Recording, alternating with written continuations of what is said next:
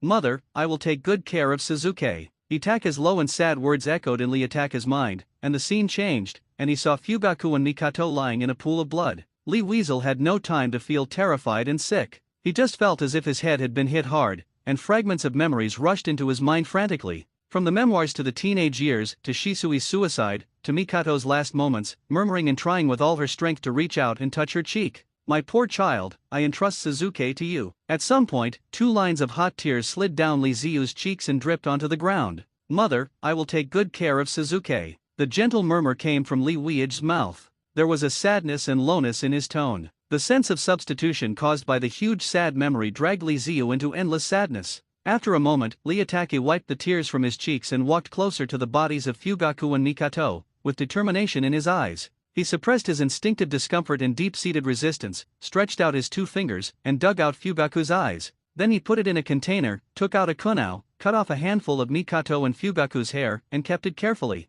From now on, I am Uchiha Itake. I will take good care of Suzuki and I will revive you. Uchiha Itake looked at the bodies of the 2 solemnly, knelt on the ground, kowtowed, and made a promise in his heart. Then he turned and left. Uchiha Itake walked out of the room with a sad look on his face, and took another deep look at the corpse on the ground. Blown by the cold wind with a smell of blood, Uchiha Itake became a little more sober, and the confusion in his heart and the reluctance to leave the world also came over him. But fortunately, he was an orphan in that world. After finally getting through 6 years of elementary school and 3 years of junior high school, he dropped out of school and went to work. My life is not a mess, but I can barely make ends meet. My only hobby is watching anime. When he was in the real world, he longed for the world in anime, but when he really arrived in the world of Naruto, he was scared. Knowing the plot, he knew that Uchiha Itake, who was only 12 years old, was about to become a rebel ninja. Mountain rain will soon come. Itake-kun, are you done yet? A vortex appeared in the air, and a masked man walked out of the vortex.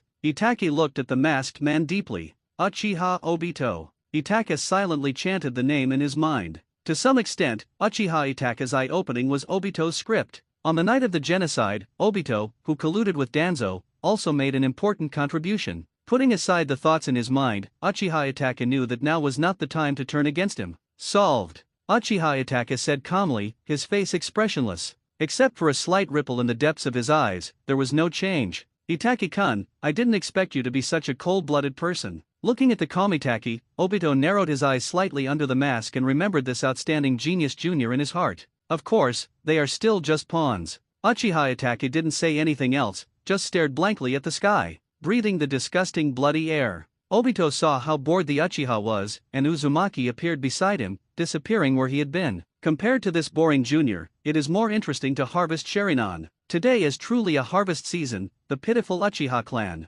Obito reappeared behind a figure and easily took the life of the Uchiha. Obito's contradictory mumblings appeared in the silent bloody night, first with joy, then with some emotion. Outside the Uchiha clan territory, the Umbu and Root members were ready to go. Kill any fish that escape. On top of a tall building in the distance, Sarutobi Hiruzen had complicated eyes and a pipe in his mouth, smoking it. Next to him was Danzo, whose half face and arms were wrapped in white cloth. His eyes alternately looked in the direction of the Uchiha clan's territory and then at Sarutobi Hiruzen. He was afraid that this cowardly old man would be soft-hearted and fail at the critical moment, so he was watching here. In case Sarutobi Hiruzen suddenly softens his heart at the critical moment, he can stop it. The 2 of them were standing here at this time to provide support and suppression at any time. After all, the Uchiha clan is a powerful family in Konoha with a deep foundation, especially Uchiha Fugaku, who is even more unfathomable. Finally, after a bloody massacre, the wailing and screaming gradually became less frequent. Sarutobi Hiruzen secretly breathed a sigh of relief that this matter was accomplished. At that time, according to the plan, we can just announce that Uchiha Itake has been exterminated and defected. If there is a big commotion and everyone knows about it, it will be difficult to step down. Although most families understand the mystery. But the villagers don't know about it, and it's better to have less trouble than more, so there's no need to make people panic. It would be best if it were like this, silently and casually cutting off the Uchiha, the cancer that is plotting rebellion. Sensing the gazes behind him, Uchiha Itake suppressed the nausea in his heart and cut the aorta of an Uchiha clan member with a sword. He knew this person from his memory, but not very familiar. On the one hand, he wanted to reduce Obito's suspicion. This kind of sick person is extremely suspicious and will not trust others. Although the 12-year-old Itake already had the Mangekyo, he was no match for Obito. And the current Itake is Lee Itake. Even if he has the memory in his head, his strength is greatly reduced. He would have to defect next. Even if he was just being a spy, there would be a lot of people chasing him, so he also needed to practice. This is another reason. Now he just wants to control the strength of this body first, and worry about the future after surviving. Itaka's thoughts became exceptionally clear due to the warm blood spraying on his body. He has to be careful in dealing with this situation, which is full of dangers and murderous intentions. If it hangs up accidentally, there is no restarter. I'm leaving first. We'll meet at the usual place outside the village. Obito's voice came from behind Itaki out of nowhere. It almost frightened the nervous Itaki so much that he shivered and slashed the dagger behind him. Fortunately, Itaki, who had not yet adapted to the battlefield and was slow to react, did not reveal any flaws. Otherwise, your cold-blooded and steady personality will be gone and your flaws will be exposed. Good. A cold voice came from Itaka's mouth. Then he was stunned. The memory gradually becomes clearer. Sasuke should be back soon. What will he do then? Itaki fell into deep thought. Uchiha Itaki, who was lost in thought, was awakened by a gust of cold wind. He suddenly remembered that Sasuke was the protagonist. Why should he worry so much? If Sasuke is killed by Danzo Sarutobi, then he will be resurrected with full health and use the big cheat. Thinking of this, Itaka's frown relaxed. At the same time, he was filled with emotion. Itaki, who had figured it out, disappeared from the spot. He was so bored that he only thought about the safety of the Son of Luck. Of course, there are also some reasons to convince myself. Good luck, my stupid Udodu. Itaka's cold and concise words echoed in the air. The scene changed, and Itaki was already running on the rooftops and trees based on the memories left by his predecessor. Enjoy the comfort brought by the rapid power of rotation and jump. But the good times didn't last long. A figure suddenly appeared in his mind. The woman who was tied up with chains and killed by Obito. Uchiha Izumi. A faint sadness came from Itaka's heart. Every scene about that woman was transmitted like a movie. Then he remembered that he still had to meet Sarutobi Hiruzen. On the one hand, it's for Sasuke, and on the other hand, it's for myself. Mainly because he was afraid of overturning. Going to see Sarutobi means telling Sarutobi Hiruzen that I have gone to be a spy and am still your man. Therefore, the pursuers sent by Sarutobi Hiruzen to hunt him down should be much weaker. This way, they wouldn't have to face both the ruthless Danzo and Sarutobi's route at the same time, being attacked from both sides. On the other hand, although we know that Sasuke has a big cheat, with his time travel, a butterfly effect is likely to occur. So he still has to do something. We can't just rely on luck and leave Sasuke in this dangerous cage. You're here, Itaki. In the Hokage's office, Sarutobi Hiruzen looked at the 12-year-old Itaki in front of him and said softly. There was a bit of complexity and pity in his eyes. Then it disappeared. Yes, Hokage-sama. Itaki looked at the old man in front of him and was extremely alert. There was silence in the office. After a moment, Sarutobi picked up his pipe and started smoking. Then he placed the pipe on the table. Looking at Itaki, who no longer kneeled in front of him, he realized that there was a deep gap between him and this talented child. This child, who is like Jing and possesses the pure will of fire, will probably never come back. At the same time, he felt a deep fear in his heart. The Uchiha clan, the top powerful family in Konoha, was wiped out by the 12-year-old boy in front of him and a mysterious masked man. This made him full of curiosity about the mysterious organization, and it was like a thorn piercing his heart. Hokage-sama, I am going to go into that organization to gather intelligence. I'll leave Sasuke's matter to you. Itaki looked at the ground, feeling nervous as Sarutobi Hiruzen stared at him without saying a word. So he chose to take the initiative to remind Sarutobi Hiruzen that he still had to go to that organization to gather intelligence. Although he felt helpless about this feeling of weakness, he was not sure at the moment and did not want to test the depth of Sarutobi Hiruzen's compound ninjutsu. Besides, there was more than just Sarutobi Hiruzen in Konoha. Even if he could use Susanoo based on his memory, he knew the condition of his body. No matter how talented a 12-year-old child is, his chakra has a limit due to physical limitations. Moreover, Itaki has always been a skilled and agile warrior, while Susanoo relies entirely on recklessness and the squandering of chakra to launch powerful attacks. The difference is self-evident. The Uchiha clan is lacking in blue. Itaki sighed in his mind. Go ahead, take care of yourself. Finally, Sarutobi Hiruzen spoke. He didn't ask about my well-being as usual, but there was some concern in his tone, but I didn't know how much of it was true and how much was false. Yes, Lord Hokage. Itaki breathed a sigh of relief and answered softly. Then he left the Hokage's office in a flash. Itaki reappeared, standing on the Hokage rock, feeling the cold wind. Looking at this village which is still prosperous as if nothing has happened, I feel a sense of emotion. The clothes on his back were eroded by cold sweat, which made him somewhat dissatisfied with his reaction. With this kind of mental state, how can I survive in this world? After taking a deep look below, Itaki turned and left. I also urgently want to adapt to this world and change my mindset. Come out, don't hide anymore. After leaving the village, Itaka stopped on his way and stood on the ground. Compared to the narrow branches, the touch of the ground made him feel more at ease. Itaka didn't turn around, he just spoke calmly. Your former captain still has such excellent perception, but for you who have defected from the village, we, as the Umbu, must at least give you a symbolic hunt. On top of the tree trunk, two Umbu wearing animal masks appeared. One of them looked down at Itaka below and spoke jokingly. Be careful, don't look him in the eyes. Another Umbu said solemnly, holding the hilt of the sword behind his back. Then two strong wind sounds were heard. The two men appeared beside Itaka, and the two sharp blades pierced Itaka's body. There were bloodstains splattered on the ground like stars. Successful? The Uchiha clan is nothing more than this. Feel the touch of the sword in your hand. The Umbu who spoke first said with some pride. But before he could finish his words, his pupils constricted and he froze as he was about to mock. A sharp pain came from my lower abdomen, and the attackee in front of me disappeared, and his blade stuck into his teammates when, at this time, there were only two people left on the scene, the two Umbu who were chasing Itaki. At this moment, they were both pierced through the body by the opponent's sharp blades. They were killing each other, fighting with bayonets. Itaka slowly landed from the air. The day you became my subordinates, you were already caught in my illusion. As long as you attack me, you will be trapped in the illusion. Seeing that the two were beyond help, Itaka's desire to finish them off faded. Explained softly. The tone was mocking and extremely cold. What a terrible person. After receiving Itaka's explanation, the Umbu who spoke first sighed. Then two bodies fell to the ground, and his teammate was killed by his single blow. He held on until now, just unwillingly trying to figure out what happened. Looking at the two bodies lying on the ground, Itaka's eyes were a little blurry.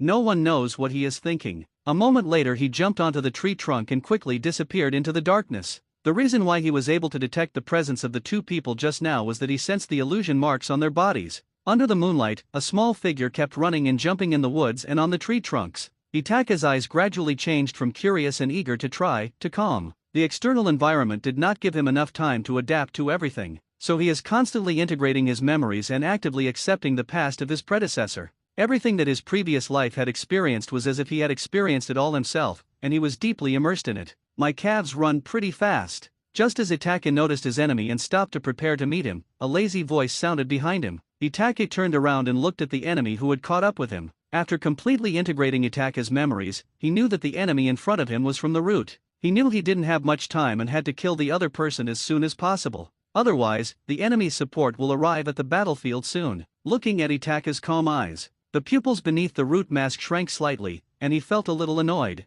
What he wanted to see more was the panicked look in his prey's eyes, not these calm eyes. Then he was stunned. Why did he look into the eyes of the boy in front of him? The opponent is a genius of the Uchiha clan. However, the thing that frightened him did not happen. His mask protected him, and Itaka did not launch the illusion at the first moment. Instead, the hands beneath the long sleeves were secretly making seals. Looking at Itaka's slightly bulging chest, Genbu felt even more disdainful. Although he was disdainful in his heart, he also perked up a bit. Even though he never thought that the embarrassed little guy in front of him was a so-called genius. All this is just because he is the eldest son of the Uchiha clan leader, which makes him so famous. And even if he was a so-called genius, he was only 12 years old. How strong could he be? Having experienced the Ninja World War, he is not comparable to these greenhouse flowers. Itaki raised his fingers slightly and made a hand seal. A huge fireball burst out of his mouth. There was a burst of heat in the air, and the burning fireball also illuminated the night sky. At the same time, Itaki also opened the Three-Magadama Sharinan. The moment the flames collided with the roots, Itaka stopped the great fireball technique. He had grabbed a kunao in his hand at some point and stabbed it behind him without hesitation.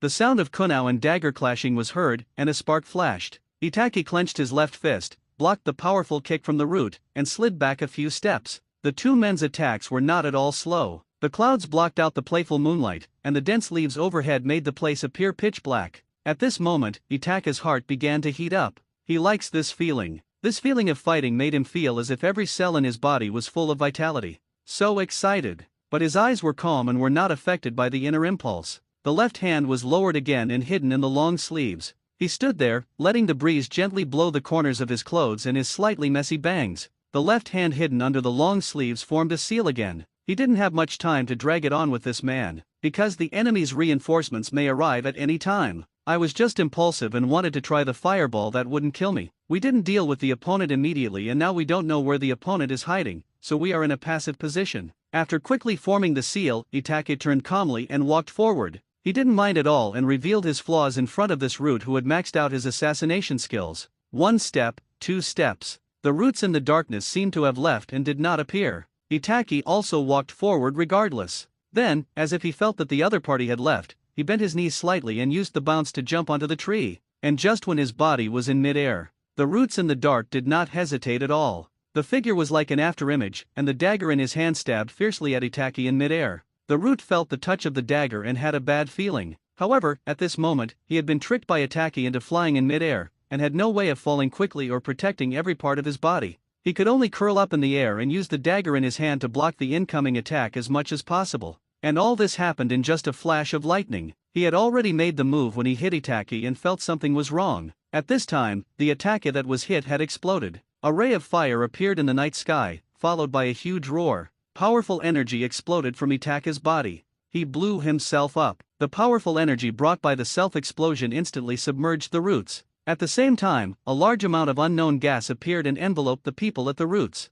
Itake's figure appeared on a slender branch, looking coldly in the direction of the root that was wrapped in thick gas and whose life or death was unknown. Bang! A subtle sound was heard at the explosion site. A white mist appeared again in the originally thick gas. The Sharingan in Itake's eyes paused for a moment, then he turned around and flew away quickly on the branch, like a dragonfly skimming the water. This man is an expert fighter, and without using the powerful kaleidoscope with side effects, he would not be able to resolve the battle quickly. As for the Mangekyo, he was also troubled. In the original novel, Itake had a blood disease. It was probably caused by using the Mangekyo too many times and overdrawing it too many times in battle. In addition, the passive ability of using it each time would greatly reduce his vision. He values his life very much and doesn't want to use the kaleidoscope in combat unless it's a life-and-death situation. Besides, this root is good at assassination and will not act easily, so there was no need for him to continue to fight with this person. After all, the other party had support behind him. I am fighting alone. The ninjutsu he just released was an A-level ninjutsu, the clone explosion. The principle is similar to Kakashi's lightning release, shadow clone. Kakashi uses the principle of lightning release, where his clone explodes to generate lightning to attack the opponent.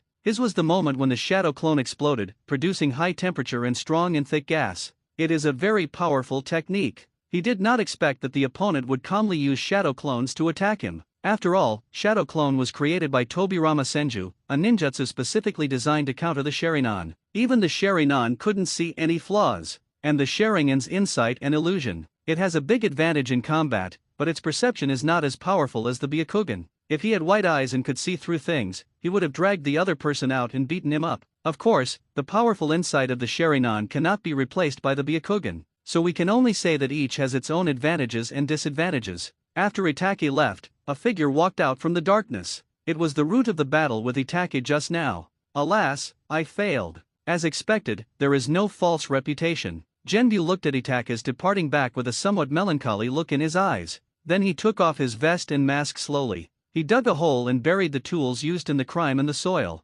He is from the Umbu. It was the Hokage who ordered them to disguise themselves as a team of root members and hunt down Uchiha Itake. Now that his teammates haven't arrived, his pursuit has failed and he doesn't want to pursue anymore. The few rounds of fighting just now made him realize that he was no match for this young man. After all, an expert can tell whether something is there or not just by looking at it. Even if you continue to pursue it, you will only be asking for trouble. The Umbu quietly held the flare in his hand, but after thinking it over, he put it down. The noise of the fight just now was quite loud, and he had to leave this place of trouble. Sarutobi Hiruzen was looking at materials in the office. He was rehearsing what he would say for tomorrow, and thinking about how to place the only remaining children of the Uchiha clan. His eyes looked out the window from time to time. That's the area outside of Konoha village. He symbolically sent a team of relatively young Umbu to pursue Uchiha Itake. At the same time, they secretly sent an elite force disguised as the root to assassinate Uchiha Itake. If Uchiha Itake cannot escape from the elite troops, then he, Uchiha Itake, has no value as a spy. It is better to nip the problem in the bud. Kill these two brothers completely to avoid any accidents and hidden dangers in the future.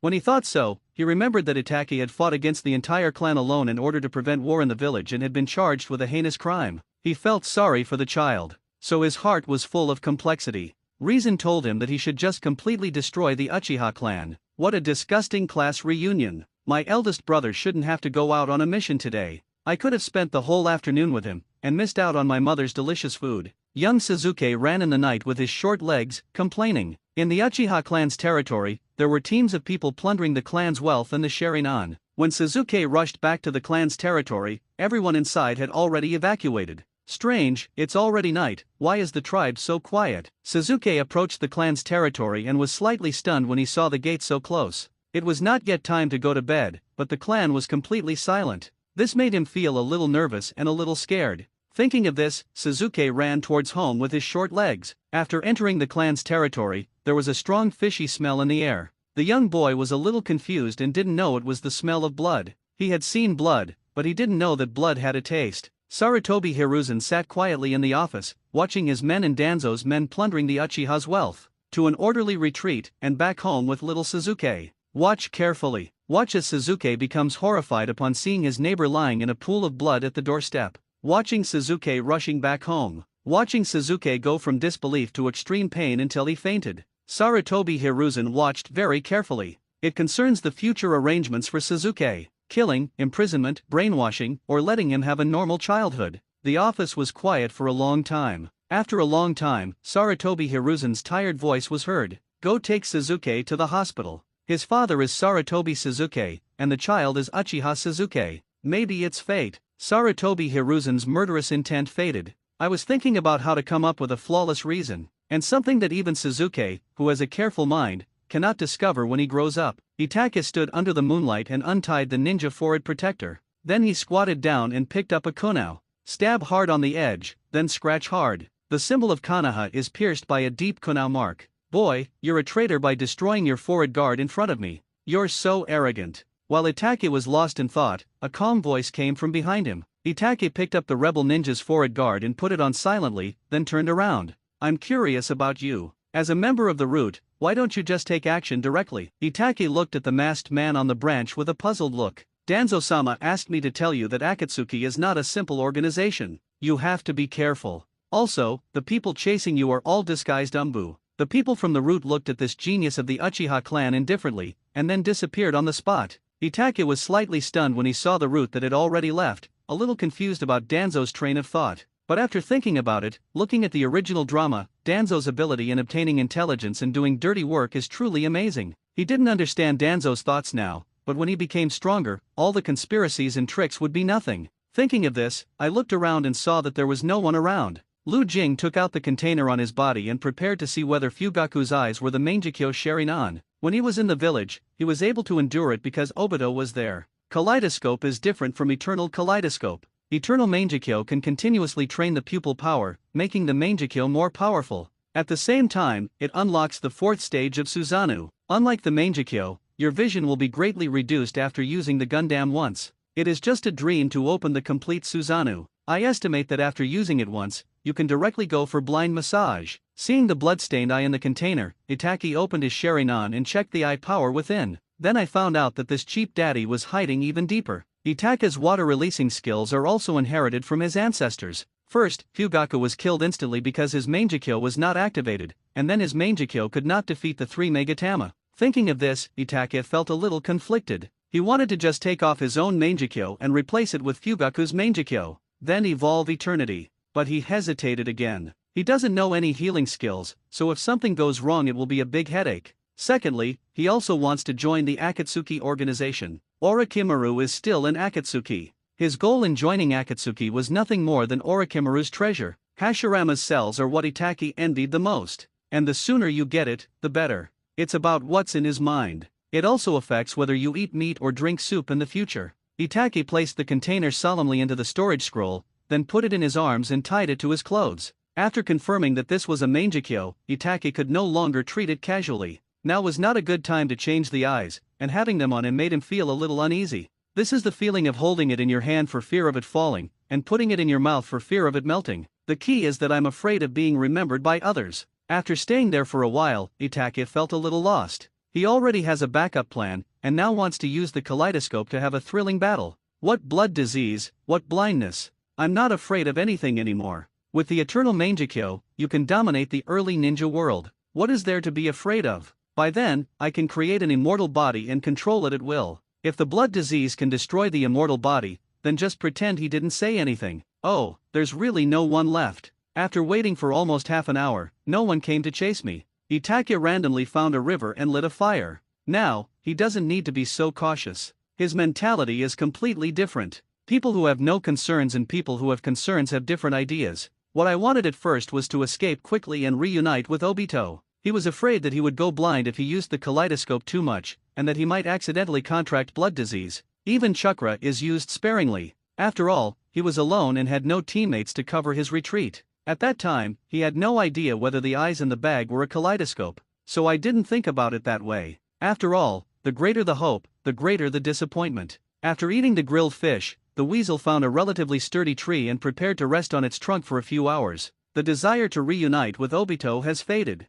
Let him wait. If conditions allowed, everyone would want to fight with Obito. Try Tsukuyomi and see if it works on an opponent who also has a Mangekyo. This was also what he guessed in his mind. After all, his Tsukuyomi and Shisui's Kota Amatsukami are too buggy. How terrifying it would be if it could work on an opponent who also possessed a kaleidoscope. That means there are no taboos and no natural enemies at all. Thinking of this, Itachi remembered the kaleidoscope in the eye socket of the summoning beast, and the one in Danzo's eye socket. Under the faint moonlight, everything seemed so perfect. A shadow came with a gust of wind, splitting the leaf floating in the air into two. The pitch-black sword in his hand did not reflect any light in the moonlight. It was a sharp weapon for assassination. Without any hesitation, he used the powerful chakra attached to the weapon to cut Itachi and the branch into two. Quack, quack, after the phantom sword strike, it disappeared into the darkness. Itachi's body was cut into two pieces and turned into a flock of crows, flying away in all directions. Itachi's figure appeared on the top of the tree, with his toes lightly stepping on the slender branches, like a banished immortal. At this moment, both of his eyes had 3 Megatama Sharingan, and they were spinning rapidly as a large amount of chakra was injected into them. The 3 rapidly rotating Megatama condensed and transformed into a pair of windmill-shaped patterns. The black pupil turned blood red, and in the center of the pupil was the windmill pattern. The white sclera of the eyes, with hideous bloodshot veins spreading, seemed to be continuously supplying power to the red pupils. The pinwheel pattern on the right eye shrank slightly. At some point, some black sparks appeared where Itachi was looking at. This black flame looks very strange and hidden in the darkness. Did he find me? He looked at the Itachi in the tree that was staring in his direction. The Umbu people were a little hesitant. I don't know when, but I felt a burst of heat coming around me. When, the people in the Umbu felt a chill in their hearts. He formed a slight seal with one hand, activated the teleportation technique, and disappeared on the spot. Looking at the fleeting shadow, Itachi understood. This should be the root of the Umbu's disguise. Amaterasu didn't burn anyone, which made him feel a little bit regretful, but that was it. Just as Itachi's eyes looked at where the roots disappeared again, a strong wind came from behind. There is more than one person coming this time. Itachi didn't turn around, and several kunai were thrown out by him at tricky angles. The sound of kunai and daggers clashing could be heard. Itachi turned his head slightly, looking at the Umbu personnel standing in front of him with their heads lowered. Uchiha Itachi, you are indeed Konoha's former genius, but now you are nothing more than a lost dog. A member of the Umbu, wearing the clothing of the root. The expression hidden beneath the mask was somewhat solemn. Itachi's reaction speed was so fast that it seemed as if no matter how hard you tried to hide, you couldn't escape his Sharingan. They had never seen Itachi's eyes from the beginning, and didn't know that Itachi was now using the Mangekyo to stare at him coldly. This is precisely because they did not see Itachi's eyes, otherwise they would have been killed instantly by Itachi's Tsukuyomi. For you who have been trained as tools since childhood, I am relatively happy. Itachi looked at the masked man in front of him with a slight sarcasm. He is not in a hurry now. I just used Tsukuyomi once, although it was very brief, but it made his young body unwell, so he also needs some time to relax. He didn't want to use it too hastily, or his eyes would bleed. That's too creepy. Moreover, he is now experiencing firsthand the specific conditions of the kaleidoscope's power consumption, thus forming a fighting instinct. Knowing the modern ways may not please you in the ninja world. Therefore, Itachi's thinking was still mainly based on the memory of his previous life. The memories and experiences of the previous life are used as an aid to achieve a complementary effect. After all, having lived under the red flag in the previous life, it is difficult for one's mind to survive in such a harsh environment. The after-effects of the Mangekyo recovered quickly, although the chakra was also burning rapidly, but he was not panicked at all. The Umbu in front of him were elite, so what? Think of this. A ray of red light appeared outside Itachi's body. Red ribs formed to wrap around him and protect him inside. The long, bony arm condensed by chakra clenched its fist and swung it towards the man in front of him. The Umbu in front of them felt a chill down their spine when they saw the red glow covering Itachi's body. Then the red light condensed into real ribs, which made him feel uneasy. As for the parts above, he didn't dare to look any further. The boy in front of me is a freak. Two thoughts emerged in his mind. One was to draw his sword and rush towards Uchiha Itaki without hesitation. Using the blessing and explosive power of chakra, and the unparalleled sharpness of the dagger added by chakra, he stabbed Itaki. At the same time, give Itaki's teammates behind him a chance. Another idea is to retreat. The chakra fluctuations in front of me are too terrifying, and they have both advantages and disadvantages. This young boy definitely can't hold on for too long. So they wandered around Itaki to hold him back, drain his chakra, and defeat him. When he was about to use the second plan, he already felt the strong wind coming from that terrifying fist. At this time, the few thick bloodshot threads on the whites of the Itaka's eyes had grown into many, as if the whites of the eyes were almost covered with bloodshot threads. The red color seemed to devour even the whites of the eyes. He quietly looked at the Umbu minnows in front of him. The fist was less than a meter away from this annoying guy.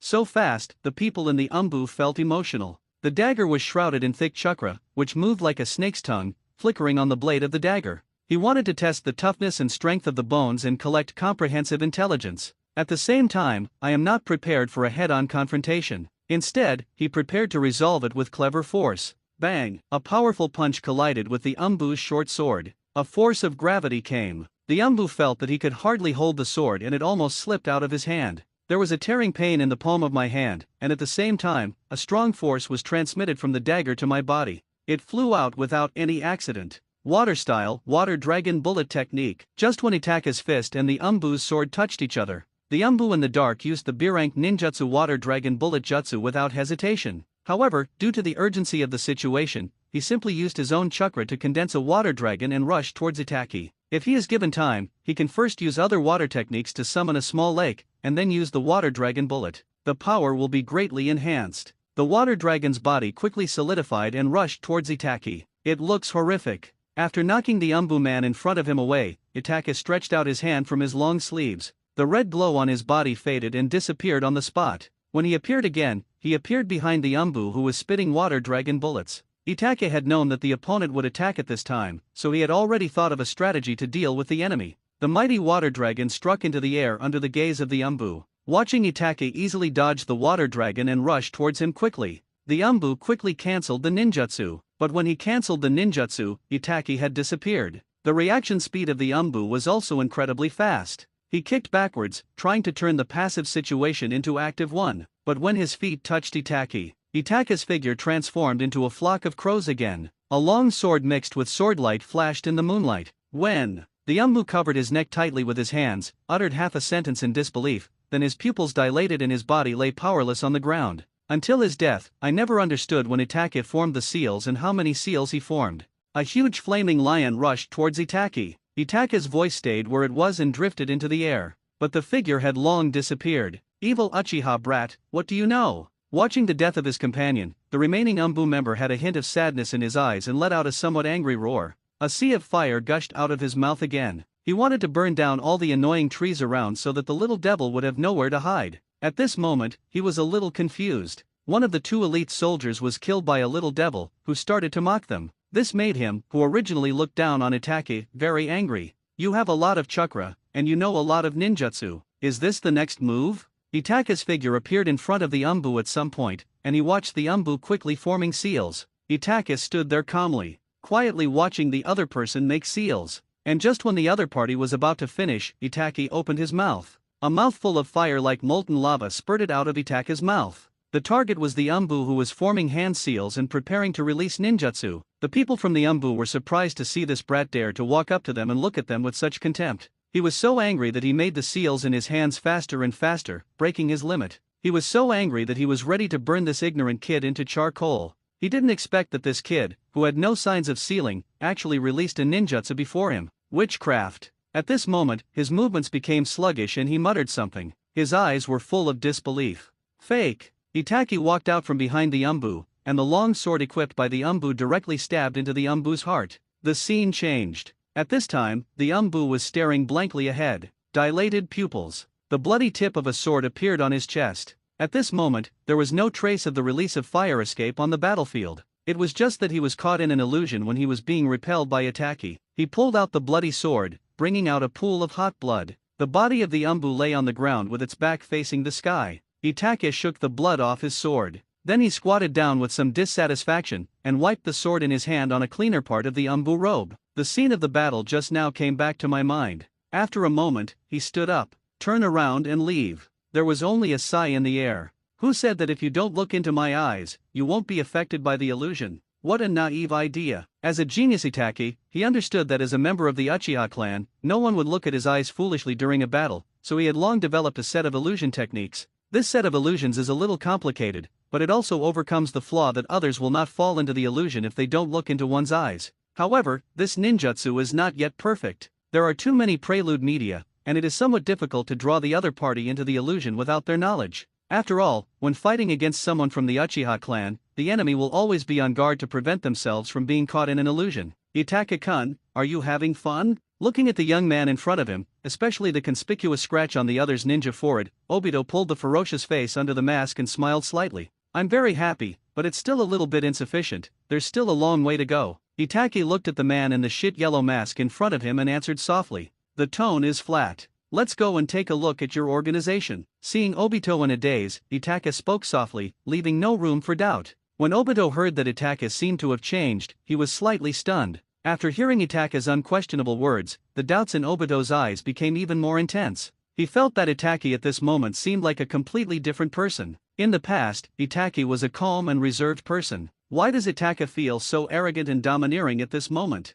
Obito shook his forehead and suppressed the doubts in his heart. He couldn't understand how Itachi could become like this after just a few hours of absence. Then he thought of Itachi now, only 12 years old. It is normal to become a little inflated when you discover that you are powerful. Thinking back to the young and naive self back then, even when I learned how to use a fireball, I was still the best in the world, eager to try, with aggressive eyes, wanting to find someone to be my target so that I could grill a skewer for him. Thinking of this, Obito's mood suddenly became very bad and he became silent. He remembered a young figure. Lin, wait, I will create a world with you again. I don't agree with a world without you. Obito roared in his heart. He didn't feel good at this moment. The two of them hurried on their way without saying a word, leaving only their figures, one in front and one behind, walking continuously. Having lost interest in conversation, Obito, silent in his inner world, felt that everything was meaningless. And Itachi was also walking quietly, looking at the surrounding scenery from time to time. Occasional wars have not destroyed this beautiful scenery. Even if there were signs of destruction,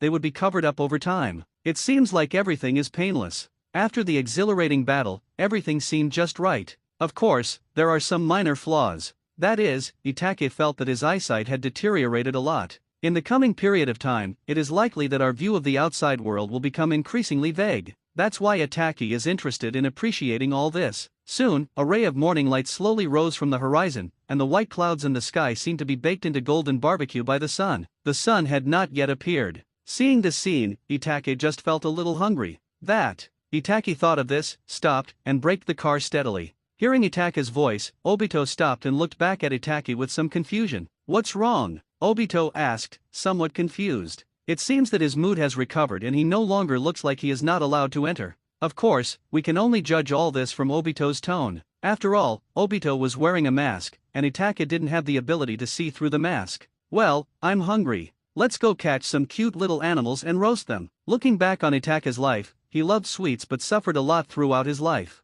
If you travel through time, you must take good care of yourself and never let yourself live like the person in the original novel. Troublesome little devil. Obito muttered softly after hearing Itachi's words. Then my stomach started to growl. In this quiet morning, it seems a bit harsh. A few blushes quickly flashed across Obito's face under the mask. It's a pity that Itachi couldn't see this wonderful scene. He could only sigh in his heart that this guy was a little thick-skinned. His stomach was broken, yet he remained calm. Then the two of them opened the 3-Magatama Sharingan and began hunting. Using the Sharingan, he detected the tiny traces of small animals in the bushes. It's so early in the morning, how could there be any small animals? Thinking of the barbecue Itachi mentioned, Obito swallowed his saliva somewhat unwillingly. The eyes under the mask looked around. Itachi sat against a tree, watching Obito getting busy. He searched for a while but found no trace of animals. Feeling a little bored, he began to slack off. Looking at Obito, who was like a hunter, Itachi crossed his legs and held a piece of wild grass in his mouth. My eyes are a little blurry. Itachi at this time is a bit like returning to the 21st century, sometimes middle school, hot-blooded, and lazy in nature. Knowing that Obito still wanted to use him and would not do anything bad to him, he relaxed his tense nerves a little, quietly enjoying the beauty of life. The annoying little devil. Obito came back with 2 processed small animals in his hands. Seeing the lazy Itaki, he felt unhappy and muttered to himself. I resisted the urge to slap this kid to death, and kept repeating to myself, this kid is still useful, little boy, go pick up some branches. Seeing Itaka still in a daze, Obito suppressed the depression in his heart and spoke quietly. Itaka's pupils began to focus as he looked at the figure that was looking at its prey in front of him. Good. Itaka stood up and patted his pants which were stained with dew and dust, then turned and left, looking at Itaki who had walked away. The area between Obito's eyebrows beneath his mask. Why does this kid seem to have multiple personalities? He's always acting differently. Which one is his true character? Obito thought in his heart. Gurgle, my stomach made a dissatisfying sound again. Obito came back to his senses. Why hasn't this kid come back yet? Obito sat on the ground, holding the bloody prey, feeling a little annoyed. I found something interesting that I can put in the stomach of my prey. It will taste better then. Itaki appeared in front of Obito. Then he bent down and put the dead branches he picked up on the ground. Then he sat on the ground without any image and took out some seasonings he had found from his arms, tinkering with it carefully. Kid, are you guys in Konoha so corrupt now? It's good enough to have raw food and soldier pills to eat when you're on a mission, but why are you so particular? Obito became impatient with Itaki who was dithering and said unhappily. Mission is mission, life is life. Hearing Obito's somewhat sarcastic words, Itaki replied calmly. Looking at Itaki who was fiddling with the strange plants and answering questions, Obito didn't say anything else. He began to make seals with his hands, and a small ball of fire was emitted onto the dead branches piled in front of him. Seeing the branches being lit, Obito felt a little better. I really don't understand what kind of person you are. Last night you killed your parents and slaughtered your entire family, but today you acted as if nothing happened. Obito was in a slightly better mood, and he sneered at Itaki to vent his dissatisfaction. The ears were also waiting for Itaki's answer. He continued to describe Itaki's personality in his mind and collect information about Itaki, but Itaki was constantly overturning his own character, which made him feel helpless. Don't you still call yourself Uchiha Madara? Don't you also enjoy killing people? I haven't seen you hesitate when digging out eyes. Hearing Obito's words, Itaki responded calmly, with scenes from last night surfacing in his mind. Obito paused slightly while cutting the branch with his kunai. They betrayed me. They are just a group of fools. The scene became quiet again. The harmonious atmosphere just now was completely destroyed after everyone exposed each other's wounds and stabbed each other with words. The 2 movie stars competed with each other in acting and collected intelligence on each other through close contact. Looking at Obito who had already stood up and the space around him was distorted. Itaki put away Amaterasu and closed the Mangekyo. Sigh softly. Obito, whose chakra was already surging and was about to use would release, was stunned. Then he remembered his plan and his chakra calmed down. But the body did not stop. Little brat, don't you know that it's rude to interrupt other people's thoughts? Also, didn't anyone tell you not to attack someone who is stronger than you easily? Obito grabbed Itaka's neck and lifted up the non-resisting Itaki. Seeing Itaka's whites of eyes filled with bloodshot, as if they were about to bleed, Obito's murderous intent faded and he loosened his hand, looking down at Itaki who was sitting on the ground. Haha, it's just a joke. After all, Uchiha Madara is not that easy to kill. He earned the title of Shura of the ninja world by killing people. Itaki felt unhappy when he saw Obito who was unharmed. He was caught off guard by the fact that Amaterasu, at full power, failed to achieve any success, which was beyond his expectation. Amaterasu at full power consumed too much energy, which was why he didn't persist. And as far as he knew, the virtuality could last at least 5 minutes, and the entity would only appear when attacking. Haha, it seems that little girl means a lot to you. When she died, she was still calling your name. Obito looked at Itaki, who had a hint of frustration in his eyes, smiled gently, and fiercely opened Itaka's wound. He was almost killed for no reason, and he is not a magnanimous person. Oh, which woman are you talking about? I just want to test your ability and see if your organization is strong enough. The weasel brushed the dust off his butt, walked a few steps closer to the fire and sat down, quietly cutting branches to roast his prey. Haha, don't let it happen again. If it happens again, you, the so-called genius, will fall. Obito looked down at Itaki, who was sitting on the ground cutting a branch, and spoke threateningly. Itaka breathed a sigh of relief when he realized that Obito's murderous intent had faded. Just now he felt that there was an 80% chance of success, so he did it without hesitation. After realizing that he couldn't kill it, he stopped immediately. He still has value to Obito, and unless it reaches a certain point, Obito will not kill him. This is also where his confidence comes from. If you have a different stance from someone like Obito who has a paranoid mindset, it would be better to send him to see Rin as soon as possible if there is a chance. But what is my position? Itaki became a little confused. What an interesting little kid. Just as Itake thought, Obito had no desire to take action. Instead, he sat up, quietly sitting beside the fire, watching the weasel, who looked as if nothing had happened, roasting its prey meticulously. It was as if what had just happened was just an illusion. If one day I could create a world without war and peace, and all the dead would be resurrected, what would you do? Obito said softly. He had been prepared for Itake's counterattack. After all, it was not easy for a self-proclaimed genius, a genius praised by everyone, to subdue the opponent. As long as you can downplay it, take on the opponent's counterattack, and the difference in strength will make the opponent despair, then this so-called genius can be used for your own benefit. Itake paused in his movement of turning the branch and was startled when he heard Obito's words and was brought back to his thoughts. Isn't what Obito said just an enhanced version of brainwashing? That must be God's work. Hearing that Obito wanted to recruit him into the group, Itake spoke softly. Thoughts started turning in my head. Does this guy think that I attacked him in order to avenge Quan? Itake thought back to what Obito had just said, and finally an idea that came closest to the answer emerged in his mind.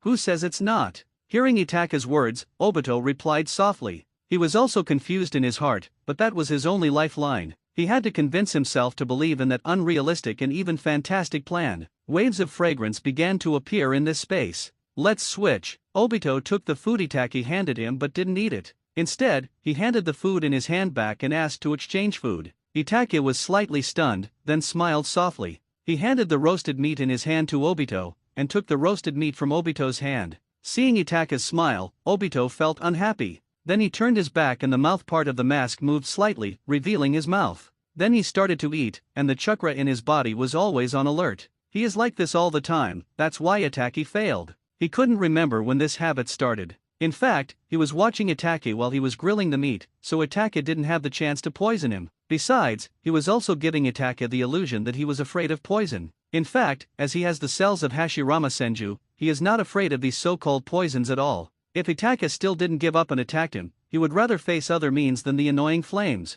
After all, there are very few geniuses like Itake, and the organization is really lacking in combat power. After all, if you want to enjoy the convenience brought by a person, you have to tolerate the other person's shortcomings. Itake was also becoming extremely hungry as he watched Obito start to eat and smelled the aroma of the grilled meat in his hands. He started eating with great relish. He quickly put his image aside and started eating happily. So what position do I need? When the time comes, I can revive my nominal parents, train Sasuke, enjoy delicious food, and enjoy life. How wonderful it will be. After tasting the delicious barbecue, Itake's previous doubts were answered in his mind. Knowing the answer to the plot, he became calm. If you have something in mind, you won't panic at all. Soon, Itake finished eating the huge piece of barbecue in his hand, took out a piece of paper from the package and began to wipe his mouth. Then he found a thin branch and started cutting it. He didn't bring a toothpick, so he prepared to make one on the spot. Obito finished eating the barbecue in his hand and felt happy. Fortunately, Itake didn't do anything while I was enjoying the food, otherwise it would have been really infuriating. Obito casually wiped his mouth with his sleeve, and the mask began to move, returning to its original appearance. Then he turned around and saw Itake conscientiously sharpening a small toothpick with a konoha. He felt a wave of disdain in his heart. He stood up and found a tree nearby to sit down, prepared to digest the food. Kid, your ninja school doesn't teach how to kill people anymore?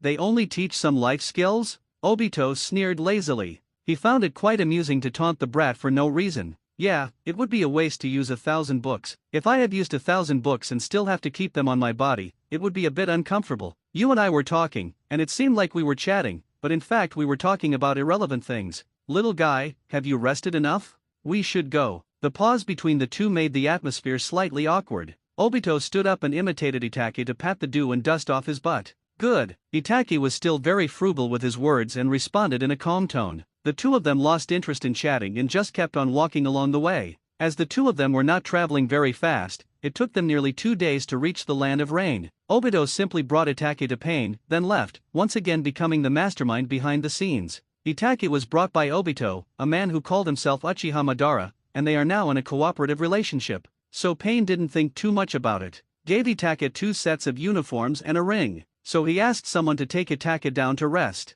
Itake followed the servant to a room and looked around casually. Then he looked at the ring on his hand with interest. It was still the ring with red characters printed on it. Looking at the young fingers, Itake tried them one by one and put it on one that could fit. Then they started changing into uniforms. I have to say that this robe with black background and red clouds is still very handsome. It fits Itake's aesthetic very well. The clothes were new and fit him well, as if they had known he was coming and had been prepared for it. As for the ring, it must have been in the making for some time. Now Itake can only wear the ring on his thumb, which is thicker than his other fingers. You're awake, Suzuki. Hear the report from his subordinates. Sarutobi Hiruzen arrived at the hospital as soon as possible and showed deep concern. Hokage-sama. Suzuki was still a little dazed when he opened his eyes. He felt like he was dreaming. He was just about to get out of bed and go back to his tribe to check. Sarutobi Hiruzen came over. This made him, who was young and somewhat introverted, a little overwhelmed. We already know about this kind of thing that happened to the Uchiha clan. Don't worry, we will definitely punish the murderer severely and train you well to become an excellent ninja. Looking at the useless Suzuki in front of him, all his family members, including his parents, were dead, and he didn't even have a Sharingan. Sarutobi Hiruzen was full of disdain in his heart, but he still spoke with concern on the surface. After all, Suzuki, who represents the Uchiha clan, has a lot of value. At least there is still a single Uchiha clan member left in Konoha, and maybe they can mate and then give birth to an Uchiha clan that belongs entirely to Konoha. Instead of being complacent like before, he thinks that Konoha is a village created by the Senju and Uchiha together, and he is extremely proud and looks down on everyone. Thinking of this, Sarutobi Hiruzen felt a little depressed. Although Konoha has completely become his back garden, there are only 1 or 2 kittens left in the Senju clan and the Uchiha clan. He couldn't tell whether it was right or wrong, but the village's strength has been greatly reduced, that's for sure. Suzuki's heart sank when he heard Sarutobi Hiruzen's words. My eyes turned red, and I couldn't help feeling sad, thinking of my stern father, my gentle mother, and my older brother who always kept his word. Hokage-sama, please tell me who the murderer is, Suzuki said sincerely, kneeling on the bed. Even if he couldn't take revenge right away, he wanted to know the information about the murderer. He would spend the rest of his life desperately trying to kill the murderer. The murderer is. Looking at Suzuki gritting his teeth, Sarutobi Hiruzen felt a little hesitant. If he told Suzuki the name of the murderer, will this useless Suzuki be unable to hold on and die of grief with his eyes blackened? If that's the case, it would be a serious sin. But then I thought that now it seemed like everyone in the village knew the murderer, and they would know it sooner or later anyway, so I might as well tell it myself. I can also act according to circumstances. Thinking of this, Sarutobi Hiruzen's thoughts became clearer. Ah, my poor child, the one who massacred your clan was your brother, Uchiha Itake. That child, obsessed with power, actually did such a cruel thing. Sarutobi Hiruzen acted as if he was deeply distressed and spoke in general terms. I am talking about this matter completely from an outsider's perspective. Impossible. How could this happen? After hearing what Sarutobi Hiruzen said, Itake looked at Sarutobi Hiruzen closely, desperately hoping that Sarutobi Hiruzen would tell him that this was fake. But when Suzuki saw Sarutobi Hiruzen shaking his head and sighing, his heart sank. I recalled the always gentle elder brother in my mind, but I couldn't imagine the gentle elder brother holding a sword and killing my parents and slaughtering the entire clan. This must be fake. This must be a dream. Wake up quickly, bastard. Suzuki muttered to himself, as if he was lost in a dream. Poor child, if you feel bad, just cry. Grandpa will take good care of you and treat you as his own grandson. Sarutobi Hiruzen walked forward, sat on the bed, gently touched Suzuki's head, then held Suzuki's head in his arms,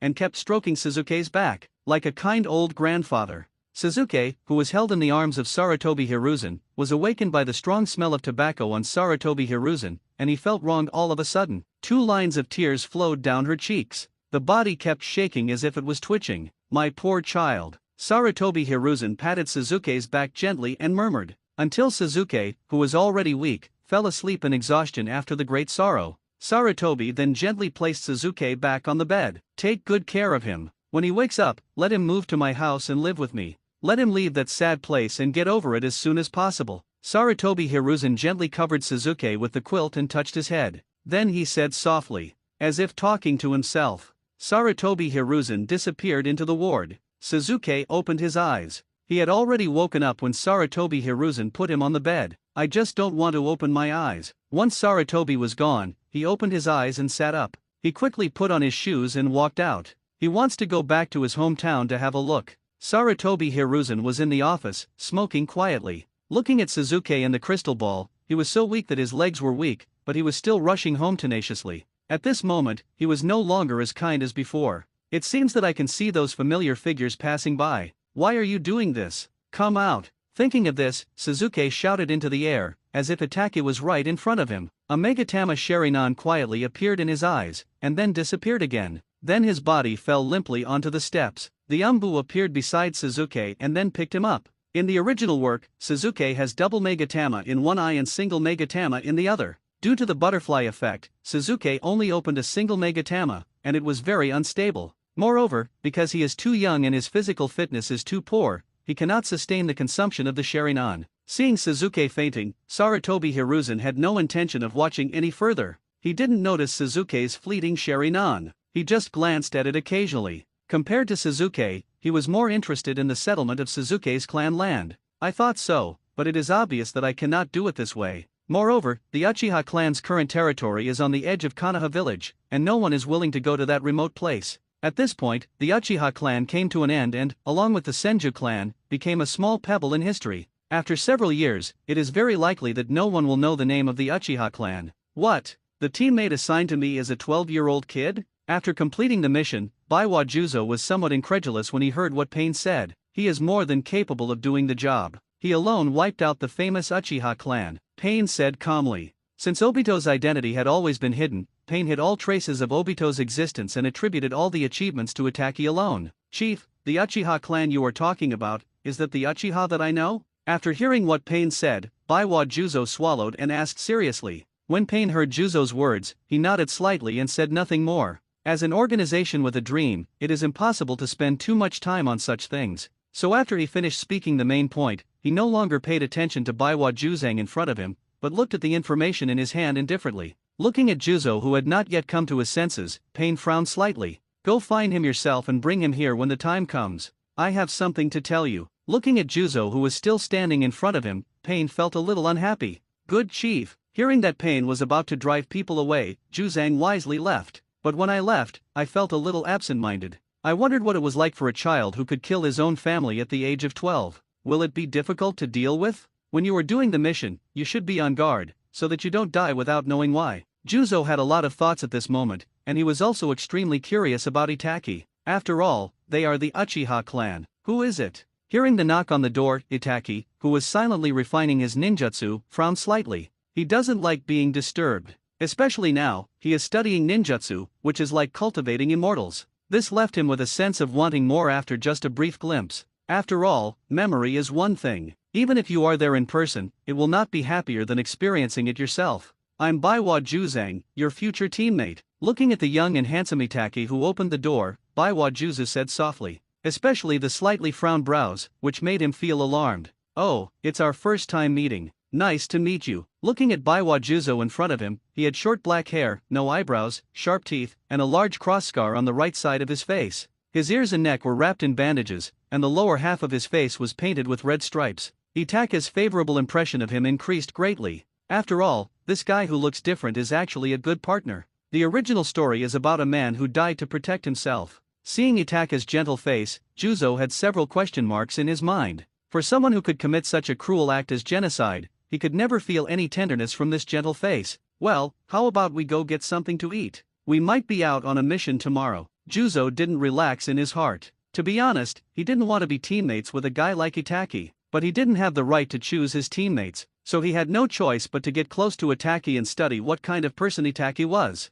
Ever since he knew Itake's battle record, the contempt in his heart had completely disappeared. This is also the reality of the ninja world. As long as you have strength, you will be respected by others. Okay, Itake responded enthusiastically to Juzo's suggestion. Juzo, who originally thought he was going to be rejected, was a little confused when he heard Itake's response. He felt that this kid didn't play by the rules. He didn't even know how to deal with this kid. He was not good at speaking to begin with, and now he was even less able to complain. What do you want to eat? The two walked on the road, one in front and one behind, with a drizzle. One person was holding an oil umbrella. I want something sweet, Itake responded softly, looking at Juzo who was leading the way. But he just took a glance and then looked around. Looking at Itake's nonchalant look, Juzo was a little confused. He was so enthusiastic just now, why is he so cold all of a sudden? But he didn't say anything. On the contrary, he preferred this kind of environment. He himself is a man of few words. If Itake was a chatterbox, he wouldn't know what to do. After all, this kid looked very fierce.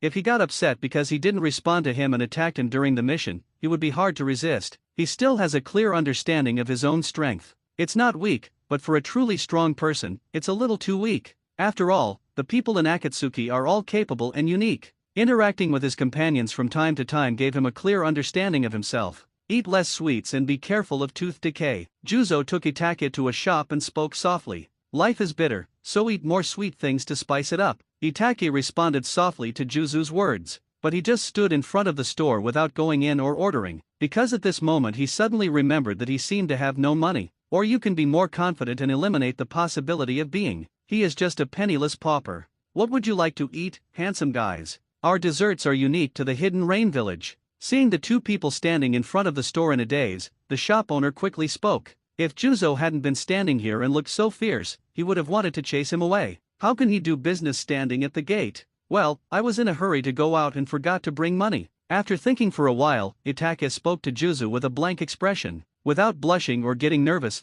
looking at Itake's expressionless face, Juzo took a deep breath. This guy is so shameless. He made such an unreasonable request when we met for the first time. Juzang complained silently in his mind, but the face remained unchanged. It's okay. I brought it. Just order whatever you want to eat. I'll treat you. In his heart, he lamented how terrifying Itake was, but on the surface, he remained calm. I thought to myself, let's finish eating quickly. It's not easy for him to earn some money, so he can't let this little brat Itake squander it. Thank you very much. Itake smiled slightly at Juzu's words, his eyes narrowed like crescent moons. In the underground gold exchange, Scorpion, who was wearing the Akatsuki uniform and looked extremely bloated, mocked softly. I have seen this child before. He is a good kid. I didn't expect he would have come to this point. Orochimaru, who was also wearing a uniform, ignored Scorpion's mocking tone, smiled wickedly, and said with some sigh, the Uchiha clan, such a troubled family, was wiped out by a 12-year-old kid. A 12-year-old S-rank rebel ninja is really amazing. Seeing that this annoying partner ignored him, Scorpio suddenly felt bored. Scorpion, you're not bad at all. You were able to assassinate the Kazekage at such a young age. If your achievements were exposed, the entire ninja world would be shocked. Orochimaru stuck out his long tongue and licked his lips, smiling evilly. Seeing Orochimaru's annoying look, Scorpion was too lazy to pay attention to him. Sissy things like that are the most annoying. The organization has a new member. Go and work hard to make money. A masked man with green eyes spoke in a joyful voice, holding a small notebook, put his finger into his mouth, smeared it on his tongue, and then flipped through the notebook. Looking at the notes makes him look like he is counting money. We should go. Just when Kakuzu was somewhat immersed in it, a voice was heard. This made Kakuzu slightly stunned. What a disgusting fellow. Kakuzu grumbled softly, his patience with his partner dropping even further. If he gets the chance, he will get rid of this trash partner as well. Itake, what do you think of this mission? Juzo and Itake walked out of Pain's office. Stand and watch. Itake walked ahead without looking back. He just uttered it lightly. Itake felt like a different person after accepting the mission, and Juzo was a little helpless.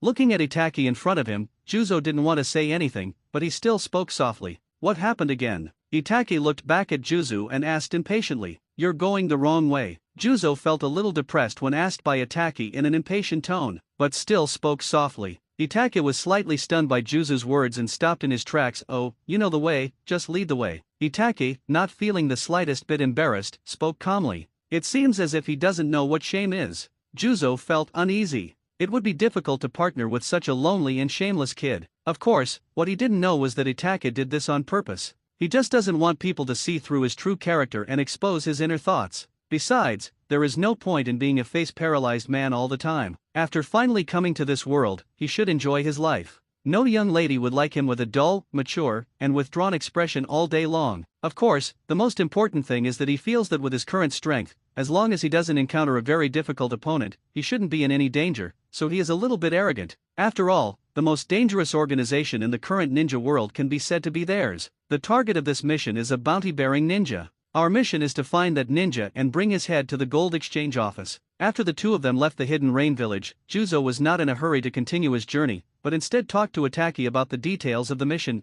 Itake had no intention of interrupting, he simply spoke quietly to indicate that he was listening. Juzo suddenly lost interest in talking. Looking at Juzo, who was walking ahead without saying anything, Itake just took out his hat and put it on his head, and straightened it. He should also be put on a bounty list now, and the amount of the bounty should be quite high. Don't expose it if you can. After all, in the entire ninja world, Akatsuki is not the only organization that would act as bounty hunters and hunt down ninjas with bounties on their heads. He is still a rebel ninja now. Once his tracks are exposed, Konoha will also take action, which will be very troublesome. The two of them walked slowly, as if they were sightseeing. After several hours of traveling, Juzo stopped. What's wrong? Looking at Juzo, who stopped in front of him, Itaka didn't sense anyone nearby, so he was a little confused. Why are you wearing such an ugly hat? Hanzo turned around and was about to answer Itake, but was a little confused when he saw that Itake had put on a hat without knowing when. This hat is great. It not only blocks the sun, but also covers your face very well. As a rebel ninja, it's better to be careful. Itake responded calmly to Juzo's words.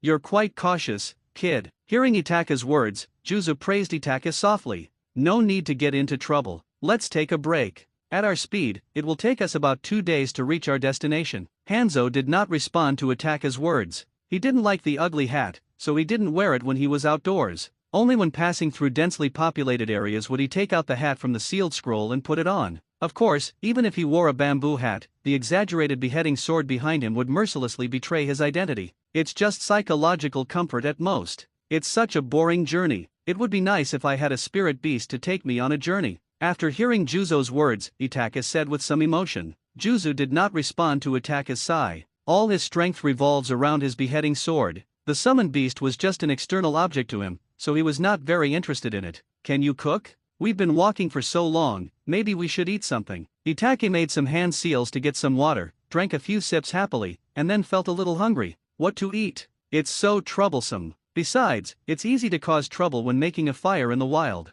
It's better to eat the ration pills. They are nutritious. Itake recalled the taste of the Bingliang pills in his memory and his face turned pale. You eat, I'll go find some cute little animals to communicate with you. Itake felt disgusted when he saw Juzo eating the soldier's pills. This thing is expensive and tastes terrible. It's okay to eat it in emergencies, but it would be too uncomfortable to eat it on a regular basis. By the way, here are some supplies I bought for you. Seeing Itake was about to leave his sight, Juzo took out a small scroll and threw it to Itake. Itake was slightly startled when he heard Juzo's words, and took the scroll that Juzo threw to him. Then open. I found some konoha and explosive talismans inside. You just defected, so you probably don't have much money on you, so I bought some for you. Remember to return it to me. Itake was about to say something when he saw what was in his hand. Then he heard Juzo's words and felt a slight warmth in his heart.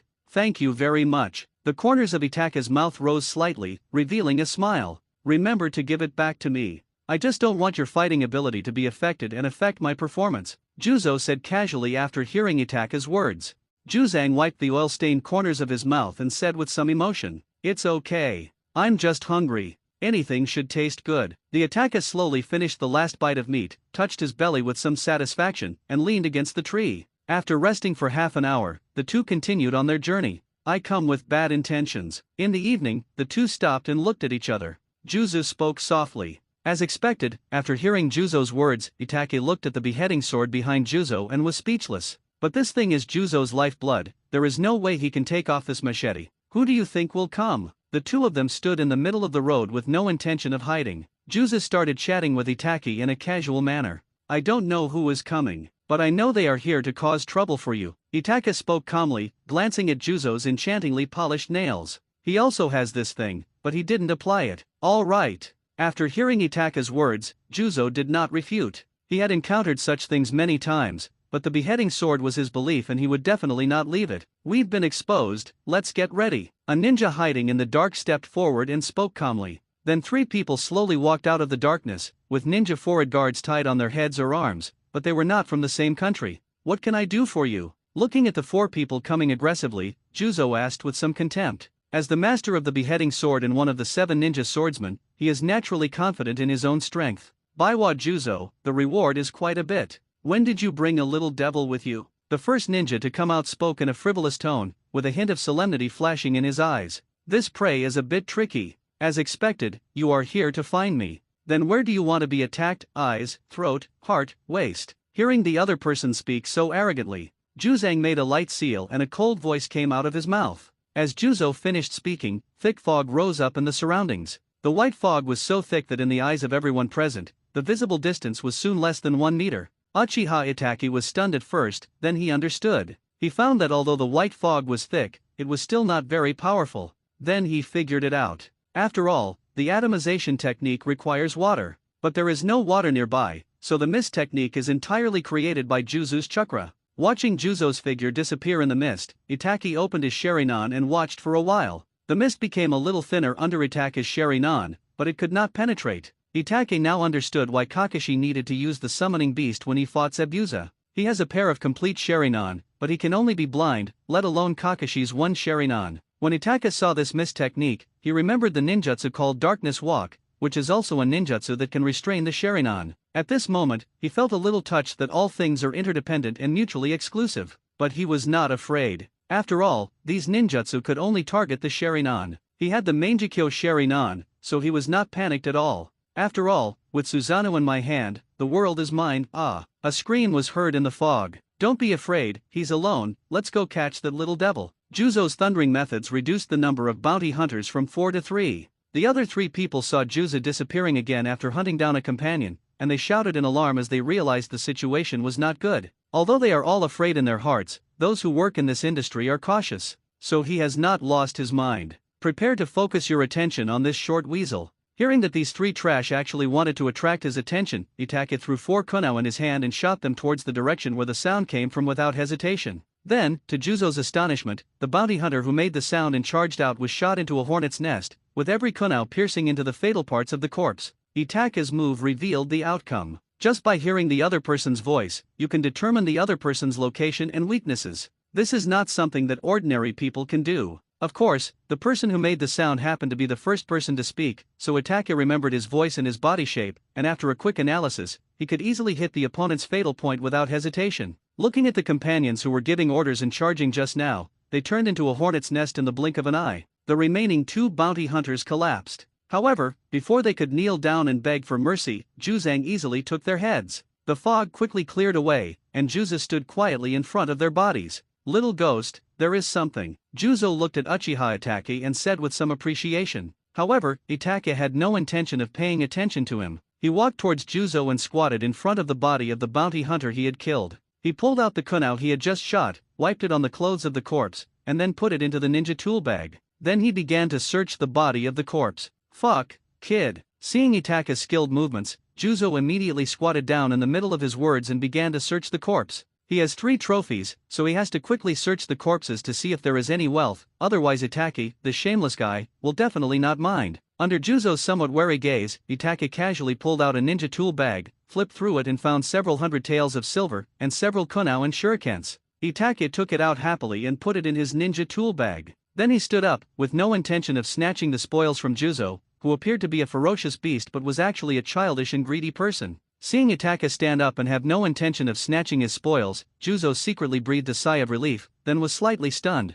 He didn't have the habit of touching corpses before. Oh, damn kid, you led me astray. But, it seems to be quite enjoyable? This kind of wonderful feeling of satisfaction? Juzo complained in his heart. Are you done? You're so slow. Itake felt a little depressed after watching Juzo groping around in a corpse for a long time. What's with that weird smile on this ugly face? Juzo ignored Itake's voice. Instead, he carefully touched the corpse, as if he was looking for treasure. How about you take advantage of the heat? I'll go and give you some fresh air? After killing the man and touching the corpse, the 2 men felt much better. Itake became somewhat interested in the mission objective. His name is Jingbian Shanglang. He is an unknown swordsman, but he offended a big tycoon, so the bounty is quite high. Juzo was a little surprised to hear that Itake was actually interested in the mission target, and then told Itake the information. How much is the reward? How much time has passed? After listening to Juzo's words, Itake continued to ask. The reward is 15 million, and it's already been a month. After hearing Juzo's words, Itake fell silent.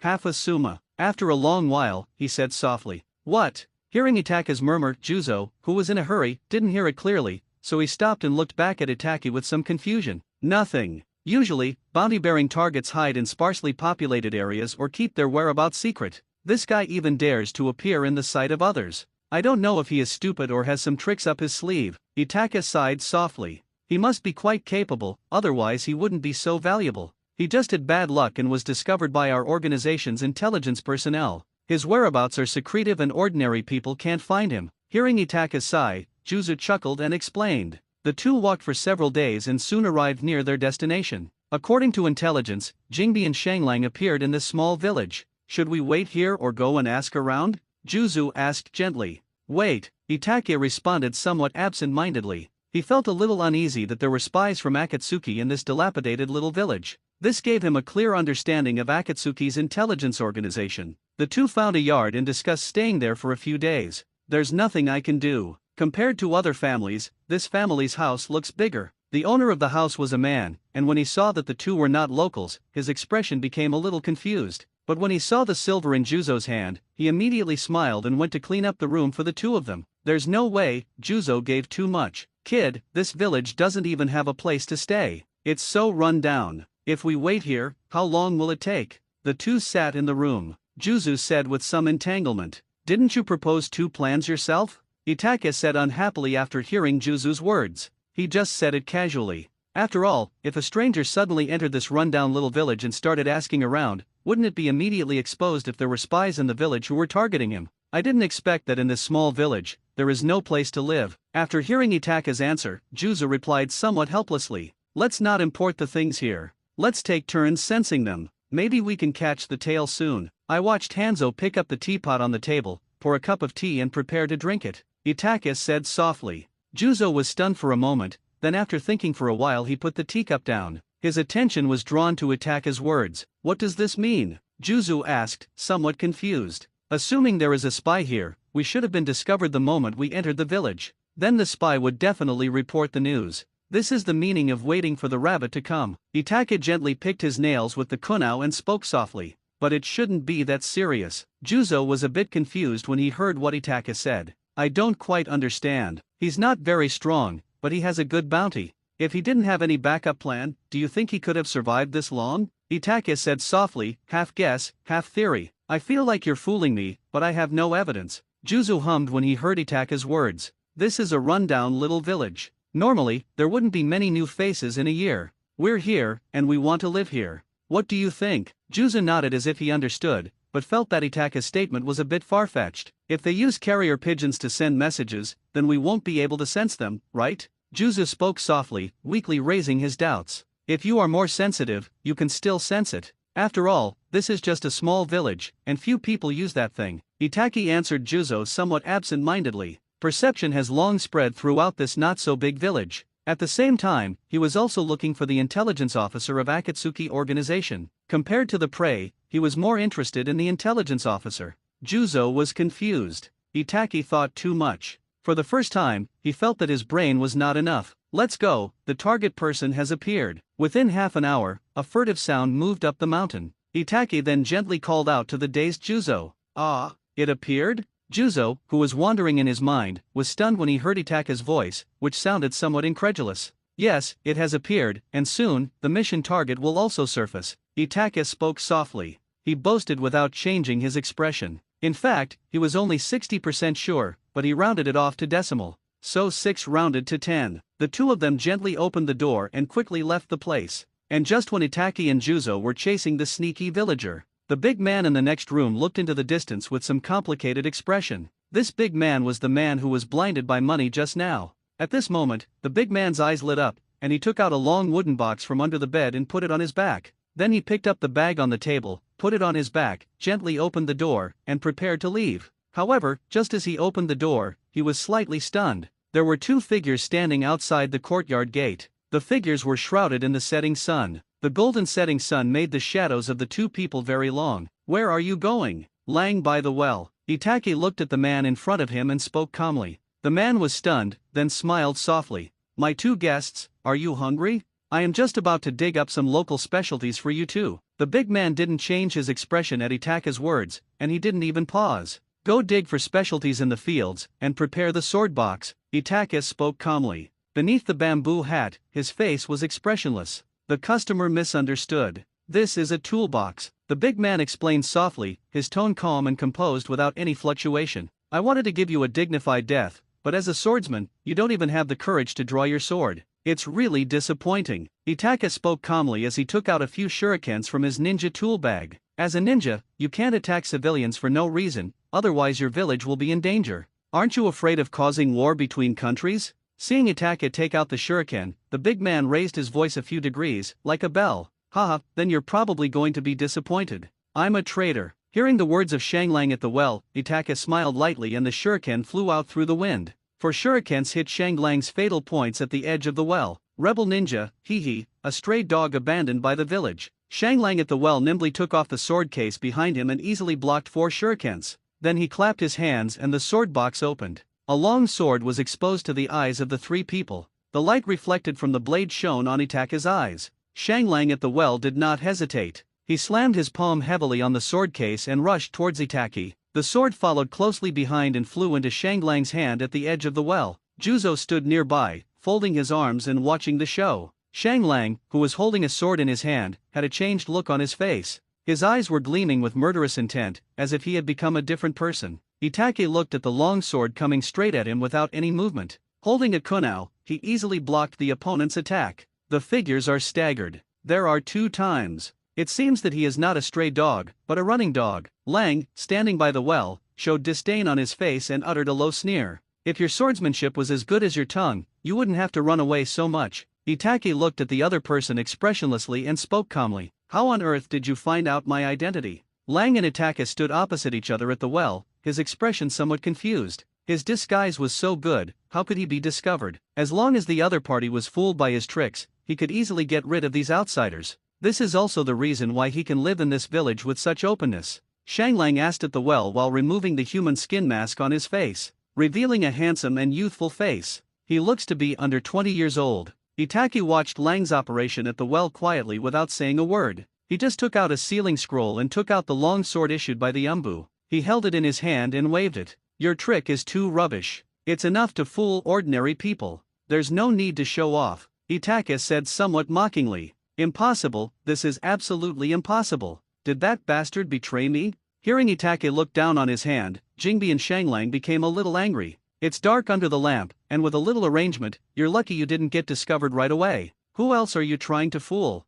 Itake became somewhat interested in Jingbi and Shanglang's rage. Just now, Jingbi and Shanglang kept talking trash, trying to provoke him, make him reveal his weakness and then take advantage of the opportunity to succeed. Now that Shangbianlang was in an unstable mood, he naturally found it interesting. I don't believe it. My arrangement is perfect, Lang said unhappily at the well. You think your opponent is too low level. If you meet a tough opponent, you will just massacre the whole village. Your little trick will be completely gone in an instant. Even if you didn't run into such a tough opponent, your methods wouldn't be considered very clever. Your courtyard is well designed. If the other party stays in the village, they may fall into your trap accidentally. And your sleight of hand is also good. When strangers come to the village, you can let the villagers you have arranged sneak out of the village. At that time, whether to advance or retreat depends on your mood. It's a pity that you are too naive. Itake lightly summarized the layout that Lang was satisfied with by the well, speaking as if he was the one who arranged it. After hearing Itake reveal his plan in full, Jingbi and Shanglang's expression darkened. How on earth did you find out?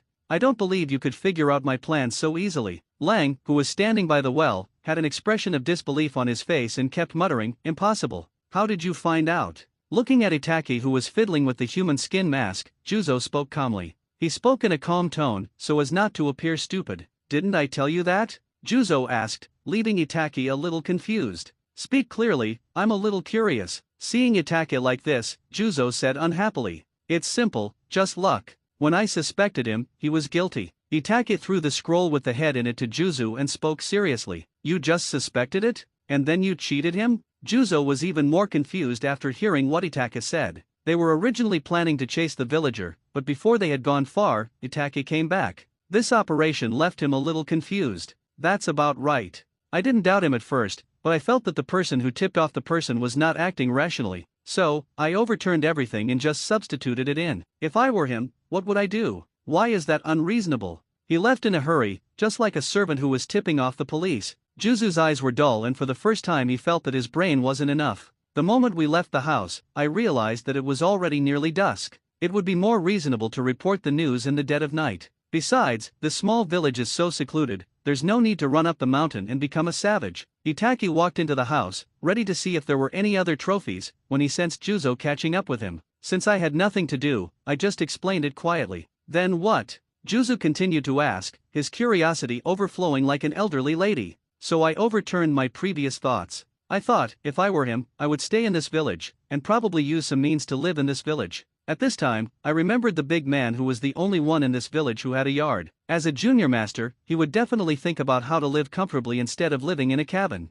and he is wanted by the Chable. This also has something to do with it. The following things are all hindsight. It's enough to be somewhat confident. After all, sometimes in the face of strength, all cleverness will be easily shattered. Itake replied as he used his Sharingan to explore the room.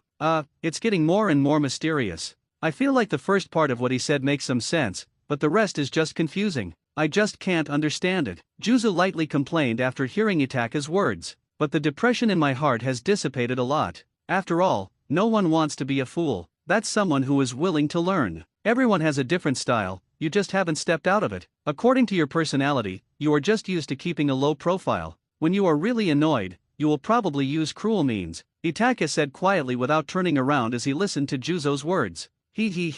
Of course. Our organization has ambitious goals, but we haven't started yet, so we need to keep a low profile. We are used to keeping a low profile. It really made me angry, so I just killed them all simply and roughly. Anyway, this village is so remote, and my identity will not be discovered. When the time comes, this guy will be stronger. When we fight, I will naturally be able to find out what's special about him. Juzo stroked his hair and smiled innocently. What he said was extremely cruel. However, they are rebel ninjas themselves, and they are all ruthless and cruel people who will do anything to achieve their goals. When they are being reasonable, it is only when the other party has some tricks up their sleeves, or they don't really want to take action. Itake didn't find anything special in the room and felt a little bored. After all, the process of treasure hunting will be more pleasant both physically and mentally. If you don't find the treasure, you will naturally feel bored. Should we stay here overnight or leave for the gold exchange tomorrow? Juzo asked, looking at Itake who had stopped. Let's go. Let's not disturb the peace of this village. Living in the ninja world, it's hard enough for civilians, Itake said softly as he looked at the small houses with smoke rising from them. Okay. Juzo had no objection to Itake's opinion. As Itake said, the civilians are innocent, and under normal circumstances,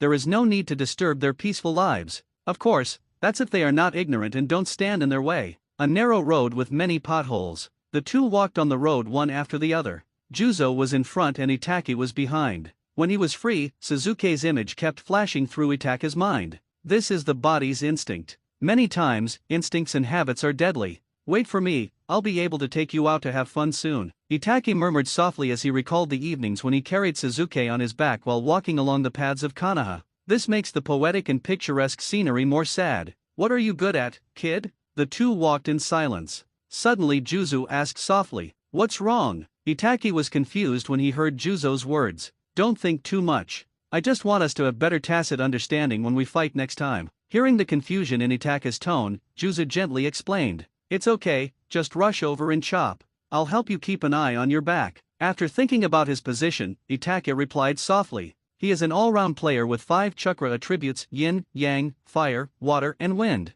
Illusion is his best skill. The release of hidden weapons is also his specialty. He is a little weak in close combat, but with these eyes, he won't suffer any loss at the hands of anyone except a player like Kai. To release ninjutsu, he has to make hand seals with one hand. Usually, when others are still making hand seals, he can start to release ninjutsu. So be bold and say that you are an all-round player. There is nothing wrong with that. But Itake has no intention of showing off and is very low-key. Soon night fell. After completing the task, the two men had no intention of continuing their journey overnight, but instead found a place to have a good rest for the night. Of course, it's the kind where one person sleeps for a while. One person is on duty in the first half of the night, and the other is on duty in the second half. Juzo sat beside the fire, watching the flames burning and making crisp sounds. Occasionally there are sounds of birds and animals around. He was on guard in the first half of the night. Itake sat under a big tree, closed his eyes and conserved his energy. Soon, faint snoring sounds appeared in the night sky. In the small courtyard, Suzuki was practicing physical skills meticulously. The old figure of Sarutobi Hiruzen stood beside him with his hands behind his back, looking at Suzuki's hard work with kindness. Thank you for taking care of me, Grandpa Hokage. When Suzuki heard what Sarutobi Hiruzen said, he stopped pounding the wooden stake, bowed deeply to Sarutobi, and said with gratitude. This kind old man in front of him, who was already very busy as the Hokage, still took some time out every day to teach him, which touched him deeply. He was quite satisfied with the environment here. After all, if he lived in that empty place full of memories every day, he felt that he would be driven crazy sooner or later. Good boy, just call me Grandpa. Grandpa will teach you well, help you rebuild the Uchiha clan, and carry forward the Uchiha clan. Sarutobi Hiruzen gently touched Suzuki's head, and his mouth opened and closed, but the pipe in his mouth did not fall, which was magical.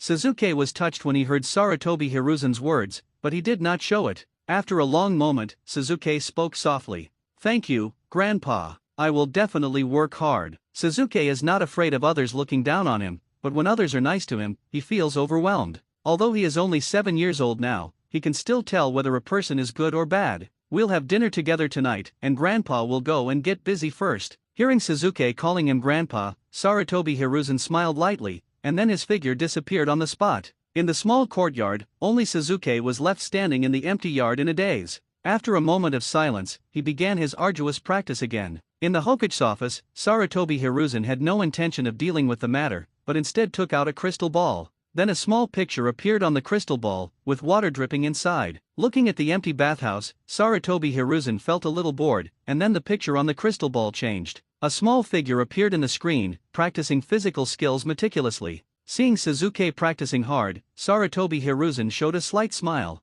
Originally, he just wanted to leave a trace of Uchiha clan blood in Konoha on a whim, but the child is still so young. If he continues to stay in the lonely environment of the Uchiha clan, problems will arise sooner or later. It is very likely that when Sasuke grows up, he will abandon Konoha without hesitation. So he took Sasuke to his home. On the one hand, it was done for the general public to see. The Uchiha orphans were taken back by him and taken good care of. After all, the Uchiha clan doesn't have a very good reputation, but they still have made great contributions to Konoha. On the other hand, Konoha was completely under his control, and no family dared to go against his will. So I wanted to leave some excellent seeds for Konoha. Of course, this incident can also make history's evaluation of him higher, and his traces in Konoha will be more profound. But as he got to know Sasuke better, he found that this kid, although a little dumber than geniuses like Itachi and Shisui, was really hard at practice. He saw some of his former self in Sasuke. So unknowingly, the bond slowly formed. He also enjoyed this feeling. Now, he wanted to train Sasuke into an excellent ninja.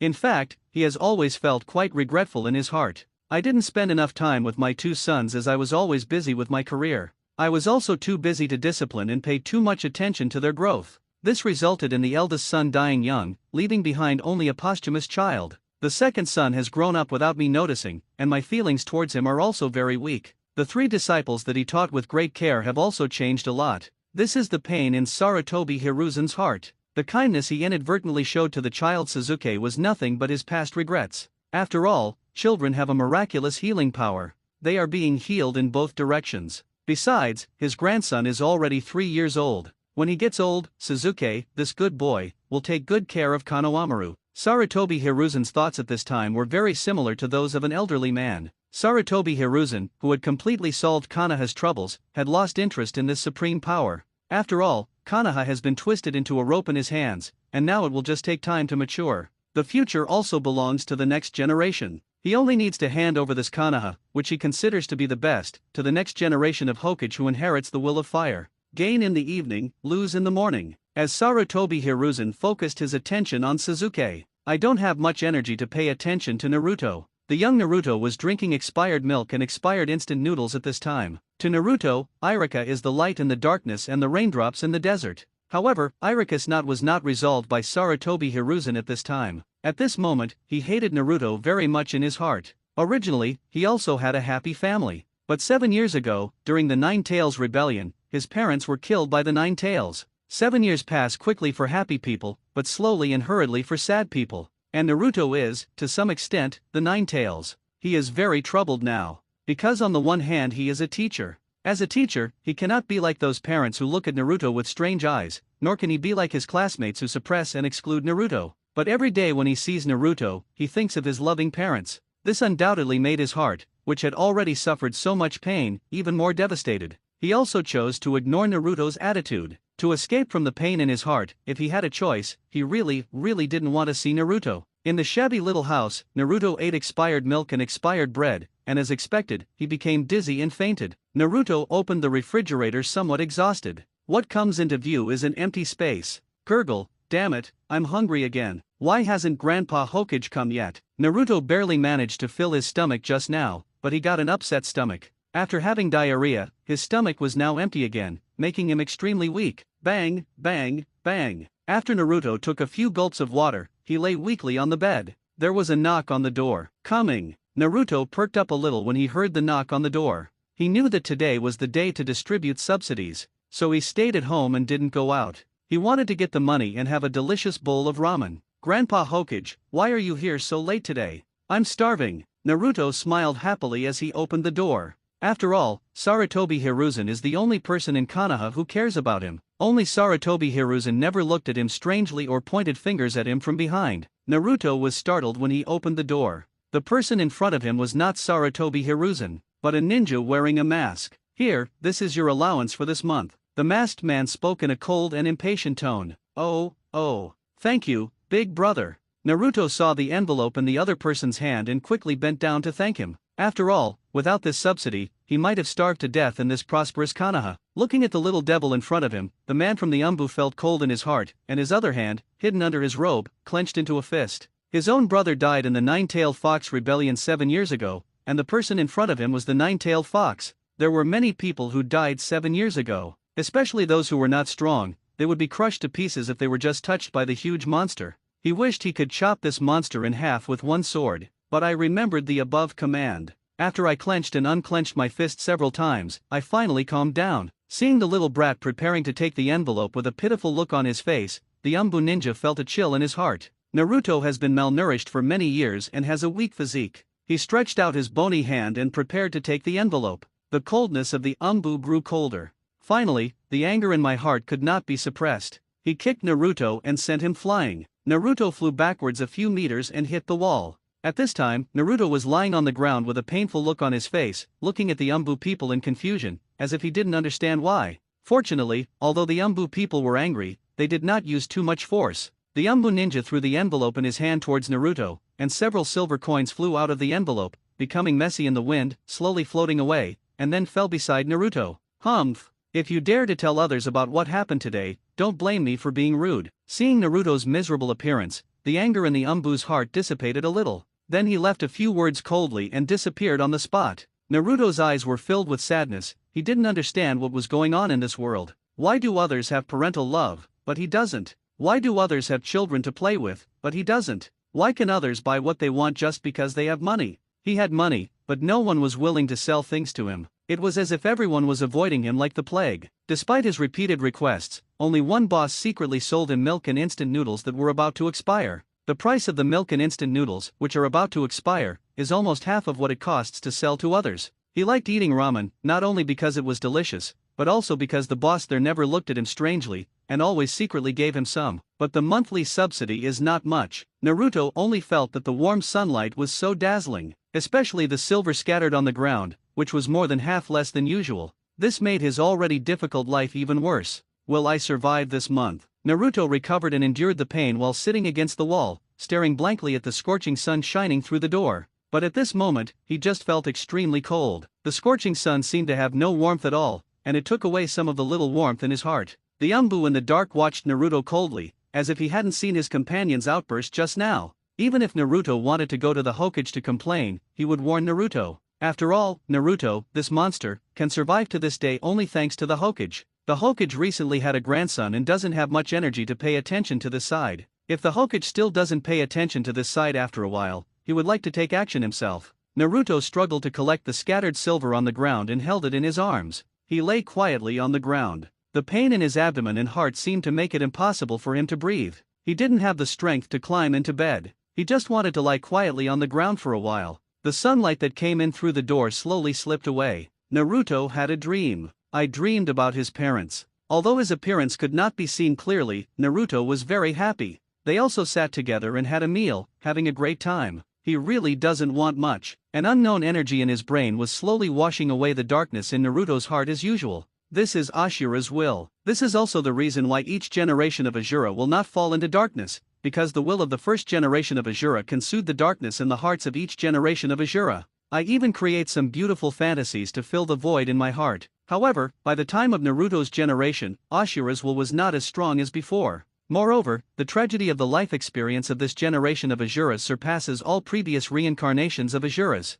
The speed at which the darkness is being healed is far slower than the speed at which Naruto's heart is being swallowed by the darkness. Naruto's world seems to be without light. The candlelight of Sarutobi Hiruzen was also rapidly dimming, and darkness was rapidly spreading in his heart. I don't know when it will explode. That time was when Naruto fell into darkness. Haha, Minato. I wonder if you guys would find this scene interesting. Strands of red energy appeared in Naruto's body, helping him to recover from his injuries quietly and silently. But it stopped when Naruto's body returned to its usual weak state. Two figures, one tall and one short, walked slowly on the road, as if they were afraid of stepping on ants on the ground. At this moment, the two of them had just come out of the gold exchange office and had a tacit understanding. After all, if they hurry back quickly, they will be greeted by the next mission. They are not stupid. Why would they do such a thankless task? Itachi didn't know what Juzo was thinking. What Itachi is thinking about now is, as a spy of Konoha, what kind of intelligence he should send back. After all, Sasuke is now like a proton, staying in Konoha. He still has to do the symbolic things. What are you thinking about, kid? Juzo, who was walking in front, felt a little hungry and turned back to discuss what to eat for lunch today. But he found that Itachi's eyes were a little empty, and he was thinking about something, and seemed to be absorbed in it. That's why he asked this question. Nothing, I'm just thinking about something. Juzo's question made Itachi's pupils focus quickly, and then he found a reason to fool the other party. What's for lunch? Juzo casually threw Itachi's explanation behind his mind. Ask softly. He is not that curious about other people's secrets.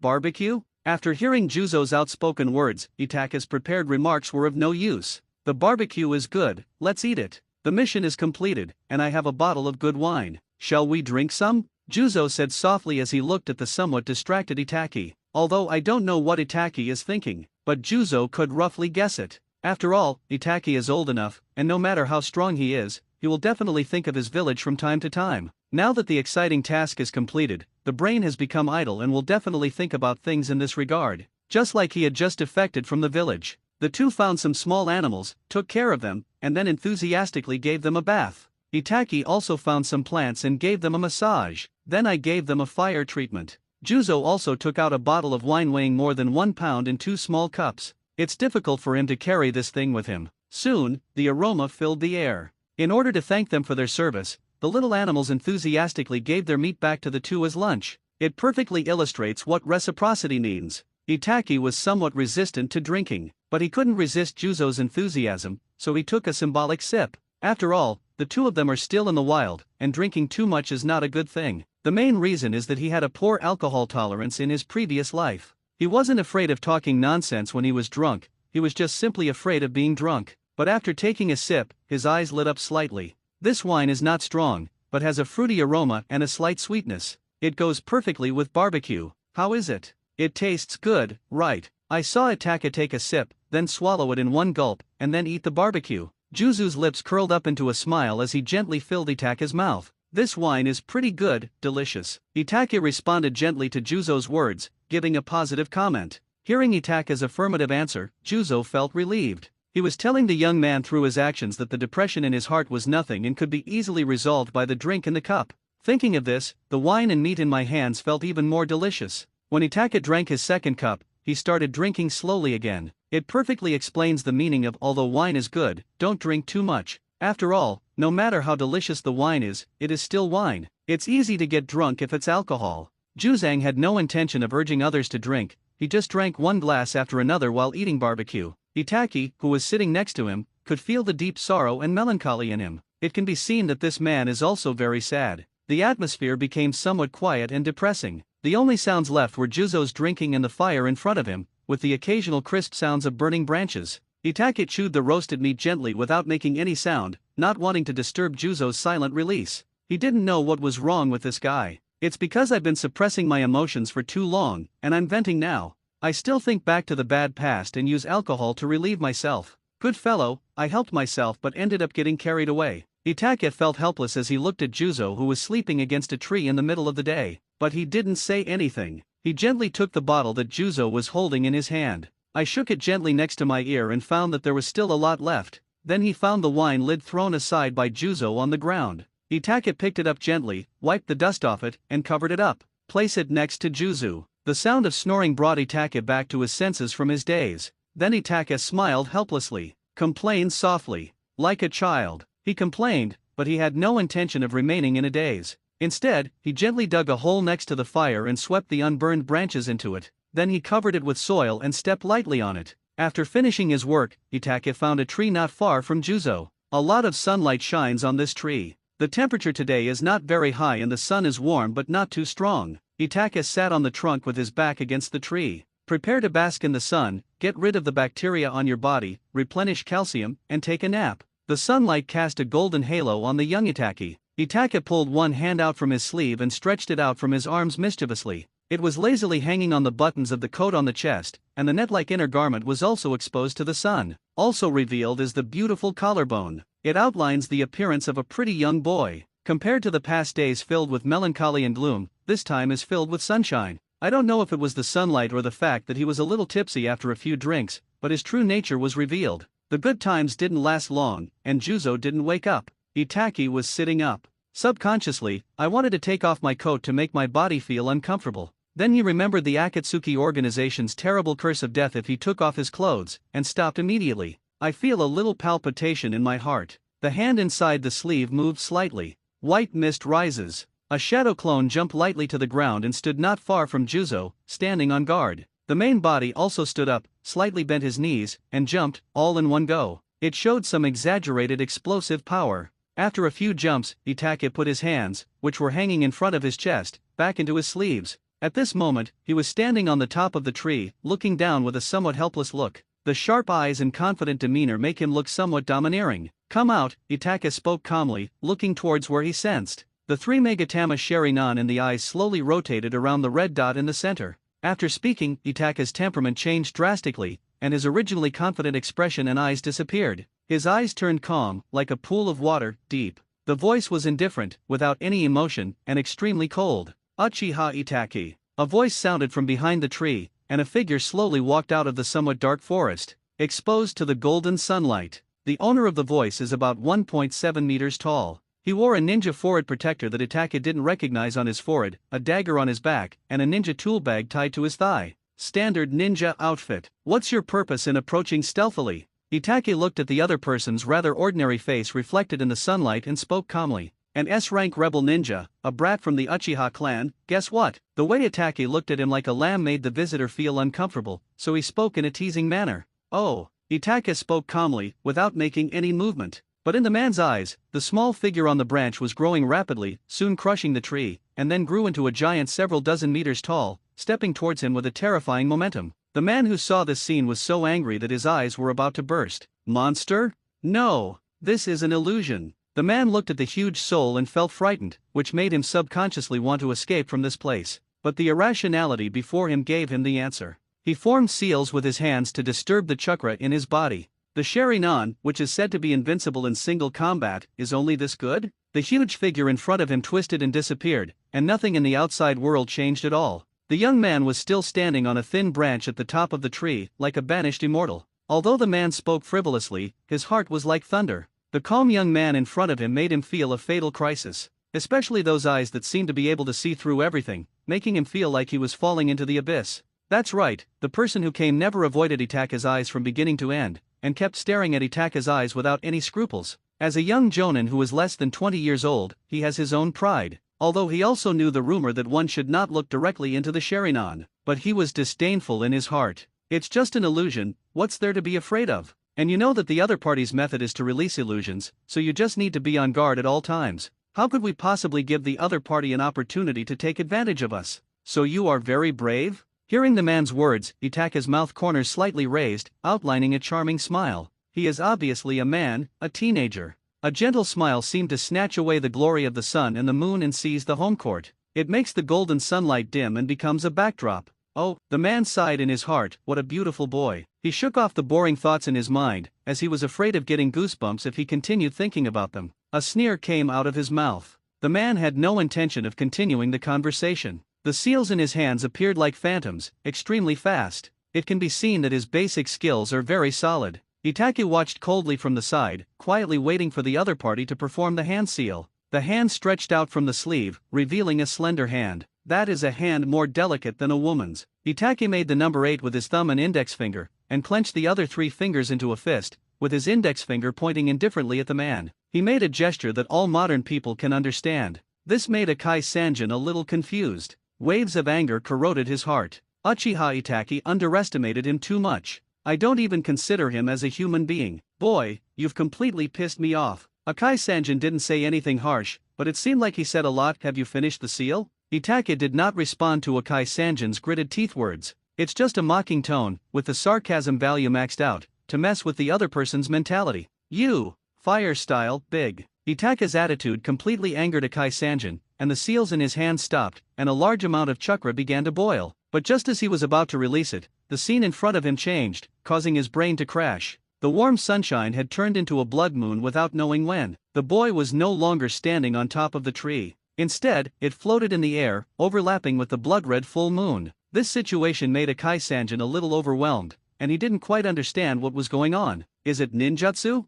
But he was clearly on guard against Uchiha Itake, and his chakra was always running. I'm performing ninjutsu, why are you making a fuss? Akai Sanjin's mind was full of mixed thoughts. He kept raising questions in his mind, but then he rejected them. This is? In the world of Tsukuyomi, space, time, and quality are all controlled by me. Before Akai Sanjin could finish his words, Itake's eyes had already changed from Sharinan to Mangekyo Sharinan without him noticing. His tone was a little excited at this time. That's right. The first time I used Tsukuyomi myself, I felt firsthand the feeling of being in control of everything. Akai Sanjin felt that since some time ago, his body had become unable to move. Moreover, the strange gesture on the boy's hand disappeared, and a strangely shaped, pitch-black object appeared in his hand. Before he could figure it out, bang, bang, bang, a series of dull noises, like those of wild beasts, rang out from the space. The sound was very dull, but it caused an inexplicable panic in Akai Sanjin's heart. But before he could figure out what was happening, there are several holes in the ground under my feet. This terrified him. This destructive power. Sorry, it's my first time using it, so I went off track.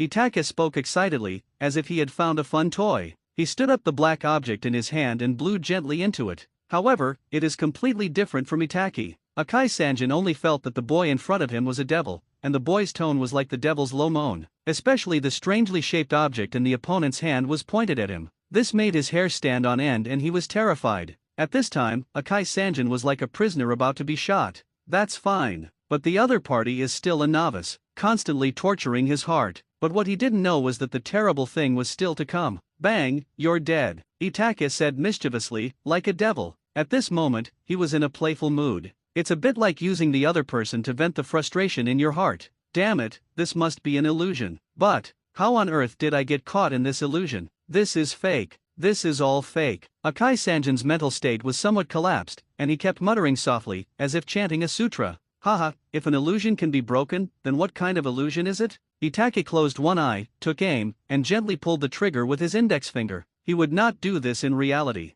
After all, if he did so in reality, it would feel a bit perverted, and there would not be much time for him to abuse others on the battlefield.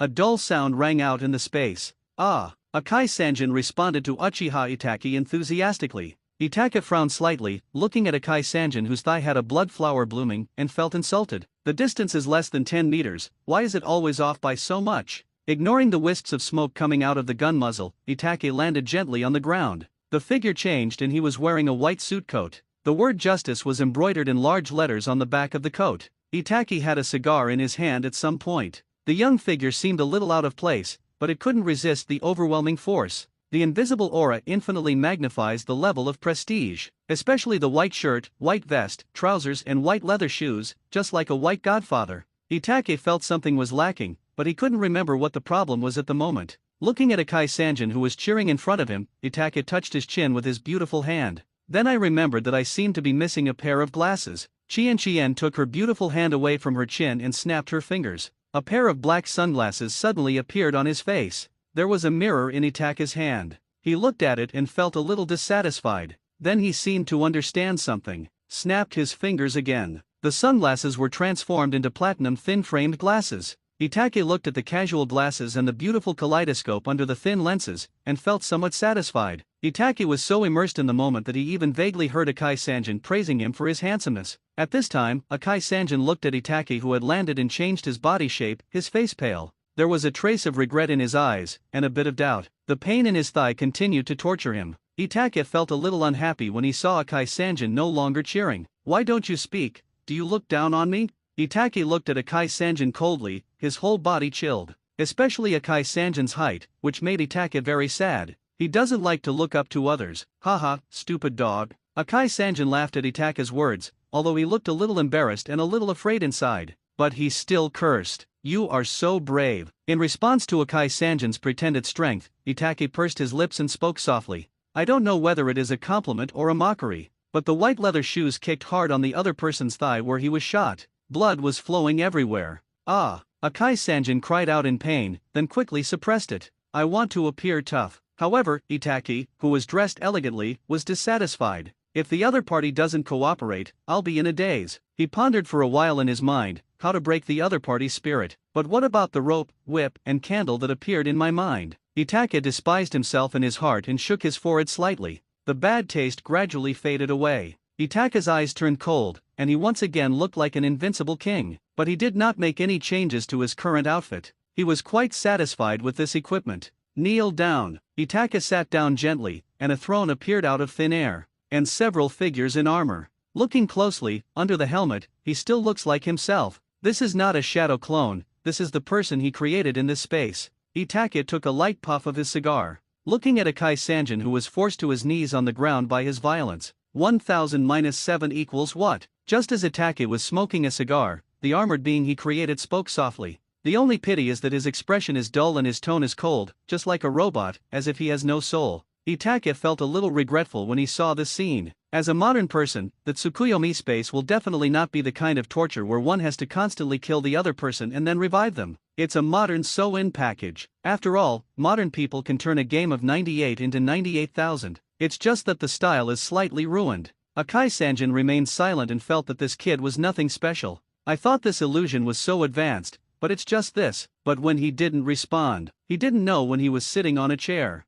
The nightmare is about to come. I don't know when he was wearing ancient clothes. He couldn't quite understand the style of the ancient costumes. The big Chinese character prisoner on the clothes looked more majestic than the Japanese he knew, as if Japanese was a branch of this language. The executioner, who was wearing armor, was also wearing serious ancient costume. It made him feel an inexplicable sense of awe in his heart. 1000-7 equals what? The dull voice sounded again in front of Akai Sanjin. Akai Sanjin still did not respond, and there was even a hint of contempt in his eyes. How could such a childish trick scare an excellent jonin like him? What made him lose his composure was just the fear of the unknown and the pain he experienced for the first time. He was ready to resist the illusion of this childish kid silently. Ah, no, I admit it. Seeing that the scene did not change, the man who made him feel an awe picked up an unknown tool and began to do his manicure. After feeling some uncertainty in his heart, he felt great pain and watched someone destroy his body in front of him. This uncomfortable feeling made him involuntarily let out an inexplicable cry, and he didn't know what he was saying. Wrong answer. What is 1000-7? Itake smoked his cigar quietly, watching the mosaic-filled scene. He began to think of some new ideas.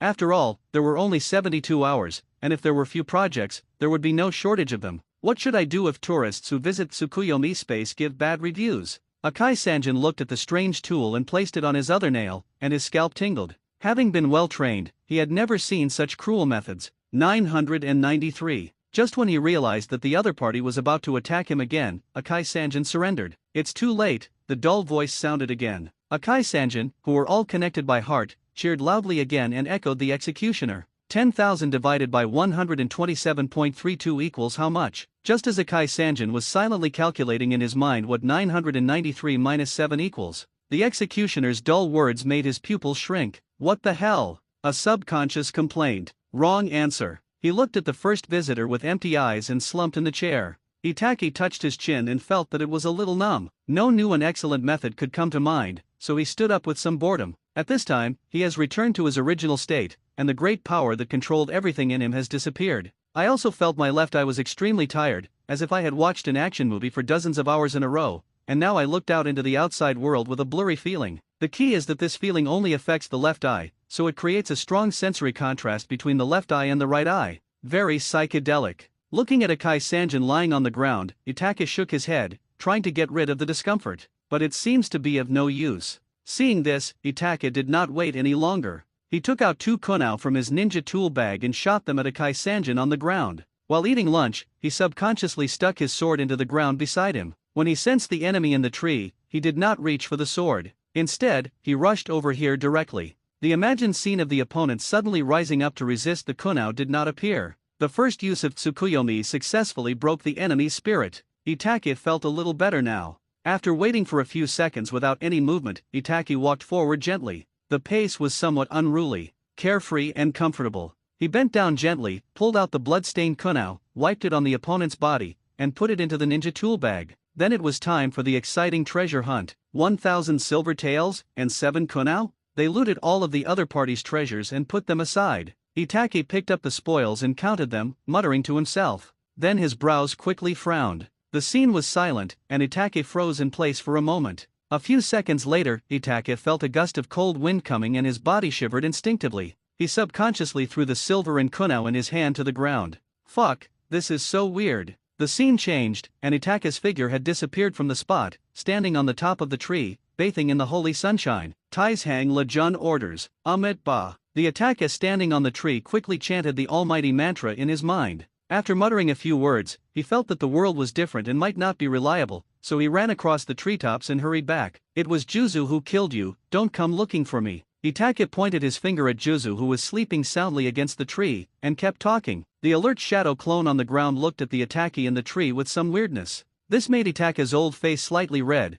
and he quickly cancelled the shadow clone and destroyed the evidence. This series of operations made the frightened Itachi feel a little better, but he had no intention of going down and just bathed in the sunlight silently. That's right, our classmate Itachi is afraid of ghosts. Juzo's deep sleep lasted longer than Itachi had imagined. The sunlight that Itachi loved was slowly setting, and the last ray of sunset was about to disappear. Itachi quickly found some branches, used the great fireball technique, and lit the fire. Then he sat up, leaning against Juzo, which was rare. In the past, they would at least keep a distance of about 1 meter. This time they were less than 20 centimeters apart. Itachi felt the warmth from the flames, which made him feel much better. Juzo did not wake up until night fell. Itachi also felt a little tired and was feeling sleepy. So he summoned 4 shadow clones in succession, protecting him in the middle, and then fell into a light sleep, full of details. Juzo slowly opened his eyes as he was hit by a wave of feeling in the middle of the night. Then they found 4 weasels sitting in front of a fire, warming themselves, chatting about Sadako, the pen fairy and so on. Another one was leaning against the tree next to him, sleeping. Juzang listened for a while before he vaguely understood what they were talking about. The 4 Itachis were so engrossed in their conversation that they didn't notice that Juzo was sizing them up from behind. Juzo had no intention of disturbing him. Juzo naturally knew the shadow clone ninjutsu. He found Itachi's shadow clone to be quite interesting. Are you talking about me? Wait until the shadow clone talks about the terrifying part. Juzang, who had been planning for a long time, made a face and said something out of the blue. What the hell? After a lot of chaos, Juzo found a tree far away, and watered it happily, whistling with some pleasure in his mouth. Itachi was scolding the shadow clone. The scream of the clone just now naturally successfully woke up Itachi, who was in a light sleep. He didn't expect that the shadow clone he summoned to protect him was so unreliable. It's even less reliable than the shadow clone that was fighting with Naruto for the toilet. By the time Juzo came back, Itachi had already cancelled the shadow clone. After revisiting the memory of the 4 shadow clones telling ghost stories at midnight, the fear of ghosts also dissipated. He was not afraid, he just had an instinctive respect for the unknown. You're using your shadow clones well, kid. After releasing the water, Juzang teased with some amusement. Want to learn? Call me big brother and I'll teach you. Itachi responded calmly to Juzu's teasing.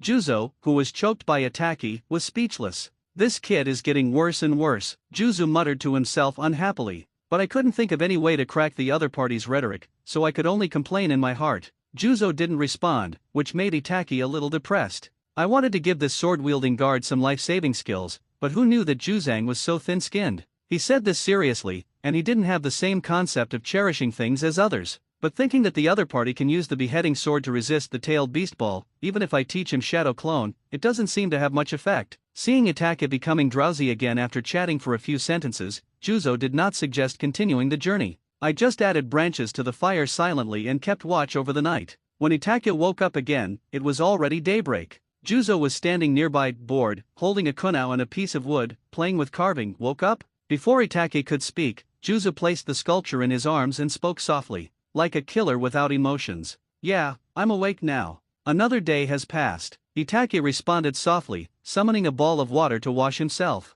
We will be able to return to the organization this evening. Is there any place you want to go? Juzo spoke softly, talking about the two's progress on their journey. Although the two of them hurried back, their speed on the way here was not much better. So the pleasant time of slacking off was about to end. There's nothing I want to do. It's boring. Itake despised Juzo's desire to desert and bring his own behavior with him. This place is not too far from Konoha, do you want to go back and take a look? Juzo understood Itake's indifference and suggested quietly. Forget it. Although I'm a little road blind, I know the approximate range. Itake remained unmoved by Juzo's deception. Although the two of them traveled very slowly, they finally returned to the hidden rain village. After following Juzo to meet Pain, Itake felt a little restless, but he calmed down. He was eager to make a move not to test how deep Pain's water was, but just to see if he could set up a trigger-type illusion on Pain. But when he thought that the other party possessed some of the abilities of the Rinnegan and was just a puppet, he lost all interest. The two of them also went to meet Kakuzu and handed the bounty to him.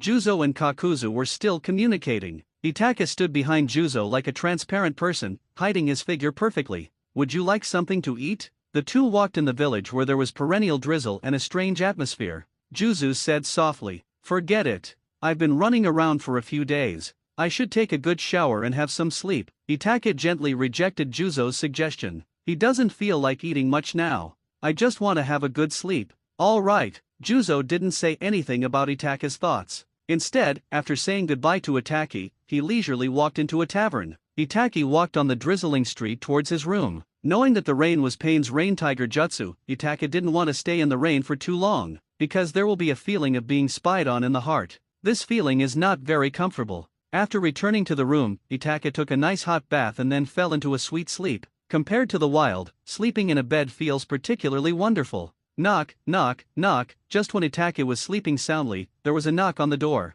Itake opened his eyes and stared at the roof in a daze. He found that he had slept until the next day, and it was already bright outside. The knocking on the door became more rapid. Itake, who was a little distracted, came back to his senses. "Here I come," Itake responded softly, sitting up lazily and stretching. After washing up, Itake opened the door. "What are you doing here so early?" Itake said speechlessly as he looked at Juzo, who reeked of alcohol in front of him. "Another mission." Juzo said something unpleasantly about Itake's laziness. After saying that, he rushed into Itake's room, picked up the teapot on the table, and took a big gulp. "It's like he's here to mix water with his drink." Itake frowned slightly and felt a little disgusted at Juzo's actions. He drank from his teapot without using a cup. However, thinking that he would be going on a mission soon, and that when he came back, the servants would clean and replace the things in the room, his unhappiness began to fade away. "Are we going in the wrong direction?" Itake asked in surprise as he watched Juzo walk directly out of the village. "I have already obtained the mission information." In response to Itake's confusion, Juzo answered softly, obviously knowing what Itake wanted to ask. "Oh." After hearing what Juzo said, Itake understood why he didn't go to find Pain, but instead walked directly out of the village. What is the goal of this mission? The boring task was carried out again, and Itake asked in a somewhat boring manner. "Making money." Hearing Itake's question, Juzo didn't turn around, but just spoke lightly. After hearing Juzo's words, Itake felt that his question was a bit redundant. Isn't it true that the Akatsuki organization nowadays, besides making money, is still making money? Since Juzang hadn't slept all night and had been drinking all night, he had no desire to talk. Itake didn't say anything else, just hurried on his way quietly. When night fell, the two of them ate some dry food, and then Juzang fell into a deep sleep. Itake was in charge of night watch. Looking at Juzo, who was falling asleep every minute, Itake didn't know why Juzo could stay strong until now. "I thought Juzo would start to rest after walking for a few hours. I didn't expect that I could hold on until nightfall." This made Itake, who was used to slacking off, feel a little uncomfortable. As for the sudden internal conflict among his teammates and colleagues, he couldn't think of a good way to solve it for a while. Itake practiced until the second half of the night and found that Juzo was sleeping like a dead pig, so he had no intention of waking him up. Instead, he summoned two shadow clones to be on guard, then sat down against a tree and began to fall into a light sleep. No words were spoken that night. When Itake woke up the next day, it was already bright. Juzo also prepared a few cute little animals and placed them on a large leaf. He was holding a wood sculpture in his hand and carving it with great concentration. "Wake up, kid." Juzo was the first to sense Itake's movements. "Speak softly, as if saying good morning." "Forward." Juzo's voice sobered Itake up a bit. Rubbing his numb legs, Itake stood up, shook his arms, and twisted his waist. "Ah, living in the wild makes my back and waist ache." After exercising gently for a while and using chakra to relieve the pain, Itake sighed softly. In response to Itake's sigh, Juzo rolled his eyes honestly, having no desire to reply. However, when Juzo saw Itake recover his energy in an instant, he still felt a little sad. "It's great to be young," Juzang sighed softly, full of regret. You're not bad. You don't need to sleep even if you drink all night at your age, and you can still walk for a whole day. In response to Juzo's sigh, Itaka subconsciously responded, and his opening words were a decisive blow. Itaka found it funny looking at Juzo, who looked depressed. He casually dealt with the ingredients prepared by the other party and started grilling. After a while, bursts of fragrance came, which lifted their spirits. 2 whole bites? Watching Itaka grill the meat, Juzo took out a jar of wine and spoke softly. Have a drink. Itake was speechless about Juzo, who suddenly became fond of drinking, but thinking that the other party's wine was quite good, he nodded and accepted it. Little boy, you will understand when you are older. As if sensing Itaka's confusion, Juzo suddenly spoke up. Oh, when I was just 7 years old, many female classmates brought me lunch and snacks. In response to Juzo's nonsensical words, Itaka said something out of nowhere. The originally harmonious scene suddenly became quiet. Juzo was stunned for a moment, then looked at Itaka's handsome face and fell silent for a while. After a long time, after a glass of wine, everything was said without words. Is that woman pretty? Looking at Juzo, who was drinking alone, Itake picked up the wine that Juzo handed him and took a sip. Nice. After answering subconsciously, Juzo, who was about to say something else, gave up. Don't be afraid. Although you are ugly, you have a good personality. One day, you will meet someone who will appreciate your inner beauty. Having said that, Itake understood that Juzo was most likely heartbroken, so he gently spoke to comfort her. Shut up. Itaka's words made Juzo, who was already unhappy, even more depressed. Let me tell you, I am well versed in all kinds of love theory. I can teach you a few tricks and help you chase the girl of your dreams. Itake chose to ignore Juzo's words and started boasting. Oh, how many people have you dated? Juzo became somewhat interested in Itaka's words. Well, I'm still too young to date. Juzo's words made Itake a little choked up, thinking of his life as a single dog in his previous life. It seemed that he had never been in a relationship in this life. However, thinking of the various love guides he had read in his previous life, Itake felt that he had something in his heart, and his words were firm and full of confidence. Cut. After hearing Itaka's answer, Juzo instantly lost interest and turned his attention back to the barbecue. Itake was not at all discouraged by Juzo's contempt. As a learned person, how could I get angry just because I was questioned by others? Can you tell me what your situation is? I'll analyze it for you. Itake enthusiastically began to inquire about Juzo's feelings, and was eager to show Juzo his skill so that he could see what a love saint was. I can't talk to you. Eat quickly, because we have to keep going after eating. Juzo looked speechlessly at Itake, who was getting excited, and said unhappily. In the Konoha cemetery, a white-haired man wearing a mask squatted in front of a tombstone, placed a bouquet of flowers and spoke softly. The voice revealed endless fatigue. He sat cross-legged on the ground without any image, took off the mask and hung it above his head. This person is none other than Konoha's technician, copy ninja, Heite Kakashi. After Kakashi took off the mask, he revealed a flawless face, knife scars on the upper and lower eyelids of his left eye, and a Sharingan in his eye socket that could not be closed. At this moment, his eyes were blurred and he just stared blankly at the tombstone in front of him. Nothing was said, yet it seemed as if everything was said. The images that kept flashing through his mind made his lips sometimes smile and sometimes look sad. Immersed in the memories in my mind. The sun was shining brightly, and the reflection of the tombstone overlapped with Kakashi's shadow. A gentle breeze gently blew Kakashi's white hair, as if an invisible figure was stroking Kakashi's hair and whispering something to Kakashi. The scene changed and Kakashi stood up, with the mask on his face without knowing when. What's up? Cold and murderous words came out of Kakashi's mouth. At this moment, he no longer had the tenderness he had just shown, and was like a killing machine. Hokage-sama is looking for you. The visitor was enveloped by Kakashi's aura and answered with some trepidation and fear. I understand. Please leave. Still cold, but words that made the visitor feel relieved came from under Kakashi's mask. Yes. Wait until the subordinates retreat. Kakashi turned around and took a deep look at the tombstone. I'm leaving now. Maybe I can go and accompany you this time. The figure disappeared, and the voice remained where it was, floating away in the wind. When Kakashi appeared again, he had already arrived at the Hokage's office. Hokage-sama. After calling out Sarutobi Hiruzen indifferently, Kakashi didn't say anything else and just stood there quietly. Well, Kakashi, you're here. Sarutobi Hiruzen put down the documents in his hand, looked at Kakashi in front of him, and said softly. Then he skillfully picked up the pipe beside him, lit it, and took a deep puff. The thick smoke was inhaled into his lungs, and the strong irritation caused a blush on Sarutobi Hiruzen's old cheeks. Then, accompanied by a violent cough, the diluted smoke was exhaled and rose into the air. The choking smell lingered in this space. After lighting the pipe and taking a nice puff, Kakashi in front of him still had no intention of speaking, which made Sarutobi Hiruzen feel a little bored, but he was already used to it. The person is gone, the living are like this. Sarutobi Hiruzen thought for a long time and said something complicated. It felt a bit like words of comfort to Kakashi, and also a bit like encouragement. I don't know if it was spoken from the heart or just to create resonance. Well, if there's nothing else, I'll go downstairs and get busy. Kakashi responded calmly to Sarutobi Hiruzen's words.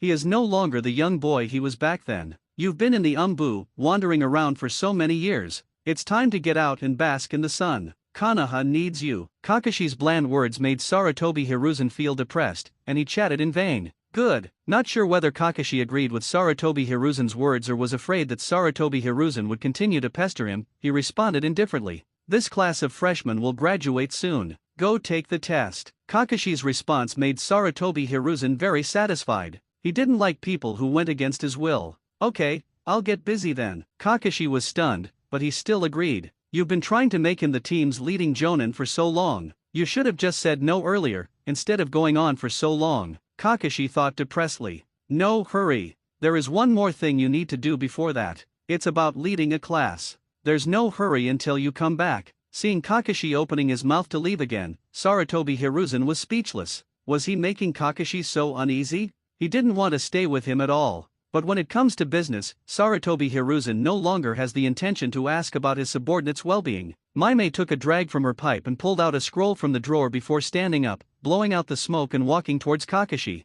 On the one hand, it shows that you care about your subordinates and that you are closer to them. On the one hand, my butt hurts a bit from sitting for too long, so I stand up and walk around to relieve the pain. Kakashi held his breath, endured the strong smell of tobacco on Sarutobi Hiruzen, and slowly opened the scroll. Then he found that there was no problem and gently closed the scroll. Then I'll leave now. Good. This time, Sarutobi Hiruzen didn't say anything, but just waved his hand, indicating that Kakashi could leave. After Kakashi left, Sarutobi Hiruzen raised his arm and gently smelled the clothes on his shoulder. Then he didn't notice any strange smell and felt confused. It doesn't taste good. What are the young people thinking about nowadays? In the office, Sarutobi Hiruzen could be heard muttering in confusion. Kakashi walked out of the office and took a deep breath of fresh air. The feeling of suffocation gradually dissipated. After a while, the discomfort dissipated, and Kakashi picked up the scroll and looked at it again. After thinking for a few seconds, he closed the scroll. Then he touched his tool bag and found that he had not forgotten to bring his precious books. The thought of going home to pack his bag faded away. He took slight steps and walked towards the gate, ready to set off directly. His mission this time was to capture a rebel ninja from Konoha. This traitor had been hiding well, and Konoha had offered a bounty of 10 million for him, but he had never surfaced. But this time he offended a powerful person, who released the latest news and increased the reward. This traitorous ninja then surfaced. Konoha, which received the news, must have paid special attention to this matter, and it was definitely not because they were reluctant to give up their own bounty of 10 million and the additional 20 million from the powerful. Of course, this matter depends on what Sarutobi Hiruzen thinks. Kakashi is not quite sure. He only knew that if he caught this rebel ninja, he would just have to bring him back to Konoha. As for the 20 million bounty offered by the wealthy and powerful, he would also be able to take a big chunk of it. 20 million silver is a lot of money, but Kakashi is not very interested in what it can be used for. He only knew that one of his elders was a great writer. As a younger generation, he must support his elders. For example, collecting all the books in a series owned by your elders to show your filial piety. This has always been Kakashi's only dream and goal. This is also the only pleasure Kakashi has in living in this world. In the forest, Juzo suddenly stopped. Itake was stunned for a moment, then seemed to understand something. He looked at the ring on his thumb. Kid, this is the secret weapon of our Akatsuki organization. Seeing the look in Itake's eyes, Juzo chuckled. Oh, Itake didn't buy into Juzo's show-off, and just responded lightly. He was extremely aloof. After Juzo's teachings, Itake's consciousness appeared in a space. After he looked around carefully, he found that he was standing on a stone pillar. The other stone pillars also began to appear with illusory figures, which was extremely magical. As for this scene, Itake had naturally seen it before when watching anime, but the feeling of seeing it and being there in person were completely different. Itake, are you still used to the life in Akatsuki? When the people arrived, Pain spoke softly and asked Itake how he felt. Maybe he felt that it was too troublesome to introduce him, so he used this method of inquiry to tell the members of the organization that our big family has a new member named Itake.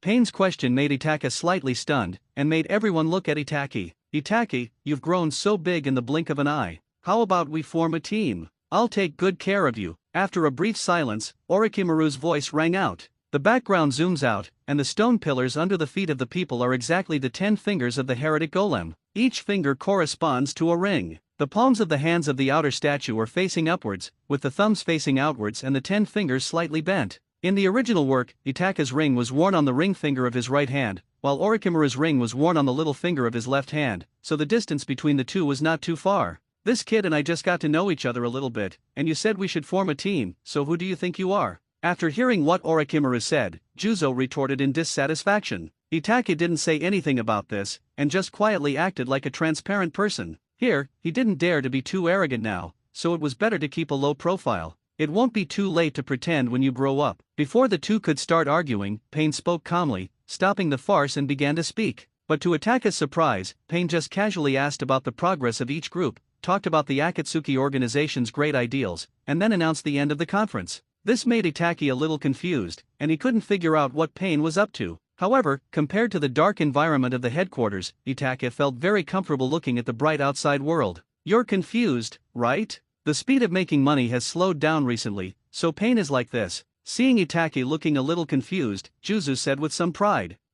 This is simply passive resistance, how can this be allowed? Itake held it in for a long time before he uttered something slowly, but there was no further news. Don't panic, our efficiency is pretty good, they are the ones who are slow. After hearing Itake's words, Juzo spoke quickly, fearing that Itake would propose to speed up the progress of the task and cause internal competition. Then let's slow down for the sake of the harmony of the organization. As long as we're not the slowest. Itake never said the words that Juzo was afraid of. What Itake said could be said to be very consistent with Juzo's inner thoughts. Well then, for the sake of the harmony of the organization. Wearing a bamboo hat and with a long sword hanging from his waist, the Itake looked at the bustling town not far away and asked softly. After hearing Itake's words, Juzo, who was also wearing a bamboo hat beside him, fell silent. After hesitating for a moment, he spoke softly. He is in this city now. What is the detailed information of this traitor? Also, can you hide the big sword on your back, so that you won't be targeted and get into trouble? After hearing what Juzo said, Itake became somewhat interested, but compared to hunting the bounty-bearing targets, Itake, who had some obsessive-compulsive disorder, wanted Juzo to hide the big sword.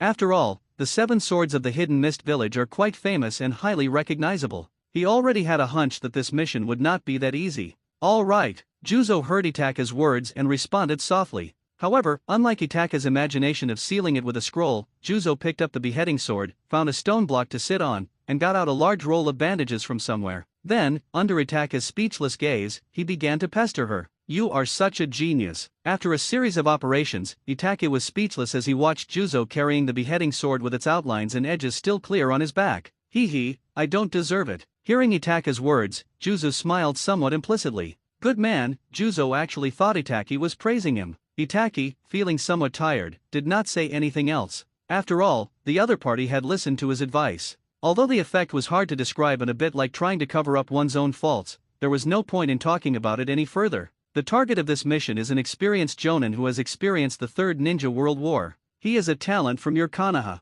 Feeling somewhat satisfied with his masterpiece, Juzo softly began to introduce the information. Oh, what's your name? Itake was not moved by Juzo's words. He was just a jonin, as long as he was not a genin, it would be fine. His name is Yoshiji Yamamoto. He seems to be a ninja of civilian origin. His special features are great strength and strong chakra. Originally, your Konoha village only offered a reward of 10 million for him. It seems that they know that Konoha village doesn't have many insider secrets, so he is not worth much. He had changed his appearance and was hiding well, but it seems that he recently provoked a rich man, who was so angry that he directly increased the reward by 20 million and also attached some recent intelligence, so he was exposed. Juzo told the general information, and in his heart he despised Itake's behavior of cramming at the last minute. If Itake knew what Juzo was thinking, he would probably be so angry that he would jump to his feet. He had asked for information as soon as he left the Hidden Rain village, but this person had forced him to drink too much and was unwilling to say more, and now he was blamed. Why would Pain let us do this kind of mission this time?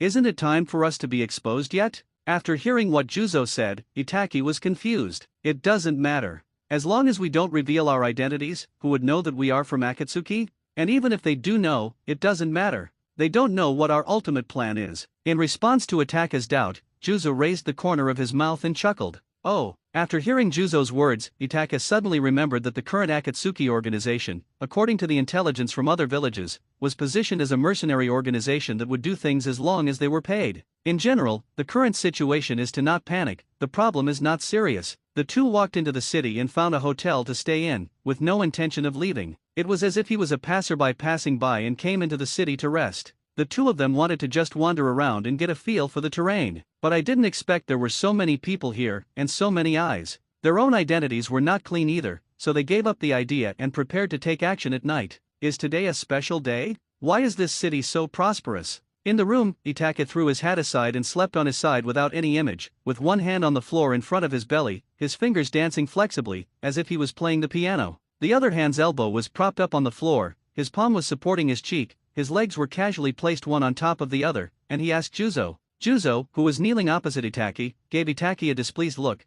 then picked up the teapot on the small wooden table in front of him, leisurely poured a cup, and drank it all in one gulp. I haven't been here either. After he finished drinking, Juzang spoke softly, a face full of mystery. If I don't pretend to be better than you, I'll die. Itake propped himself up and sat cross-legged. Feeling a little stuffy, he unbuttoned his robe, revealing the mesh-edged inner garment and the fair and beautiful collarbone. I lazily poured myself a cup of tea, took a sip, and found it tasteless. Let's drink. This thing is boring, Itake suggested. It's boring to drink with you. It's not refreshing at all. It takes you a long time to sip a glass of wine. Juzo looked at Itake with disdain and said with contempt, we were in the wilderness, so we weren't in the mood to drink. Now the environment and atmosphere are good, so we can have a few drinks. Itake responded to Juzo's words without any hesitation. The room fell into a brief silence, as if Juzo was so confused by Itake's shameless behavior that he didn't know what to say. Old senior, in your opinion, how should we carry out this mission this time? The room was silent for a moment before Itake's voice rang out. At night, we can spread out our perception and work separately to screen all the ninjas we sense, isn't that enough? After hearing Itake's words, Juzo spoke without a second thought. Yes, that's great. Itake praised Juzo's words, but complained in his mind. This is a very Juzo way of handling things. It's quite reckless. Juzo was slightly taken aback by Itake's approval, then he felt that this annoying brat looked a little more pleasing to the eye. Little ghost, let me test you too. How do you think we should act? Juzo was in a good mood and felt a little proud because Itake did not argue and agreed with his idea. Then he asked questions as if he was testing his juniors. I think your method is pretty good, simple, and crude. If it were me, once the target of this mission comes to light, whether it's the identity of a konoha traitor or the high bounty, it would definitely attract a lot of people. Then when they are both badly beaten, we can rush over to finish it off. Wouldn't that be wonderful? Itake first praised Juzo's idea, then expressed his own opinion. I think your idea is a bit dangerous. I think it's safer to complete the task and run away while there are not many competitors. There are only two of us. If too many people come, wouldn't it be a bit rash for us to do this? Juzo imagined a picture of Itake's thoughts and analysis, then shuddered and spoke softly. The might and aura that he had just used to command the country is gone. I just sense that quite a few people have come here, and there are many outstanding ones among them. If you do as you think, it will also cause public outrage. Moreover, they are at their prime at this time. Itake knew that there would be disagreements, so he went against his will to praise the other party first. Then he made another top-notch pull, which made Juzo feel less depressed.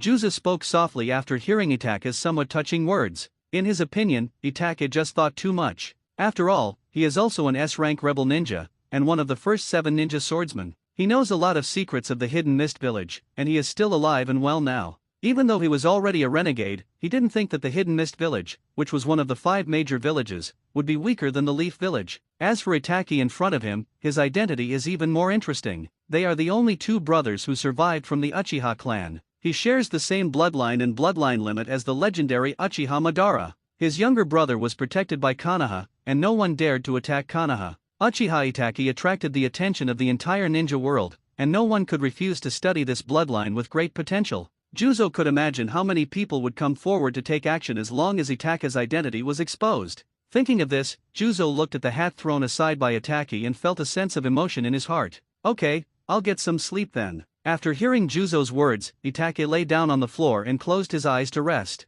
Looking at Itake lying down, Juzo was silent for a while. This little brat who doesn't know how to respect the elderly and love the young. After a moment of silence, Juzang said somewhat sarcastically. Then he felt a little bored and fumbled around in his arms. He took out a wooden sculpture that he had already carved out some outlines of. He took out a kunao and started carving. But after carving a few times, he was stunned. The figure in my memory has become a little blurry without me noticing. There were too many details for him to remember clearly. Time passed in a flash. Juzang looked speechlessly at the wood carving in his hand, which he had only made a few cuts to in the afternoon, and put it into his arms in a somewhat decadent manner. Then I opened the door, asked the waiter to order some food, and prepared to eat something later and see what happens in the evening. The sound of the door opening made Itaki, who was lightly sleeping, open his eyes, and then he sat up silently. It will take a while for food to come out. Why did you wake up so suddenly? Looking at Itaka drinking water, Juzo spoke softly. No need to sleep. I heard the noise outside has died down a lot.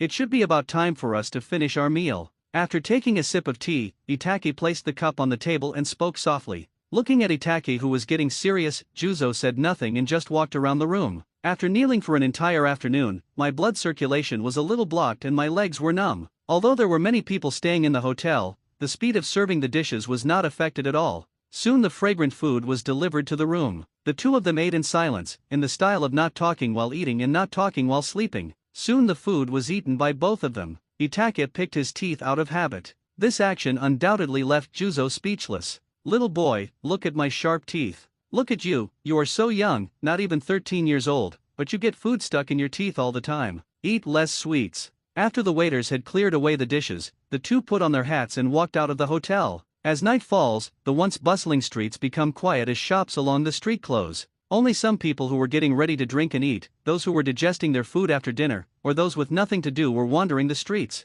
together or separately. When they reached the fork in the road, Juzo asked softly, "Let's go together. Anyway, we are just trying to figure out the terrain. There is no need to worry too much." Itaki responded calmly to Juzo's question. All right. After walking for a while, Itaki felt a little complaining in his heart. Their attire is a bit too unconventional. As a result, people passing by always look at them with strange eyes. But Itaka knew the reason. Who would be so stupid as to wear a bamboo hat in the middle of the night? Although there are street lights at night, this equipment seems to be particularly conspicuous at night. A few hours later, the two of them had basically walked through the small town, and Itaki couldn't guess where the rebel ninja was hiding for a while. In a city like this where all kinds of people come together, it's extremely difficult to guess other people's thoughts from a psychological perspective. But it can't be said that it was a completely wasted trip. Itaka discovered quite a few people who had the same intention as them. If Kakuzu were here, he would probably be very excited. Because Itaka found that there were many people who either wore masks or used chakra to transform.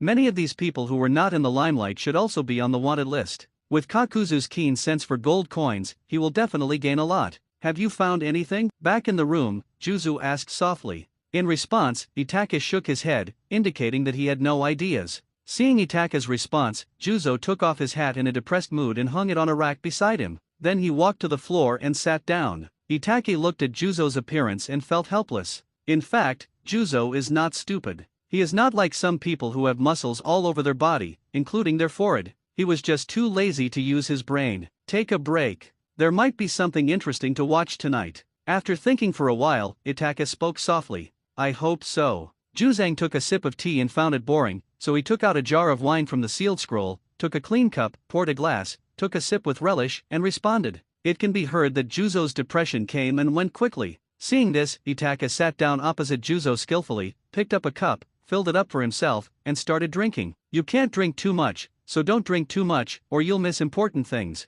Seeing the large glass of wine poured by Itaka, Juzo felt heartbroken, thinking that the good wine was being wasted. He quickly drank the wine in the glass, and then filled the teacup again. He put the wine jar into the sealing scroll in one go. The Itaki was very upset when he saw this scene. I was shocked. I didn't expect you to be this kind of Juzo. Juzo pretended not to notice Itaka's gaze. He just looked at the cup quietly, and sighed in his heart that it would be nice to have some snacks to go with the wine. After dealing with Itaka, the honest man Juzo also learned some of the true teachings. Tap, tap, tap. Just when the wine in the two cups was finished, Juzo remained calm, while Itaka's face flushed and his eyes were a little blurry. There was a knock on the door.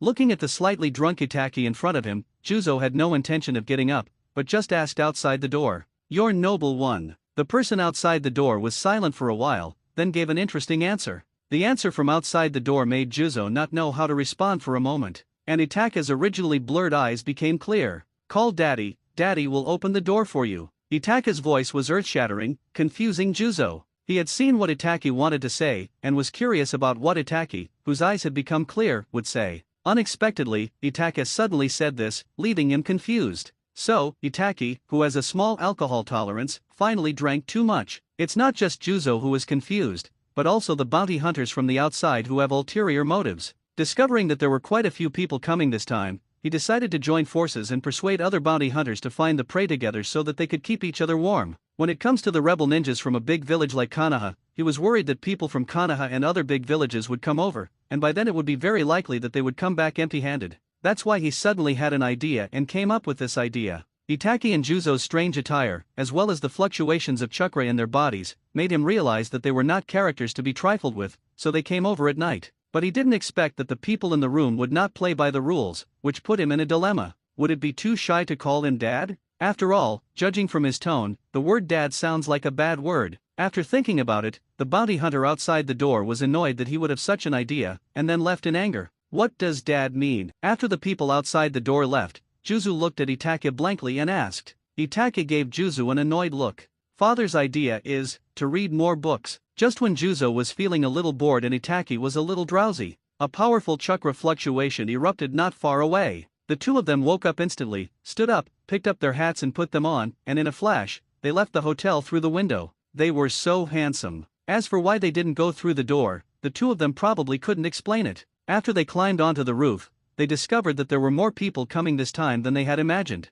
This chakra fluctuation is like frying fish. Everyone rushed towards the place where the chakra fluctuations were occurring. The two of them sat on a roof, looking at the two figures fighting below. Itachi felt a little regretful. It would have been nice if he had a handful of melon seeds at this time. When do we start? Seeing one of the men smashing the ground easily, Juzo compared himself and discovered that the man was none other than the target of the mission, Yoshiji Yamamoto, so he leaned close to Itachi's ear and spoke softly. It seems that the power of the people is still quite strong. The target person surfaced so quickly. Itachi sighed softly at Juzo's words but didn't give a direct answer. Itachi looked at Juzo, who was talking nonsense beside him, with some surprise, and he began to feel restless in his heart. But he was just eager to do something, but did not take any action. Although the alcohol numbed his nerves somewhat, it could not break his steady instincts. Let's wait a little longer, at least until Yoshiji Yamamoto is dead down there. Itachi spread out his perception while using the delay tactic. After hearing Itachi's words, Juzo didn't say anything else, but just watched the battle below with some boredom. He was originally a warmonger, and after being fueled by alcohol, the fighting spirit in his heart was burning fiercely.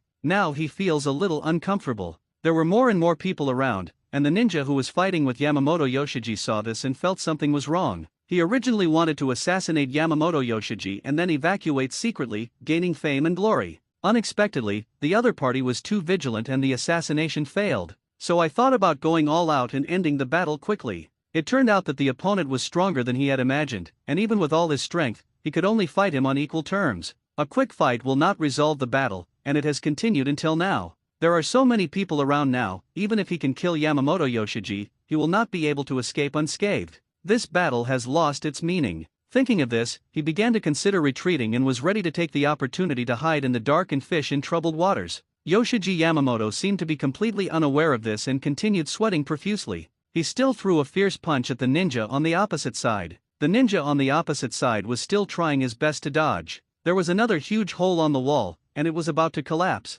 The equally matched opponent rolled on the ground again and stood up gracefully. His skill was so heartbreaking. This time he is different from before, he has grown. While he was dodging, he made a seal. It was so amazing that it made people's scalps numb. He was no longer the same person who rolled over and over again and fled in a panic. As expected, human potential is infinite. Seeing that his punch missed, Yamamoto Yoshiji turned around and kicked him with a whip kick. After kicking it, he was stunned for a moment. He seemed to have kicked the annoying fly this time. Just as he was stunned, a puff of smoke erupted from the opponent in front of him, and he turned into a piece of wood. After waiting for a few seconds, the other party did not reappear. Only then did Yamamoto Yoshi realize what had happened. His opponent had actually escaped. When Yamamoto Yoshiji saw the densely packed crowd around him, beads of sweat the size of beans dripped onto the ground from his forehead. Oh no, I'm addicted again. Yoshiji Yamamoto, who was 1.87 meters tall, touched his big bald head and talked to himself in distress. He also knew in his heart that his time was probably coming to an end.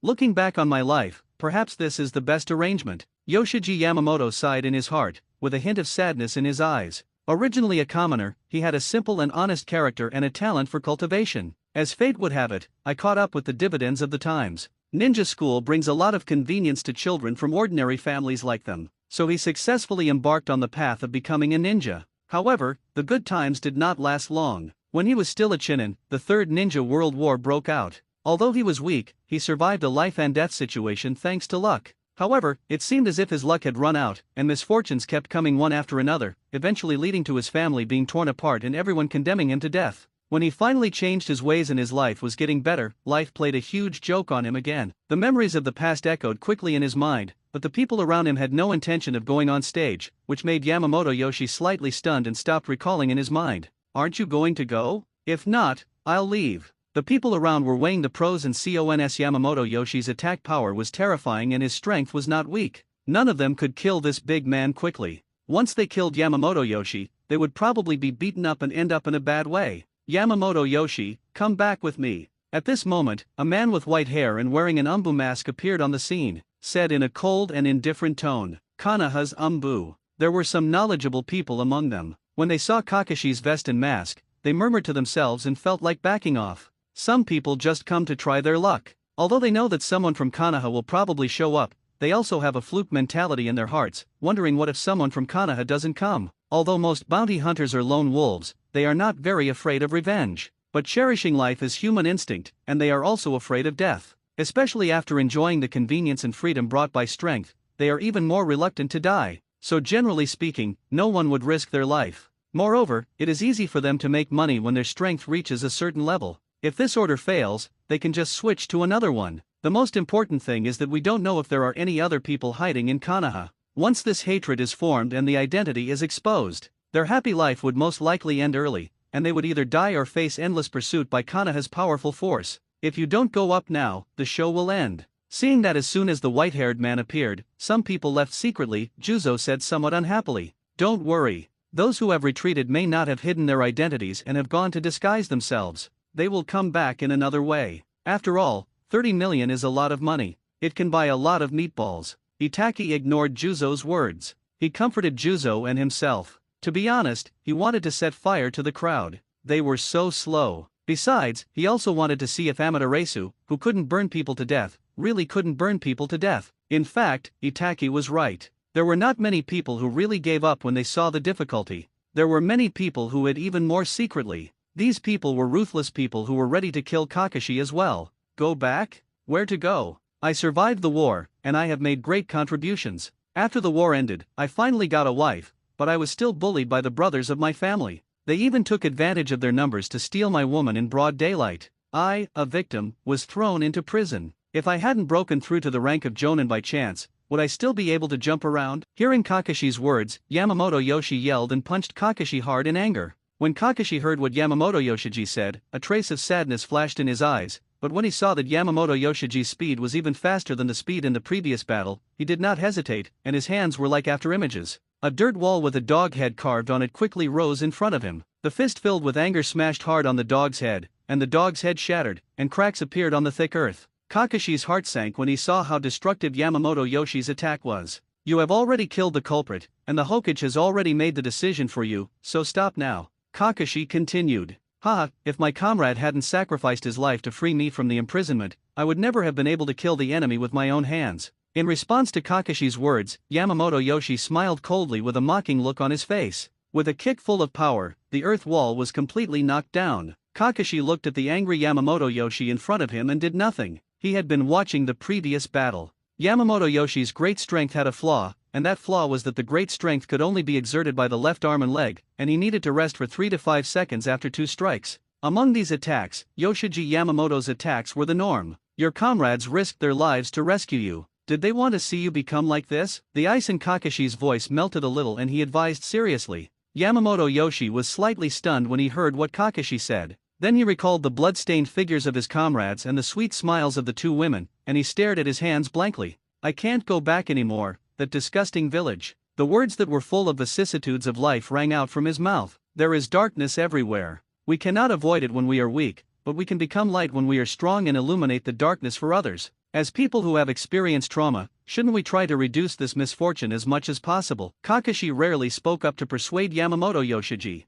I now understand why Naruto has the best mouth-to-mouth skills. It turns out Kakashi also contributed a lot, and he didn't teach Naruto nothing. Itaka sighed softly when he saw this scene. "Are we ready to go?" Juzo, who was standing nearby, heard Itaki whispering, but didn't catch the specific content, so he asked with a perked-up look. Itaki rolled his eyes at Juzo's encouraging words. Forget it, let's fight. It's really annoying to keep nagging. Faced with Juzo's request for another fight, Itake's patience was finally worn out by impatience and alcohol. So while speaking to Juzo, he took off his hat and threw it aside. After all, both Amaterasu and Tsukuyomi have certain prerequisites. If you cover your eyes, it will be useless. Burn, Amaterasu. Looking at the people around him, they were just watching the fun and chatting below. Itake's 3 Megatama quickly transformed into a Mangekyo, and then he chose a crowded place and fired an Amaterasu. Light a fire to liven up the atmosphere. But don't be too reckless, after all, this thing consumes too much energy. Itake's sudden burst of chakra drew the attention of everyone in the room.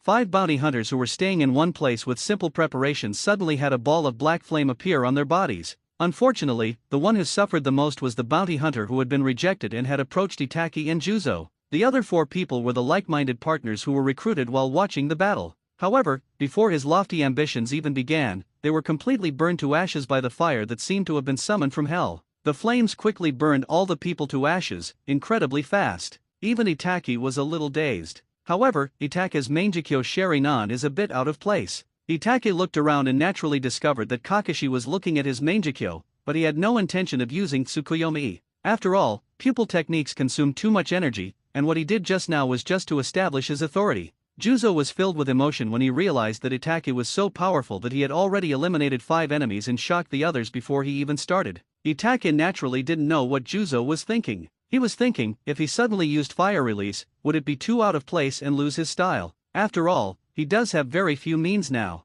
Some strange ideas also appeared in his mind, such as when to go back to Konoha and learn some ninjutsu, or he, who has wind attribute, could create Raisenon and Raisin Shuriken. After all, the A-level ninjutsu, Raisenon, and the S-level Raisin Shuriken are the only jutsu that have tutorials in the original work. Although the Spiral Shuriken requires the blessing of fairy arts, otherwise it cannot be released and it hurts the wrist too much, but it is really powerful. When Itake was a little distracted, Juzo clapped his hands and quickly used the auxiliary ninjutsu, the mist-hidden technique, with both hands alternating. You know what, even though it's only a C-level ninjutsu, it's really very useful. This technique, coupled with his excellent physical skills and strength, can be said to be the fundamental reason why he can show off on the battlefield. Of course, there are too many people here, including some who have the ability of wind escape. You use fog, and I will use wind to blow it away for you. This is not just talk, but some people have already started using wind escape. It can be said that Juzo is the weakest member of the current Akatsuki organization, except for his partner Kakuzu. But even though he is a little bit weak, he is undoubtedly the bravest and most stubborn one.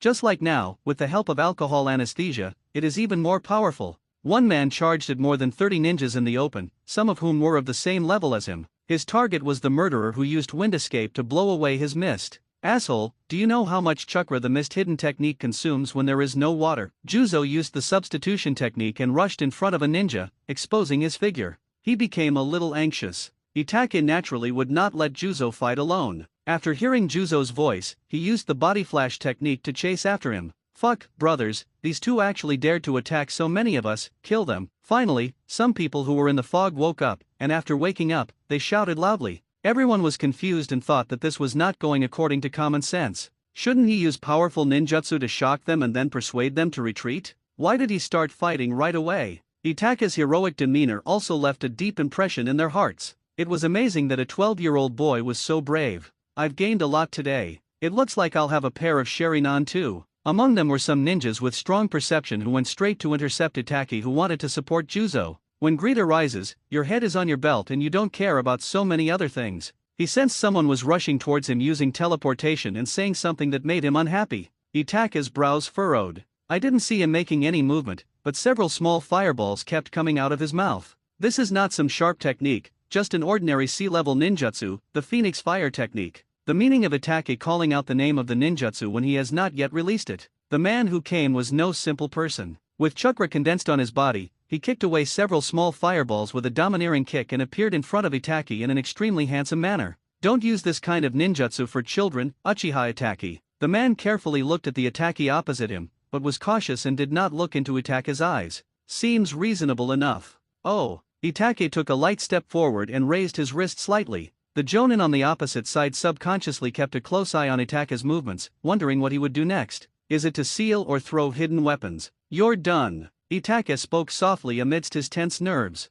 His voice was like a devil's voice, and the scene in front of him changed instantly. Looking around at this moment, there were trees everywhere, and the branches and roots of these trees were quickly binding towards him. Illusion? How is that possible? The man raised his hands, ready to form seals to break the illusion. But when masters fight, a single second can be fatal. At the moment he was stunned, Utaka's figure had disappeared from the spot. When he broke the illusion and the fog filled the air again, the slight sounds and strong winds behind him made him shudder. Brother, spare my life. I won't dare to do it again. Please spare my life. The man knelt down decisively, with no intention of fighting back. He has already realized the gap in strength between him and Itaki. This elusive figure and the ability to trap him without him even noticing made him terrified. The opponent's explosive potential made Itaka's sword strike in vain. The only thing in his mind was the possibility of the other party counterattacking or escaping. He didn't expect the bastard to kneel down, causing his sword to miss. Let's go, don't come back. This is not a place for someone like you to take over.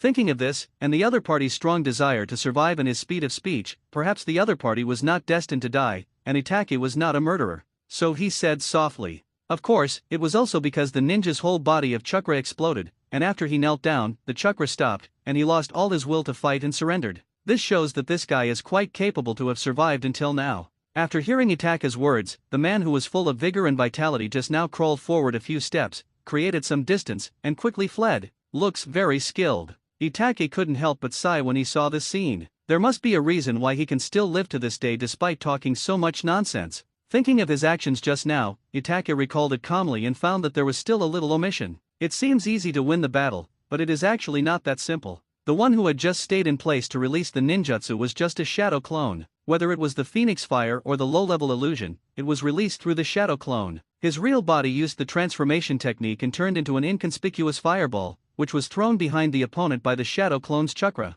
Taking advantage of the opponent's momentary mistake and distraction, he won the victory in one fell swoop. If nothing unexpected happened, he would have directly taken off the opponent's head. As for how the opponent was trapped in the illusion, this was the most important part. Of course, there was also his speed of casting the spell, which seemed to require no hand seals. The roar just now was too loud, so he was surrounded and beaten. In addition, Itaka's black flames were too terrifying, and the bloodline limit of the Sharingan was too famous, which made them subconsciously prepare to pick on the weak first. Therefore, Juzo was in great discomfort at this moment. Even though his attack was powerful, he could not resolve the battle in the first place. After all, this is not an assassination, a sneak attack from the dark. If he didn't fight, his mist hidden technique would all collapse. This is also a difficult situation. After all, he liked the feeling of being in the mist concealment technique so much that he subconsciously used the mist concealment technique. Now I am not running for my life, nor am I fighting alone, so, he made a domineering circle, resisted the siege of 4 ninjas, and repelled them with violence.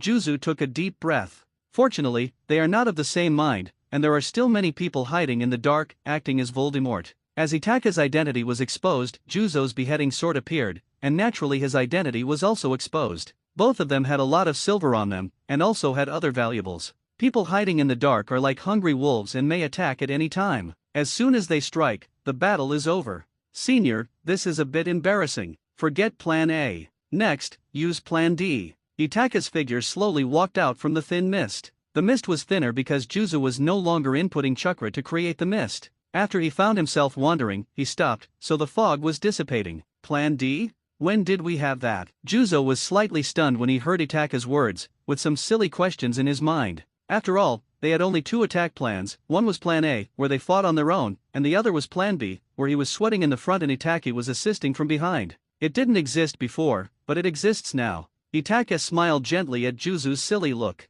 But his Megatama, which had long since recovered from the Sharingan, began to spin rapidly. If you use a technique like Amaterasu that may not kill people, it is better to use Susanoo. Even if it is in a skeleton form, you can beat them until they cry for their parents. After all, these people are just small fry in a sense. It doesn't make Itaka feel afraid. So Itaka's Plan D came into being. Oh, then tell me. Juzo looked at Itaki, who was full of confidence, and subconsciously asked what Plan D was, but then he thought that there were so many people here and if someone heard it, it would all be in vain. Watch my back. Itaka said softly as he looked at Juzo, who was walking towards him. The chakra in his body exploded rapidly, and the Mangekyo Sharingan in his eyes was also spinning slowly. A powerful chakra rushed out of Itaka's body. The light mist around him was instantly dispersed by this chakra. Strands of red-like blood appeared outside Itaka's body. Little by little, first the ribs of the skull, then slowly upwards. Arms, head. A 10-meter-long half-skeleton appeared on Itaka's body, especially the empty eye sockets with red light, which made people feel chilly. Compared to the last time's mini Susanoo, this was the first time Itaki actually used Susanoo, and 2 lines of blood flowed from his eye sockets. He finally had a heavy bleed. 2 minutes. Itaka sensed the rapid evaporation of chakra in his body and murmured softly. Then, without any hesitation, he decisively controlled Susanoo's huge skeleton fist and smashed it at Juzo's opponent, who had been frightened silly. Juzo was also frightened by Itaka's huge chakra, but he reacted after a moment and guarded the back for Itaki. The psychological quality and reaction speed are very strong. Itaka's suggestion to let Juzo guard the rear was certainly not without reason. When Suzuki was fighting with Danzo, Susanoo, whose second form already had meridians all over his skull and possessed rudimentary weapons, was almost broken from behind by Danzo's wind escape. This means that in the early stages, Susanoo's weakness is his invisible back. With one punch, he smashed 1.5 of the 4 people who were shocked by Susanoo for the first time. 2 of them reacted in time, and the kinetic energy increased by the chakra explosion throughout their bodies allowed them to exit the attack range in time. There was one who faced the power of Susanoo directly, and was caught by the huge gust of wind from his fist, and could not move at all.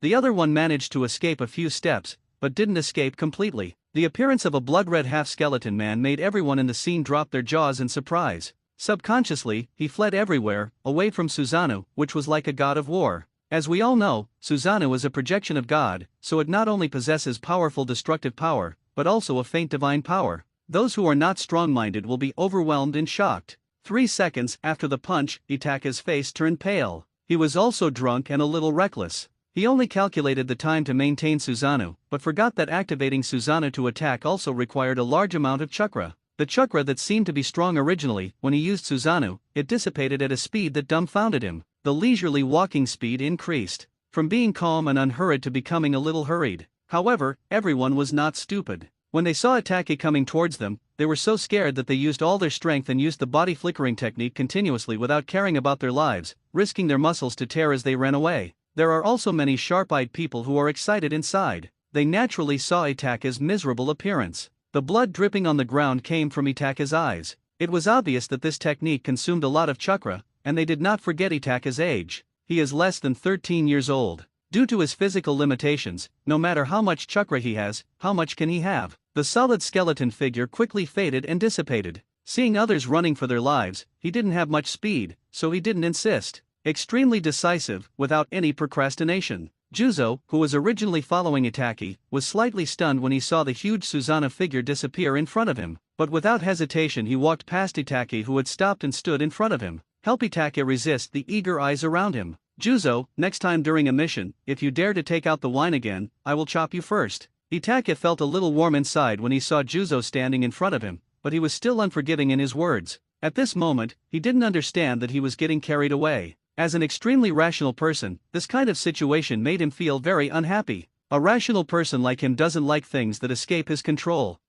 Let's talk about it after you survive. Juzo couldn't resist Itaka's voice, which was so gentle even when he cursed. So he started to speak jokingly. Even if their chakra has been used up, they only need to rest for a while to recover. When that time really comes, the mission will be abandoned and no one can stop them. Humph, stop laughing. Itaki rolled his eyes at Juzo's words. Then he wiped the blood off his face and slowly walked towards Yamamoto Yoshiji and Kakashi. Although the weasels were harmless at this time, they did not dare to move forward. They were all pulling and weighing the pros and cons, waiting for someone to show up and test the waters. Brothers, he is so young, he must not have much chakra, and the chakra in his body must have been used up. Let's charge and take him down in one fell swoop, dig out his Sharingan, and take their bounty. For example, at this time someone is already inciting the crowd. Itaki paused. The person who just screamed was so scared that he ran back wildly. Slip away. Itaki raised the corner of his mouth and smiled calmly. This situation is still under his control. Boy, I think you have a bright future.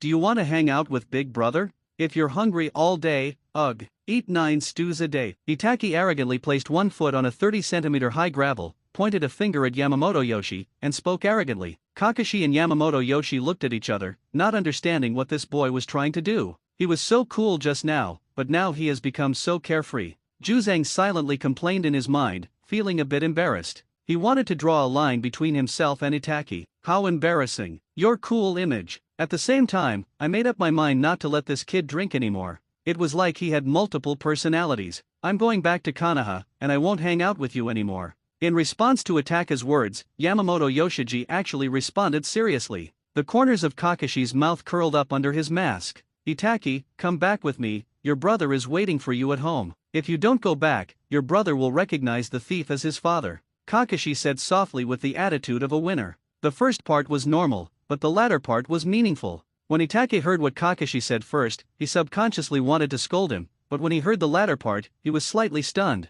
Just when Itake was about to say something, Kakashi nodded to Yamamoto Yoshi, and the two of them turned into a puff of smoke and disappeared on the spot. Gone. Fallen leaves returned to their roots. Itake did not stop the two from leaving, but just whispered softly, "Why don't you stop them? If they leave, our mission will fail." Not being able to hear clearly what Itake said, Juzu complained in confusion. "Go after me if you want. I don't have the energy to do that." Itake spread his hands and said with a pursed mouth, "Sasuke is still in Konoha now. He is still a spy of Konoha. How could he possibly fight Kakashi?" However, Kakashi's words made Itake ponder in his heart. For a moment, he didn't know what Kakashi meant. When the person who was shouting saw Itake stopping, he lost his temper and ran away, which was a great blow to the people around him. Many people left secretly. They did not dare to provoke Itake and prepared to chase Kakashi and the other two. "It's all over." Looking at the few people around and the devastation surrounding them, Itake said softly, "Where's your hat?" The two sat down and asked almost in unison. Itake picked up the teapot and subconsciously wanted to pour a glass of water to drink, but after thinking it over, he put it down. "Forget it, let's go." Itake noticed a few sneaky figures wandering around the inn, so he spoke softly. "Good." Juzu nodded slightly in response. Perfect understanding. The two left the hotel and left the small town. The two did not feel too much about the failure of the mission. "I have even thought of hundreds of reasons for failure. Anyway, as long as you have fun playing, that's enough. Do you know what Orochimaru has been doing lately?" Originally in the hotel, under the lights of the small town, Itake didn't take his declining eyesight too seriously. But now, when they were traveling in pitch darkness, their night vision was extremely poor, which reminded him of Orochimaru. Since there was no chance to meet Orochimaru, he would create an opportunity. And after hearing what Kakashi said, he felt a little uneasy and decided to take some time to sneak into Konoha to take a look. This undoubtedly disrupted his original arrangements and plans. The pace also quickened. "Why are you asking Orochimaru? Do you want to be his teammate? Let me tell you, Orochimaru is not a good person. You are from Konoha, so you should have heard about it. He often uses children for experiments, and most of the experimental subjects are 12 years old." Itake suddenly asked about Orochimaru, which made Juzo feel uneasy. Could it be that I was not strong enough this time, causing this kid to doubt my own abilities, and so he wanted to abandon me? Itake's sudden question and the failure of this mission made Juzo imagine a big drama in his mind, so he unprincipledly spoke ill of Orochimaru behind his back, hoping to discourage Itake from doing so. After all, the two of them were originally from the same village, so it was not impossible for them to get together. I just want to meet him and ask him something, nothing else." Itake looked at Juzo in a strange way in response to his somewhat nervous words. "I felt a little emotional. This damn charm. Oh, that's good. I'll ask for you when we go back this time." When Juzo heard Itake's answer, he looked at Itake seriously and found that he didn't seem to be fooling him, so he spoke softly. It's not that he couldn't bear to part with Itake, he just didn't want to get to know him again. It was too much trouble. Moreover, we have finally developed a little tacit understanding. If we were to replace people again, it would be a headache just thinking about it. Of course, Itake's own strength and character are also extremely perfect, which fits his fantasy of teammates very well. And the jokes Itake made when he was drunk made his originally lifeless world a little more lively. "Okay, that's troublesome." Hearing Juzo's words, Itake nodded. "You can take a rest here. The little mouse behind you is too annoying. I'll go take care of it." After hearing what Itake said, Juzo didn't say anything else, but he sensed that the mouse behind him was biting him tightly and said with some annoyance, Itake had no intention of refusing Juzo's offer, and he was feeling a little annoyed. If Juzang hadn't spoken, he would have been ready to personally swat those flies to death after his strength and stamina had recovered. As for whether Juzo could win the fight, Itake knew it well. If he can't win, Juzo can just give the beheading sword to someone in need, and he can go farming himself. Time flies, and half a year has passed in the blink of an eye. Itake finally got what he wanted and met Orochimaru. After all, Akatsuki was very ambitious, and although they had a small number of members, they also influenced the entire ninja world. So it was common for Itake to return to Akatsuki while Orochimaru was away, and it was extremely difficult for them to meet. "Itake-kun, do you have something to ask me?" In a tavern, two people sat opposite each other. Orochimaru took a sip of wine and asked straight to the point. But the vertical pupils, looking at Itaka's eyes as if he was looking at prey, made Itaka feel a little unhappy. Itaka took a sip of his wine with some displeasure, then pondered for a moment. He didn't know how to talk to Orochimaru, whether to be direct and to the point or to test the waters a little. "Are you interested in my eyes?" After thinking for a while, Itaka spoke softly, and the first thing he said was a royal bomb. Itaka's words made Orochimaru, who was originally smiling, stunned, and his pupils shrank slightly. He couldn't understand the 13-year-old boy in front of him. He had originally collected intelligence on Itaka, which made him feel that he had a clear understanding of who Itaka was, but these words from Itaka simply left him dumbfounded. Faced with Itaka's straightforward words, Orochimaru's brain was a little out of control, and he didn't know what to say for a moment. The atmosphere became silent. Who wouldn't be interested in the secret of the Sharingan? Orochimaru drank a glass of wine to calm himself down, then spoke gently, as if he were an old friend. There is no longer that attitude that seems to be playing with life, but actually shows disdain in the heart. He has a powerful mind that allows him to easily see into other people's hearts and keep everything under control. So everyone in front of him seemed to have no secrets and were full of weaknesses, which made him feel a little boring. He suddenly felt that the talented young man in front of him seemed a little different, which made him more interested. It's worth his serious attention. He raised Itaka's status to an equal level, instead of looking at Itaki with the eyes of a child or prey. "It seems that your knowledge reserve is not enough to solve my doubts." After hearing what Orochimaru said, Itaka spoke with some disappointment, then picked up the wineglass and took a sip, with no intention of putting it down. It seemed as if this conversation had come to an end. Orochimaru's head was buzzing. What on earth did this make sense? Why do I suddenly doubt my academic knowledge? Seeing that the originally sharp vertical pupils became a little confused, Itaka felt somewhat satisfied. This conversation was effective. He didn't say anything, just sipped his wine, waiting for Orochimaru to speak. Just as Itaka was about to finish his glass of wine, Orochimaru's mood had calmed down. "Itaka-kun, you look quite confused." Orochimaru looked at Itaki with a hint of meaning. "Can you make people without blood relations become brothers?" Seeing that Orochimaru had calmed down, Itaka spoke softly. "What?" Itaka's words made Orochimaru stunned again. "Just now, we were talking about eyes, and as we were talking, we started to question our own academic knowledge. Now, we have changed the subject and are talking about blood. My eyes have evolved from the Sharingan to the Mangekyo, and are more valuable for research than you think. If you can't turn people without blood ties into brothers, then this conversation between us is over." Putting aside the weird feeling, Orochimaru murmured softly. Itaki looked at Orochimaru indifferently, although he appeared to be very calm on the surface. In fact, he knew in his heart that if Orochimaru in front of him couldn't solve the problem, no one in the world could solve this problem, and he had no choice but to give up the plan in his mind. "Tell me what's going on." The blood relationship that Itaki mentioned happens to be the area in which Orochimaru excels. After all, no one understands the human body, cells, and genes better than him. "I have a friend, one of his friends died and he was very sad, so he wanted to continue his friend's bloodline in this way." The first thing Itaka said was, "I have a friend." The rest is almost all bullshit. "He's dead." After hearing Itaka's words, Orochimaru was a little dazed. "You mean Shisui?" However, Orochimaru's mind was almost that of a demon, and he immediately exposed Itaka's nonsense as soon as he opened his mouth. Itaki was a little stunned by Orochimaru's intelligence. He didn't expect Orochimaru to be so smart. "It's really scary." The fear in my heart also rose fiercely. Unconsciously, the murderous intent in his body began to boil over. This feeling of being out of control made him very uncomfortable. Orochimaru smiled slightly and didn't care at all about the sharp look in Itaka's eyes and the murderous aura on his body. To be honest, the number of people he has killed, the number of people who have died at his hands, is probably more than the number of people Itaki has ever seen. This weak murderous aura is really a bit of an amateur's trick.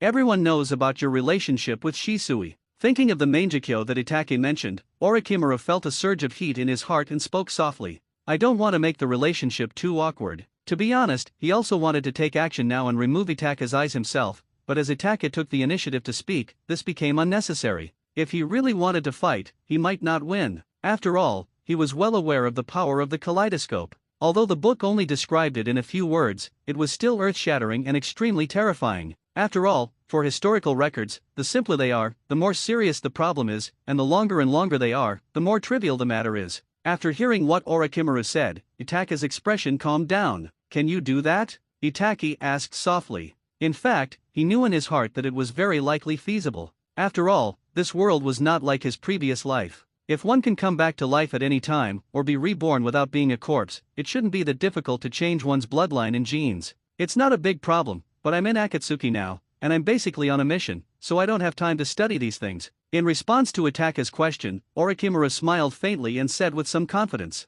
"It's obvious that they are negotiating terms." He was just curious about the Akatsuki organization, and when he wanted to leave, he could just wave his sleeves and leave at any time. In his opinion, in this world, no matter where you are, you can basically come and go as you please. In the original novel, if he hadn't fallen into Itaka's ten-fist sword, he could have basically lived a carefree and comfortable life until the end. The Orokai-style substitution technique, which was almost a bug, made him completely invincible. His soul has become a little weak after being reincarnated, which is his weakness. I can't give you the Mangekyo Sharingan. If I give it to you, I won't be able to use it myself. I can only provide you with some Mangekyo Sharingan cells. Itaki understood what Orochimaru was trying to say, so I said it softly. Of course, he couldn't give his own Mangekyo cells to Orochimaru, so he planned to extract some cells from Fugaku's Mangekyo and give them to Orochimaru. Itaki-kun is straightforward. Having the cells is enough, but you may need to give it a few more times. In response to Itaka's words, Orochimaru smiled and said,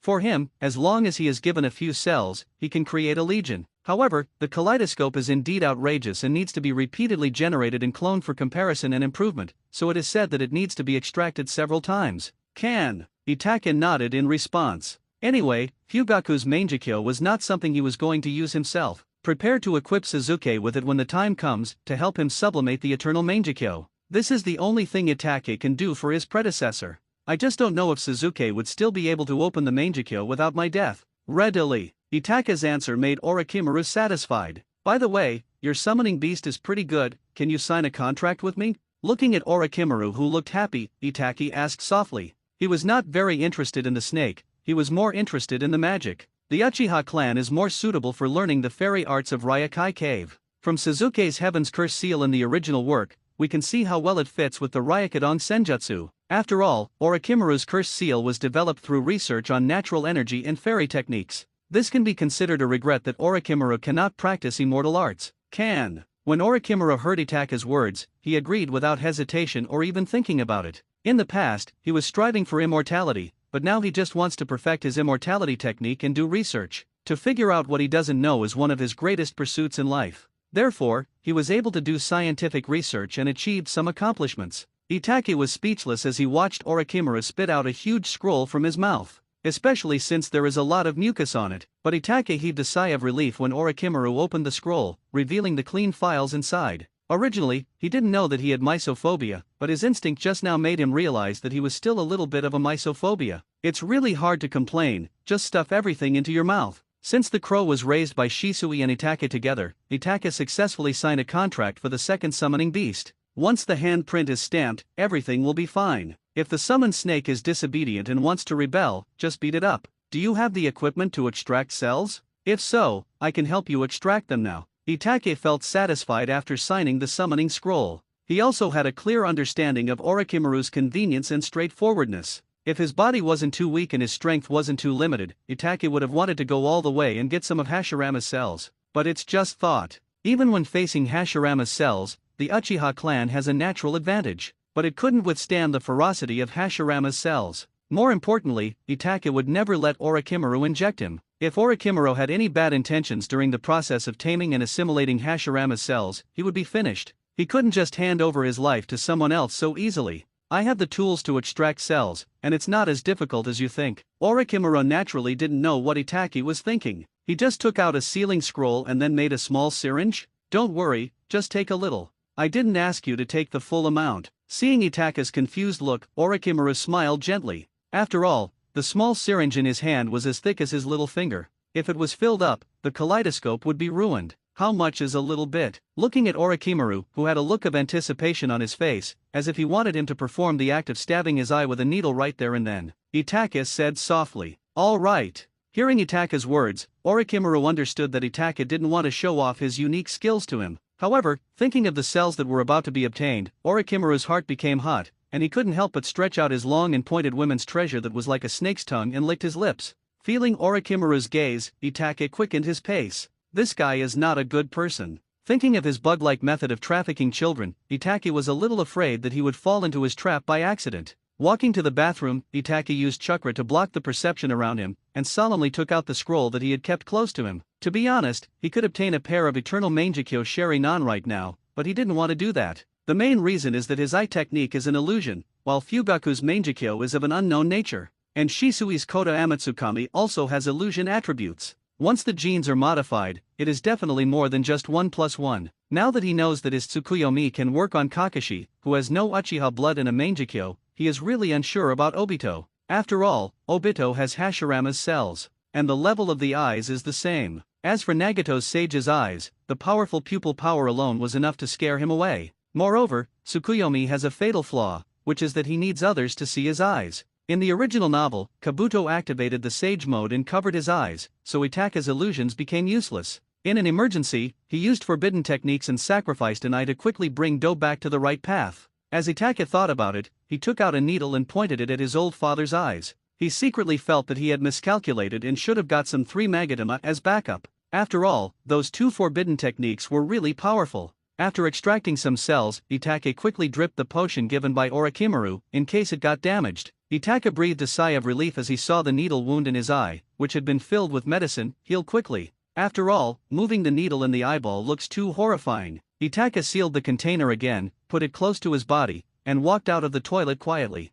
He put the syringe in his sleeve, otherwise it would be difficult if someone saw it. After Itaka handed the syringe to Orochimaru, Orochimaru hurriedly and carefully took it, and then used some containers that Itaka could not understand to seal the syringe. Do you still have Shisui's cells? Either hair or skin tissue will do. I can find his DNA and analyze it to create a medicine. After packing up the syringe, Orochimaru said seriously, let's be honest, since it is a transaction, we must execute it seriously. Moreover, he has never done this before, and he is quite interested in researching it. If he had done this before, he wouldn't have been interested in it. After listening to Orochimaru's words, Itaka took out a scroll from his body. The scroll was opened, revealing some of Shisui's relics. This was Shisui's body that was preserved by his predecessor. Itaka didn't find it, so he could only go to Shisui's home to search for some relics. He originally planned to make a cenotaph for Shisui, but for some reason his predecessor didn't take action, so he kept it on himself. You two have such a deep affection for each other, Orochimaru said softly as he watched Itaka holding Shisui's clothes and searching for something inside his hair.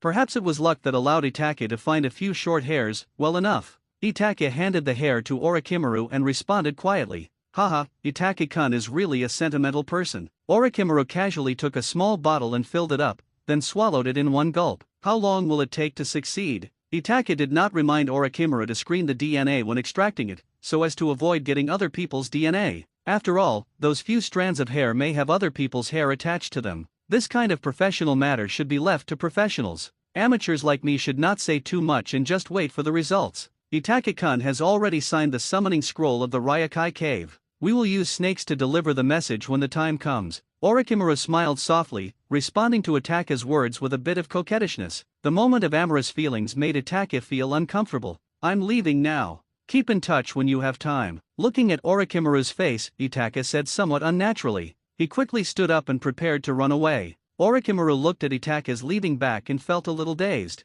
It's great to be young. Orochimaru sat for a while, finished the wine in the glass, and stood up to leave. Sir, please pay for the wine. Just as Orochimaru was about to leave, the tavern waiter stood in front of Orochimaru and said with some fear. Orochimaru's vertical pupils and the murderous aura he exuded made the ordinary waiter feel a little scared. Hey, didn't my companion pay the bill? Orochimaru was somewhat confused by what his teammate waiter said. No, he said you were married. Orochimaru licked his lips, remembering how Itaka did this kind of thing, and the corners of his mouth rose slightly. What an interesting person. At this time, Itaka was walking towards his residence. He wanted to pay the bill just now. I originally thought that he should pay for the drinking party he organized, but suddenly I remembered the purse, which he had thrown next to the pillow, and I forgot to take it. That's why I ran away early and did such a shameful thing. After all, this is indeed a bit unfair. However, when I thought about how I had tricked Uncle Snake a little, I felt a sense of accomplishment. After all, facts aside, Orochimaru is indeed a very charming person. Tap, tap, tap. Just as Itaka returned to his residence and sat down to drink a cup of tea, there was a knock on the door. This made Itaka feel a little confused. Could it be that Orochimaru found here and asked for money for the drinks? Although he was thinking about it, Itaka decided not to let the other person wait any longer and opened the door first. When Itaka opened the door, Juzo's unique appearance appeared in front of Itaka. Juzo? What are you doing here? Itaka made room for Juzo and asked with some confusion as he let Juzo in. How was your conversation? Juzo asked anxiously as soon as he saw Itaka close the door. It's okay. It went pretty smoothly. I didn't expect that my fellow villager is actually quite nice. In response to Juzo's question, Itake walked to the table, sat down, poured Juzo a cup of tea, and replied. Juzo took the tea Itake handed over and drank most of it in one gulp. It's good that everything went well. I came here just to ask you if everything went well. If not, I'll help you beat him up. After hearing what Itake said, Juzo acted like a thug. Haha, thank you very much, Juzang. Itake smiled slightly at Juzo's words. In fact, as time went by, Itake also wanted to save Juzo's life. Itake estimated that he and Juzo would go to the Land of Water to investigate the Three Tails in the next 1 or 2 years, so he tried to find something for Orochimaru to do. Let Orochimaru leave the organization as soon as possible. When the organization is short of people, Obito should let Kisame go on stage early to replace Orochimaru and be a companion to Scorpion of the Red Sand. The tragedy of Juzo should never happen again. Moreover, once this butterfly effect is activated, it is very likely that Deidara, who is less than 12 years old, will not be persecuted, and will be able to serve as Itsukage and marry his junior sister. Itake didn't go in, but he knew roughly what happened. Orochimaru has defected from the organization. Keep an eye out when you are on a mission. If you find any trace of him, find him, kill him, and take back his ring. In the shadow, Pain's voice was somewhat gloomy. It was obvious that he didn't expect Orochimaru to dare to play this trick under his nose. The phantoms of the crowd looked at their mouths and noses, with no intention of speaking. Most of them are similar to Orochimaru. They defected from the village and had nothing to do, so they joined the Akatsuki organization to find something to do. If you see a suitable person during your mission, you can try to bring him into the organization. Seeing that everyone was distracted, Pain complained in his heart. At the same time, Orochimaru's departure made him realize that he should bring back more people and a few substitutes to take over. Otherwise, once someone dies honorably, or becomes disabled, or defects, there will be a shortage of people, which will greatly affect the progress. Kid, do you know something? You just met Orochimaru yesterday, and today he defected from the organization. After leaving the headquarters, Juzo looked at Itake strangely and said softly, I don't know anything. He may be going to look for the truth. If I find something to do, I will go too. Itake heard Juzo's question and responded softly. That's right. It's hard to find a job now. If there's nothing to do, who would be willing to work for others? Moreover, the philosophy of Akatsuki is very complicated, basically one lie wrapped in another lie. One link after another. Yes, we are all confused people. Hearing Itake's words, Juzo sighed softly, his tone full of complexity. What is the mission this time? After this mission, I will go back to Konoha. Itake didn't say anything about Juzo's sigh, but just changed the subject and asked. At the same time, he expressed his own thoughts. Kakashi's words half a year ago were still echoing in Itake's mind, vividly. This really made him unable to sleep or eat. If meeting Orochimaru wasn't a top priority and couldn't be postponed, he wouldn't have delayed it for so long. Now that he is in Akatsuki, he has to follow Akatsuki's rules of the game, so he waited half a year before meeting Orochimaru. After all, once you enter the world, you have no choice. Moreover, his current strength does not support him to waste time in this organization. You want to go back to Konoha, this mission. After hearing Itake's words, Juzo's tone was somewhat complicated. He reached his hand into his arms and silently stroked the wood sculpture that could not be carved any further, carefully feeling the touch of the tiny features transmitted back to him by his fingertips. This time our mission is to go to the Land of Water to search for the traces of the Three-Tail. Since the Hidden Mist Village has been in the state of a bloody mist village for many years, the outside world does not know what is going on inside. The Three-Tail is related to our plan, so we need to get information about the Three-Tail. After Juzo sighed, he spoke softly about the mission. Why this mission? The Hidden Mist Village is now sealed off. Once we go in, we will be exposed immediately. When facing a large village, it will be like giving ourselves away. Itake's voice changed when he heard Juzo's words, no longer as calm as before. Little ghost, can we go back? Juzo, who was lost in his own world, muttered softly as if he hadn't heard Itake's words. Why go back? We can't go back anymore. Seeing Juzo losing his composure, Itake felt more and more uneasy, and spoke in a somewhat irritable tone. He didn't understand why this happened. Orochimaru had passed away at this critical juncture, but they still received such an outrageous task. Our organization is already short of people, why do this? And although Juzo is a little weak, he has been doing his missions diligently over the years. Pain's office. Pain asked the masked man opposite him with some complexity. You got the news about what happened half a year ago, right? The power of a junior like me. Obito did not respond to Pain's question, but just spoke softly, saying something that seemed unimportant. So what? Is that kind of power very strong? I can just suppress it with one hand. Pain felt contempt for Obito's words and spoke calmly. So, how strong were you when you were 12 years old? Obito pretended not to hear Pain's words and just asked an irrelevant question. Pain was silent for a while, thinking back to that time. It seemed like the three of them had just become Jiraiya's disciples not long ago. Until then, they were still eating moldy bread, sleeping in a damp cave. So what? No matter how talented you are, you can't surpass my sage eye, the samsara eye. This is a limitation of the rules. In response to Obito's words, Pain spoke stubbornly. Well, there are indeed restrictions on this, but it's better to find someone to monitor you, so that you don't get out of control. Obito felt disdainful of Pain's words. He knew very well the origin of Nagato's Rinnegan. Juzo has been in our organization for so long. Can't I just talk to him and ask him to monitor and report on Itaka's situation? What's the point of doing this? Looking at the person in front of me who calls himself Uchiha Madara, he has no vision at all. Pain felt a wave of contempt in his heart. Nothing, I just don't trust him. Obito responded softly, Itaka's image and erratic personality appearing in his mind. The most important thing is that he can calculate Pain's situation very well, but he seems unable to see through Uchiha Itaka's heart. And Itaka's eyes, like his, were of the same level. He only has one Mangekyo, which is his weakness, while Itake has a pair. If he is not careful, he might fall. So he felt uneasy if he didn't pay attention to Itaka's movements. Because if we wait a little longer, I don't know what Itaka's strength will become. Compared to Juzo, Obito admires Kisame, whom he recruited, more. And Kisame is his man, not only to monitor Itake, but also to drive a nail into the Akatsuki organization. After all, the Akatsuki organization is becoming more and more powerful, and is no longer just a group of 2 or 3 big cats like before. He couldn't underestimate this power. All right, Pain looked at Obito deeply, thinking about something, but remembering that the execution of the plan still required the other party's help, he did not say anything more until a fallout broke out. After all, the theory and practice of this plan were all designed by the mouse hiding under the mask in front of us. After walking a few more steps, Itaka stopped and spoke softly. What do you mean? Juzo came back to his senses and was a little confused when he heard Itaka's words. I mean, give me the ring and get out of here, Itaka said as he looked at Juzo coldly. What do you want to do? If I give you the ring, wouldn't that mean I've defected from the organization? I don't want to. I will never defect again in my life. After hearing Itaka's words, Juzo felt that it made some sense, but he still replied firmly. Seeing Juzo's look, Itake was silent for a while. The Blood Mist village has not been liberated yet and is still under Obito's control. This put him in a dilemma. He really didn't know how to tell Juzo about this. I heard that a rebellious ninja organization appeared in the Hidden Mist village. They seem to want to restore light to the Hidden Mist village. Itake calmed down and spoke softly. He also realized that he was in a state of confusion due to worry. He didn't tell her the reason, so Juzang would have to have a brain cramp before he would listen to him.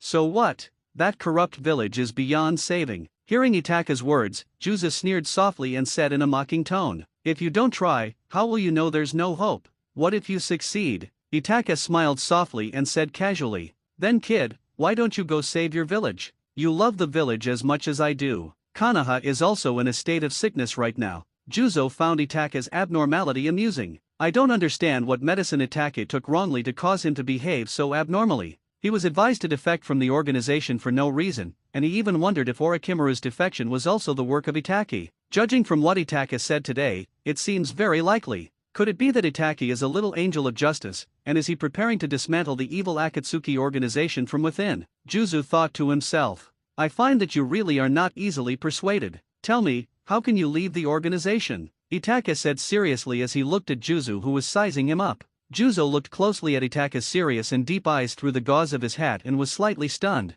What would you do if I said I would not defect from Akatsuki? Juzo also answered seriously. For him who was displaced, Akatsuki was his second home. How could he leave the organization so easily? Once he left Akatsuki, he really didn't know what he could do. And after leaving Akatsuki, I will never see this annoying kid in front of me again. Then let's end the conversation. What else can we do? Itake, who didn't understand what Juzo was thinking, could only speak in a casual manner. He has done what he should do and said what he should say, and he has also violated the rules in doing and saying what he should not do. The rest is up to God. Many things are not what he wants them to be. Or maybe Juzo's life was quite wonderful. If he continued to live, he would be faced with endless confusion and being controlled by the Akatsuki organization. It would be better for him to die in glory and leave a brilliant mark. At this time, Itake seemed to understand a little bit what Orochimaru was thinking when he killed his master. Okay, kid, you must have been drinking secretly, so what you said is a little confusing, Juzo said with a slight sigh of relief when he saw Itake become unruly again. I had a dream some time ago. I dreamed that we accepted a mission to the Hidden Mist Village and you died. So I was very uneasy about this mission and wanted to think of a way out for you. Itake looked at Juzo's unique face seriously and said seriously, "One look and one less look. I just didn't expect it to happen so soon. Haha, kid, do you know that dreams are the opposite of what they actually are?" Hearing Itake's words, Juzo burst into laughter instantly, as if he was amused by Itake's childish thoughts. "I used to have a cat, and I dreamed that it died, and a few days later, it really died." Seeing that Juzo had no reaction at all, Itake started to make up a story to cover up a lie. Juzo felt warm at heart when he saw Itake's serious look. "Little boy, I actually have a bad feeling this time too. It is said that people will have a premonition before they die. And your words have made me more certain of this, but despite this, as a man, I cannot back down." Juzo gently touched Itake's hat, as if he was stroking Itake's hair through the hat. This was the first time he had physical contact with Itake. Itake's heart twitched when he saw Juzo looking at him with some nostalgia. This is his first friend and first bond in this world. "Even if it means death, it doesn't matter?" Itake asked the man in front of him in confusion. "It doesn't matter. Maybe I would have died when I defected from the village many years ago. It's time to put an end to it." Juzo spoke softly with rare gentle words. "But isn't life the most precious thing?" Itake just felt extremely uncomfortable in his heart, as if he couldn't breathe. For a man, there are many things that are more important than life. "If I die this time, don't be sad. Eat less sweets, eat more vegetables, and grow taller. If you are alone or in front of people you don't know well, don't drink so much. Don't sleep so deeply in front of people you just met, even if they are your friends. Do you understand?" Juzo spoke softly, as if saying goodbye. "Every time I say something, I can think of a picture." That was Juzo's precious thing. Every word formed a memory in his mind, forming various forms of Itake. Hearing Juzo's words, Itake's eyes turned red. "But I don't want you to die. Can you please not die?" To Juzo, it was just a bad premonition, but to Itake, it was a fact he saw with his own eyes. Itake said softly, with a rare hint of request in his tone, "Little ghost, don't be so depressed, you should be happy for me. I can finally leave this dirty world." Juzo lifted Itake's hat and clearly saw that Itake's eyes were red, gently comforting. "Oh, I have a gift for you. I'm afraid I'll die too soon and won't have time to give it to you or to say my last words to you. I might as well tell you all of it now, so that you don't get into danger when the situation gets urgent," Juzo said as he gently pinched Itake's face. "Don't you feel embarrassed? What if you don't die? Will you still have the face to live in the future?" Itake spoke in a somewhat unpleasant voice in response to Juzo pinching his face. "You annoying brat, well, my last words aren't many anyway." Hearing Itake's words, Juzo was slightly stunned, then the corners of his mouth rose. Itake looked at the carefree man in front of him, as if there was something else, as if cherishing the little time left. "Little boy, I'll grill some meat for you this time." Seeing Itake preparing to grill the meat as usual, Juzo clenched his fangs lightly and revealed a hearty smile with a bit of special flavor. If Juzo didn't make himself so unconventional, he would be a handsome guy, Itake thought to himself as he saw Juzo's smile. Juzo's cooking skills are not very good, no wonder when he first went outside the village, Juzo suggested eating Bingliang pills to restore his strength. The weasel ate a piece of black and a piece of yellow barbecue without showing any disdain. "On the contrary, I feel that this barbecue is a rare delicacy. The burnt smell combined with the fragrance and the taste of some seasonings forms a new flavor. The barbecue is delicious." The weasel ate all the barbecue, leaving some bones scattered on the ground without any meat on them. "Hey, really?" As a cook, Juzo felt very happy when he heard Itake's praise. "Yeah, really. What if I can't eat such delicious barbecue in the future?" Itake affirmed Juzo's words, and tried to shake Juzo's determination to die. After all, if a person wants to die, no one can save him. "Haha, little devil." Juzo was very clear about Itake's intention, but he had no intention of responding. He just smiled softly and said, "Brat," secretly, "honestly, you have the potential to be a chef. Don't be a ninja anymore. Be a chef for me and I will pay you." Itake continued to speak. "Little boy, don't be like this. Go back to being your sarcastic self. You are cuter when you are sarcastic. Now you always say things against your will, which makes me feel uncomfortable." In response to Itake's abnormal rhetoric, Juzo said directly he really couldn't stand Itake like this, it gave him goosebumps. "Well," Itake was choked by Juzo's words, and for a moment, he didn't know what to say. "My brain is working at a rapid speed. The barbecue you made is really terrible. It's the worst barbecue I've ever eaten. Can't you just learn from me and let me have a good meal?" "Little brat, you have a split personality, don't you? Just now you said my cooking was delicious, but in the blink of an eye your expression changed." After hearing Itake's words, Juzo felt sick. But looking at the remaining half of the unknown creature in his hand, he seemed to be thinking about something. I think it's quite delicious. After a moment, Juzang spoke weakly, taking a big bite of the charred area. A strong smell of burning rushed into my nose, and my tongue felt bitter. Juzo was suddenly stunned. He remembered that Itake's barbecue also had a large burnt area on it. He didn't know how Itake could eat it without changing his expression. Juzo stared blankly at Itake, who looked a little immature in front of him. Little devil. Juzo's voice was a little choked up, and for some reason, he felt his eyes were sore. Maybe I was infected by the atmosphere, or maybe something soft in my heart was touched. Looking at the black stains remaining on Itake's mouth, Juzo slowly reached out his hand and wiped Itake's mouth with his thumb. If it doesn't taste good, just tell me and I'll make it for you again. Children who like to suffer will be unhappy. They have to learn to cry and make a fuss before they can get candy, Juzo said with some complexity. It's so hard to be happy. Itake didn't dodge, but watched quietly as Juzo wiped the corner of his mouth. Said lightly, if happiness is too difficult, then I wish you peace and health every day in the future. Juzo grinned and spoke. Are you full? Can I make you another portion? Juzang put his hand down and subconsciously wiped it on his clothes. After wiping it, I was stunned for a moment, then quickly unbuttoned my coat and prepared to take it off and wash it. Don't! Itake saw this and without hesitation, he crossed the fire and grabbed Juzo's hand as he tried to take off his clothes. You look very handsome in this robe. It's so late now, so stop working and go to bed early. Facing the confusion in Juzo's eyes, Itake explained his somewhat hasty behavior. Oh, I accidentally got it dirty, so I took it off and washed it, Juzo said softly. You're going to die, why are you paying so much attention? Go to bed early. Hearing Juzo's words, Itake said unhappily, but his eyes were fixed on Juzo, fearing that Juzo might be upset. Even if he has to die, he must be allowed to return to his hometown. He cannot die heroically here. After all, the Akatsuki organization's clothes cannot be taken off. You go to sleep, I'll sleep later. In response to Itake's request, Juzo did not do anything weird. He walked over to the fire and sat down, then spoke. Itake looked at Juzo, who was sitting by the fire, and took out another wooden sculpture and started carving. What are you carving? Itake asked with some curiosity. He had never been very curious in the past. Hearing Itake asking about his wood carving for the first time after such a long time, Juzo suddenly felt speechless. After all, Itake had looked at his carvings before without any intention of asking questions, but this time when he suddenly asked, he felt an inexplicable sense of comfort in his heart. Since you asked sincerely, I will be merciful and tell you. Juzo acted funny, trying to make Itake laugh.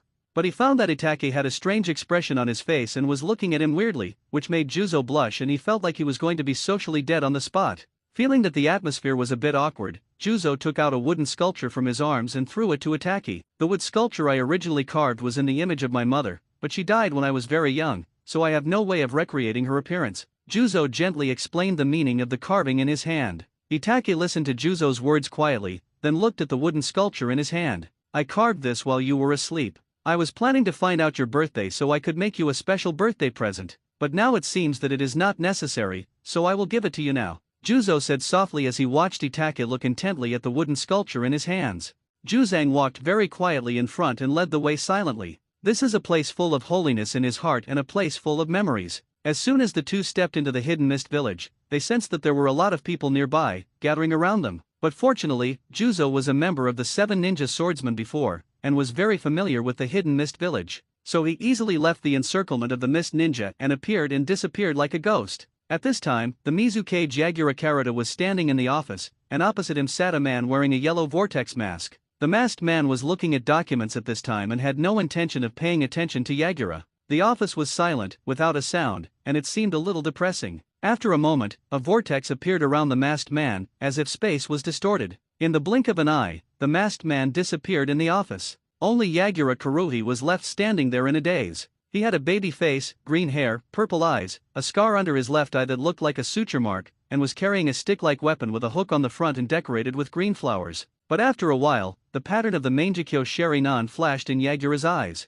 Yagura acted like a robot, as if receiving an order. He directly mobilized the elite troops, as if preparing to go to war. At this time, Obito was standing on a roof, and the surrounding space was distorted. It's like admiring your own masterpiece. How far can your Mangekyo Sharinan see, Uchiha Itake? Obito's voice was cold, like an emperor who controlled everything. At this time, he was ready to set a trap for his capable subordinates. He also wanted to see how far Itake had reached. If he was beyond his control, he would take the opportunity to get rid of him. Obito thought secretly in his mind. Kid, go back. A large force is coming. Let me carry out this mission alone. Juzo said with a serious expression after noticing the large number of ninjas pouring out of the village. You want to die, I can't stop you, but I want to fight with you until the last moment. When Itake heard Juzo's words, he was reckless for once. Just as the large force was conducting a carpet search and was about to reach the location of the two, suddenly, almost half of the ninjas began to evacuate. Yagura's abnormality had long been noticed by the top leaders of the Hidden Mist village.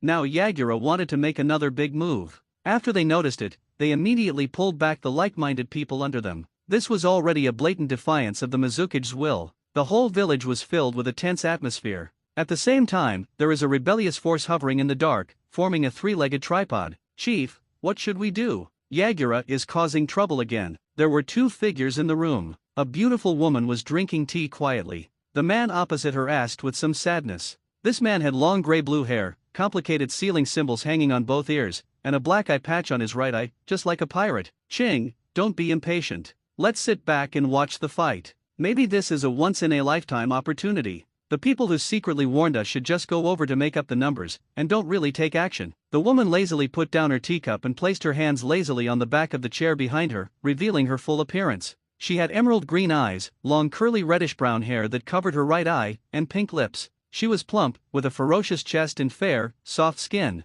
She wore a blue tube dress with a white belt around her waist and dark blue nail polish on her nails. An intellectual beauty rushed towards Ching. Ching immediately turned his head to the side, not daring to look at Mei Terumi in front of him. Seeing Ching's embarrassment, Terumi Mizia covered her sexy red lips with her fingers and smiled. Let's retreat. We have already alerted the enemy. If Sanwei is enslaved, then his tracks will soon be revealed, Itake said with some trepidation as he noticed the crowd approaching. He couldn't say it too clearly, because if he did, he would appear to be too prophetic. If you look into this kind of thing in depth, you'll find a lot of unreasonable things. After all, even if the Toad Immortal wanted to predict something, it could only be a few words. Juzo's hand, which was tightly gripping the beheading sword, loosened slightly and he looked at Itake seriously, engraving Itake's appearance in his heart. It is his regret that he cannot remember what his mother looked like when she was alive. This time, the two of them did not wear hats. Just to see each other a few more times. It's too late. Break out. I'll get you out,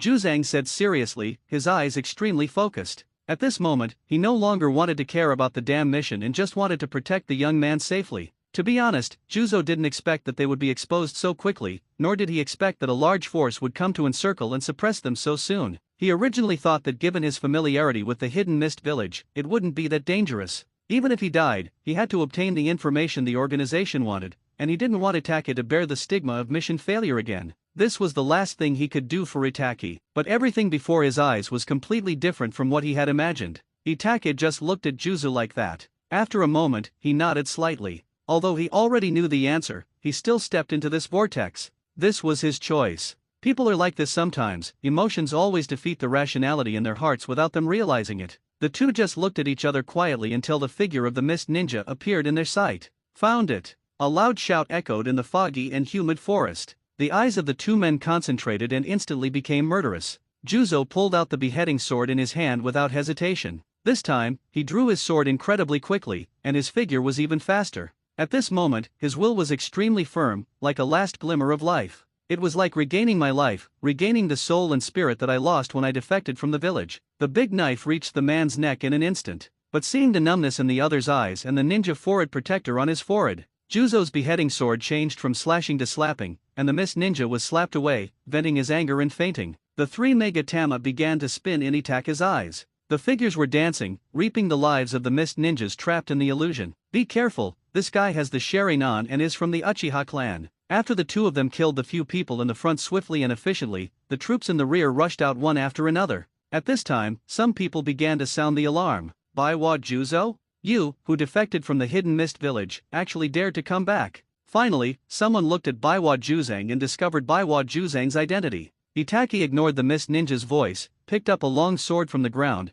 and disappeared in a flash. He wanted to relieve the depression in his heart through fighting. In a short while, the two were followed by more than 30 people who came one after another and surrounded them in a circle. And there are a steady stream of people coming here from nearby. Fortunately, since there were too many Mist Ninjas, they did not dare to release ninjutsu for fear of accidentally hurting their companions. Itake, stop playing, it's time to go. Juzo looked in Itake's direction and called out Itake's name for the first time. The body was running without stopping, and the veins in the arms were bulging. Two indifferent people stood in front of Juzo, and the chakra in their bodies continuously attached to the sword blade. Juzo did not hold back any longer and coated the beheading sword with a layer of chakra. He made a semicircle and swung it towards the ninja in front of him. When the beheading sword and the sharp blade came into contact, Juzang's heart sank. The two people in front of him were not simple. Sensing Itaka's rapid approach, he did not hesitate and swung his heavy beheading sword once again. The two of them had just withstood Juzo's attack, and due to the difference in their weapons, although they had managed to neutralize the huge force, they also took a few steps back.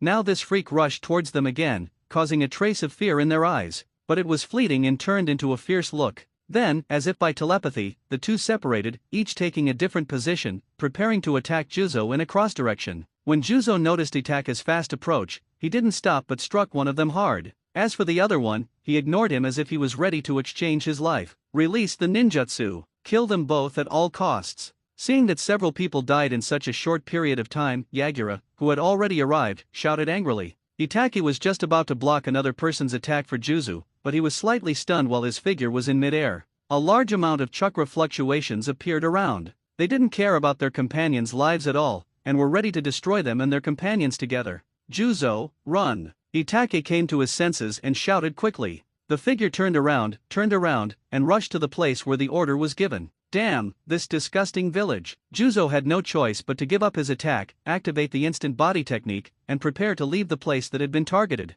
What Juzo didn't expect was that the two ninjas rushed towards him regardless of anything, as if they wanted to drag him to death together. Although they showed fear and sorrow in their eyes, they still rushed towards Juzo with determination, wanting to hold him back, to drag him into the area covered by the ninjutsu, use their sacrifice to save the lives of other companions. Their determination, like that of a suicide squad, is jaw-dropping. Itake quickly rushed towards Yagura's position, and his senses were constantly checking for Juzo's location. The dozen or so ninjas in front of him had already completed their ninjutsu, and the next second they would make a shocking move. Itake stopped running, and the three megatama in his eyes turned into Mangekyo Sharinan. A large patch of black flames appeared on the ninja in front of him. His eyes could no longer bear the load brought by this powerful pupil technique. 2 lines of blood and tears gushed out, more violently than before. Faced with the powerful flames on his body, the Mist Ninja's ninjutsu was instantly performed, and the sky instantly turned blue. Itake only felt that there was water in front of him. The Great Waterfall technique, the Water Dragon Bullet technique. Some rushed towards him, and some rushed towards the 3 people of Juzang who were being held back.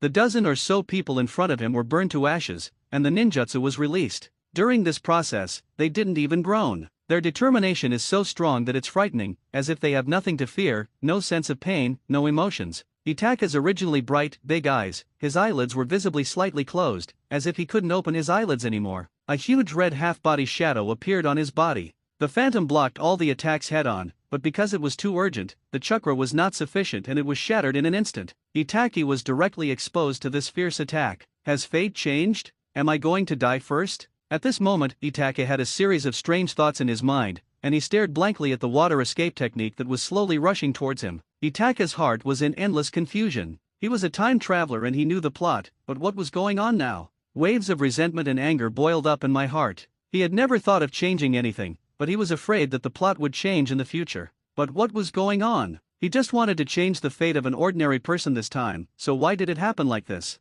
Uchiha Itake, Lee Itake, am I going to die here so hastily? There are so many thoughts in my mind, as if thousands of thoughts arise in an instant, but the outside world seems to have stopped. Doubts arose from the bottom of my heart and were shattered in an instant. I'm going to fuck you. Itake cursed angrily as he looked at the monstrous water jutsu that was getting closer and closer through the Mangekyo eyes. As Itake roared in unwillingness and anger, the Mangekyo Sharinan seemed to undergo some subtle changes. The Mangekyo Sharinan, which had been somewhat weak, became full of power again. The red color that was originally shattered in mid-air solidified in an instant. The phantom of the giant half-skeleton also underwent a series of changes, just like a Sien transforming, with meridians appearing on the skeleton. There was also an illusory spiritual weapon on his waist. Itake subconsciously took off the illusory object from his waist, and the chakra in his body quickly poured into it to form a shield. Yet a mirror, Itake murmured softly after realizing it belatedly. Information about the 8-foot mirror also appeared in my mind. 8-foot mirror, a spiritual weapon without a physical body.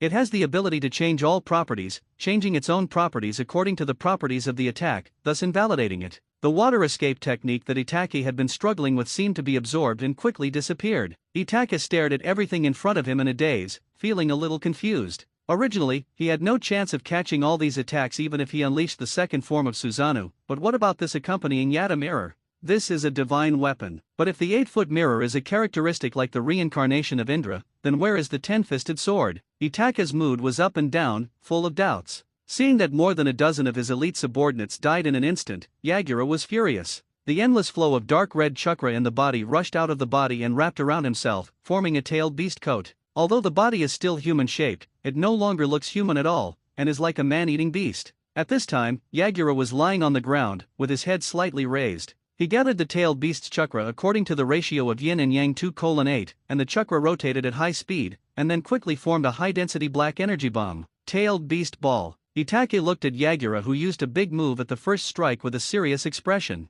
He felt that his condition was not good at the moment, and his heart sank. Looking at Yagura, who was like a wild beast in front of him, he swallowed the tailed beast ball with terrifyingly high energy into his mouth. It's about to be launched. Can the 8-foot mirror block the tailed beast ball? Waiting online, very urgent. Itaka secretly breathed a sigh of relief when he realized that Juzo behind him didn't rush towards him foolishly. As long as I can block this attack, Juzo's fate should change, Itake whispered softly. He had no way to hide, because the tailed beast ball could directly blow up a mountain. Now his position was rather awkward, as he had just been resisting the ninjutsu, so now he and Juzo were standing in a straight line. A dazzling light appeared in Itaka's eyes. At this moment, he felt a little stupid. Was it worth it to risk his life for someone who was determined to die? Since he was facing the tailed beast ball, he could only ruthlessly squeeze out all of his remaining chakra. Although he was holding a divine weapon in his hand and was wrapped in Susanoo, which is known to have the strongest defense. However, facing the powerful tailed beast ball of the tailed beast, his figure was as thin as duckweed in the wind.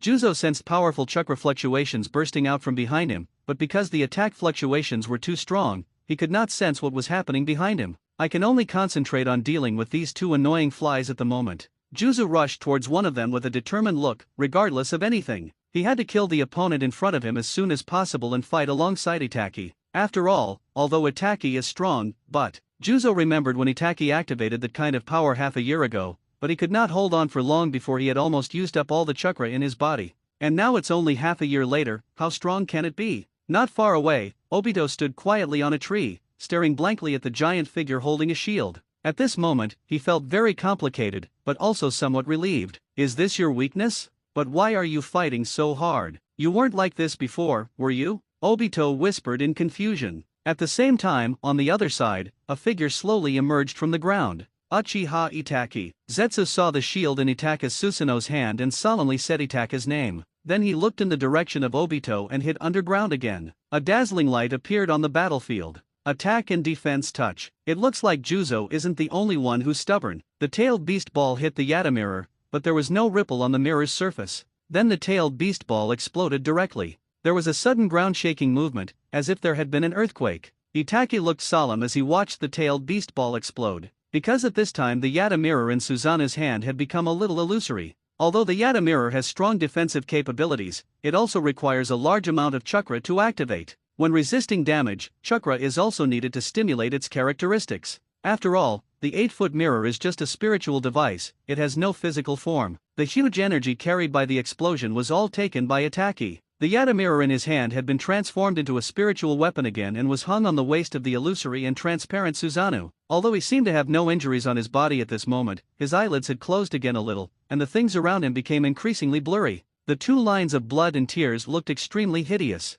As if realizing that Itake's condition had become extremely bad, Yagura got down on all fours and quickly rushed towards Itake. It was as if he was preparing to blast Susanoo's shadow with one blow and kill the annoying young man in front of him. Itake quietly looked at Yagura, who was getting closer and closer, his eyes red, full of bestiality and irrationality like a wild beast. His Mangekyo Sharinan began to spin, albeit slowly, but it was turning tenaciously like a gear. The vitality in Itake's body was rapidly fading away. This was a life-threatening blow for him. Now that Yagura had lost consciousness, it was obviously impossible for him to control him with Tsukuyomi. And the chakra outside the opponent's body is like a substance. Itake's body moved, like a breeze. At this time, the Susanoo on his body had been blown away by the wind and turned into foam fragments. According to the inside of the kaleidoscope, Yagura's speed was not that fast, and the distance between the two was also closing rapidly. As the distance got closer, Itake's eyes became calmer, but the waves in his heart became more turbulent and crazier. The wind around seemed to have stopped, and the fallen leaves were suspended in midair. At a certain moment, the rotating Mangekyo Sharinan stopped. The surrounding environment has changed. Itaki entered Yagura's body, which seemed to be a spiritual world or a space of existence. In the endless darkness, a huge red lantern lit up. Itaka breathed a sigh of relief, knowing clearly in his heart that he had succeeded. Adhering to the fine cultural tradition, Itaki is now using classic methods of comeback and military tactics such as capturing the leader first in decapitation operations. If he fails, Itaki will most likely be slapped to death by Yagura. Since you are so disgusted by my changing the future, then let the storm come even harder. The powerful pupil power that was overdrawn from the vitality exploded, and the huge red lantern instantly showed the kaleidoscope pattern in Itaka's eyes. Outside, Itaka stopped moving. Yagura's movements seemed to have been paused. The dark red chakra on his body receded like the tide, revealing Yagura with burnt skin all over. At this moment, Yagura's eyes were a little blurry, and he didn't quite understand what was going on. Itaki walked towards Yagura step by step, and an invisible aura enveloped Yagura. His actions just now were extremely dangerous, especially since Yagura was originally controlled by the Mangekyo and was wearing the tailed beast cloth. His will was only filled with madness and anger. The tailed beast coat also carries various negative energies. Itaki himself found it incredible that he could enter Yagura's spiritual world so quickly. But as the action was successful, it seemed so easy. I won, and I'm not just talking about the battle. Itaka stood in front of Yagura, his legs feeling a little weak. He placed his hand on Yagura's belly and whispered. Obito, who was originally in the dark, was wondering what Itaki had just done and why Yagura was defeated suddenly. When he came to his senses, he found that Itaka's beautiful hand was open and placed on Yagura's belly. At this moment, he had no idea what was going to happen next. He subconsciously opened his Mangekyo, ready to show up and kill Itaki, the unexpected person. When a whirlpool appeared around him, he stopped again. The ninjas that had gathered together because of Yagura's madness had dispersed, but now that the battle had subsided, they gathered together again. Obito also calmed down, knowing that now was not the time to expose himself, otherwise future plans would become dozens of times more difficult.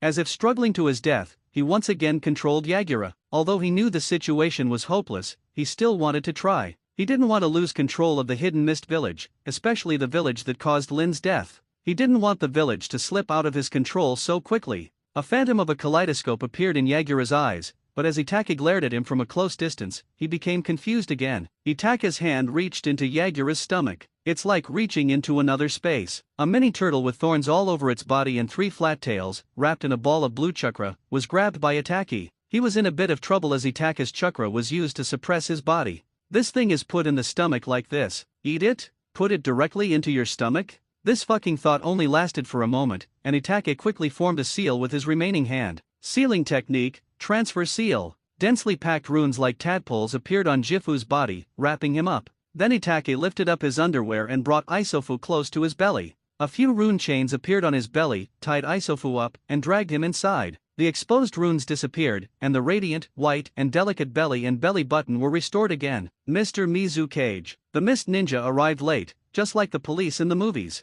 At this moment, Yagura stared at the ground in a daze. The vitality in his body was rapidly fading away. He had woken up. He lay on the ground, staring blankly at the young man in front of him. He stood under the setting sun, and his body seemed to be covered with a layer of golden light. Thank you. The past events flashed through his mind one by one, and he really didn't know how to face the village he loved. Even if he was controlled by an illusion, this is unforgivable. After all, the position of Mizu Cage is not just a simple title, but also represents everyone's trust. Itaka was slightly stunned by Yagura's words. Looking at Izuo, who was controlled by himself in the consciousness space, Itaka broke the genjutsu. You were snatched away by me, and your old friend is dying. Do you want to do something for him? Itaka spoke softly to Isobu. Isobu stared coldly at the shadow of the young man in front of him, thinking of the scenes just now and everything that happened before. Let him die gloriously in battle. If he survives, he will be greeted by an endless haze. Looking at Itaki, who was calm, Sanwei said softly. The sound was like thunder, resounding in the space.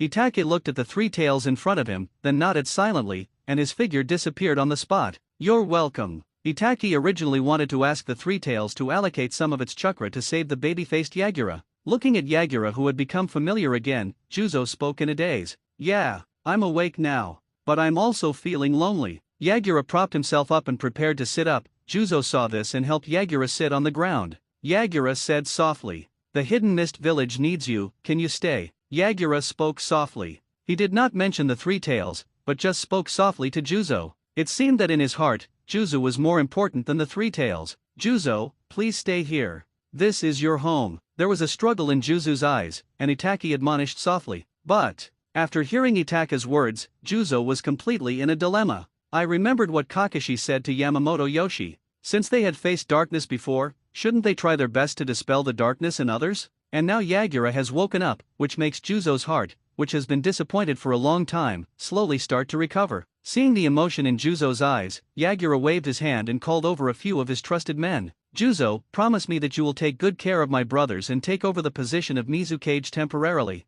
If someone capable of leading the village to prosperity appears in the future, you will assist him to become the new Mizukage, just like we did back then. Yagura gently recounted the final arrangements, preparing to hand over the people under his command to Juzo. Compared to Juzo, he doesn't trust other people, but Juzo doesn't have the qualities to be the shadow of a village, so he said this. Juzo, who was originally confused, was completely moved after hearing Yagura's words. He knelt straight on the ground, just like usual. I will pursue your will from that year and make sure your will is carried out, Juzo said softly. Yagura saw Juzo's appearance and took something out from his arms. This is a token of love, take good care of them. I'm sorry. Tears welled up in Yagura's eyes. All the actions and memories of these years kept replaying in his mind. When Juzo caught the token, Yagura stretched out his small palm, clenched his fist, and wanted to make a fist bump gesture with Juzo. This is an agreement between men, but when the hand was halfway extended, it fell straight down. The clenched fist did not loosen for a long time. Mizukage-sama. Yagura's death made Juzo cry out in grief, and the confidants Yagura summoned also knelt down straight. Dozens of ninjas at the back also knelt down. Itaki looked at this scene with some complexity, even though Yagura looked stupid and cruel under the illusion. Ying is also the soul of a village, with many hard-working subordinates. They are all loyally pursuing the Yagura in their memories. Maybe when they can't hold on any longer, they will comfort themselves in their hearts that it will pass. The Mizukage in their memories will come back. With the passing of Yagura, a perfect ellipsis was drawn. Little ghost, thank you very much this time. Juzo and Itaka stood in the middle of a forest filled with fog. In the distance stood a huge army of ninjas. They followed Yagura's will and continued to follow the Mizukage Juzo to fulfill their original ideals. This is what I should do, Juzo. Itaka looked seriously at Juzo's face. Although Juzo is not dead, it is probably difficult to see him again in the future. Promise me that you won't be so impulsive when making decisions next time. Juzo spoke as he gently stroked Itaka's hair. Itaka smiled slightly at Juzo's words. People can't always make the right decisions. Occasionally, we have to make choices that make us happy. Create your own future, Itaki warned softly. Juzo took the ring off his finger and handed it to Itaki. I will, Juzo said firmly. Don't let anyone know about your temporary appointment as Mizukage. You know a lot about the Akatsuki organization. Don't bring disaster to the Hidden Mist village. After tying the ring that Juzo handed over, Itaka remembered pain's level and spoke softly. Juzo is dead. From now on, I will live with a mask on and make the future of the village better, until the real Mizukage who is worthy of my brothers and I appears. Itake laughed at Juzo's words. This was a laugh that came from the heart, a laugh for Juzo's liberation, a laugh for the future that Juzo had found again. The smile is so stunning and sunny. Little boy, smile more often, you look very pretty when you smile. Seeing Itake laugh from the bottom of his heart for the first time, Juzo was moved, and then he asked greedily. Itake did not respond to Juzo's words. He turned around and waved the hand holding the ring. I won't pay you back, we don't owe each other anything. Itake left, his figure stretched very long in the sunset. Little devil. Looking at Itake's elegant back, Juzo was stunned. Then he rushed towards Itake and hugged Itake's tiny body. Little boy, don't take risks like that in the future. Live well for me. You must pay back what you owe. No one owes anyone anything, Juzo said in a hurried tone as he hugged Itake, whose body was tense. I don't like men. Let go of me, I'm getting goosebumps. Itake, who was attacked by Juzo, slowly recovered from his tense body. He said softly. Juzo gently loosened his hands, 2 lines of hot tears silently flowing down his cheeks. Itake left, and in Juzo's eyes, he left freely. But Juzo felt very uncomfortable. He felt the bad state Itake was in, but he couldn't say anything. Just now he rushed towards Itake, and Itake's tense body betrayed him. Now Itake didn't even sense someone appearing behind him. Forcibly changing one's fate requires a price. There is nothing that can be obtained for free. The more intangible something is, the more precious it is and the harder it is to obtain. Night fell quickly, Itake's eyes were half open, bloodshot, and he looked very tired. Ahem, Itake looked at the blood coughed out from his palm and thought deeply. The powerful force gained by overdrawing vitality must be repaid. Along the way, he was reminded of some people by the things he saw, and he was a little uncomfortable with the sudden absence of Juzo. Originally, he was thinking about going back to Konoha, but his current condition was not very good, so he planned to wait a little longer. Wait until Orochimaru's experiment is successful before making a decision. It would be funny if you become a blind person. You're back, where's Juzo? Hidden Rain Village. Pain asked as he sat at the table, looking at the young man in front of him with some confusion. He sacrificed himself, and this is his ring, Itachi said quietly without even blinking. He took a few steps forward, took out a ring from his arms and placed it on Pain's desk. Pain just looked at Itachi quietly, with no intention of picking up the ring or responding. The office fell into silence. How was the mission completed? After a moment, Pain spoke softly. The mission is accomplished. I have captured the three-tailed beast. Do you want it? In response to Pain's question, Itachi spoke softly. Itachi's words made Pain silent again. He didn't know what Itachi was thinking. Of course he knew that Juzo was not dead. Zetsu and Madara had both been there and witnessed it with their own eyes, including Itachi sealing the three tails into his own body. Now that the ring is back, the Water Country has not revealed the secret of Akatsuki, and he has no intention of pursuing it now. I asked this question deliberately, just to see what Itachi would say, but what he didn't expect was that Itachi did not covet the power of the three tails, but instead protected Juzo. You can't use the three tails right now. You're a little short of chakra, so you can use it first. After a moment's silence, Pain said, okay. In response to Pain's words, Itachi simply nodded slightly. Go down and take a rest. Wait for the news. I will arrange a new teammate for you. Pain waved his hand gently, signaling Itachi that he could leave. Seeing this, Itachi said nothing and turned away. Looking at Itachi's leaving back, Pain took a long time to come back to his senses. Not long after, a masked man walked in from the door, interrupting Pain's thoughts. That's what he said. Obito asked softly. Juzo defected.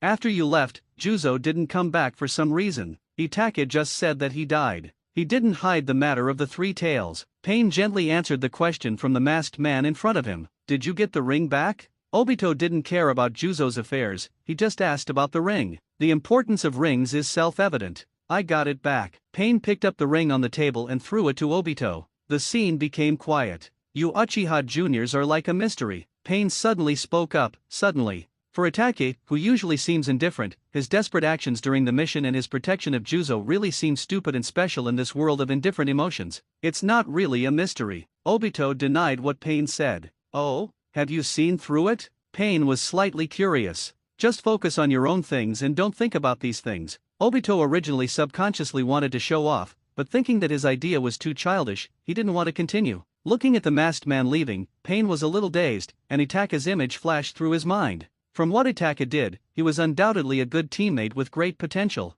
At this moment, his heart moved slightly. At this time, his body was getting weaker and weaker. After he completed his plan and resurrected Yahiko, that would be the day when Nagato left this world. But there are still some things in his heart that he can't let go. One is Konan, and the other is Yahiko, who is still the same after resurrection. If possible, he would like to start all over again. Although they were weak before, they were really happy. Pain, what do you want from me? A woman with light bluish-purple hair, a bun hairstyle, a light blue paper flower on the right side of her head, light orange-yellow eyes, a pretty face, light purple eyeshadow, a lip pierced on the lower part of her lips, a black windbreaker embroidered with a red cloud pattern with white edges, light purple tight trousers, a zippered backless top, a ring on her navel, and a hidden Rain Village forward protector tied on the right side of her waist appeared in the office. Konan asked gently, looking at Pain. There was a hint of sadness in his tone, and a hint of melancholy in his eyes. Konan's voice brought Pain back to his senses from his deep thoughts. Well, pay more attention to Uchiha Itachi. If he needs anything, try to help him as much as possible. Pain came back to his senses and spoke softly.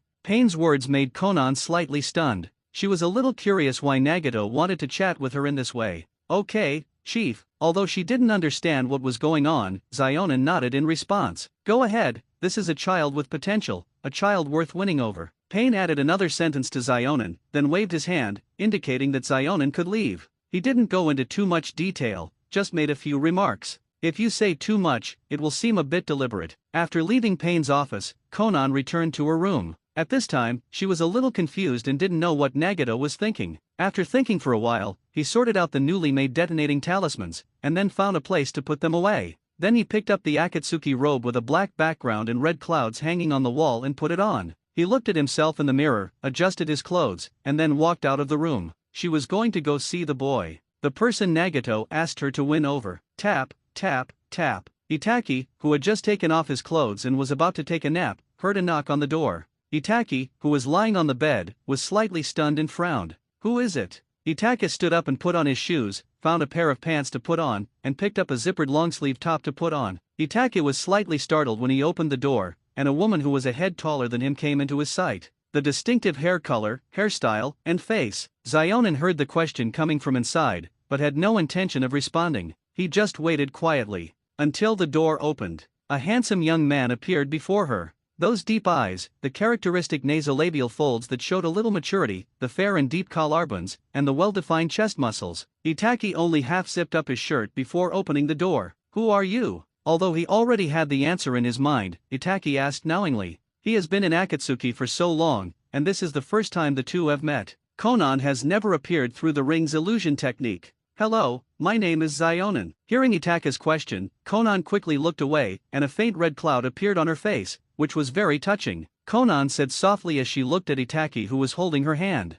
The voice is very distinctive, enough to arouse the desire for sympathy in many men. "Come in and sit down." Itaki loosened his hand and made way, motioning for Konan to enter the room. Seeing this, Konan walked into Itaka's room gracefully. It would be even more perfect if the melancholy in the eyes turned into joy. Itaki closed the door gently, then walked to the table and poured a cup of tea for Konan. "Your new clothes don't fit you very well." Looking at Itaki, who zipped up his zipper to his neck while closing the door, Konan said softly, "I bought this last time when I had some free time. I've never worn it." Itaki felt a little breathless, so he pulled the zipper down again, to his chest. "When did you join the organization? Why haven't I seen you before?" After watching Konan take a sip of tea, Itaki poured himself a cup of tea. Some asked knowingly, "I am a veteran of the organization. I have just been practicing in seclusion." Konan heard Itaki's words and responded, "You're really hardworking." Hearing what Konan said, Itaki felt emotional. After hearing Itaka's words, a red cloud quietly rose on Konan's face as she thought of the piles of detonating tags made by Paper Escape. That should also be considered as training. Zionin thought silently in his heart, and responded calmly, "It's okay." The room fell into silence, as neither of them was very talkative.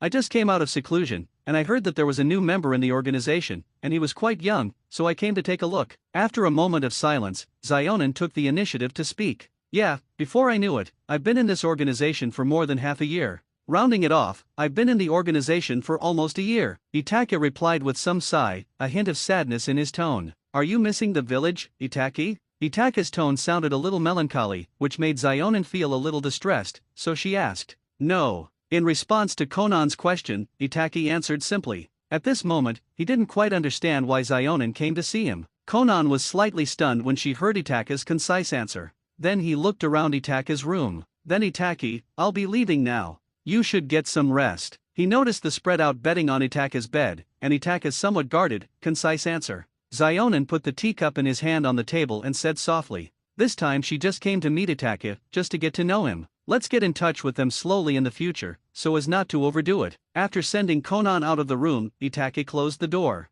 Then he walked to the table and sat down thoughtfully, subconsciously picking up the tea he had just poured and took a sip. The faint fragrance rushed into Itaki's nose, and Itaki was slightly stunned. Then he saw that the place where he was sitting was exactly where Zionin was sitting just now, and the teacup in his hand. It's not his fault. He usually likes to sit in this position when he's alone. Just now, he was thinking about something, so he subconsciously walked to the familiar position and sat down. Zionin walked into the room, and since the seat was the closest, he sat down directly. Itaki put the teacup in his hand on the table, and then found that there was not much tea in the cup. After thinking about it, I decided to just finish it since I had already drunk it. It would be a bit uncomfortable to leave it here. Of course, this is just his obsessive-compulsive thinking. Itaki spilled half the cup of tea on the ground, and turned the cup upside down instead of placing it on the plate. Itaki, feeling a little thirsty, picked up the tea he had just poured and started drinking it. When you are young, you must control your lust, which is a great enemy. When you are in your prime, you must control yourself and stop fighting.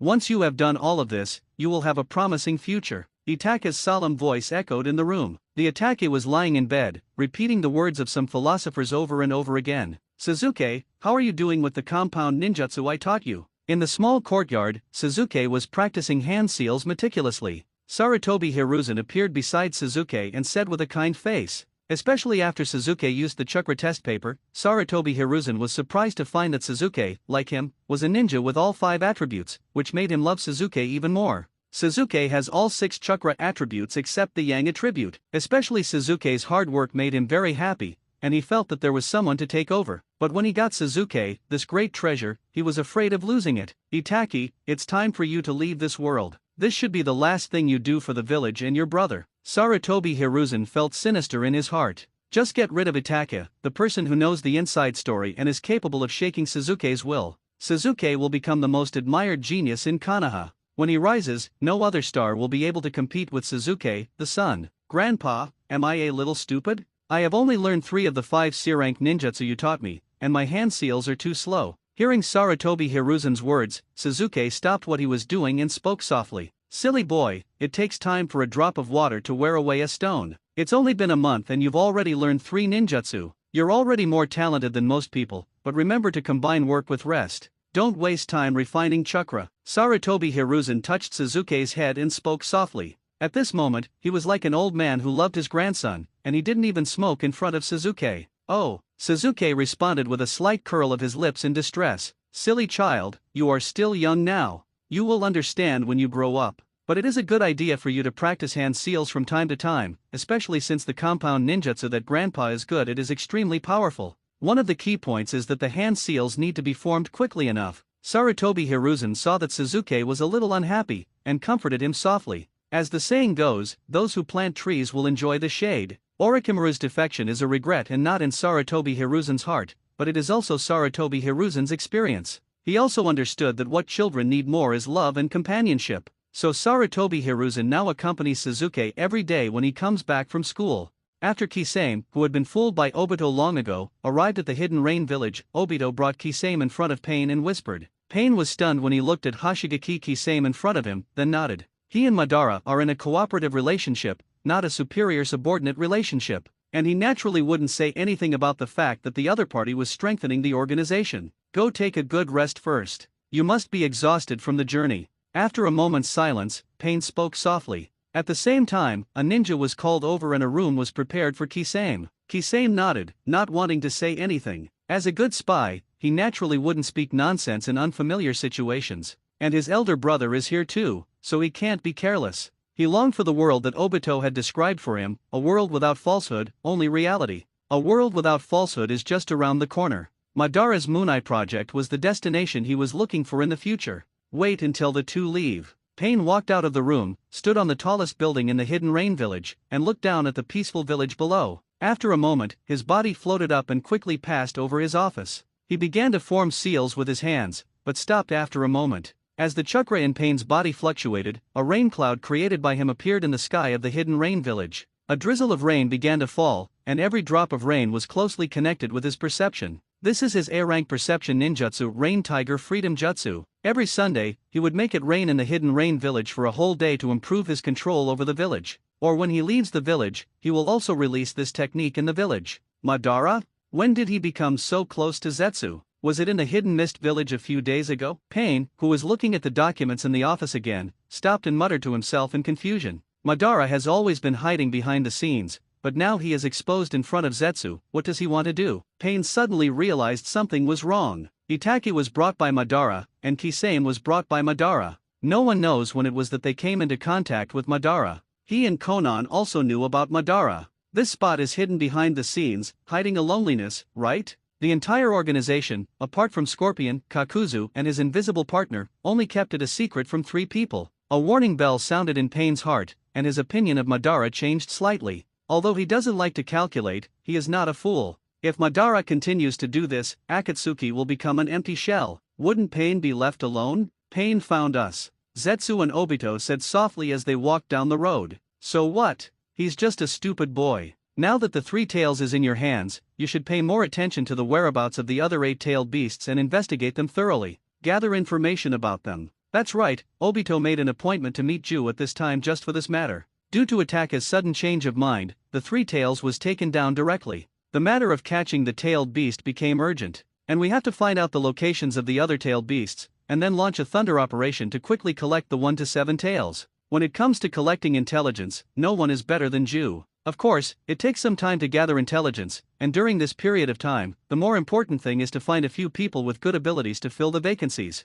Let them get familiar with the Akatsuki organization's combat methods so that no trouble will occur when capturing the tailed beasts. Chief, you're looking for me. A female voice appeared in Payne's office. It was Xionin. She was a little confused as to why Payne called her over again. Yes, I came to you because I have something to tell you, Payne said softly as he looked at Konan, who was wearing a ninja forehead protector and the standard robe of the Akatsuki organization. Well, did something happen again? Xionin asked in surprise. What do you think of Uchiha Itachi? Payne did not answer Konan's question, but suddenly asked about Itachi. It's okay, a pretty good boy. When Payne brought up Uchiha Itachi again, Konan thought about it and answered helplessly. I want you to form a team with Uchiha Itachi, what do you think? Payne said softly after hearing Konan's answer. He had complicated feelings, he didn't want Xionin to go out on missions or take risks, but he had to be on guard against Madara's move. Although he is very powerful, we can't ask him to do everything by himself. He still needs some men. So he planned to let Konan and Itachi form a partnership for a period of time, on the one hand to supplement the organization's vacant combat power, and on the other hand to get to know Itachi in depth and bring Itachi to his side.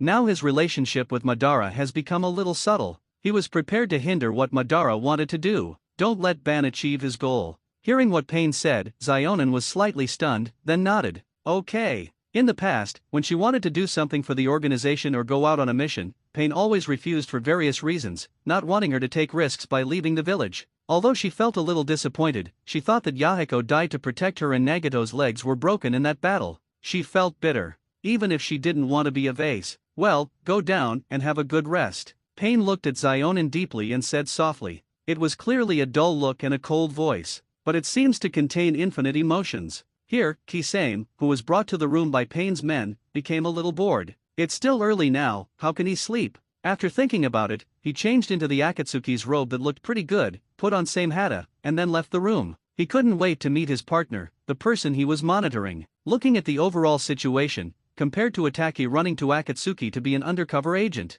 Obito was finally reformed. Nagato was talked out of his mind by Naruto. Konan only cares about Nagato and has no feelings for the Akatsuki organization. Orochimaru was just playing tricks on Akatsuki and trying to get some attention. Zetsu used the Akatsuki organization to revive Kagaya. Scorpion uses the convenience of the organization to collect puppets. Kakuzu uses the organization to make money and collect hearts to prolong his life. Haiden uses the organization to spread religion. Deidara uses the organization to spread the art. Only Kisame not only regards the Akatsuki organization as his own home, and his partner Itachi as his own family, but also performs his tasks conscientiously and unambiguously. Even if he dies, he will never reveal any secrets of Akatsuki. He is always consistent with the organization and will never abandon it. Kisame can be said to be the most professional talent in the Akatsuki organization. I wonder if Kisame would be very excited if he knew all this. Kisame, if I had known this would happen, I wouldn't have played with you guys. However, just as Itachi opened the door, a shark face appeared before him. Long dark blue hair, shark-like skin and sharp teeth, and golden pupils. Who are you? Itachi looked at Kisame in front of him with some curiosity. He asked even though he knew the answer. He was curious about the shark gills on both shoulders under Kisame's robe. I'm the new member of the organization, Hoshigaki Kisame. I will probably be your teammate in the future. Itachi looked a little young in front of him, which made Kisame a little dazed.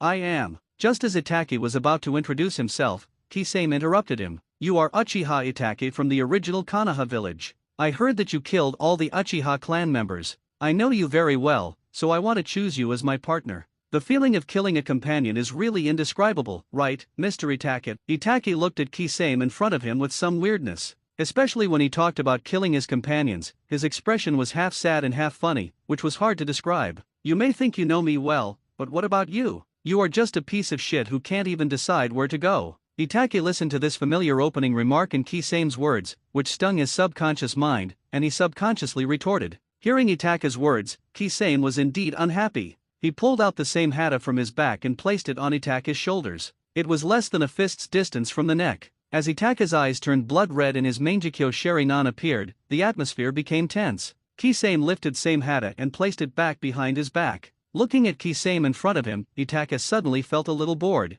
If he teamed up with this guy, he would not be able to slack off in the future. This is your first time in the Hidden Rain village, right? I'd like to take you for a walk? Or get something to eat. The kaleidoscope in Itachi's eyes disappeared, and he suddenly thought of a figure. It was Baiwa Juzo. Kisame found it interesting that Itachi spoke as if nothing was wrong. so he grinned, nodded, and said, "Thank you, Mr. Itaki." The tense atmosphere just now disappeared in an instant, as if nothing had happened. "What do you want to eat?" Itaka said nothing and walked ahead, leading the way. The boy who was blind to the road transformed into a leader. "Eat meat. Eat more meat so you have the strength to fight. I think you should also eat more meat, Mr. Itaki, since you are so short now." Kisame looked at Itaki walking in front of him and didn't feel anything wrong. He just teased Itaka's height and brought this up. "By the way, we haven't officially become teammates yet, and you've already come here. Aren't you afraid it will be awkward?" Itaka joked in response to Kisame's teasing. In fact, he knew very well that Kisame would become his teammate.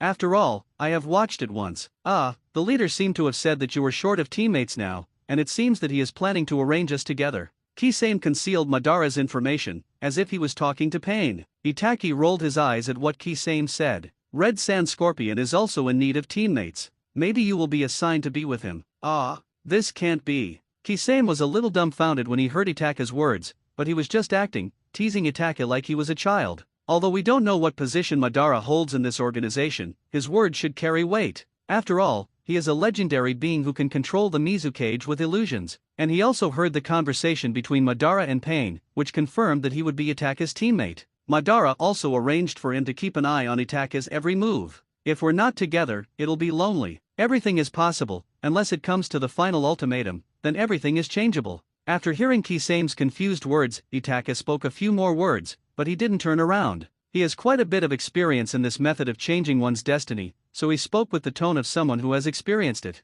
"Mr. Itaki, you are so understanding." Seeing Itaki exuding a philosophical aura and his tone full of confidence, he was like an expert. Kisame spoke stupidly. "Do you have any money with you?" Itaka did not answer Kisame's words, but changed the subject and asked, Is barbecue expensive?" Kisame, who was still thinking about Itaka's previous words, asked subconsciously. "It's okay. I didn't bring any money." "If you didn't bring any money either, we wouldn't have anything to eat." Itaki touched the few banknotes in his pocket and answered casually. "He brought only money for a dinner." "Oh, I did. As a reward for leading the way and answering my questions, let me treat you to dinner tonight, Mr. Itaki." After hearing Itaka's explanation, Kisame was greatly convinced. But then he felt a little confused, because he saw Itaka slowly turn around and shake his head. He didn't understand Itaka's thoughts and was very confused. Kisame, leading the way and answering questions are two different things. As an excellent ninja, you need to be able to settle accounts.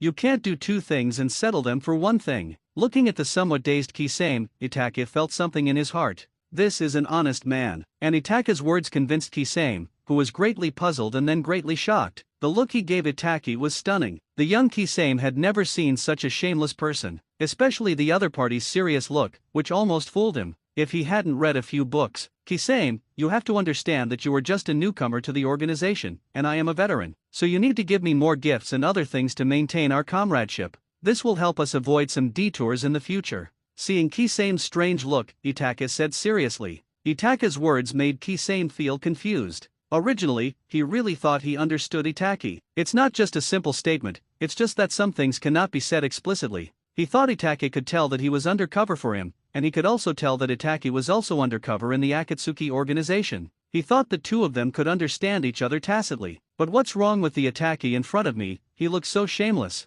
How can an undercover agent ask for bribes so obviously? This is not an undercover agent at all. This is treating the Akatsuki organization as their own home. So at this moment, he was lost. Kisame, the clown is actually me. Uchiha Itaki, the clown is next to me. So he immediately changed the subject and started pretending to be poor. After all, we will meet each other every day in the future. It will be very uncomfortable if the relationship becomes too bad. "Oh, I see. Look at what you said. I was just kidding you." Itaki raised his arm, patted Kisame's shoulder, and said in a contemptuous manner. It was not easy for Itaki, who was a little over 13 years old and 1.6 meters tall, to clap shoulders with Kisame, who was 1.95 meters tall. "Mr. Itaki, I want to eat seafood." The two walked to the street, and Kisame's eyes suddenly lit up. He pointed to a seafood restaurant not far away and spoke. Compared to barbecue, he prefers to eat delicacies such as shrimp and crabs. "Ah, you like to eat seafood. That stuff must have a lot of parasites." After hearing what Kisame said, Itaka said hesitantly, "No, Mr. Itaki. I don't eat raw fish or sashimi. They are prone to parasites." Hearing Itaka's hesitation, Kisame explained softly, Oh, fine then. It's your treat anyway. Itake readily accepted Kisame's proposal. After all, it was free food and drink. The two of them ate until late at night. Itake walked out of the store, holding his round belly. Kisame followed behind Itake with a distressed look on his face. Itake was really too vicious, knowing that it was Kisame's treat. He only picked the expensive ones, shrimps and crabs. They were big, so there wasn't much to eat. Kisame, have a good rest. Don't forget, you still owe me a meal. Next time we can go eat shrimps and crabs. Seeing Itake walking into the room, Kisame took out his shriveled wallet with some distress, opened it with trembling hands and took a look. Then he turned his head away and closed his eyes. His wallet was empty. Kisame stood there for a moment, then walked towards his room. Kisame, is not short of money. I just have a good habit of saving money, and I feel bad when I spend money. He also had a scroll that sealed a pile of silver and gold bars, so he was not panicked at all. I just did it for show just now, to show it to Weasel so that he would be gentler next time. As for whether Itake saw it or not, he didn't know. Itake walked into the room with an indifferent expression. He sat down at the table, poured a cup of tea, and drank it slowly. When it happened today, everything he said with Kisame went over in his mind. Put your left hand on the round belly and stroke it gently. Then Itake, who didn't notice anything missing, raised the corner of his mouth slightly. Kisame, he's a pretty good guy. Pain, what do you want from me at this late hour? In Pain's office, Obito walked into the office and asked with some confusion. Well, there is one thing. Hearing Obito's voice, Pain put down the documents in his hand and looked at the masked man in front of him. What is it? Obito asked. We haven't found any suitable ninjas yet, so I plan to send Zionin out to do missions to fill the vacancies and make up for our lack of combat power. Pain spoke calmly. Zionin, that's good. Obito was slightly stunned when he heard Pain's words, but he didn't take it seriously. Well, but Konan doesn't like Sasori, who is a bit gloomy, so she wants to team up with Uchiha Itake. I have already promised her. So I decided to arrange Kisame and Sasori together, and Konan and Itake together. Without waiting for Obito to ask, Pain told him about his arrangements first, so as to avoid being put in a passive position when Obito brought it up first. This is not good. I placed Kisame next to Itake to monitor Uchiha Itake. I always feel that the child is not simple. When Obito heard what Pain said, he felt annoyed, but he didn't show it. He just said it solemnly. It's okay, Konan can also monitor Uchiha Itake. Don't worry. In response to Obito's words, Pain spoke calmly, leaving no room for doubt. I see. Obito wanted to say something, but when he noticed Pain's unhappy expression, his heart sank. Well, then let Zionin take care of it for a while. Pain is the leader of Akatsuki, so he can't say too much. Now he is counting on the other party to complete his plan, so he doesn't want to make the atmosphere too awkward.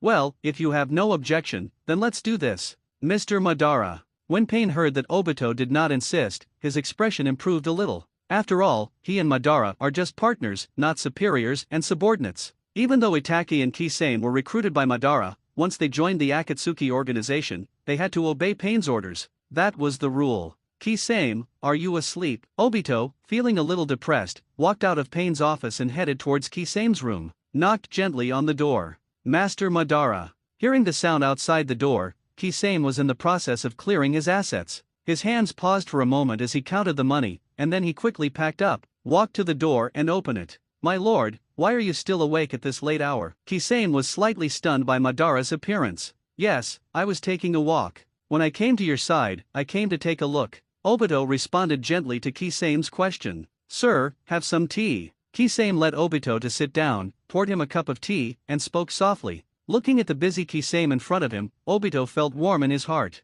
What a lovely subordinate. Kisame, the plan has changed, so your arrangements have changed slightly. Obito didn't go to drink tea, but stared at Kisame under the mask and spoke solemnly. My lord, what happened? Obito's seriousness shocked Kisame, and he immediately asked seriously. It's not a big deal. We just found out that Scorpion has been in contact with many spies and is likely to have sold out the intelligence of the Akatsuki organization. In order to prevent our great plan from being affected, I plan to let you team up with Scorpion for a while to investigate. As for Uchiha Itake's problem, it's not a big deal, so let's put it aside for now. Obito picked up the cup of tea and played with it while explaining the change of plan to Kisame. After listening to Obito's words, Kisame remembered Itake's face and his words, everything can change. Kisame, are you willing? You are my companion, I will not force you to do anything. I just want to see what you think. Looking at Kisame, who seemed a little distracted, Obito asked with some confusion. My lord, Kisame is willing to go through fire and water for you and the great plan.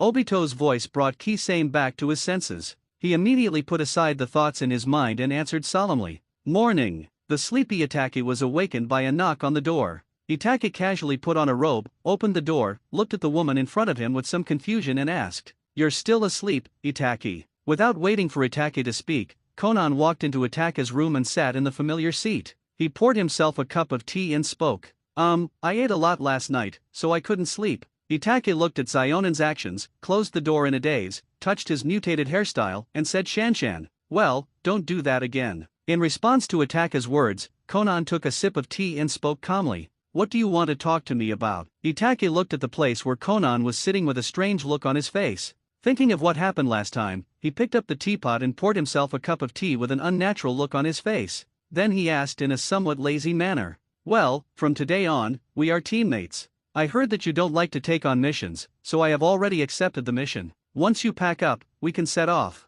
Konan smiled slightly at Itake's lazy look and spoke softly, "Ah, okay." Hearing what Konan said, Itake was slightly stunned, but then he calmed down and stood up to wash up. "You sound a little surprised." Konan heard Itake's surprise, so she asked curiously, "Yeah, I was quite surprised. A new member came to the organization yesterday, and they invited me to dinner and wanted to give me gifts. I thought he would be my teammate in the future." Hearing Konan's question, Itake turned around, looked into Konan's eyes, spread his hands, and spoke casually. Originally, Pain was planning to do this, but considering that the organization's combat power was a bit lacking, he made a slight change. Hearing Itake's casual words, Konan explained softly, "Yes, I understand." Itake's pupils shrank slightly, then he turned around and answered. He was in a serious mood, not as relaxed as he appeared. Because from this moment on, the direction of the world has changed, and his foresight has become incomplete. Moreover, as the world runs its course, the major branching points will widen, and the final outcome will change greatly.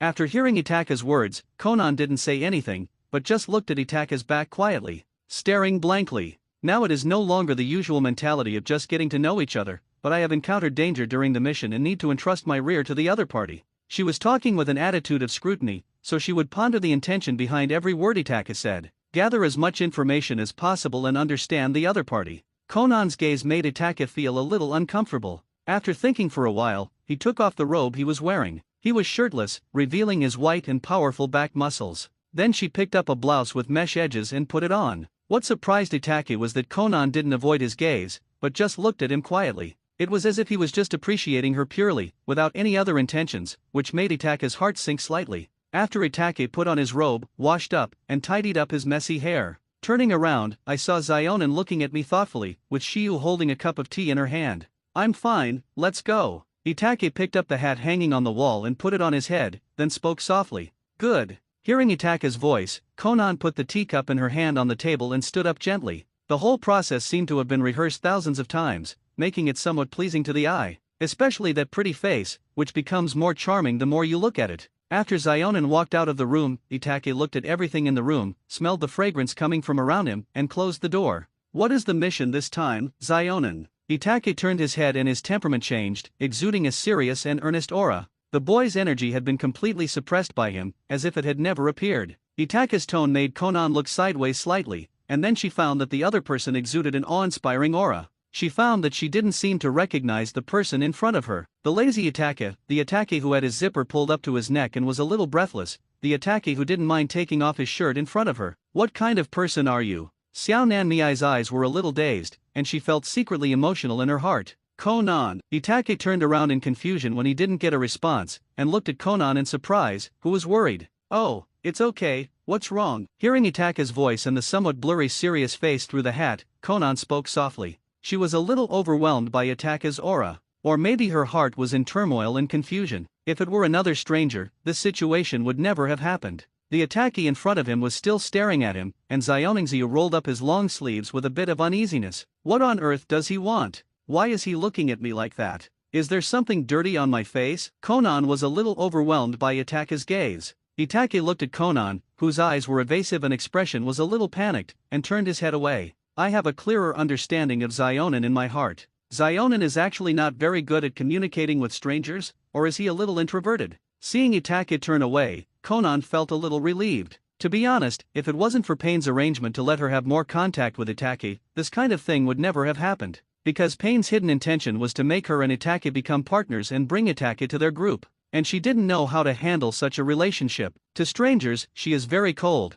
and it is not an exaggeration to say that she is an iceberg. But she really didn't understand how to get something with a purpose from the beginning, especially since Itaki himself was a mysterious person. He seemed to have asked me about the mission just now. I don't think I told him yet. Should I tell him now? Would it be awkward to tell him now? Looking at Itaki walking in front of him, Zionin looked at Itaka's back and felt a little conflicted. This may be the case with girls, who are always in a state of entanglement. It's hard to guess what he's thinking. Itaki paused, surprising the worried Konan, and then she felt a sense of wakefulness in her heart. She seemed to care too much about Itaka's thoughts and actions, intentionally or unintentionally. This puts oneself in a passive state. This mission is to kill a ninja with a high bounty. Our organization needs money to maintain the intelligence network in order. Zionin came to his senses and spoke softly. Although his tone was gentle, he exuded a murderous aura. Now she has broken free from Itaka's aura, and her own aura has also been broken free, forming a subtle opposing trend. Well, you lead the way.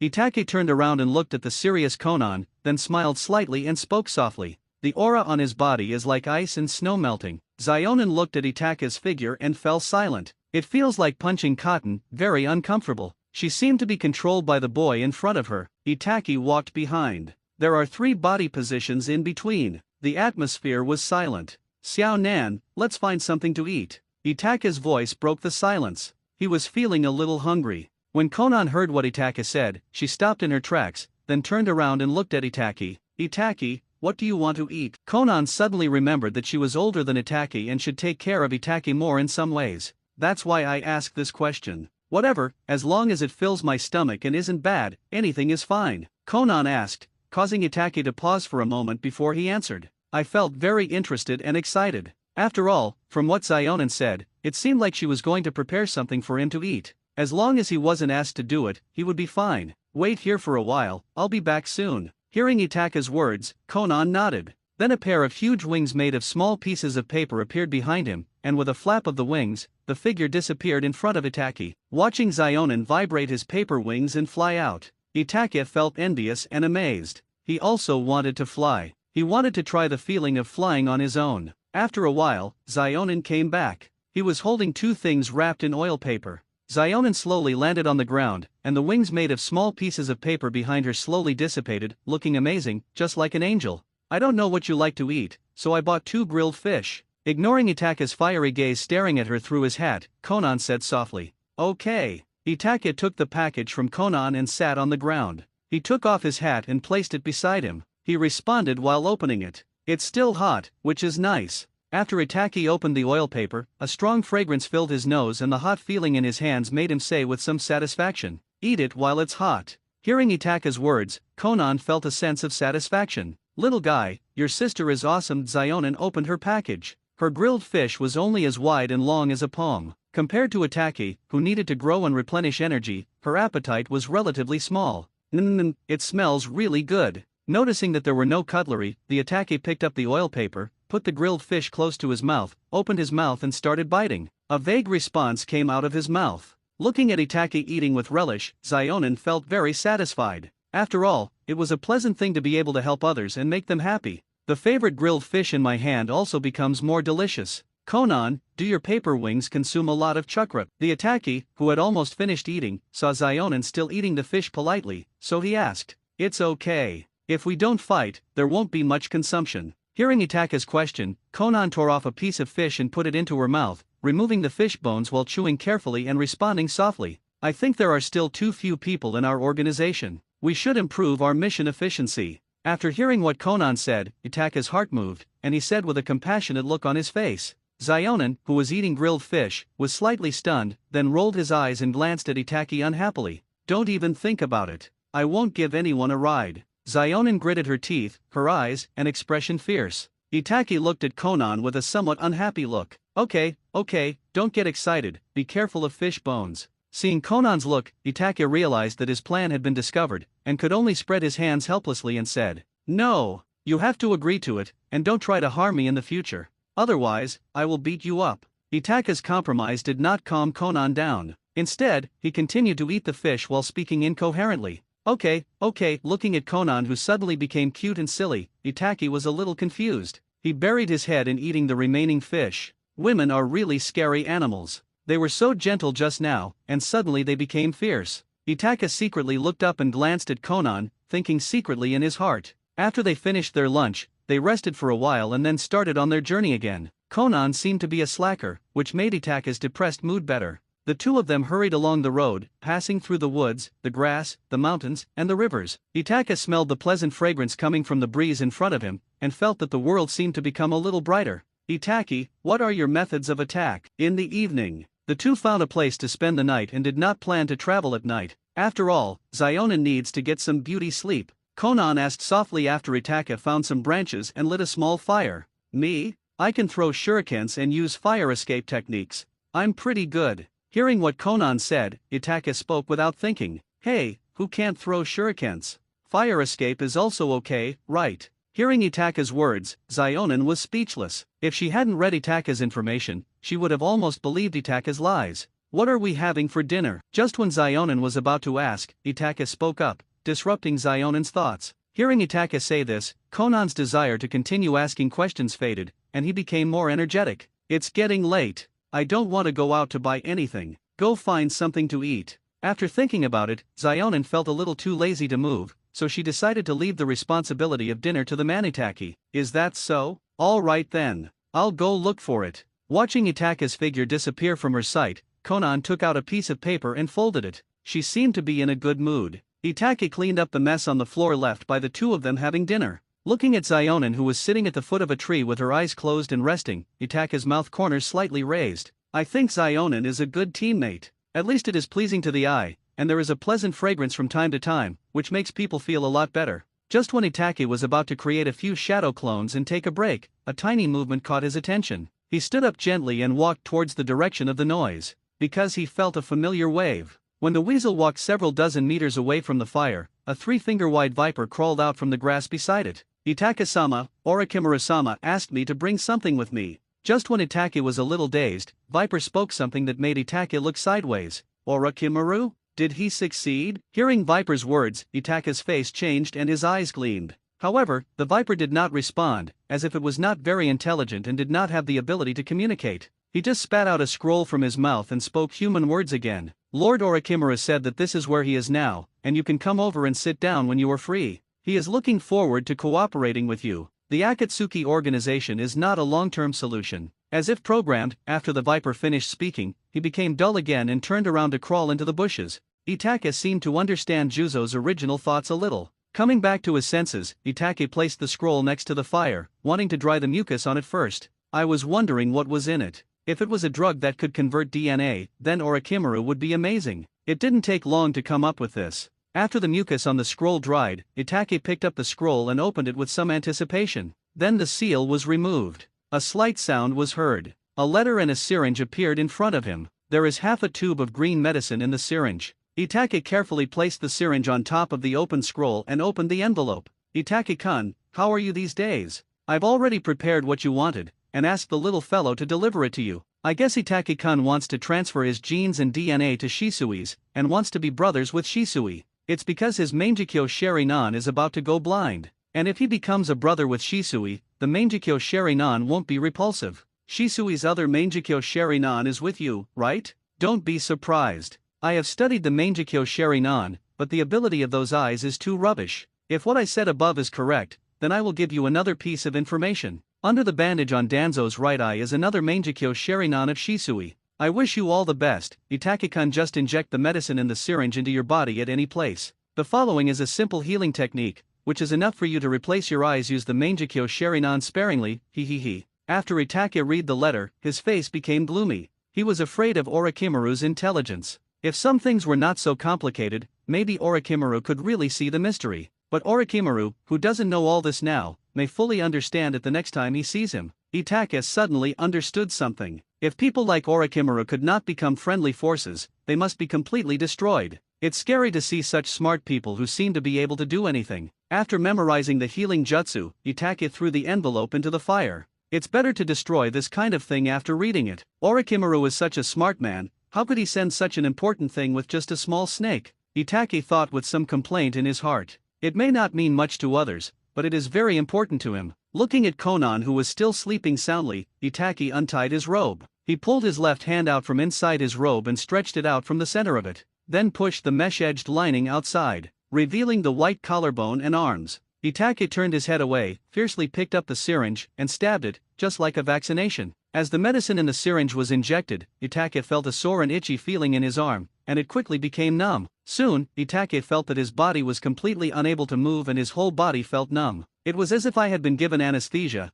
I was completely unconscious and unable to move. Inside his body, genetic DNA was rapidly dissolving and reorganizing. These weasels didn't know that at this moment he couldn't even move his eyelids. I complained in my heart, how could Orochimaru not tell me such important information? I can only pray that nothing happens tonight, or if something happens, Zionin wakes up quickly. After all, he couldn't even close his eyes right now, let alone give a warning. At night, a tiny body sat against a tree. The fire in front of it, without any attack to add fuel, finally burned out and went out. The cold wind in the early morning is particularly cool. Especially the Itachi, who had one arm exposed, felt particularly cold. The unremoved syringe stuck in his arm was also particularly conspicuous. Itachi? Zionin sat up from her curled-up body and slowly opened her eyes. She was awakened by the cold. I found that it was pitch black in front of me, and there was a small, blurry black shadow not far away. Zionin had a handful of paper in his hand, ready to light up the darkness. Then he remembered that he didn't know how to escape from the fire trap and didn't bring a flint and steel.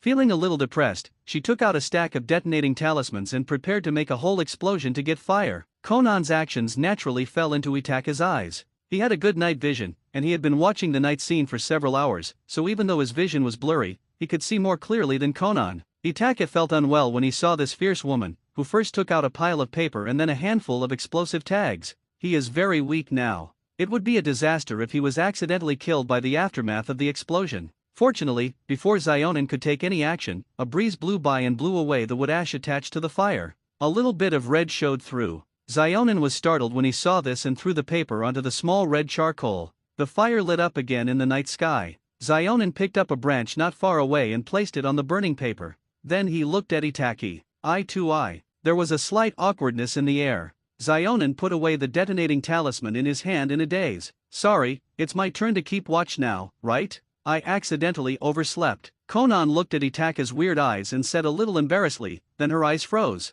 Who? Conan's chakra started to surge and her perception rushed out overwhelmingly. The small fire that had just been lit was put out again by the chakra. When Zionin saw that Itachi had half of his shoulder exposed with a needle inserted in it, his handsome face turned pale. It was obviously a surprise attack. Then he exploded in anger. Then she was stunned again. Suddenly I remembered that the fire should have been out for a while, and if someone was plotting against Itachi, they wouldn't have taken off his clothes. Invisible brain supplement is the most deadly. Fortunately, the fire had been extinguished by her raging chakra, otherwise it would have been so embarrassing that I could have dug out a 2-bedroom, 1-living-room house with my toes. She was also sleepy and her brain was a little slow. The fire started again, and Zionin's face turned a little red, like a ripe apple. Why are you scaring me if you're alright? Conan said unhappily as she walked towards Itachi. But Itachi's weirdness also caught her attention. At this time, Itachi's face turned blue, and his eyes were staring at him dryly, with bloodshot eyes, as if he had stayed up all night for several nights. What's wrong with you? Conan asked with concern. She didn't understand what was wrong with Itachi, and she knew very well that this was beyond her comprehension. Itachi felt the warmth from the fire and felt comfortable, but unfortunately, he still couldn't move or speak. After waiting for a few minutes, Itachi still didn't say anything, just stared at her blankly, which made her a little confused. She could sense nothing through Itachi's body. Helpless, she could only walk back and sit at the foot of the tree again. As for the syringe on Itachi's shoulder, she had no intention of pulling it out. What if Itachi was training? Wouldn't it be ruining his good fortune if she moved around? He has a lot of things in his mind right now. What I think about most is, was he being plotted against by Orochimaru? But when he thought about how they got along, he didn't think that was the case. But why didn't Orochimaru tell me that this thing has such serious side effects? If he did this during a battle, he would explode. Isn't this just surrendering and giving away your life? At this time, Orochimaru was in a laboratory and the surrounding lights were a little dim, but it was indeed very bright around him. There are some experimental instruments and other equipment in front of me.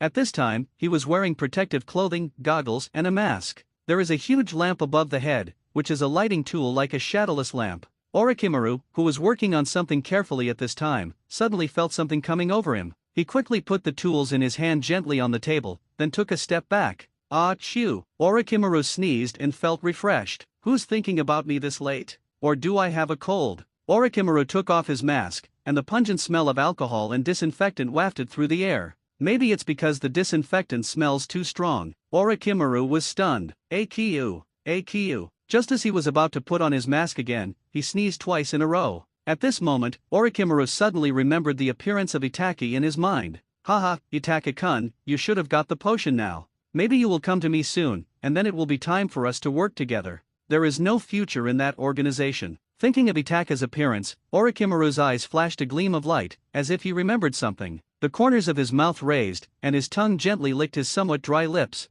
Everything that happened to Itachi seemed to be inextricably linked to Orochimaru. In other words, Orochimaru made some small arrangements on Itachi. A night in silence. Konan stared at Itachi curiously from time to time. That's amazing. I didn't close my eyes the whole night. As the morning light rose, all the branches that Itachi had picked up were thrown into the fire by Konan and burned to ashes. The last ray of fire died out, as if it had completed its mission, and gradually dimmed. After hearing what Konan said, Itachi felt terrible. At this moment, he only felt a chill and heat in his body, and his eyes felt extremely tired. My legs are numb, accompanied by bursts of tingling pain. The waist and back are also extremely sore. Zionin walked lightly to Itachi's front. Looking at Itachi's pale face, she felt uneasy. What on earth did you inject yourself with? And now you're still unable to move? Because it was already daybreak, if Itachi was training, or if the thing he injected himself was controllable, he should have recovered by now. But now there is no sign of improvement, which makes her a little confused.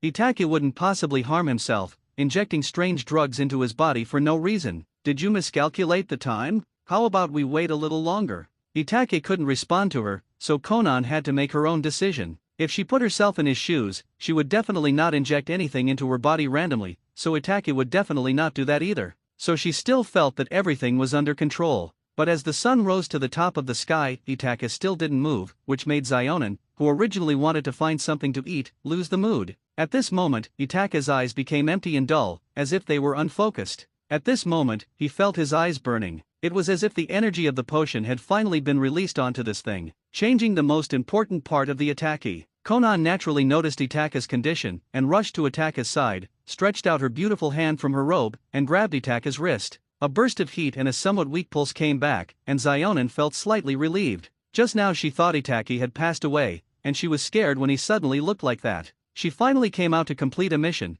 but she met a player like Itachi, which really made her feel annoyed. She even began to doubt whether she was a jinx. Why do such bad things always happen to me? But no matter how he thought about it, a pair of paper wings quickly condensed behind him. Without thinking too much, he picked Itachi up, like a princess. I plan to take Itachi back to the Hidden Rain village and go to the hospital to see what the situation is. At this moment Itachi felt that his body was suspended in the air, but now everything in front of his eyes was dark and he could no longer see anything. It was as if the body had become a battlefield where two armies were fighting. Because his central nervous system had stopped functioning early on, he lost control of his body. The invaders, using the arms as their base, are rapidly devouring and generating new cells, becoming excellent warriors. Invading. Local forces are fighting at full speed, stubbornly resisting this silent but massive invasion. If Itachi knew the current situation in his body, he might feel fortunate. If he waits until Hashirama's cells are completely removed before trying this thing, it probably won't work. Zionin felt a pang of pain in her heart as she looked at Itachi, who was becoming increasingly paler in her arms.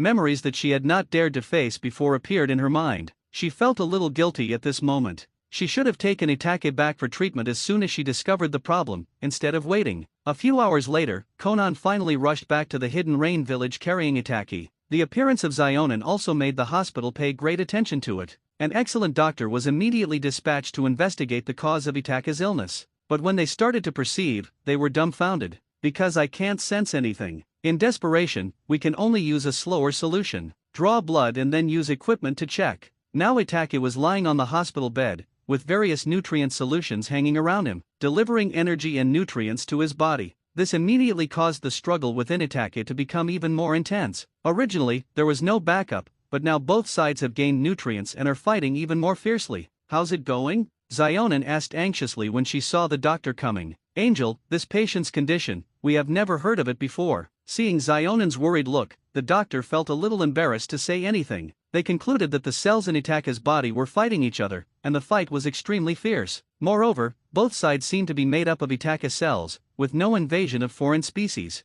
This really made them speechless. She should be very angry at this moment, Why did she suddenly feel like laughing? However, this mentality is fleeting. You go down first and study it carefully to see if there is any way to save him. She cursed the quack doctor in her heart, but there was nothing she could do now, so she could only let the doctor leave. When the doctor heard Zionen's words, he felt relieved and ran out in embarrassment. It was like walking through the gates of hell. A few hours later, Conan sat beside Itaka's bed. What's going on? At this time, a figure appeared in the ward. It was Pain. At this moment, his brows were furrowed and he looked unhappy. Chief, Itaki might have a blood disease. Hearing Pain's voice, Zionen stood up and spoke softly. What's the situation? Can it be cured? Pain asked quietly, a hint of disappointment in his eyes. The current situation is not good, and the doctor can't think of any good way to treat it. Conan murmured after hearing what Pain said. Pain's vast perception spread out, pointing directly at Itake lying on the hospital bed. After a moment, calm was restored.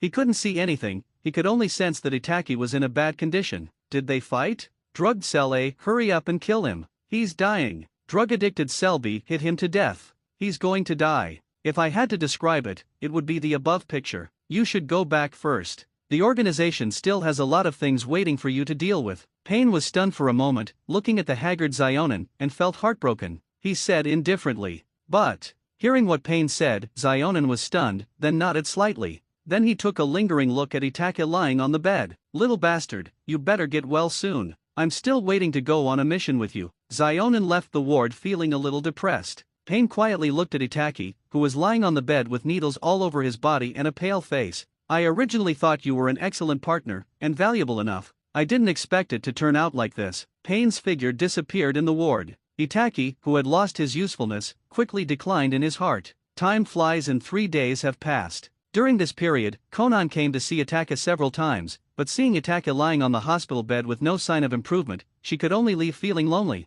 In the ward, Pain appeared in the ward. He didn't say anything else, but just took off the ring on Itake's finger with an indifferent expression, and then disappeared in the ward with an indifferent expression. Now he still has a lot of things to deal with, and he also has to find a replacement for Itake. And not long after Pain left, after a moment of silence in the ward, a shark face appeared in the ward. Kisame looked deeply at Itake lying on the hospital bed, and thought of Itake who was blackmailing him a few days ago. So Mr. Itake, everything is changeable. Can you change your own ending? After a moment of hesitation, Kisame took an orange from the table and then left in style. A vortex appeared in the ward, and a masked figure sat on a stool. Arrogant little brat, it's only been a few days and you've become like this. Hurry up and jump up and hit me, Obito said with some evil amusement. The sound echoed in the ward. Hey, I worked so hard to bring you here, and you've become like this in just a few days. Do you think you're worthy of me? After a moment's silence, Obito said with some complexity. I thought you were a rising star, but you fell so quickly. Could it be that my Uchiha clan has completely declined since Madara?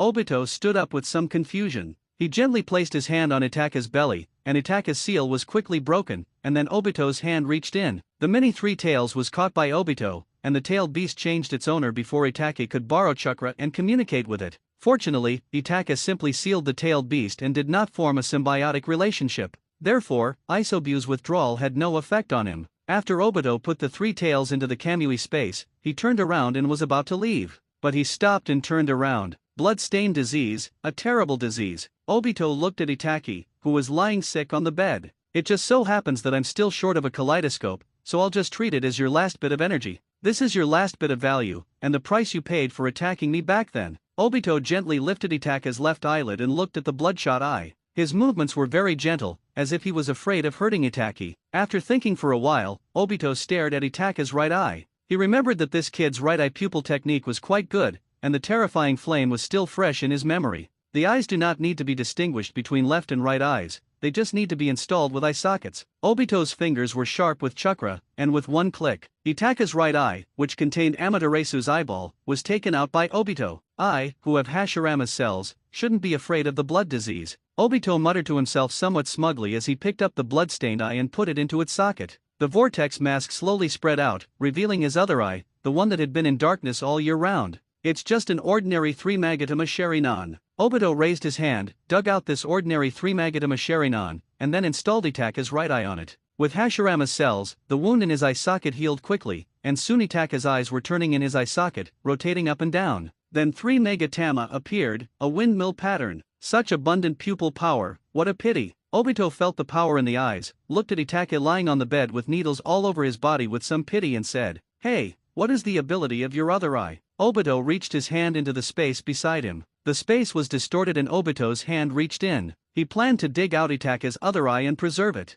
prepare to keep it for later use. There was a container in Obito's hand, filled with green nutrient solution. His hand slowly reached towards Itachi's left eye. After a stinging pain in his eye sockets, Itachi regained consciousness and was able to hear Obito's words clearly, but he still couldn't open his eyes and couldn't make any movement. This was torment for him. After the heat in his eyes finally subsided, his eyeballs were gouged out. How did Itachi feel? And now, after listening to Obito, he even had to dig out his other eyeball, which made Itachi so angry that he cursed. Although this pair of eyes is no longer necessary for him now, they are original after all. This guy not only dug out his own eyes, but also made sarcastic remarks, which made Itachi extremely angry. "I am so anxious that I can almost speak." The central nervous system seemed to sense Itachi's thoughts and emitted a faint flicker of light. Obito gently lifted Itachi's left eyelid, his hand stained with blood. What Itachi couldn't stand the most was that this guy didn't even wear gloves and was ready to take it out with his bare hands. Just as Obito was about to start digging with his other hand, a hand covered with needles grabbed his arm.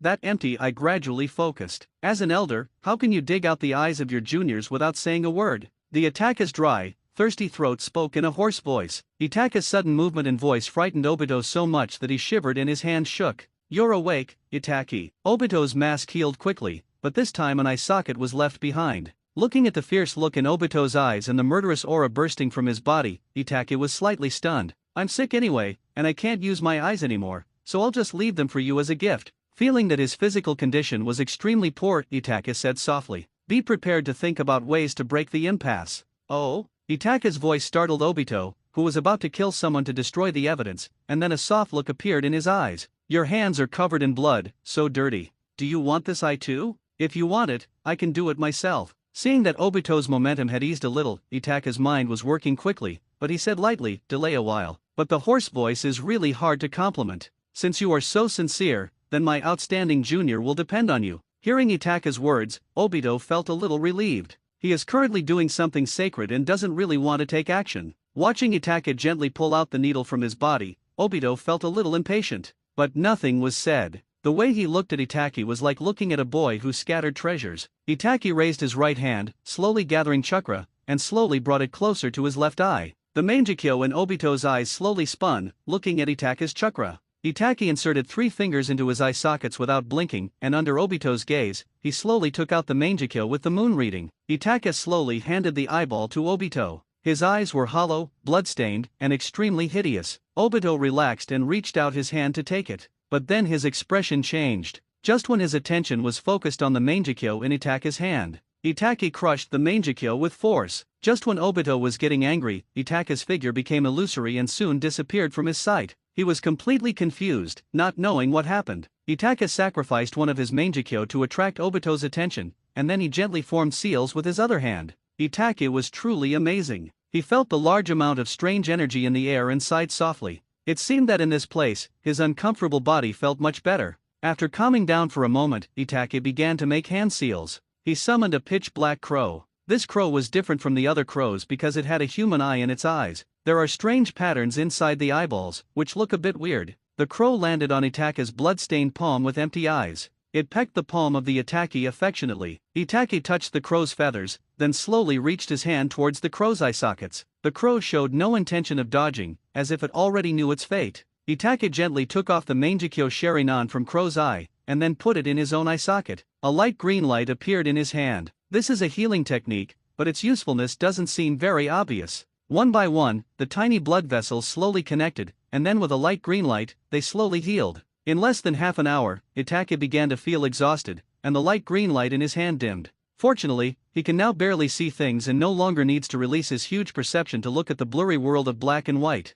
Looking at the crow lying in his palm, Itachi felt distressed. After waiting for a while, a light green light came out from his hand again, stopping the crow's bleeding. Now that the crow was blind, he had no intention of sending it back. He just put the crow on his shoulder and let the crow hold his shoulders. Looking at the foggy and miasma-filled world before him, Itachi felt speechless. But he still walked forward. Now that he had reached Longdi Cave, he was ready to see if he could learn any magic. In a dark and miasma-filled jungle, there is a one-eyed boy with an eyeless crow standing on his shoulder. It formed a somewhat sentimental landscape. In fact, he had anticipated the current situation. Just when he miscalculated the duration of the potion's effect and his own condition began to deteriorate. But when all this really happened, he found it hard to accept it in his heart. This was his first stop in the Naruto world, and he ended up like this. Although he usually likes to slack off, his feelings for the Akatsuki organization are real. There are a lot of fascinating people here. It's just a pity that I had to leave early and was fired. He couldn't help but reflect on whether he should do something, instead of wasting time. That's right, what he thought was a wretched development in the past was just an excuse for him to live his life with a clear conscience. But when he thought of this, Itachi felt a little scared. A masked figure appeared in his mind, prying open his eyelids, and his fingers were getting closer and closer. So, Mr. Obito, are you ready for my wrath? Itachi's indifferent voice echoed in this space. Originally, Itachi did not feel much hatred towards Obito for his plan to kill his companions to open the Sharingan for him, to collude with Danzo to destroy the Uchiha clan, and to kill Izumi. It was just because he had just traveled through time at that time, and although he had some memories of his previous life, he had watched the entire Naruto series and knew that Obito was just a poor man who woke up very late, made the whole world his enemy for a woman, and was plotted against. Now Obito had dug out one of his eyes, forcing him to dig out his own eye and destroy it. The feud was formed. No matter what, he had to cause trouble for Obito. Even a clay Buddha can get a little angry, let alone a human being. Itachi originally just wanted to experience the world and be a powerful salted fish. He wanted to change Itachi's original fate, occasionally take action, and change the tragedy of some people. Then, like an outsider, like a hermit, he watched the world change and move towards the path he had designated. You are Uchiha Itachi, right? Just as Itachi was lost in thought, a woman's figure floated in the air. The woman was wearing a white robe, and a white ribbon was floating behind her, circling around her. Itachi looked up into the air, at the person who was approaching. One eye had a hollow hole in it, while the other had an empty socket, revealing hideous flesh. The eyeless crow on the shoulder also raised its head and looked in the direction of the sound. Its head with a pointed beak tilted slightly, revealing its empty eye sockets. The visitor was slightly startled when he saw the strange appearance of the man and the crow. This is a strange man and crow. Ichika Shimaheim secretly gave an evaluation in her heart. The white snake immortal wants to see you. Ichika Shimaheim put aside the strange feeling in her heart and spoke softly. She is one of the white snake sage's confidants. She has the ability to float freely in the air and become invisible. She can forcibly consume the opponent's chakra, so that the opponent's flesh and chakra will be swallowed by her. Good. After hearing what the woman said, Itachi turned his left cheek slightly and looked at the woman with his left eye, whose vision was not very clear yet. Then he nodded slightly in response. A handsome boy, but it's a pity that he's missing an eye. Princess Ichikashima landed gently on the ground, walked in front and led the way. After getting closer and seeing Itachi's face clearly, she sighed in her heart. The white snake immortal is so powerful. He knew I was coming as soon as I arrived at Longdi Cave. Noticing that Itachi was somewhat quiet, he spoke with a sigh. He was a little panicked at this moment. His strength had not yet recovered. The snakes in the Longdi Cave liked to eat people. If he was accidentally eaten, he would be dead. That's why I took the initiative to speak and tried to close the distance. If the conversation breaks down by accident, maybe I can still escape from Shekau. At this moment, he suddenly missed Orochimaru a little. After preparing for the present, it's time to go and take a look at Orochimaru's base. Princess Ichikijima did not respond to Itachi's meaning. To her, coming to guide Itachi was already boring. If she also had to answer his questions, wouldn't she be like a servant? Not long after, the two came to an ancient temple. Is there a beautiful young woman sitting on top? There are two young women standing beside her. Immortal, the person you are looking for has been brought here. Princess Ichikijima bowed slightly, then walked towards the white snake immortal and stood behind him. Itachi looked at the beautiful white snake fairy who was sitting there. She was completely different from the old lady in his memory. At this time, Itachi was too weak to see through the fairy-type illusion. He couldn't even see through the figures of Tsuzuim, Tanashika Shinim, and Ichikijima who were standing behind the white snake immortal. White snake immortal. Itachi came back to his senses and bowed slightly, imitating Princess Ichikashima, before bowing to the elder and greeting him. Hearing what the white snake sage said, Itachi spoke without thinking. You want to learn magic. Hearing Itachi's words, the white snake sage pondered for a moment. Child, you should rest here for a while. Once you have recovered and repaired your other eye, it won't be too late to learn magic. After a moment's silence, the white snake immortal spoke softly. What the white snake immortal said is not without reason. On the one hand, Itachi's current body is too weak, and on the other hand, Itachi with two eyes will greatly improve his efficiency in practicing fairy arts. Okay, then I'll trouble the white snake immortal. Hearing that the white snake sage did not refuse, Itachi secretly breathed a sigh of relief. Although he didn't understand why the white snake immortal was so friendly to him, it was better than being indifferent. Ichikashima-hime, take Itake to the guest room and let him rest for a while. Hearing Itake's words, the white snake sage's beautiful eyes moved, then she tilted her beautiful head slightly and spoke to Princess Ichikashima behind her. Oh! When Princess Ichikashima heard that the hard job had fallen on her head again, she pursed her lips slightly. Uchiha Itake is a noble of our Ryokai cave. If you dare to neglect him, Before Ichikashima-hime could come to her senses, a voice appeared in her mind. The white snake immortal and the other two sisters have disappeared from the spot. Looking at the young man and his crow in front of her, Ichikashima-hime was dazed for a moment. Let me take you to rest for a while. There was silence for a while. Ichikashima-hime said softly. His tone was much gentler than when they first met. Okay, then I'll trouble this fairy. Hearing the woman's voice, Itake responded softly. My name is Ichikashima-hime, and I don't dare be called a fairy. Hearing Itake's words as if he had put a suppository on his mouth, Ichikashima-hime felt a little uncomfortable. Just open your mouth and say, then I'll call you Shima-hime. After hearing what the woman said, the Itake hit the snake with a stick. The main reason was that he was a little hungry, and had been hungry for several days. Now the only one left was this rather cool island princess, so he had to take this opportunity to get closer to her and find a way to get something to eat. So frivolous. How can you be so affectionate when you first meet? Shima-hime felt slightly amused at Itake's sweet words, but she still spoke in a tough tone. Suddenly I realized that the boy in front of me is quite good at chatting. No, it's not intimate. The first time I saw you, Fairy Island Princess, I felt a sense of familiarity, as if we had known each other for 1,000 years. Princess Ichikashima was leading the way in front, and Itake was watching Princess Ichiki's twisting slender waist from behind, feeling very pleased. Tell me, are you up to something bad? If it's you, I might be able to satisfy you. Shima-hime felt a little strange that Itake kept looking at her body and using the same old-fashioned pick-up lines. So she stopped, turned around and looked at Itake coquettishly, and said with a smile, well, Fairy Shimeji, if you say so, I'm really excited. At Shima-hime's words, Itake's remaining eye lit up slightly and his voice rose a few decibels. Really? Ichikashima-hime smiled and said softly, looks a bit shy. In fact, she sneered in her heart. As long as Itake dared to make any excessive demands, she would beat him up no matter what. I'm hungry, I want to eat meat. Hearing Ichikashima-hime's words, Itake's single eye shone with a gleam of light, the light in the eyes of a foodie. Shima-hime was stunned when she heard Itake's words. My head is buzzing. She felt a little disappointed in her heart. She would be unhappy if Itake had his eyes on her. She was even more unhappy when Itake didn't set his sights on her. Doesn't that mean she has no charm? You can live here. Princess Ichikashima pointed to the guest room in front, and had no intention of helping Itake open it. After Itake said he wanted to eat meat, Princess Ichikashima became a cold person. There was a chilly smell in the air, which made Itake afraid to speak. I cried out in my heart, this is so terrifying. Itake opened the door and looked at everything in the room. He found that the room was simply furnished with a bed, a table, a teapot, 2 cups, and 2 stools. Itake walked to the table and sat down, shaking the teapot, and found that there was no tea in it. Fortunately, the room was clean, without dust or spider webs. Itake placed the crow on the table, clenched his left fist on the table, and rested his chin on it. With his right hand, he was teasing the crow in front of him out of boredom. Do you have a wife? The somewhat bored Itake straightened the crow's head and asked softly, Quack, you are so handsome, you must be the king among crows, you must have a wife. Quack, is your wife pretty?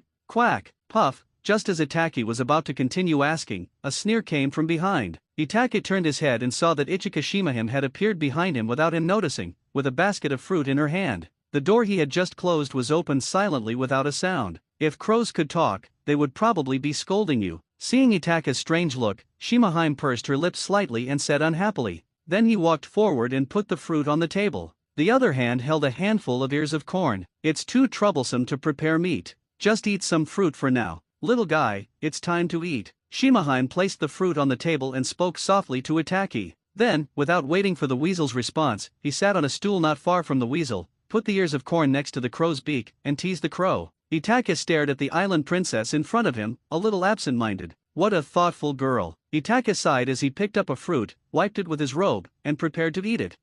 You don't need to tell me. Shima-hime rolled her eyes at Itake's words. I felt so happy in my heart. It was a wonderful feeling to be praised by others. Actually, birds can eat fruits too. Seeing Shima-hime's somewhat arrogant look, Itake couldn't suppress his evil taste anymore. So he suddenly opened his mouth. Zionin carried a small basket of fruit and went to the hospital as usual. But when she walked to Itake's ward, she froze. She wanted to sense whether there was anyone inside. If there was, she would wait until the person left before going in. But when she sensed it, she found that there was no one in the room. That's right, no one. Uchiha Itaki, who should be lying in the ward, is missing. Zionin pushed the door open in a daze and looked at the empty room in silence. Not only are the people missing, but also the sheets, pillows, and nutritional potions are missing? Angel, we don't know where that Angel has gone. We have been discussing a treatment plan. The nutritional medicine there can support him for a week, so we dare not go and disturb his rest. Facing Zionin's questioning, he frowned. The doctor in front was worried. Hearing the doctor's words, Zionin waved his hand tiredly, indicating that they could leave. Where will you go, little ghost? After the doctor left, a figure appeared in Zionin's mind, murmuring softly.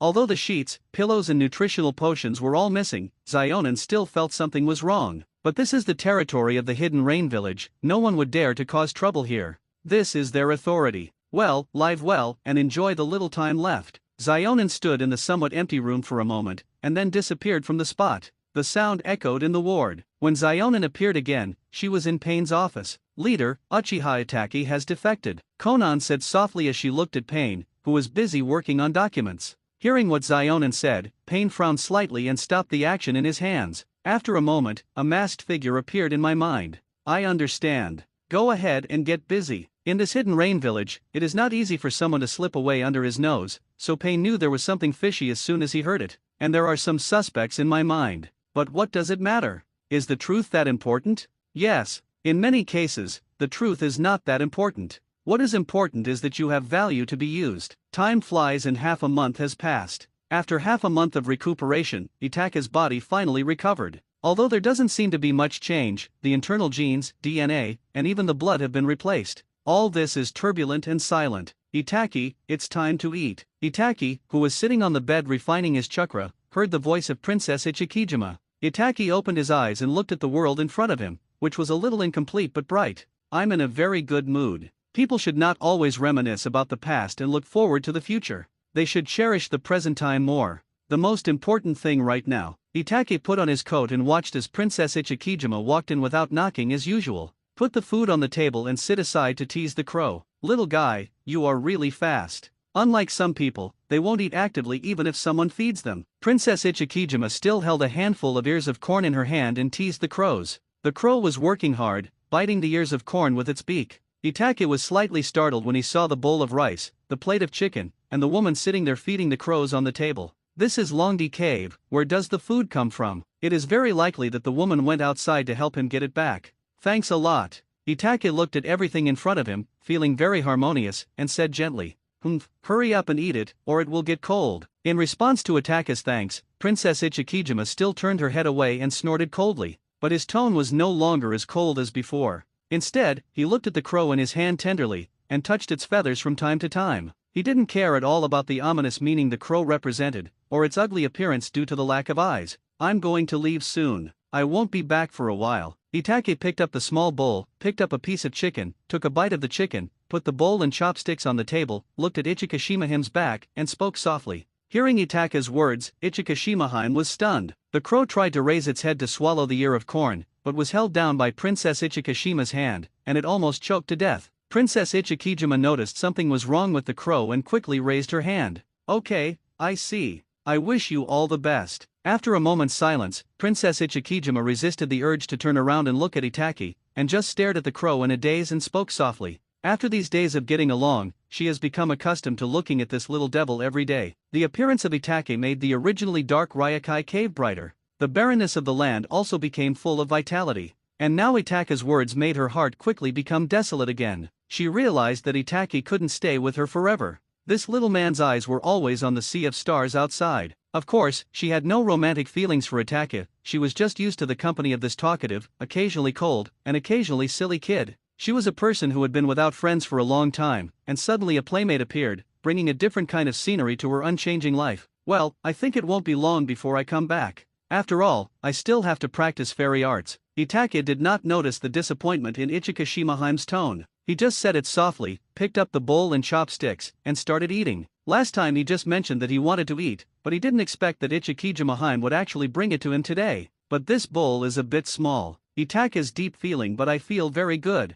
Well, you are so smart, you will definitely learn it quickly. Noticing Itake eating rice happily, Ichikashima felt the loss in her heart quickly melt away, but a feeling of melancholy lingered in her heart, which could not be dissipated for a long time. Are you going to take the little guy with you too? Moment. Princess Ichikijima turned her head slightly, stroked the crow's little head, looked at Itake seriously and asked, well, I'm going to find a new eye for it. And it's my friend, so it has to stay by my side. Itake swallowed the food in his mouth, looked at the crow with gentle eyes, and spoke softly. Partners. Then are we partners? Princess Ichikijima looked at Itake's gentle face and asked softly. The scene of her first meeting with Itake appeared in her mind, and she remembered that Itake was angry because he couldn't spit out ivory. I remembered that I deliberately brought food very late the next day, and Itake looked very hungry. I remembered how Itake told me stories in order to please him, his bread and butter. Thinking of the beautiful story of Bai Suhen and Su Xian, reminded me of the experience of making little chess pieces together. I remember the two of them building a little wooden house for the little crow. These memories gradually filled her previously empty life and made it complete. She really enjoyed playing with this little kid. Forget it, we are comrades in arms. Itake was slightly distracted when he saw Princess Ichikijima acting like a little girl. Then he responded seriously. Give Ichikashima a positive attitude. After you finish your meal, can you tell me the story of Su Xian and Bai Suhen? Hearing Itake's affirmative words, Ichikashima smiled slightly. Let me tell you, Su Xian is not a good person. Don't be fooled. Hearing that Princess Ichikijima was so interested in Su Xian, Itake said unhappily. Humph. None of your business. P.S. The weasel lying listlessly on the table. Fairy, why did you come so late? I'm almost starving. Ichikashima who put the food on the table. Humph. I'll let you die of starvation. The well-fed Itake, let me tell you a story. Princess Ichikijima who is feeding crows. Say something, it won't sound nice. Humph. Princess Ichikijima with red eyes. Itake, do you think there really is a Su Xian in this world? The Itake who was laughing secretly in his heart. This story is purely fictional. Any similarity is purely coincidental. Ichikashima put the food on the table. Lazy guy, get up, this fairy is merciful and comes to feed you. The lazy Itake, fairy, wait a moment, I'll get up right away. Shima looked at Itake curiously. What are you doing? Digestion the weasel holding the carving knife. This is a good thing, enough to kill time. Student Ichikashima this thing of yours is too difficult, I don't want to play it anymore. Chess Saint Itake, now you know how powerful I am. Bored Island Princess, little crow, are you laughing at me? Crow, caw, take good care of yourself and take good care of the little one for me. Princess Ichikijima led the way in front, and Itake followed quietly behind, with Crow holding onto Itake's shoulders. When they were almost at the exit of Ryokai Cave, Ichikashima suddenly turned around and spoke seriously. Beneath the calm and serious tone, there was a surge of suppressed emotions. Itake felt a little flustered by the look in Ichikashima's eyes. After a moment's silence, I will, don't worry, you have to live a good life in Longdi Cave. Itake looked at Shima and smiled softly. Although Itake is sometimes a little confusing, he is not a person who likes to laugh. It can be said that he laughs very rarely. Itake's smile made Ichikashima slightly startled, and a strong sense of healing came over her. She was a little overwhelmed. This smile is so pretty. If you can, smile more often. Shima, who was a little dazed, came to her senses, suppressed the urge to touch Itake's cheek, straightened Itake's collar, looked at Itake's face seriously, and spoke softly. Little guy, you have to be good too. When you get your eyes replaced, don't forget me. Princess Ichikijima stroked the crow's feathers and spoke softly. It's just that the tone was a little strange, and Itake felt as if he was speaking to him. Don't worry, it won't. Itake teased the crow's beak with his index finger and spoke softly. It seems that the little guy doesn't have a name yet? Should we give it a name? Noticing Itake's feet were about to rise again, Shima spoke quickly. He looked at Itake and the little crow with a look of nostalgia. Let's call it Ziobai. Looking at the island princess in front of him, Itake said softly. Princess Ichikashima looked at Itake strangely. Although it is all black, in my heart it is white.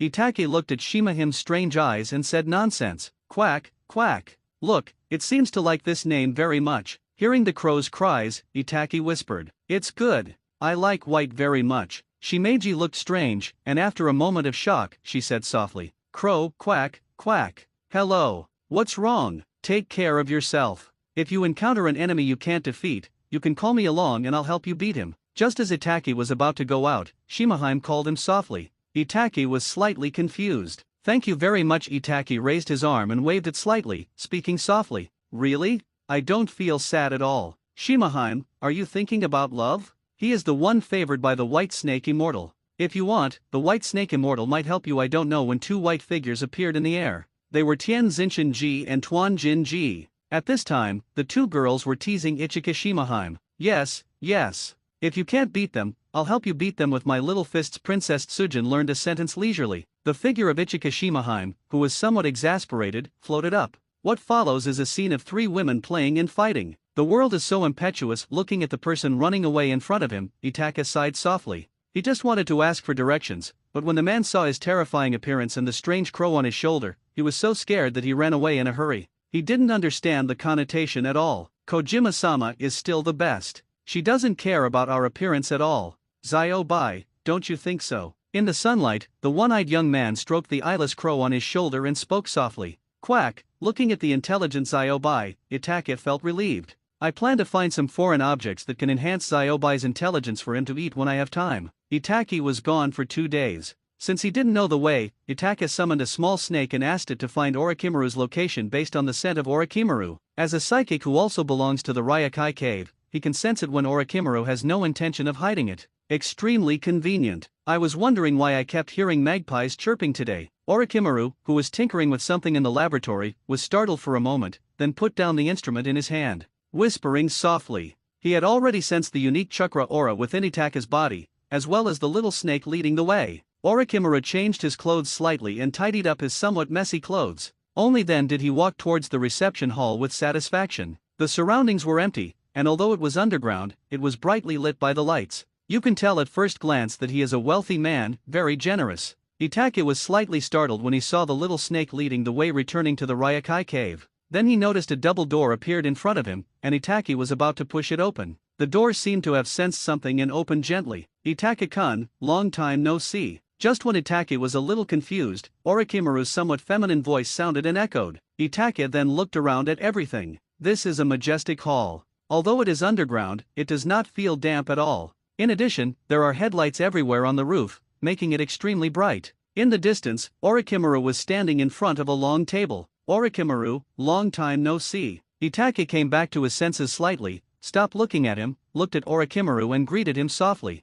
At this time, Orochimaru was slightly startled and saw Itaka's one eye. Of Itaka's beautiful eyes, only one remained. Itaka had no intention of hiding his ugliness, leaving his hideous eye sockets exposed to the air. Who did this? Orochimaru's voice was a little serious. He is very angry. He didn't even have the idea of piercing Itaka's eyes, so who would dare to do it? You've caused me so much trouble. Itaka did not answer Orochimaru's words, but just smiled bitterly. Looking at Itaka, who seemed to have matured a lot, Orochimaru was slightly stunned. Looking at Itaka, who found a random seat and sat down. You mean, they took advantage of your weakness and dug out your eyes? After hearing Itaka's words, Orochimaru pondered for a moment and asked softly, otherwise, you didn't tell me that this thing would have such serious side effects and the process would take so long. Itaka leaned on the table unhappily and placed Haku on the tabletop.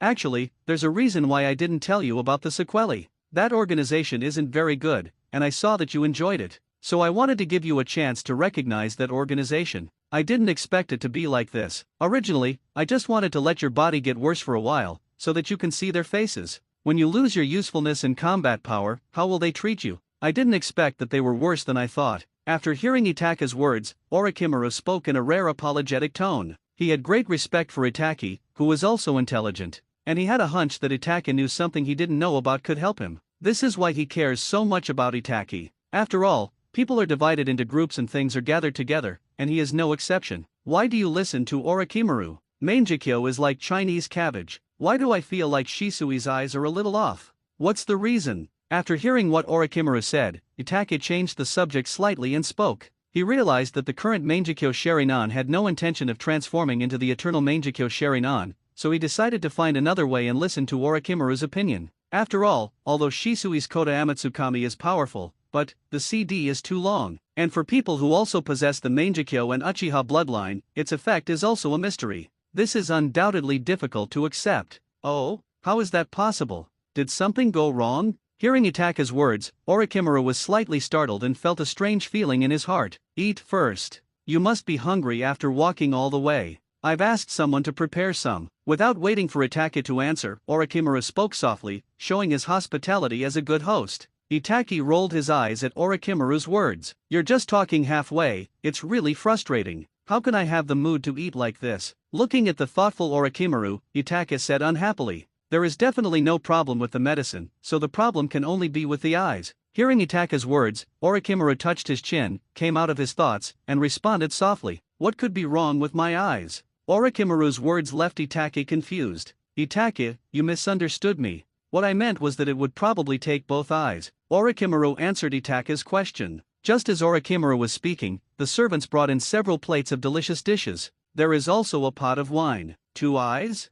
There's no such thing as that, right?" After the servants had served the food and left, Itachi asked softly, his tone a little unnatural. "There is no such saying, but Itachi, have you ever thought about why people have 2 eyes instead of 1? The 2 eyes may have some strange connection. So if you insist on saying where the problem lies, it may be here." Orochimaru leisurely poured himself a small glass of wine, then picked up another glass and poured one for Itachi as well. Although it was a long table, the two of them were sitting very close to each other and could reach each other. After hearing what Orochimaru said, Itachi fell silent. To be honest, when Shisui used his Mangekyo Sharingan, he didn't feel any rejection. It was just that it hadn't transformed into eternity, which made him a little anxious. "Have a drink. The other eye is in Danzo's eye. I'll think of a way to take it out." Looking at Itachi, who seemed to be in deep thought, Orochimaru picked up the wine glass, smiled gently, and spoke with an extremely confident tone. "Just like Konoha, one of the 5 major villages, he can come and go as he pleases. The root, one of the 2 major forces in Konoha, can also come and go freely." Orochimaru had said this, and Itachi interrupted his thoughts, picked up the wine glass in front of him, and clinked glasses with Orochimaru. "This wine?" After taking a sip of the wine, Itachi was slightly stunned. It seemed that he had drunk this wine before. "You don't seem to be a heavy drinker." Hearing the surprise in Itachi's tone, Orochimaru put the empty cup on the table, picked up the wine jug and added wine, sighing, "I was led astray by Juzo at the beginning." Itachi felt a little uncomfortable when he heard what Orochimaru said. "This is the wine we drank when we first met and talked about things. Does it look like the one you ran away from?" Hearing Itachi's ruthless blame-shifting, Orochimaru made a strange and playful expression. Actually, I was going to pay the bill last time, but when I was about to check out, I suddenly realized, I forgot to bring money." Orochimaru's words made Itachi's old face slightly red. "This guy, I don't even know how to give him some way out. It's so embarrassing to suddenly talk about this. He. Seeing Itachi looking a little embarrassed, Orochimaru laughed. "Everything is self-explanatory. How's your Mangekyo Sharingan copy going?" After a few rounds, Itachi was a little drunk and his cheeks were flushed. "It's okay. You can't rush this thing. You have to take your time. And to me, the kaleidoscope is not important. What interests me is why the kaleidoscope has such a powerful power." Having said this, Orochimaru paused slightly. "But Itachi, I always open my heart to you. What you did is a bit unfair." Looking at Itachi, who was a little drunk, a gleam of light flashed in the depths of Orochimaru's eyes. Why am I not kind?" Itachi was listening to what Orochimaru said, and he was a little confused when Orochimaru changed the subject. On the surface, Itachi appeared a little hesitant, but deep down he already knew what Orochimaru was talking about. It seems that Orochimaru was really knowledgeable about the Mangekyo Sharingan. "I discovered the mystery of the Mangekyo Sharingan so quickly. The Mangekyo Sharingan cells you gave me aren't your own, right?" Orochimaru had no intention of covering up Itachi's pretense of being stupid, and he directly exposed it. Originally he was just a little suspicious, so he took advantage of Itachi's drunkenness to trick him a little. He stared at Itachi closely and discovered Itachi's flaw. Even the unnaturalness for a moment did not escape his eyes. "Well, this was our first collaboration, so it's inevitable that I have some reservations. But you should have discovered that the cells I gave you are indeed the cells of the Mangekyo Sharingan." Faced with the intelligent Orochimaru, Itachi was too lazy to struggle. For smart people, if you can't hide it, don't hide it. If you try to hide it any further, it will only make the other person unhappy and feel despised. After all, if you make up a lie, you can't hide it from the other person. If you keep making up a lie, it will give people the impression that you are treating the other person as a fool. Itachi's words made Orochimaru's mouth curl up. He seemed very satisfied with his own intelligence. "Whose eye cells are those?" Orochimaru took a sip of wine, put the glass on the table, and asked with some confusion. Orochimaru asked curiously, "You guess?" In response to Orochimaru's curiosity, Itachi drank a glass of wine and ate a piece of meat happily, with a smug look on his face. Orochimaru found Itachi's attitude quite interesting. It had been a while since the Itachi had eaten so well, so he drank some wine to help alleviate the greasiness while eating the meat. "As I drank this, I felt a little numb." Even though he was still somewhat conscious, he was a little dazed. If Orochimaru took action at this time, the chances of success would be quite high. But speaking of the meat-eating Itaki, who drank like this, Orochimaru, who was trying to persuade him to drink, even though he had a good alcohol tolerance, was a little confused after drinking, and was almost as drunk as Itaki. Send him to the best guest room and have someone wait outside. Make sure if he has any problems, you deal with them immediately. After finishing the last glass of wine, Orochimaru called someone over and sent Itaki downstairs to rest. After Itaki, who was a little confused, was sent away by the servants, Orochimaru watched their figures disappear from his sight. Then he stood up and walked towards the room, but his posture was so crooked that it was hard to describe. After being sent to a clean room, the servant walked out the door. Itaki opened his eyes. Although his face was red, his remaining eye was clear as a rock. Having suffered a loss once, Itaki would naturally not be so careless again. Everything that happened before his eyes was just to test Orochimaru. After looking at the furnishings in the room, Itaki arched his back on the bed.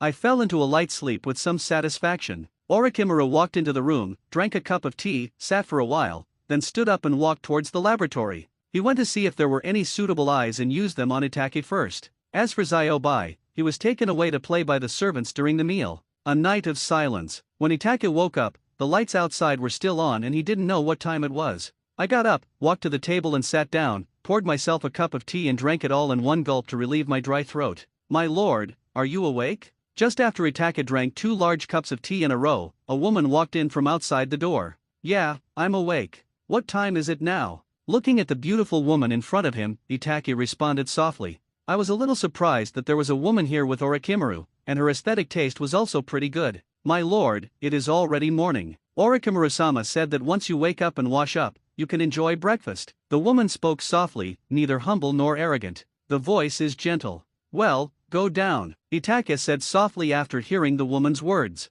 His voice was a little hoarse, his throat still hadn't recovered. Itaki, did you sleep well last night? When Itaki followed the woman to the living room, the woman stopped. Itaki looked at the door that opened automatically and walked in. As soon as I entered the room, I heard Orochimaru's voice. I slept well, and you? Looking at Orochimaru who was teasing Zyobai, Itaki smiled and asked. When Itaki sat down, he found that Orochimaru had replaced Zyobai's eye at some point. Not bad. I haven't been this happy in a long time. Hearing Itaki's voice, Zyobai, who was originally playing with Orochimaru, immediately broke free from Orochimaru's hands, flying towards Itaki's direction. Little guy, the master came and immediately abandoned me. Looking at Zyobai, Orochimaru said with some emotion. Thank you very much. I was just about to ask you to give it an eye. Itaki smiled slightly at Orochimaru's somewhat lost tone. Quack, quack, quack. Zyobai came close to Itaki, stood on Itaki's palm, and kept calling out. What's wrong, Zyobai? Itaki reached out and touched Zyobai's feathers, a little confused. When Itaki stretched out his other hand to touch Zyobai, Zyobai put his new eyes close to Itaki's fingers. Itaki dodged quickly, fearing to hurt Zyobai's eyes, and then was slightly startled. When Orochimaru saw this scene, he was silent for a moment. Quack, quack, quack. Seeing that Itaki didn't move, Zyobai got a little anxious and flapped his wings to fly towards Itaki's right eye socket. Quack, quack, quack. Zyobai, I don't need your eyes anymore. You have to keep an eye on the other half of the world for me. Itaki gently picked up Zyobai, touched Zyobai's head and spoke softly. Don't worry, Zyobai. I will find a suitable eye for your master. Orochimaru was silent for a moment, then spoke softly. I secretly sighed in my heart, worthy of being a weasel, raising a crow and being so affectionate and loyal. Quack, eat, Itaki. Shiro. Seeing that the atmosphere had become slightly silent, Orochimaru spoke to break the silence. That's great. Orochimaru, I didn't expect you to be a rich man. Life is really good now. After finding a seat not far from Orochimaru and sitting down, Itaki felt a little emotional. Hey, Itaki-kun, why don't you stay here with me? We can create a village together. What do you think? Hearing Itaki's sigh, Orochimaru smiled. That's a good idea, but I have a lot of things to do. Orochimaru's words made Itaki somewhat tempted, but when he thought about the many things that needed to be dealt with, it was obviously not suitable for him to stay in one place all year round. Itaki, when are you going to return to Konoha? I'll go with you then. Hearing Itaki's words, Orochimaru's eyes lit up slightly and he continued speaking. Soon, not only for the Mangekyo Sharinan, but I also want to go see my stupid brother. Hearing Orochimaru's words, Itaki responded by taking a sip of milk. There was no intention of refusing. With Orochimaru's help, the success rate would undoubtedly be greatly increased. Hee, I already had an idea last night. Hearing that Itaki had no intention of refusing, Orochimaru smiled slightly, stretched out his unique tongue, and licked his lips skillfully, but his expression was a little hard to describe. Oh, what's the idea? Orochimaru's words aroused Itaka's interest. The person in front of me is not only a scientific research genius,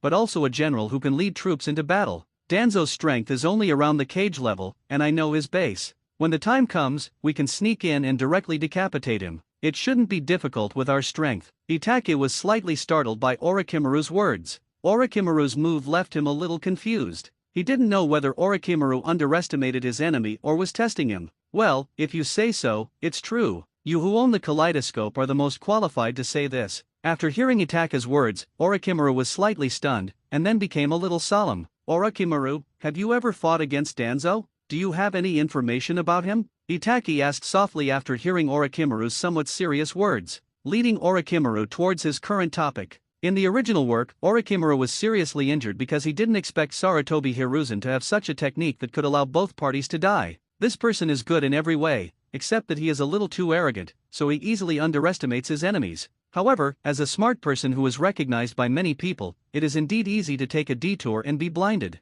Unconsciously, you will develop a bad habit of being a little arrogant. Danzo. He wasn't that great before, but now, he has more than just a Mangekyo in his right eye. He also has Hashirama's cells in his right hand, and a 3-Magatama Sharinan on one arm. As he spoke, Orochimaru's expression showed a bit of complacency and disdain. On the one hand, he invented this thing, and on the other hand, it's too ugly. Thinking of this, Orochimaru thought of his perfect experimental subject again. Pity. 3-Magatama Sharinans on one arm? And Hashirama cells? Hearing that Orochimaru finally talked about business, Itachi breathed a sigh of relief and pretended to ask a question. If possible, he didn't want to reveal Kota Amatsukami's secret. If Orochimaru knew that he had such a pair of eyes, the seemingly close relationship between the two would probably end immediately. Although Itachi was a little afraid of people like Orochimaru, he didn't want to use Kota Amatsukami on someone who had no hostility towards him, even though Orochimaru had many values. Uncle Orochimaru is still a very charming person. If he changes his will, then Orochimaru will lose his unique characteristics. He didn't want to do that unless the situation was urgent. Hey, in order to study the secrets of wood release, I made an arm. Not only does it have Hashirama's cells, but it also has a bunch of Sharinans, which I also installed. Orochimaru did not reveal Uchiha Shin's meaning, but just said it with some emotion. Oh? So how's your research on wood release going? Orochimaru's words aroused Itachi's interest. Hashirama's cells were as attractive to him as Shisui's other Mangekyo Sharinan. While Shisui's Mangekyo Sharinan will stay in Danzo's eye sockets, his specific understanding of Hashirama's cells is still not very clear. Don't mention it. We just created a person who has wood release, but, compared to the god of ninja world, Hashirama Senju, it can only be used for landscaping and building houses. Orochimaru's tone was somewhat regretful. For him, this was a failed experiment. After hearing what Orochimaru said, Itachi was silent for a while. But when he thought of Madara's rough transplant method and Obito's half-body, weren't these two successful examples? By the way, you said that Danzo's entire arm is covered with 3-Magatama Sharinan. This might be troublesome. Itachi continued with the previous topic and spoke. Forget about wood release, Hashirama's cells, and the sage body. What's the trouble with the 3-Magatama Sharinan? Orochimaru was a little stunned when he heard Itachi's words. As far as he knew, the 3-Magatama Sharinan was rubbish. If you want, you can make a lot of them. You don't know this. Our Uchiha clan has 2 forbidden techniques. One of the forbidden techniques is called a Zanagi. This technique can transform all the harm and adverse factors suffered by the caster, including death, into dreams in a very short period of time. At the same time, it can transform the caster's attacks and other favorable events into real things. It can freely transform dreams and reality, and is an illusion. The price is that the eyes will lose their sight forever after the caster is cast. When Itachi was talking about his Izanagi, a figure suddenly appeared in his mind. It seemed that he used it once when Madara was fighting Hashirama, and it seemed that losing his sight forever was just talk. His eyes evolved into the Rinnegan and he regained his sight again. I've heard of this technique, but wasn't it lost a long time ago? Do you mean that Danzo knows this forbidden technique? After listening to Itachi's introduction, Orochimaru's eyes lit up. This technique sounded very interesting. Then he remembered Danzo's requirement for the arm, and he was sure that Danzo knew this technique. From what you said, he shouldn't have run away. Itachi rolled his eyes at Orochimaru, as if to say, look at the trouble you've caused. Orochimaru saw Itachi's eyes and pretended not to see it, and they understood each other tacitly. Then this forbidden technique has no flaws? His arm is covered with 3-Magatama. If that's the case, it won't be easy to take his eyes. If you take them away, he will make them disappear again. Orochimaru analyzed solemnly. The only drawback is that the chakra consumed by the caster cannot be restored. and his Inaga's consumption seems to be quite large, but his strength is there, and he has the blessing of Hashirama's cells. Itaki whispered, his brows furrowed. Hey, Itaki, you know a lot about Hashirama's cells. Hashirama's cells not only contain wood release, but also powerful vitality and chakra. Itaka's words made Orochimaru slightly curious. His focus is always different. I will definitely do some research on someone as powerful as Senju Hashirama, Itaka said calmly as he put down the empty cup of milk. I was also thinking about how to be eye-catching. The one with the highest success rate is undoubtedly the first time. If you fail to get the eyes the first time, you have to be on guard against Danzo destroying them. We must also be on guard against Koda Amatsukami in Danzo's right eye. I wonder if this old bastard has ever used that eye technique. But when I think of Danzo at the 5-cage summit, he seemed to be the best of the 3 ships and wanted to compete for the right to speak, but he was immediately discovered, which was more or less a waste. As Itaka thought about it, he finally came up with a solution. There was no point in worrying too much. This method is simple and crude. You don't need to consider too many gains and losses. No matter how careful the plan is, there will be omissions. It's better to be simple and rough and just forget about God. The success rate of my original one and the copycat one of Danzo should be quite high. After all, Tiantian can directly invade the opponent's brain and modify the opponent's will without being discovered by the opponent, and the effect is permanent. Even the official said that this technique can turn everyone the caster sees into his puppet. It is known as the most powerful illusion. The predecessor had originally injected the power to protect Konoha into Koda Amatsukami and wanted to use Koda Amatsukami on Suzuki. During the Fourth Ninja World War, he met Naruto. His Mangekyo Sharingan stimulated the crow in Naruto's body, causing it to use the technique on himself, thus breaking free from Kabuto Yakushi's control and changing the situation of the Fourth Ninja World War. This also shows that the ability of this special god is very powerful. Just now Itaki was still talking about the extraordinary power of forbidden techniques, not to mention the power of the Mangekyo Sharingan. Now the plan has been finalized and he doesn't even need to participate in the battle. This made Orochimaru's mind run wild. Itaki is even stronger than he thought, it seems. It's not that complicated. I asked you to help for a reason. We only have one chance to attack. If we fail, we can only retreat. After all, that is Konoha, and there are only 2 of us, so we can only strike with thunder. Hearing Orochimaru's hesitation and the confusion in his eyes, Itaki explained to Orochimaru softly. That makes sense. After all, if there is that forbidden technique, it is not realistic to kill him so many times in a short period of time, and we also have to prevent him from destroying his eyes. After hearing what Itaka said, Orochimaru finally understood what Itaki meant. Some sighed. Well, there is only one chance. If you fail, it will be extremely difficult to get that eye again. Hearing Orochimaru's words full of emotion, Itaki was also deeply touched.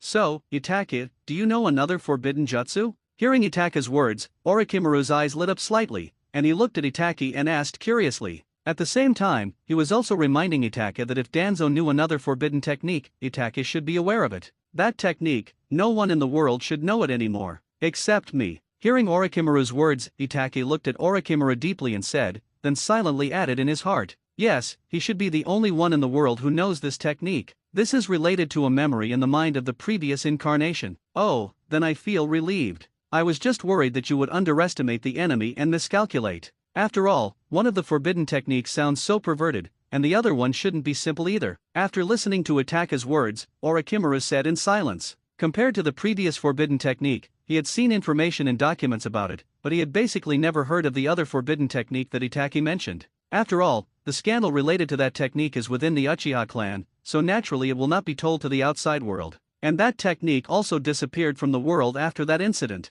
Well, since I, as a member of the Uchiha clan, don't know much, others naturally don't know. Itaki had no intention of answering the strong curiosity in Orochimaru's voice, and simply glossed over it. So when do we leave? Itaka's words forced Orochimaru, who was interested, to give up asking again and change the subject. You seem to be very concerned about this matter. Seeing Orochimaru looking eager to try, Itaka teased him. Haha, I have always been concerned about your affairs, Itaki. Itaka's words made Orochimaru smile slightly, his vertical pupils full of sincerity. As for how much is true and how much is false, who knows? Itaki only knew that Orochimaru was willing to accompany him to Konoha, a relatively dangerous place for them at the moment, and that was enough. An image of Kai appeared in Itaka's mind. He was always grinning, wearing a green tights, and had a bowl-cut haircut like a kappa. Correspondingly, there is also Kai's good friend, Kakashi, especially his 50-50 personality, as if he can win a fight with anyone on equal terms. There is also an old man who always smokes a pipe and holds a golden hoop in his hand,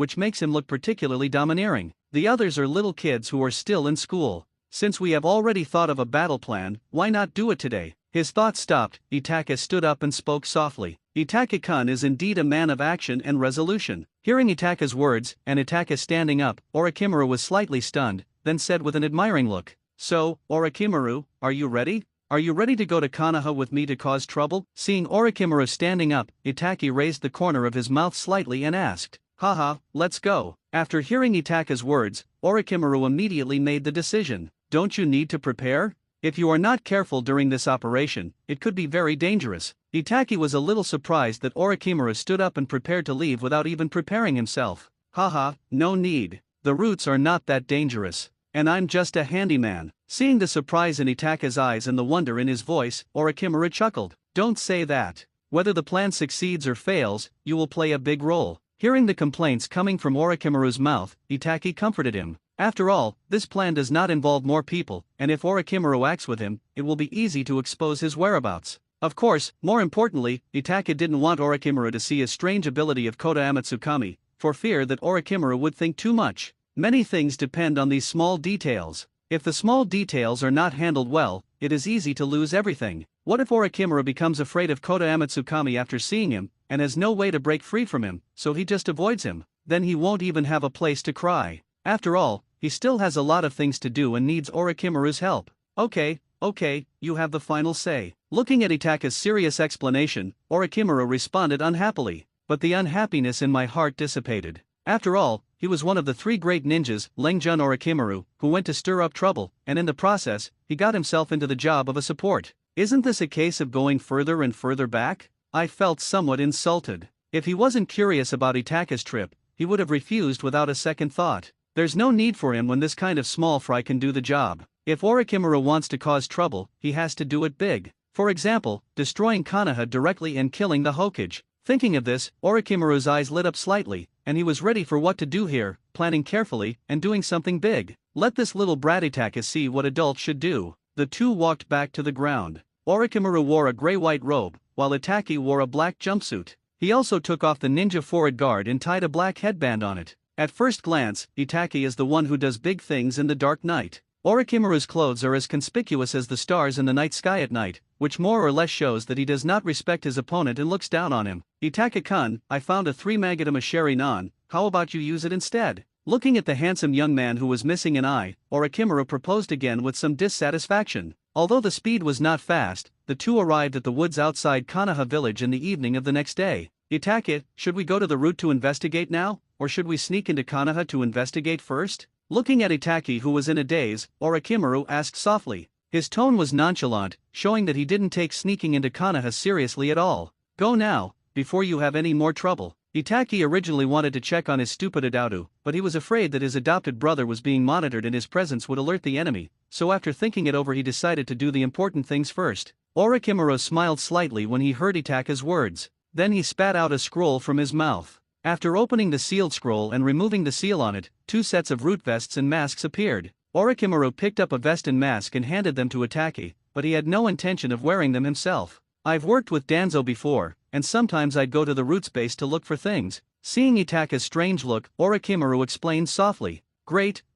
After a moment, Itaka said leisurely. After Itaka put on the root vest and mask, Orochimaru wiped his face with his hand, and his face changed in an instant. "This technique is amazing, isn't it?" Seeing Itaka's surprised look, Orochimaru said somewhat complacently. At this moment, he had become a completely unfamiliar person, and Itaki couldn't see the mystery of this face changing. It was as if Orochimaru had always looked like this, so amazing. Sharp. Seeing that there was no flaw, Itaki pursed his lips and responded softly. "If you want to learn, I will teach you." Seeing Itaki looking a little unhappy, Orochimaru teased. "We'll talk about it later. How do we get into Konoha now?" Itaki did not respond to Orochimaru's words, but asked Orochimaru how he sneaked into Konoha. He did know that besides the Konoha gate, there was another place to enter Konoha, and that was the special passage of the Umbu. Orochimaru had no intention of responding to Itaka's question, but led the way quietly. Seeing this, Itaka followed behind Orochimaru and had no intention of speaking. Orochimaru was walking in front, with no intention of going towards Konoha, but rather going around to the side. Soon, the two of them came to a mountain, and Orochimaru's hands became longer and thinner. Fiddled with it for a few times. What originally looked like a complete large stone made a series of noises, and then split to the sides, revealing a dark passage. Oh, oh. Looking at the passage in front of him, Itake praised from behind. He hadn't expected that there was such a thing outside Konoha. It showed that Orochimaru's attainments in construction were also extremely extraordinary. There were bases everywhere. This was originally an abandoned experimental base. It was discovered by my little one, so I renovated it and used it for a while. Hearing Itake's words, Orochimaru explained softly. But at this moment, he seemed to be in a bad mood and lost interest in chatting. But sometimes I get distracted. Looks like a man with a story. The two walked into the dark passage. Orochimaru knocked lightly on the wall, and white lights came on one by one. Except for a few broken lights, the passage was bright. Since the passage is inside the mountain and no one takes care of it, it is a bit damp. There is also a strange smell in the air. The two of them walked in this passage for almost half an hour. Orochimaru had no intention of taking Itake around for a tour, and Itake wasn't very interested in it either. As he walked to a sui-shaped stone, Orochimaru knocked on the stone and the sui-shaped stone split. Orochimaru walked aside, turned off the lights, and smiled slightly. Let's go, we have entered Konoha. Orochimaru said softly. His tone was a bit complicated and Itake had a hard time reading it for a moment. After the two walked out, the stone closed and there was a stone wall in front of them. Just when Itake wanted to ask if the passage was blocked by someone, Orochimaru pushed gently, and the stone wall slowly opened. Itake was slightly stunned, then followed Orochimaru out. At this time, the two of them had entered a room that was filled with moonlight, cobwebs, and was dilapidated and dusty. This is a room that no one has lived in for a long time. The two looked around. Itake's gaze was filled with curiosity, while Orochimaru's was extremely complex, sometimes gentle, sometimes deep, and he was shrouded in a strong sense of nostalgia. Itake naturally felt the complex aura coming from Orochimaru, but he wisely did not make any sound or move, so as not to disturb Orochimaru, who was somewhat immersed in the subject. After a long time, Orochimaru was stunned. This used to be my home. Orochimaru's tone was a little low, and he emphasized the word home. This simple word seemed to awaken countless memories, rushing towards Orochimaru. Every piece of decayed furniture seems to have a soul and its own unique memories. Let's go and get down to business. This time Orochimaru recovered quickly, and after a moment all his sadness disappeared. I don't know whether they were subdued by him or dispersed by his wave of hand. However, the way he cautiously opened the door still made Itake feel a little funny, and an inexplicable sadness came over him. The dust was shaking and Itake quickly escaped. Orochimaru slowly closed the door and scanned the room under the moonlight. A glance lasted for 1,000 years. Then Orochimaru took Itake and walked along the dark path. Are we going to the roots now? Itake asked curiously. He had been to this place before, but he didn't expect that this road had a unique charm at night. Let's go to Danzo's house. If Danzo is at home, it will be easier, but it also means that once the battle wave breaks out, we will be surrounded quickly. At that time, we will not only face the people of the root. Hearing Itake's words, Orochimaru responded softly. Military advisor is awesome. As for Orochimaru, Itake just needs to follow behind and shout 666. It was as if he didn't need to think at all when he was next to Orochimaru, and it felt great. Military advisor? Haha, then what are you, Itake? Orochimaru's move made him dare not say that he was very familiar with Konoha. As the two walked further and further away, Orochimaru's speed became slower and slower. Because from time to time you can hear the rustling of branches and leaves not far away. That is the movement of the roots moving in and out. However, the two were good at hiding their figures and auras, and they did not investigate carefully, so they were not exposed. Are they planning to do something big? Why are they going in and out so frequently? The two were under a tree, and Itake asked curiously. The root organization is more hidden than the Umbu, and what they do is more shady. The old man condoned this. Danzo and the root became Konoha's most direct and effective sword, eliminating all threats inside and outside the village with the attitude of rather killing the innocent than letting them go. Orochimaru did not directly explain Itake's words, but introduced the root organization from the side. Moreover, after the Uchiha clan genocide, the old man ordered Danzo to be relieved of his duties as assistant to the Hokage and had him disband the root organization. However, although the root was disbanded after the Uchiha clan genocide, there are still many members who continue to serve in the Umbu and are loyal to the root. Just as Itake was about to ask, Orochimaru shared information again. Orochimaru's words made Itake slightly stunned, a little confused, but suddenly he remembered that when he just defected, the root did not attack him. At this time, he vaguely understood why Danzo did not take action. The root organization has been disbanded. Why are they still here? Aren't they afraid of arousing Sarutobi Hiruzen's fear? After a moment, Itake was confused. After he defected from Konoha, he knew very little about what happened in Konoha afterwards. The memories in my mind are all general things, and I can't remember some minor details clearly. then I don't know. What I hate most is these calculations. Who knows what bad ideas they are planning? Orochimaru said in response to Itake's question with some displeasure.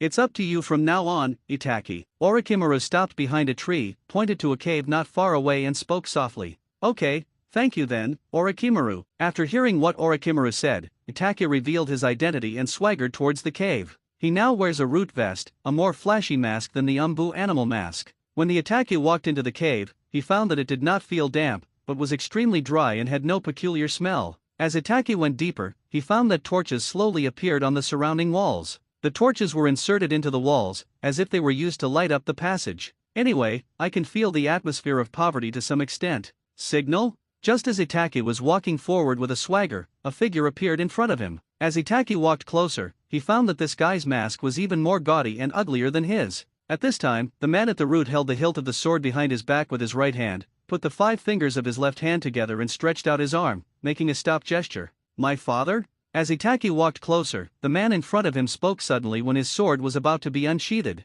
Itake's words made the root subconsciously think about the code comparison. However, at this moment, Itake's figure appeared in front of him, and his right hand turned into a hand knife, slashing at the root's neck. He did not use chakra in the process, fearing that it would attract the attention of people nearby. The unlucky guy at the root, before his chakra could even circulate, was hit hard by Itake and instantly fell unconscious. Itake drew the sword from his back and subconsciously wanted to poke a hole in the root, but he remembered that this was the root and also a cave. The smell of blood would spread quickly, and the root was also very sensitive to blood. After a while, Itake took off the mask of the unlucky guy who was knocked unconscious by his physical skills. Then he tied him up, stuffed a smelly sock into his mouth, and threw the unlucky guy behind a gravel. Signal! Itake imitated the unlucky guy's tone and movements and stood in the unlucky guy's position. Master Danzo, you are so majestic and powerful. The person in front of him was speaking the so-called secret code honestly, and Itake listened attentively. Bah! You are shameless. Itake complained subconsciously, then remembered the role he was currently playing. So before the loser in front of him could resist, he was knocked unconscious again by Itake. After a while, next to the unlucky guy, there was a good friend who was tied up.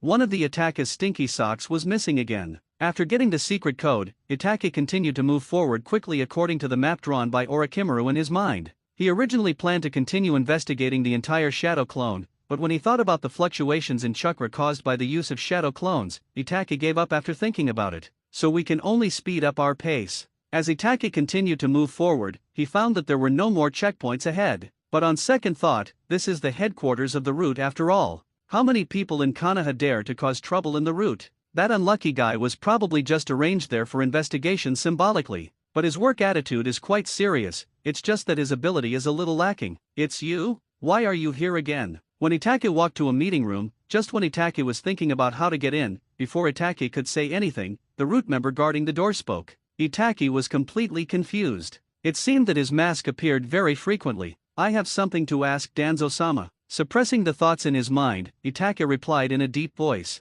Come in, Lord Danzo is about to rest, so don't stay in there for too long. The ninja guarding the gate turned away, made room for Itake, and signaled that Itake could go in. The whole process is shockingly simple. Itake thought of Orochimaru's appearance in his mind, and a different thought came to his mind. In the end, I could only say in my heart Orochimaru is awesome. This kid's voice has changed again. I really don't know what's going on. Itake walked into the room and heard the gatekeeper's words, and he exclaimed in his heart, How's Orochimaru doing lately? Did he ask me something, or did you come back to report on your work? Did anything interesting happen? Just as Itake closed the door and was about to make a move, Danzo's indifferent and superior voice rang out. Itake, why does everyone seem to know me? Who is the person using this mask? Itake complained in his heart, but he did not hesitate at all. Itake noticed that Kota Amatsukami encountered resistance, and without hesitation, he strengthened his chakra again, trying to destroy the resistance. Who are you? What do you want to do? Take off your mask before you meet me.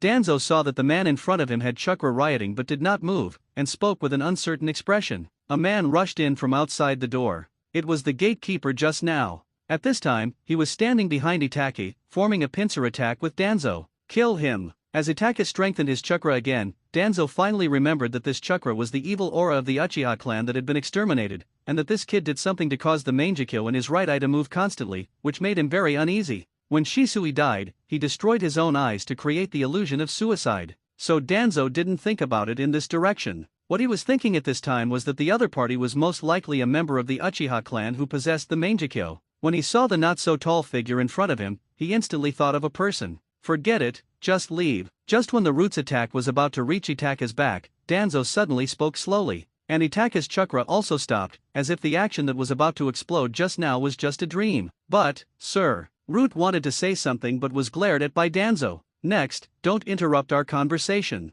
They are coming over. Stop them. When the Root people walked out of the room and were about to close the door, Danzo spoke coldly, leaving no room for doubt. Yes, Master Danzo. Just as the Root walked out of the door, Danzo walked up to Itaki and knelt on his knees. Itaka-sama, Danzo is willing to serve you at all costs. Looking at Danzo, who was kneeling on the ground like an old dog in front of him, Itaka's eyes were filled with disgust. A trace of warmth flowed down the mask, from the chin to the ground. Scarlet dots. Danzo, take off your Mangekyo Sharinan. Itaka's somewhat tired voice sounded. It was not easy to quickly break through the defense of Konoha Tsukami in Danzo's eyes just now. Since both eyes have similar abilities, Danzo is able to gain great immunity. But this stupid Danzo didn't know that Itaki was using Konoha Tsukami, and didn't even think about defending. He just felt the strange movement of the Mangekyo. Mangekyo was defending alone, so naturally it could not withstand the full power effect of Itaka's Konoha Tsukami, so Itaki broke through its defense line within a few seconds and quickly planted a supreme command. This supreme order was to be loyal to Uchiha Itaki and trust him with life and death. Hearing Itaka's words, Danzo did not hesitate and roughly tore off the bandage wrapped around his right eye, inserted his fingers into it and took the eye out, and handed it to Itaki. Itaki looked at the blood-stained Mangekyo Sharinan in Danzo's hand with a little disgust. After thinking for a while, he took out a container, took the eyes, and prepared to soak the Mangekyo Sharinan in it to disinfect it, and then put it on when he returned. After sealing the container and placing the scroll close to his body, Itaki looked at Danzo, who was kneeling at his feet. A cold light flashed in his eyes, and his hand slowly reached for the sword behind him. How is Suzuki now? Itaki thought for a moment and asked, preparing to find out some information about Suzuki, and then kill Danzo himself, to avenge Shisui and those dead clansmen. It can be said that Danzo strictly implemented the plan of the second-generation Hokage and inherited all the means against the Uchiha clan. It was one of the biggest causes of the Uchiha clan's demise. Sir, Suzuki is living a good life in Konoha. He is treated like his own grandson by that bastard grandson Sarutobi. He even treats Suzuki as his own grandson. Hearing Itaka's words and the murderous intent in his eyes, Danzo was meek and did not dare to act rashly or resist. He opened his mouth and told Itaka the information he wanted to know. Suzuki is willing to do this? After hearing what Danzo said, Itaka was slightly stunned and asked with some confusion. Then he changed his mind and realized that Suzuki is just a kid now. Even when he grows up, he may not be able to see through everything, let alone now. That little bastard Suzuki. Little Suzuki is living a comfortable life and growing very fast. His goal is to become the 5th Hokage. After hearing Itaka's words, Danzo immediately started to explain. Halfway through his speech, he noticed Itaka's sharp eyes, was slightly startled, and quickly changed his words. His desire to survive was extremely strong. What does Sarutobi Hiruzen want to do? Why does he want to target Suzuki instead of taking care of the Nine-Tails Jinchuriki? After listening to Danzo's words, Itaki was fascinated. He couldn't understand Sarutobi Hiruzen's actions. Sir, you are talking about that little bastard Kuwabai. Don't mention it. That old dog Sarutobi Hiruzen is watching him closely and won't let us touch him. Once we do, he'll get all mad. But he also watched that little bastard coldly.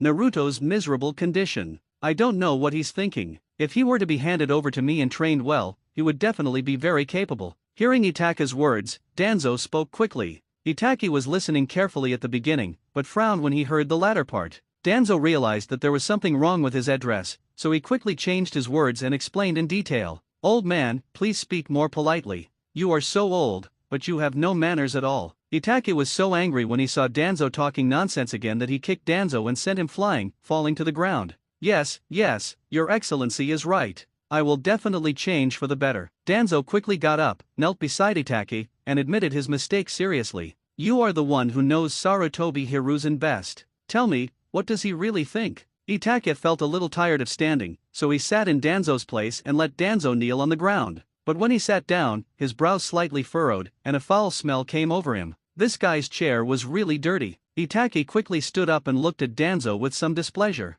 Sir, I have been in the Root organization for many years and have devoted my entire life to building Konoha. it is inevitable that I have some. Sensing Itaka's displeasure, Danzo quickly explained. Don't talk about whether it's true or not, just tell me what you think. Itake looked at Danzo and started talking about how everything he did was for Konoha, and said coldly, Sir, in my opinion, Sarutobi Hiruzen kept Sasuke by his side. It is very likely that Sasuke is your younger brother, so he is very talented. Sarutobi Hiruzen wants to train an excellent apprentice and guide your younger brother on the right path. Then he wants to branch out in Konoha and recreate an Uchiha clan that belongs only to Konoha. Seeing that Itake was a little unhappy, Danzo quickly spoke up and expressed his opinion on the matter. What about Naruto? Naruto is the orphan of the Uzumaki clan. Although the potential of the Uzumaki clan is not as great as that of the Uchiha clan, it is still a considerable potential, right? Isn't it normal to have both? Wouldn't it be better to create two powerful clans belonging to Konoha? Danzo's words did not relieve Itake's frown, but instead made his frown deepen.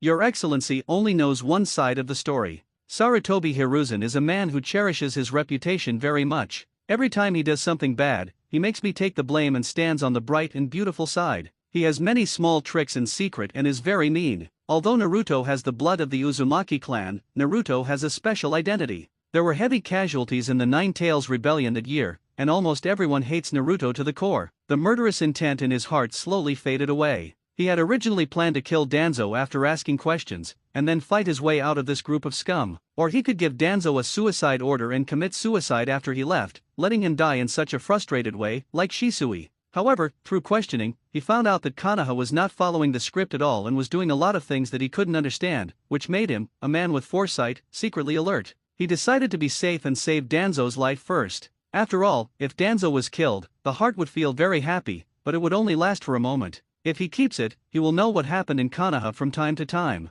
It has driven a nail in Konoha, which has a significant effect. After all, it would be a waste if Danzo were to die just like that after using Koto Amatsukami, a dojutsu that had been on CD for more than 10 years. If you think about it from another perspective, living in such a miserable and fearful way must be a torture for Danzo. Under the watchful eyes of everyone in the route, Itake swaggered away wearing that strange mask. Although there is a high possibility that Sarutobi Hiruzen's spies are among them, what can they do to him? With Itake's departure, Danzo considerately called all the members of the route in and held a meeting. The members of the route, who originally felt that something was fishy, gradually had their suspicions dissipated when they discovered that Danzo was still as vigorous and strong as ever. But who knows that the route has completely changed now? All the young man needed to do was wave his arm and their boss would surrender and obey him, and they will naturally become controlled pawns. Itake, you're amazing. I thought something happened to you. Just as Itake walked out of the cave, Orochimaru's voice appeared behind him. It's not hard to hear the deep worry in Orochimaru's tone. He probably would have to break in if Itake didn't send any more messages.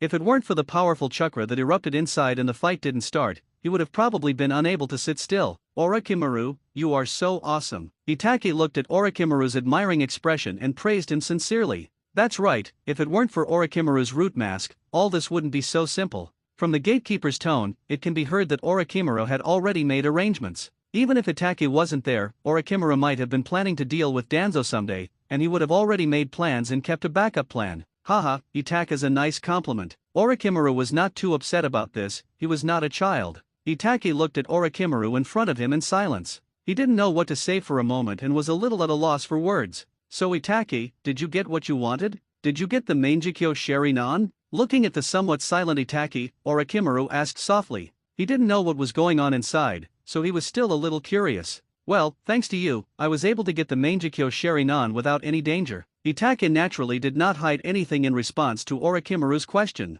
but it's not easy to talk about the process. That's good. Should we go back to the base now, or play around in Konoha? Hearing Itake's words, Orochimaru breathed a sigh of relief. He suppressed his curiosity about Itake's strength and changed the subject to ask. He spoke as if he was strolling in a back garden, without any awareness of being an intruder. Do you know where Naruto lives? Itake asked about Orochimaru's words, and he seemed to have no self-awareness. Naruto? Are you talking about the Nine Tails Jinchuriki? Orochimaru was a little confused when Itake suddenly mentioned a strange name, but he thought that Itake would definitely not ask someone he didn't know, so he thought about it carefully and realized that the kid of the Nine Tails Jinchuriki was just called Naruto. Well, aren't you planning to form a village? The Nine Tails Jinchuriki is a treasure, aren't you tempted? In response to Orochimaru's question, Itake made a half-seriously teasing comment. Itake, this is no joke. Although Konoha is in decline, it doesn't seem very rational for us to try to take down the Nine Tails Jinchuriki. Let's not talk about it for now.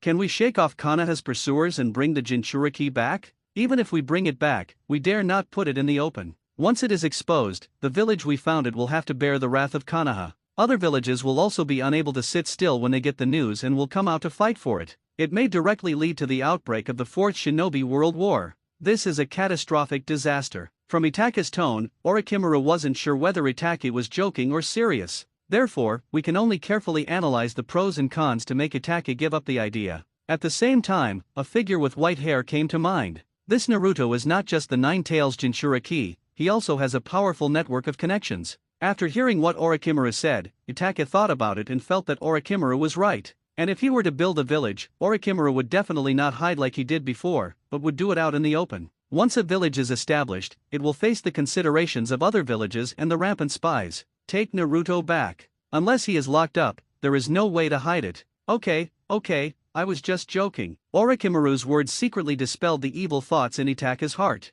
Originally, Sarutobi Hiruzen did this because he wanted to give the other person a taste of his own medicine. You fooled my Sasuke, so I kidnapped your Naruto. Then I will take Sasuke away and make your efforts in vain. I have to say that the idea is beautiful, but the reality is cruel. In the original novel, if it was Naruto who defected, he would probably not be able to live freely for a few days, and would be caught and given a profound lesson. After all, the meanings are different. In the original work, Sasuke defected, and Konoha did not want to spend much energy to find him. But it is different for the Nine Tails, which has great significance. But speaking of which, Itachi, why don't you go and see Sasuke? He's your brother. After hearing Itachi's explanation, Orochimaru breathed a sigh of relief and asked jokingly. However, the two did not stop walking. You're asking even though you already know the answer. You must know the information about Sasuke. In response to Orochimaru's teasing, Itachi plucked a branch that was hanging in front of his eyes not far away and played with it in his hands, then replied in a somewhat depressed tone. I originally thought that Itachi, you were a cold-blooded person who could annihilate the entire clan. But as we've gotten to know each other for a long time, I'm afraid there's some unspeakable hidden reason behind this, right?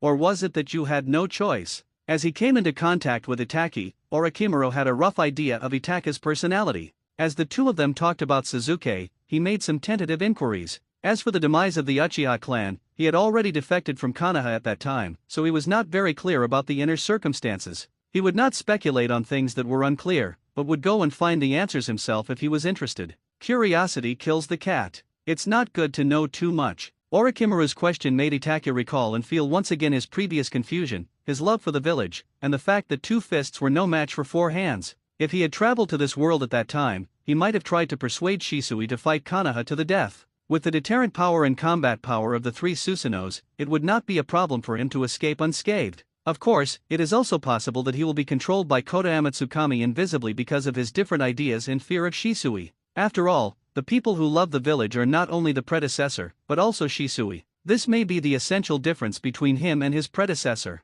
Different standpoints, different angles of thinking, and different things to care about. The two men walked out from behind a tree and Orochimaru spoke softly. Sharp. After hearing what Orochimaru said and sensing that the two Umbu were knocked down by Orochimaru without anyone noticing, Itachi felt a sense of emotion. It's okay for him to kill people, he can also knock others out. But Orochimaru's ability to knock people down easily, time them, and prevent others from noticing. Zinnia was dismissive of Itachi's words. He didn't believe Itachi's nonsense at all. Having been betrayed by humans, he deeply understands the evil nature of humans. I advise you not to be so stubborn and leave yourself a way out. Facing Zinya's ridicule, Itachi spoke as if to dismiss Zinya while thinking about something. Oh, you speak as if you can do anything to me. If you have the ability, then show me your real ability. Itachi frowned slightly. This Zinya is a bit annoying. Can't you see he's thinking about something? He's not polite at all. He kept mocking her, it was really annoying. Too noisy. Itachi's eyes lit up when he thought of this. He looked at Zinya with ill intent and became thoughtful.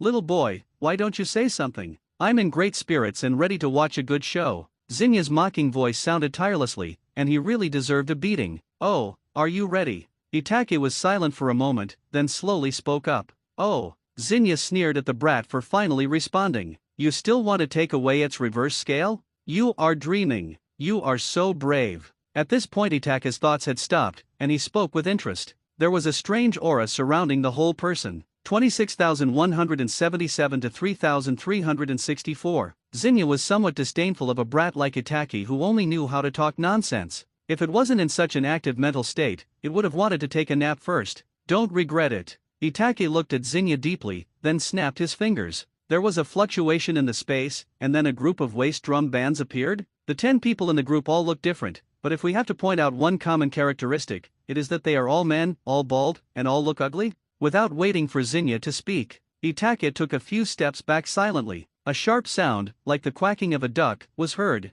Snake, snake, why are you so bad? The unique singing voice rang out, accompanied by the beating of drums, forming a band. The song is 300 children's songs. If we ignore the unpleasant sound of ghosts howling and the random and unrhythmic drumming of Xiajier, it really seems like that. Hearing the noise, Itake shuddered, his scalp tingled, and he looked at Zinnia with sympathy, then left this space that was like purgatory. After Itake left, the sound of the waist drum team floated into Zinnia's mind like a series of materialized notes. You can imagine how sour the taste of Zinnia is. Zinnia thought it was interesting at first, thinking that the kid was going to put on a show to liven up the atmosphere. But when the sound of these ugly faces, unpleasant singing, and the noise of drums came, I was distracted. It was under several attacks at the same time, and they were a combination. Just enjoy it, little one. Itake stood in the Ryakai cave, looking at Zinnia's somewhat dazed eyes in his mind, and whispered with pride. It can be seen that he is still somewhat pleased with his wonderful idea. It's time to leave. After standing there for a while, Itake looked at this world with some nostalgia. Everything is good here. Although the environment is not beautiful, the air is clear. Although it is full of haze, it is an environment formed by natural energy. The snakes here don't have any bad intentions. Of course, except for a few little snakes who like to test cotters. Itake thought of the appearance of the 3 goddesses and the white snake sage in his mind, and a slight smile appeared on his face. The figure gradually disappeared in this space. After Itake disappeared, the figure of Princess Ichikijima slowly appeared in the air. She had been there all along. In other words, she had been following Itake all the time. With her abnormal invisibility ability, Itake couldn't detect her presence unless he activated the Sage mode. Princess Ichikishima looked a little melancholy, and she fell quietly to the ground, standing where Itake was just now. He's gone. That annoying guy Shinga has also disappeared. I didn't expect Itake to be able to deal with Shinga so quickly. His ability is so powerful. My lord, you are back. Itake walked out of the room and the servant appeared in front of Itake. How's Orochimaru doing? Itake asked softly as he looked at the pretty woman in front of him. Lord Orochimaru went into the laboratory when you left, and he hasn't come out yet. He eats and sleeps in the laboratory. Hearing Itake's voice, the woman didn't dare to look at Itake's handsome face. She lowered her head and answered with a blush on her face. Is there something on my face? Why are you looking down? After hearing what the woman said, Itake raised his hand slightly, using his fingers to lift the woman's chin so that she would look into his eyes. The main reason was that he was originally a little shorter than the woman, but now he was taller than her, and he felt happy. When the woman was touched by Itake's fingers, her whole body tensed up. She inadvertently looked into Itake's deep, whirlpool-like eyes, and quickly dodged, not daring to look any further. Looking at the other person's evasive eyes, blushing face, and a look of being ready to be tasted, Itake shouted in his heart, "Fuck it. I'm leaving now. When Orochimaru is done, tell him." Seeing this scene, Itake didn't dare to stay and ran away. It's so fucking exciting to just flirt and then run away. He didn't expect that a random action would have such great power. Watching the Itake quickly leave in front of her, the woman smiled slightly, her smile as beautiful as a flower, but at the same time accompanied by a hint of loss. In fact, Orochimaru's meaning is very clear. If he lets her take care of Itake's daily life, then subconsciously she belongs to Itake. As long as Itake has the idea, then. Itake left the base and summoned a puddle of water on the ground, looking at his current appearance. Am I really that handsome? Or are all the women in this world so superficial? After looking at him for a long time, although I think I am handsome, I am not to the extent that I can steal someone's heart at first sight. Itake shook his head and prepared to wander around the ninja world. Then I remembered that I didn't seem to have any money with me. Itake relied on his memory to come to an underground gold exchange. After finding a target, he went to the destination as if taking a walk. At night, after Itake had dinner, the image of Zinya's hopelessness in life appeared in Itake's mind. Itake smiled slightly and prepared to leave Zinnia alone. He summoned 2 shadow clones to keep watch, and then fell into a light sleep. The second day. The sun is shining brightly, filtering through the dense branches and leaves. The light penetrated through the tiny cracks and shone on the Itake sleeping on the tree trunk. Itake rubbed his eyes and stretched. He jumped to the ground, twisted his body, and dispelled the soreness in his body. Zinnia, how are you thinking? After washing up, Itake appeared in the Tsukuyomi space again. With Itake's appearance, the originally noisy space paused slightly and became quiet. Zinya's eyes were full of bloodshot. It had been 2 days. God knows how he got through these 2 days. His mental power was extremely active. He listened to the same nursery rhyme for 2 days, and it was the same one played repeatedly. Add to that the noisy drums and the ghostly singing. Little brat, I won't give in. It's only been 2 days. Who are you looking down on? If you have the guts, go ahead. I won't give in so easily. Just wait, I'll make you suffer when I get out. In response to Itaka's lazy words, Zinnia growled as if he was stung. In his opinion, the illusion could not be maintained forever. According to the principle of conservation of energy, its own strength was not weak. Itaki wanted to pull it into the illusion for a long time, but the chakra could not sustain it for too long.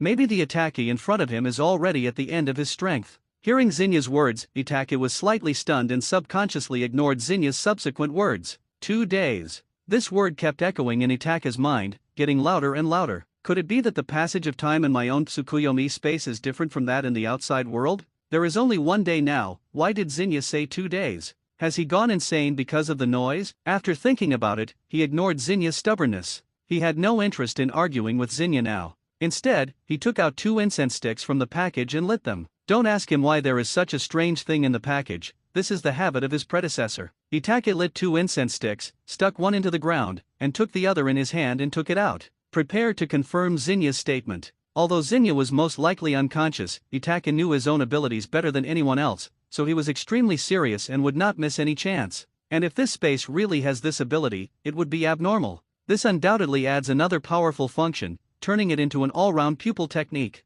Itake sat leaning against a tree, staring blankly at the incense in his hand. Right now, he wasn't very interested in what was happening in the outside world. Focus all your attention on your hands. Itake waited anxiously, waiting for the incense in his hand to burn halfway. Itake couldn't wait to appear in the Tsukuyomi space and looked at the incense stuck in the ground. Then he was slightly stunned. The incense on the ground was only half burned. Am I really overthinking it? Is Zinnia still insane because of the noise? It is in space, how can it determine the time without sunrise and sunset? There was a look of disappointment in Itake's eyes. The greater the expectations, the greater the disappointment. Boy, are you almost unable to bear it? Why don't you let them continue singing? I really like their singing. As if sensing Itake's loss, Zinnia said with a gloating tone. He had a feeling that he was about to break free from the illusion, so the mood gradually became high. That's right. The little ghost in front of me is almost losing the ability to maintain the order of illusion. Sing. Ignoring Shania's playful words, Itake heard a key point.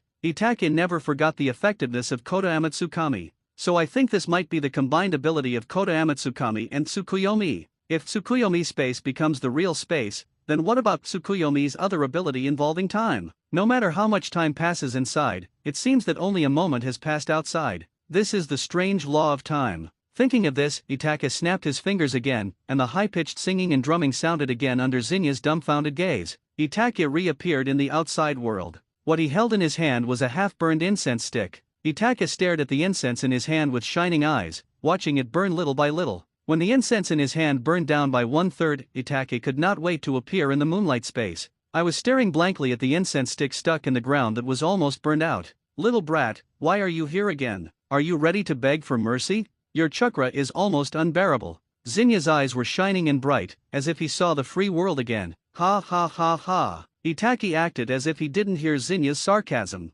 He burst into laughter. At this moment, Itake felt extremely refreshed. Tsukuyomi, Tsukuyomi, is this Tsukuyomi? The Tsukuyomi space with this ability, plus Koda Amatsukami. From now on, it will be called God Tsukuyomi. After laughing, Itake happily announced Tsukuyomi's new name. Then he looked at Zinnia with admiration. Come on, you're the first person to experience this, I'm very optimistic about you. Itake looked at Zinnia with admiration. At this moment, he felt that Zinnia's ferocious appearance was a little cute. Looking at the tired and depressed Itake, Zinnia was confused. Impossible, impossible. This kid must be deceiving me. Humans are full of tricks. Itake's change and apparent cheerfulness did not shake Zinnia's mind. Just comforting myself and my heart. Everything Itake did was a trick to scare it and make it submit to him. It's Zinnia that will never surrender, and the big snake will never be a slave. Itake took a deep look at the lovely Zinnia and helped Zinnia add more songs to his playlist so that he no longer played the same song on repeat. It is a looping list of 300 nursery rhymes.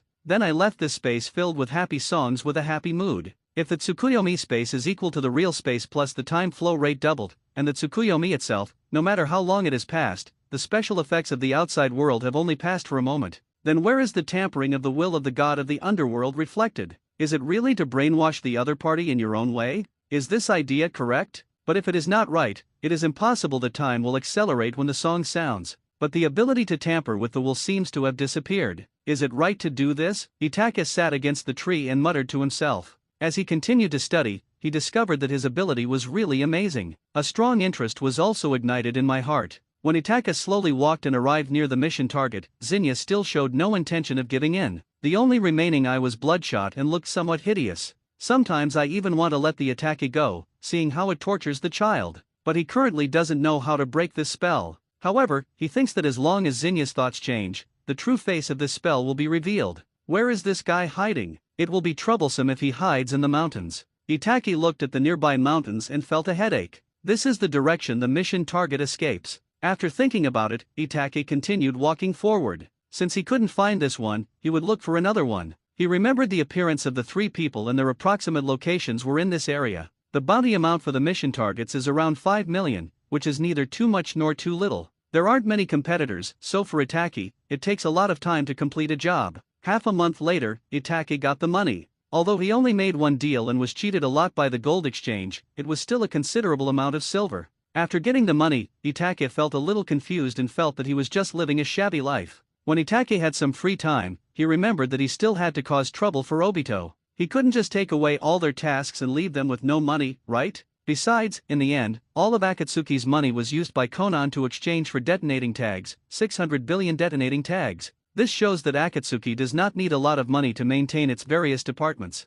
Well, never mind. Let's find some stronger hands to practice with first. Thinking that Orochimaru had not yet finished the experiment, Itaki walked towards the nearby gold exchange office. Prepare to find a few with higher bounties to play with. The shop was sold at a discount. The owner took his sister-in-law and ran away. I sold it at a loss. Itaki walked to a nearby city. He is rich and plans to buy several sets of clothes to try on. My coats used to be super oversized, so after a year in Longdi Cave, they are still wearable, and they fit me well. But Itaki didn't like it very much. He liked the feeling of putting his hands in the wide robe and doing little tricks. As for the lining inside the coat, of course it was bought by Ichikijimahime. He couldn't possibly be wearing only a coat. Itaki felt a little weird when he heard the modern hawking sounds nearby. But after taking a look at the name of the shop, Itaki lost interest in looking further. After all, he is still too young and doesn't need that thing. After customizing several suitable sets of clothes, Itaki walked on the street with some satisfaction,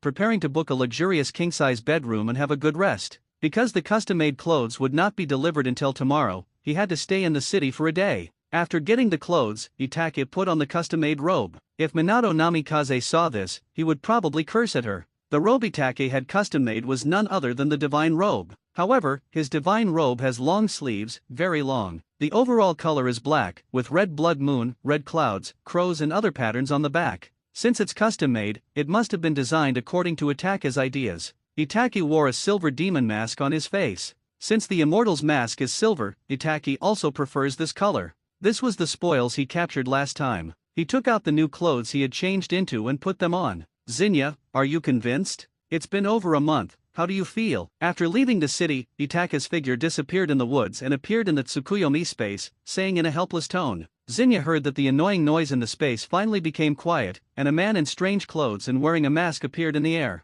His vertical pupils shrank slightly, and he took a deep breath of the quiet air, with a hint of fear flashing in the depths of his eyes. Little devil, what do you want? I give in, just let me out. When Zinnia heard what Itaka said, he said bitterly that he would never dare to be naughty again. It felt like its head was about to explode. This little devil is simply. Hearing Zinnia's words, Itaka felt slightly happy, but then he looked at Zinnia strangely. You're lying. If you had accepted it, you would have changed by now. How did I lie? I was convinced the last time you asked me. I really didn't lie to you. You can kill me or chop me up as you like, but don't tease me again. Hearing Itaka's doubtful words, Zinnia became angry. Last time, it said it had given in, but the little ghost in front of it didn't believe it and said that it had lied to him, and then it left itself here for more than half a month. How the hell can it prove this? Looking at Zinnia's impatient look, Itaki was stunned. What the hell was going on? Why wasn't there any change in this space? How about you call me master and swear to be obedient in the future? Itaki rubbed his hands together and suggested somewhat sheepishly.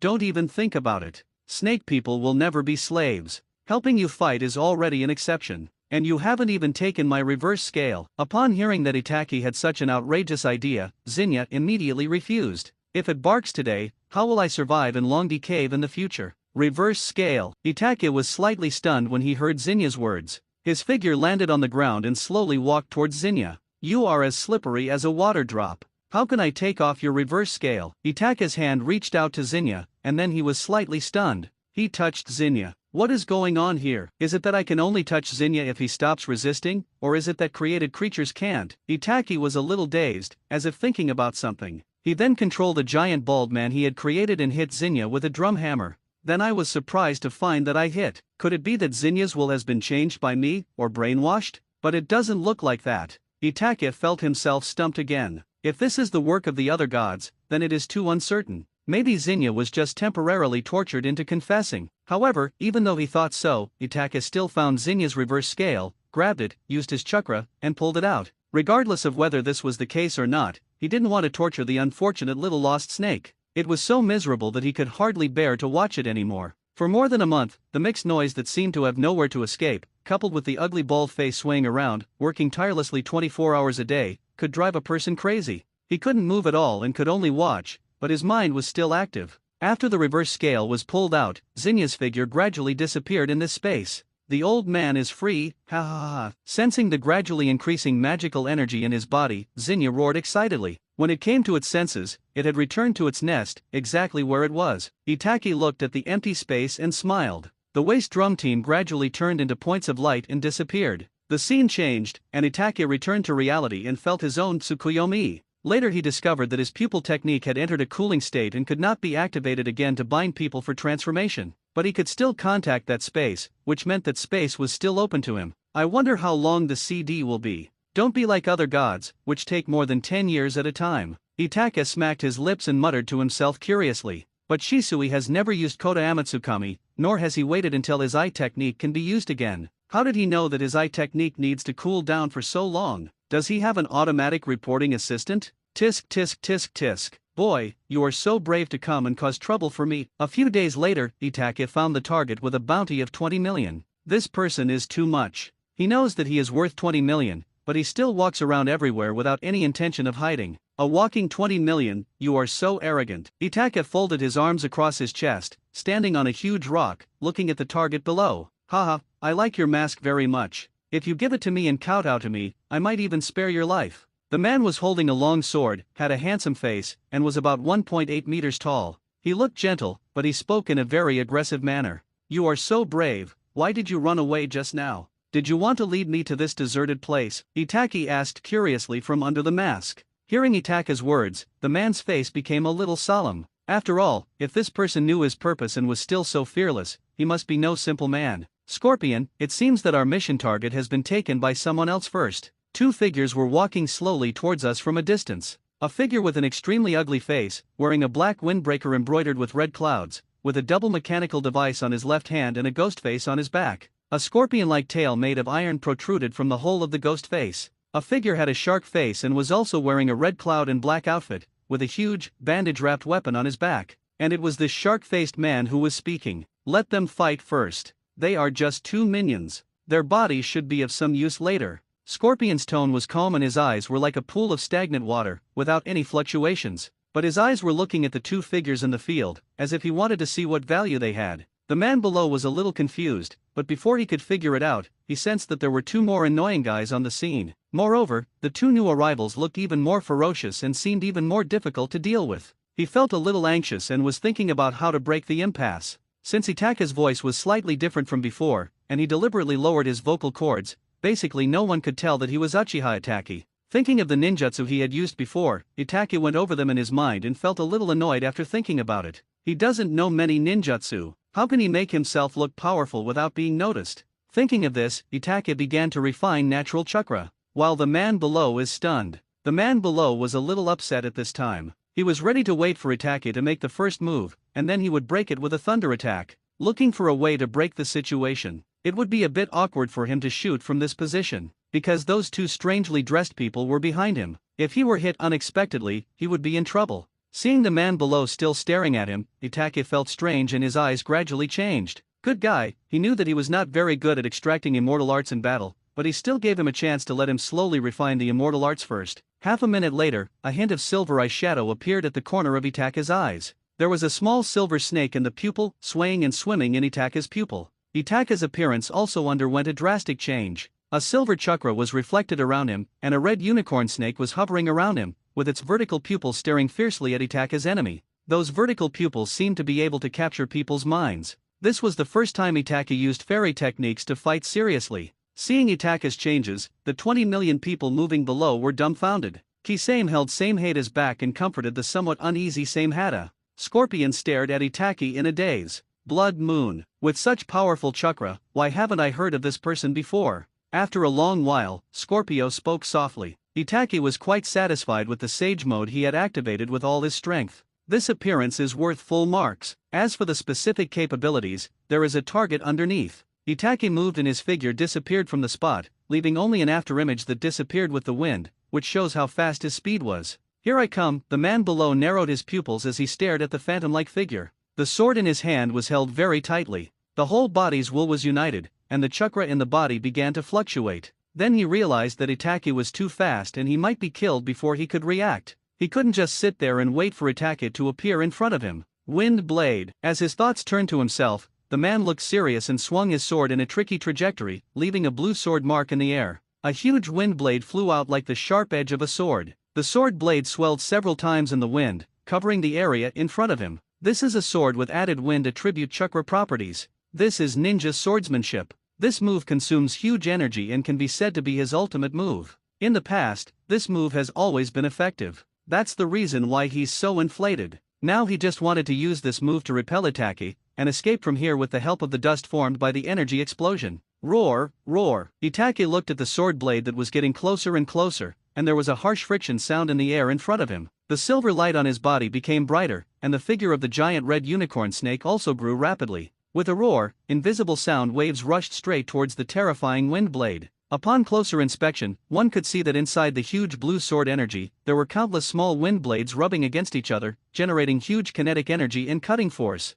The sound waves produced by the roar of the red giant horn snake came into contact with the wind blade that seemed to be able to cut through everything. The wind blade that was hit head-on by the sound wave turned into nothingness. Fuck, this is fierce. Itaka's eyes fluctuated when he saw this scene. This seemingly powerful move was shattered by the giant snake's roar. The man looked at Itaki, his pupils constricted. The blow he had given with hope was gone just like that? Where on earth did this snake-like person come from? Why would this kind of existence come to me? The man felt extremely bitter. Looking at his dazed opponent, Itaki pouted. He liked to be distracted during a battle. What kind of bad habit was this? Itaki waved his arms, and from his wide sleeves flew out an endless stream of densely packed silver-red snake shadows. The phantom snakes that flew out of Itaki's sleeves were not very big. They are about the thickness of 2 fingers and 30 centimeters long. It opened its mouth, showing its sharp fangs, and flew towards the opponent. Just looking at it makes one feel a little scalp tingling. After all, this little red and silver snake is extremely poisonous at first glance. My chakra? When the man came to his senses, he found that there were more and more snakes rushing towards him, and his scalp suddenly felt numb. He felt terrible. Moreover, the shadows of these little snakes were extremely fast, and in the next moment they opened their bloody mouths and bit him one after another. The man was unable to dodge and rolled over, then squatted on the ground with several small snakes hanging on his body. Then he felt weak. He discovered that the phantom of this snake could actually devour his chakra, and it seemed to have eaten other things of his as well. Just as the man had no time to care about the thin snake hanging on his body and was about to stand up, he was trying to avoid the group of snakes that had just missed him and turned back to continue biting him. My legs felt weak. My physical strength has also been consumed. The man lay on the ground with a sword in his hand, looking incredulous. How is it possible? How can there be such a strange ability? The man was incredulous at first, and then full of doubt. He didn't believe that there was such a strange power in this world. The chakra was rioting, ready to overdraw his vitality, and with his strong willpower, he was ready for a do-or-die battle. How is it possible? How could such a strange ability appear in this world? Impossible. Is this an illusion? The man swung his sword vigorously, and the dust in front of him moved slightly. My chakra, life force, even my spiritual energy. The man's back was densely covered with red and silver snakes. The little snake is sucking something. The man fell to the ground, slowly raised his head, and looked at Itaki in a daze. The silver light emanating from Itaki and the snake eyes of the red one-horned giant snake phantom stared at him indifferently. Who on earth are you? The light in the man's eyes gradually dimmed, gradually became gray, and his pupils became dilated. Watching Itaki approaching step by step, Kisame looked at Scorpion and asked softly. He wanted to see what Scorpio would say. Are you scared of shark? He's just a bounty hunter. Scorpion sounded somewhat displeased with Kisame's words. Yeah, I'm so scared. Hearing Scorpion's words, Kisame slowly pulled up the same hata behind him. When he pulled up the same hata, he was slightly stunned and his mind moved. The organization is short of people right now, and we haven't found any good replacements. This one called Blood Moon looks pretty good, right?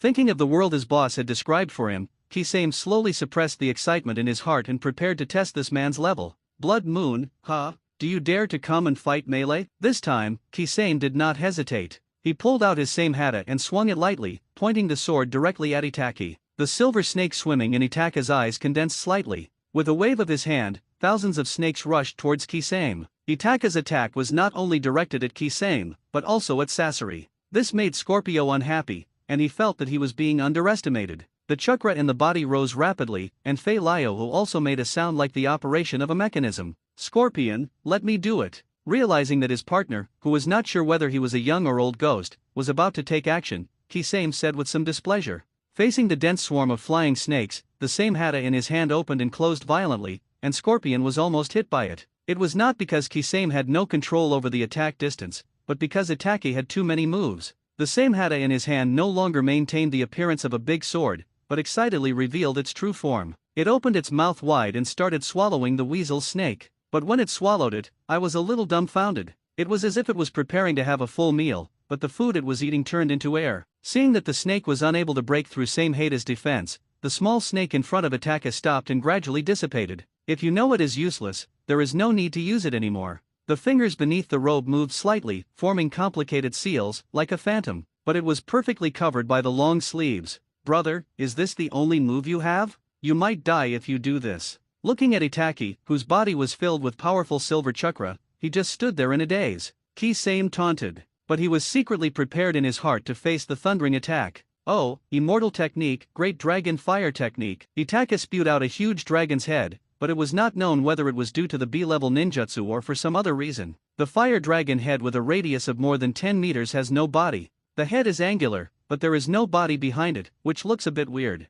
However, despite this, Itaka's powerful ninjutsu also made the two of them look sideways. Kisame saw that Itaki was only using long-range attacks, which made him feel a little annoyed. What he likes is the feeling of close combat. The huge fire dragon head rushed towards Kisame. The strong temperature made Kisame's whole body turn red, and it seemed that all the water in his body was about to evaporate. He began to form seals quickly with his hands and jumped into the air. Water style, exploding water wave. Kisame's chakra gathered at the back of his throat and he spit enough water to form a lake onto the ground, rushing towards Itaka's fire dragon head and Itaki. What a powerful chakra. Seeing Kisame jumping in the air, Itaka sighed softly. He waved his hand mercilessly, and a swarm of snakes rushed towards Kisame in the air again. There was a lot of water in the bursting waves, so much that it was frightening, but ordinary water seemed insufficient to extinguish the fire dragon whose radius was only a dozen meters. With the blessing of fairy arts, the power of ordinary ninjutsu will be enhanced several times, and there will also be other attribute blessings.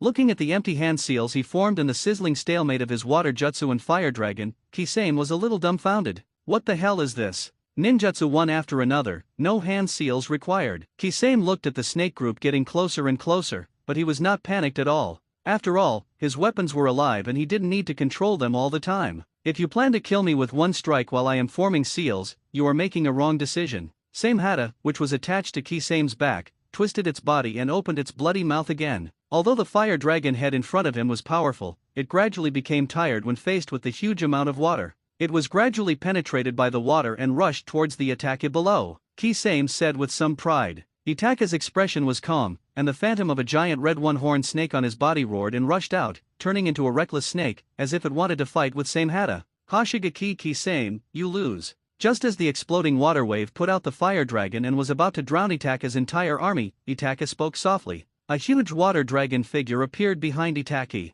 After being blessed by magic, they looked very powerful. Kisame, ninjutsu again? Continuously releasing ninjutsu without hand seals? What kind of weird monster is this? The red giant snake phantom and same hata started to bite each other fiercely. Small snakes slowly crawled all over his body, biting the dark blue barbs on same hata's body. Several small snakes attached themselves to Kisame's arms and began to rapidly devour his chakra. This was the first time that his chakra was sucked away by the other party, which made him feel confused. The dozens of meters long water dragon, blessed by fairy arts, and blessed by Kisame's water escape technique, is extremely ferocious. Under Kisame's confused gaze, he rushed towards him fiercely. He hasn't even used his ultimate move yet. What the hell is going on? Is he planning to take my life right away? Bro, I was just joking with you, Kisame complained in his heart, looking at the water dragon that was getting closer and closer, like a work of art. Hiryu Amber, prosthetic thousand hands. Just when Kisame was about to die, Scorpion's voice rang out. Fei Liu's left arm device fired out a machine gun, which was filled with cylinders filled with more than 10 poison needles. After firing, the cylinders on the machine gun flew in all directions, and at the same time, the poison needles inside were also shot out. Unlike the Needle 8 waves, which fire high-density poison needles forward, this mechanism uses the built-in design of the cylinder to fire the concentrated poison needles like shotgun shells, covering both point and surface areas, and increasing the chance of poisoning to absolute poisoning. Kisame, don't call me Kisame anymore. Just call me Mizu-same. Scorpion completely ignored Kisame, who was about to be attacked, and instead used his ultimate move to rush towards Itaki. The timing is perfect. As long as Itaki was hit by the needle and his body had no resistance to the poison, he would basically say goodbye to this blood moon. What a great puppet. Scorpion seemed to be thinking of Itaki being made into a puppet and becoming his collection. The water dragon rushed towards Kisame in the air, turned its body to block Scorpion's hidden needle. Itaki was still very afraid of the Scorpion's poison, so he controlled the water dragon to hover in front of him and blocked all the poisonous needles. The turn of the Itaki water dragon made Scorpion dumbfounded.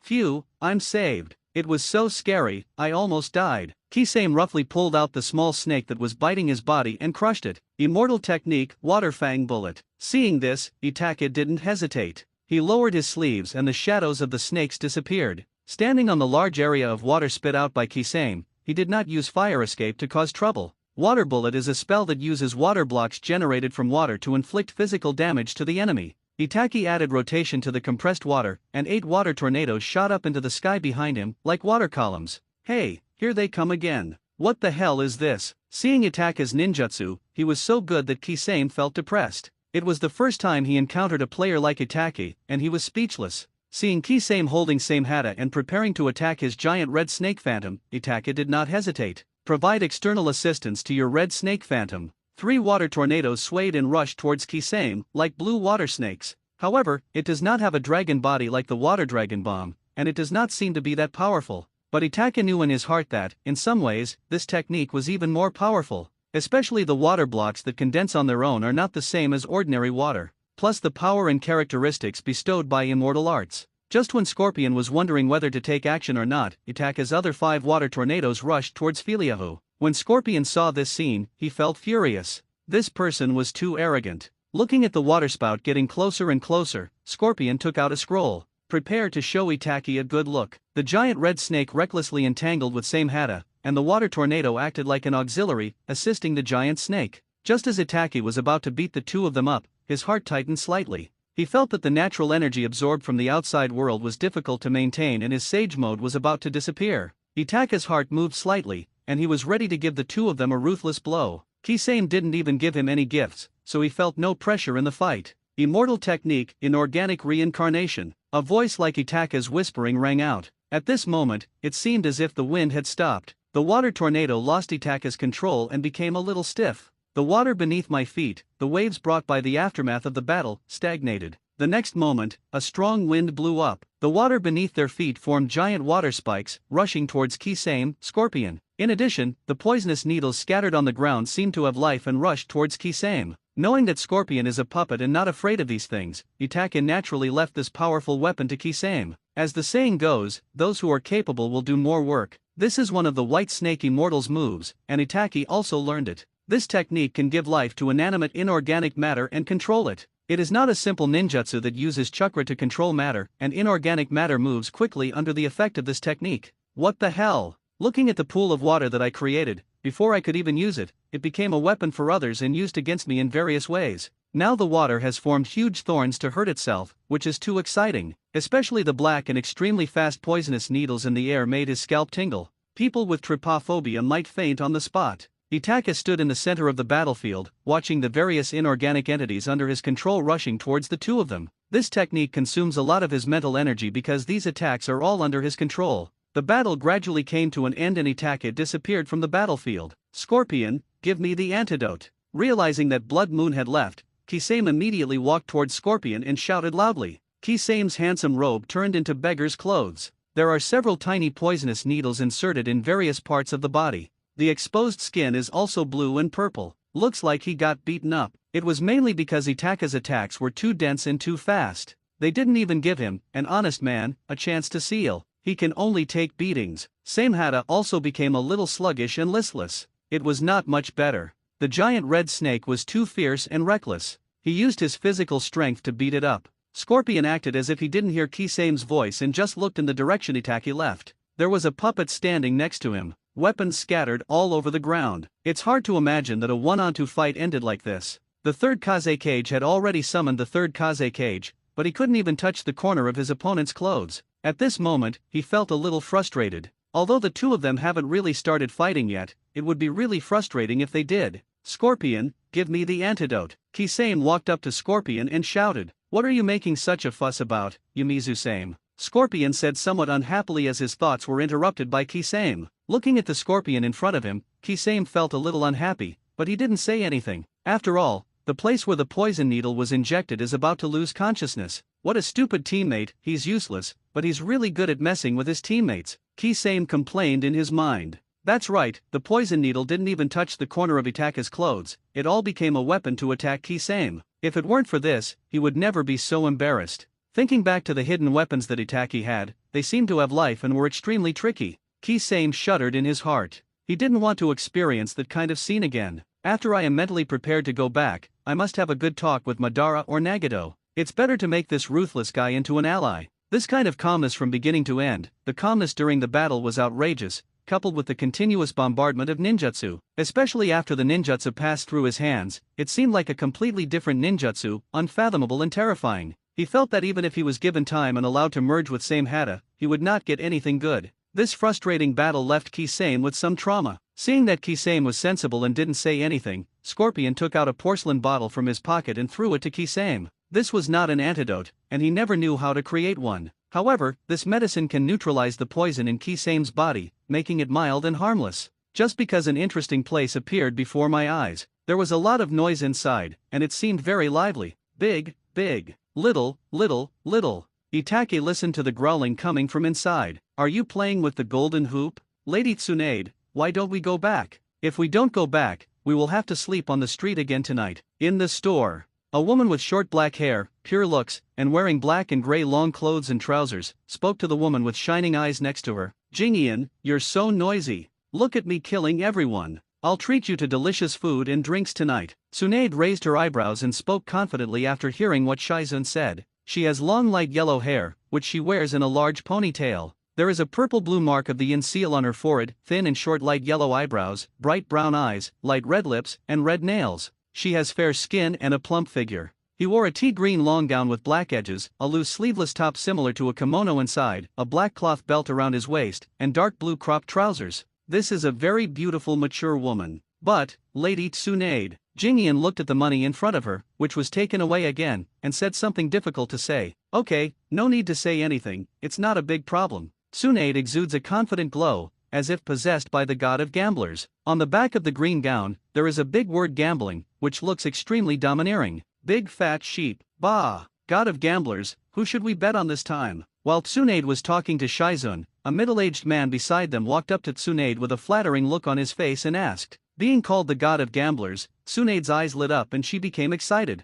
This is a big bet. It's a sure win. Tsunade picked up a handful of silver and placed it on top. Jingian was speechless, she had let it slip, she was called a fat sheep. 10 million, bet on the smaller one. A man wearing a black robe with a red moon and a mask walked to the table, took out a box, threw it on the table and opened it, revealing a pile of silver. He placed it on the small. The person who came was Itake. With a bored mentality and a huge amount of money that he didn't know how to spend, he prepared to spend it happily. As soon as you enter the door, you will see these two special landscapes. Especially the big word gamble on the back of the long gown. Itake didn't have time to get close to Tsuna, so he made some money first. Seeing a strange man, he offered 10 million at once. The banker frowned, but what was coming finally came. I opened the sieve with some helplessness. 1, 2, 3, 6 o'clock. the banker said with a sad face. The face beneath the Itake mask was smiling. Sir, I'll give you 100,000 taels, go play somewhere else. The dealer looked at Tsunade with disdain and said, today's wave almost cost him several months' profit.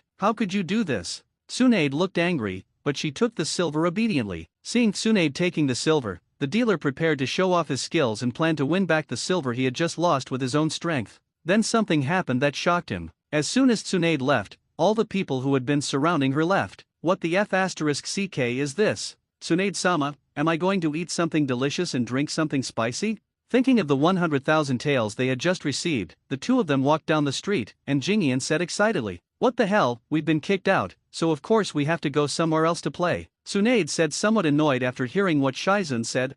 Jingian looked helpless, her pretty face fell. It looks like the two will be sleeping on the streets again tonight. How about we play a couple of rounds? As the two were talking, Itake walked out from behind them and spoke softly. What do you want from me? Tsunade said with some displeasure as she looked at the masked man in front of her. She is a forthright person and hates people who hide behind masks. Even though this silver mask looks pretty good, Itake remained silent in response to Tsunade's question. Instead, he took out a stack of silver from his robe. He clapped his open palms, producing beautiful musical notes. Okay, how do you want to play? Seeing the silver in Itake's hand, Tsunade laughed instantly. Looking at Itake in front of him, Shizun was alert. He felt that this person was not a good person. Tsunade and Shizun followed Itake to Itake's room. Hurry up, it's getting dark, it's time to go to bed after playing a few games. Tsunade didn't mean to be polite at all. She just unbuttoned her long gown and threw it to Shizun, then found a place to sit down and started talking excitedly. She was ready to complete a counterattack, using 150,000 yuan to gamble for tens of millions.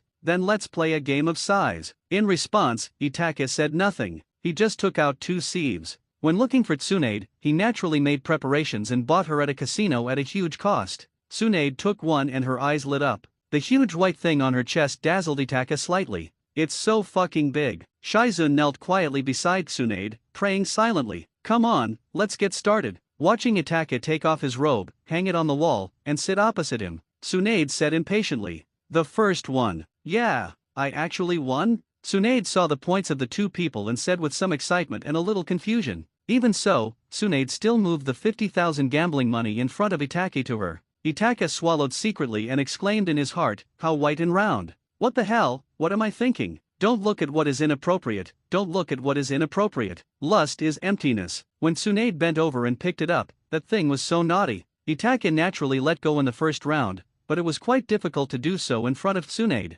especially the deep groove, which holds the Hokage pendant, a relic of the first Hokage. It made Itake a little dazzled, his mind was distracted, and it affected the mind of a normal man like Itake. This scene was too violent, he couldn't control himself. Hurry up and start, how much is the bet? The excited Tsunade seemed unaware of Itake's look as she spoke happily. Shizun beside Tsunade looked at Itake with hostility, and Itake was labeled a pervert by her. In the second game, Itake lost as expected. Tsunade was still as good as ever in dribbling past the opponent, making Itake dazzled. All this is not something he should experience at his age. It looks like there are almost tens of millions. Itake has been letting the game go for more than a dozen times in a row, and the stakes are getting bigger and bigger. After all, Tsunade doesn't have much money to gamble with. Hurry up, next time, how much do you bet on this one? Tsunade's face flushed and she shouted excitedly. Shizun looked at the money in front of Tsunade and found it a little unbelievable. His expression became more and more tense, and he had a feeling that this guy had big plans.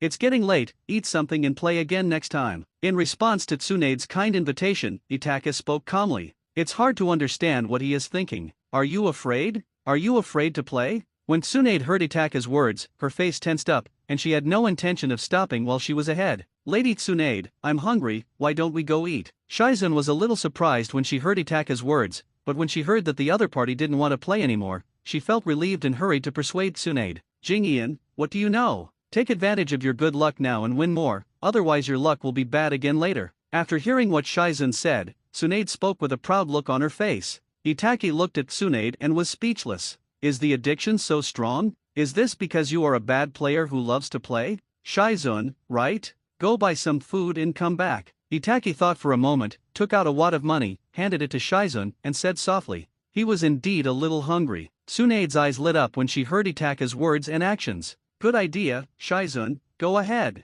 People who sit at the gambling table are most afraid of taking out money, and Itake was undoubtedly asking for trouble. But, Lady Tsunade. Shizen took a deep look at Itake and the wad of money Itake handed over, and felt something was not right. She sensed a strong conspiracy. Hurry up and go. If you don't obey, I'll teach you a lesson tonight. Seeing Shizen hesitating, Tsunade said impatiently. When Shizen heard Tsunade's words, 2 blushes quickly appeared on her pretty face, as if she remembered something not so good. All right.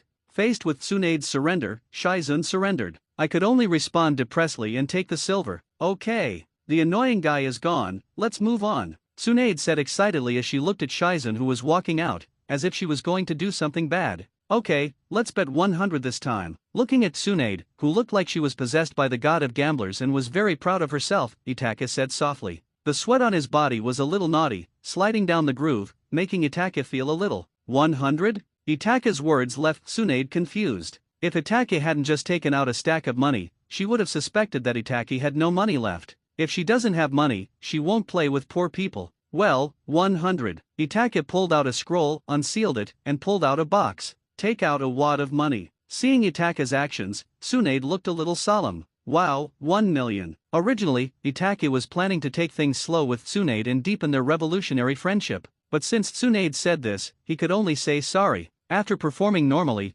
Tsunade looked at the points in her hand and became thoughtful. With a bitter face, he pushed the silver he had worked so hard for towards Itake. Soon, the silver in front of Tsunade was running out. This made her a little dumbfounded. She was aware of it all the time. Itake didn't cheat. But why did her luck become bad again? In the past, she always won unless there was a tie in the game. In other words, Itake's luck is no longer bad and has become better? Are you still coming, Ms. Tsunade? Itake asked quietly, placing his hand on the silver piled in front of him, like a landlord. Tsunade looked at the last 500 taels of paper in front of her. Come. Damn it. I lost again. The last round was over, and the 100,000 Tsunade got from the casino plus the hundreds of thousands she had on her arrived in front of Itake. Are you coming again? Itake lazily bent over and took the chips in front of Tsunade. He asked softly, seeing that there was nothing in front of Tsunade. Come back. Hearing Itake's words, Tsunade was like a gambler who had lost all his money. But you don't have any more bets. Itake looked at the attractive Tsunade in front of him and said softly,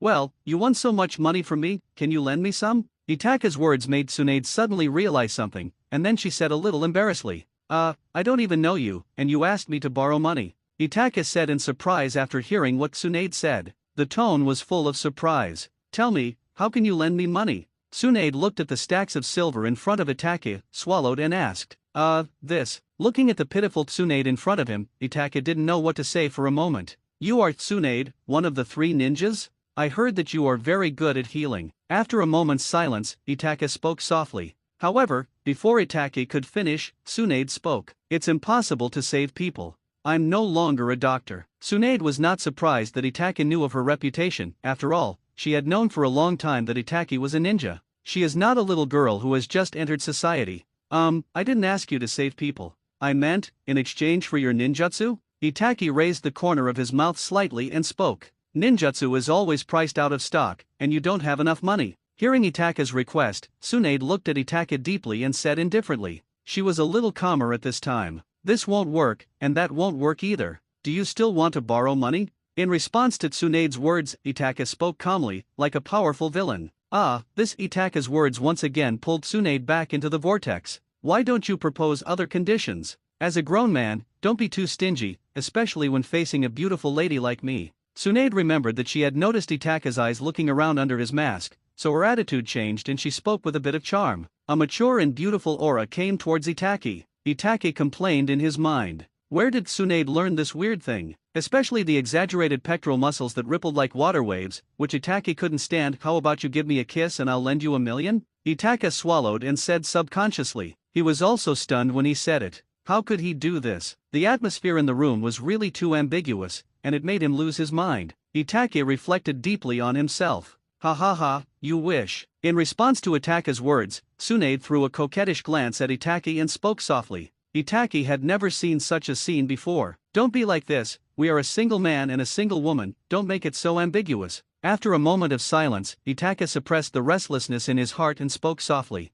Hee, you were the one who started it. Itake's words made Tsunade feel like she had regained some of her dignity, and she smiled with some pride. Originally, when he looked at Tsunade, he had an idea and planned to bribe Tsunade and make her remember him. After all, as Sasuke gets older, he can't keep Sasuke in Konoha forever. If we want to take Sasuke out, or take Naruto out as well, we must find a place. Isn't Orochimaru just planning to create a village? Tsunade is a good talent. Tsunade-sama, where is your money? How about you give it to me to keep for you? Shizen saw Tsunade coming to her, which made her slightly stunned. So we had dinner in the store. What the hell, I lost everything, and there's even an IOU. Tsunade rolled her eyes, drank the wine in front of her in a depressed manner and said, "Ah, so soon? Isn't he getting better now?" Shizen was slightly confused when she heard Tsunade's words. What a fart, should I bring that guy some dinner? After all, this is his money. After Tsunade finished speaking, the scene was silent. Shizen asked softly after a moment, "Let him starve to death, don't send him off."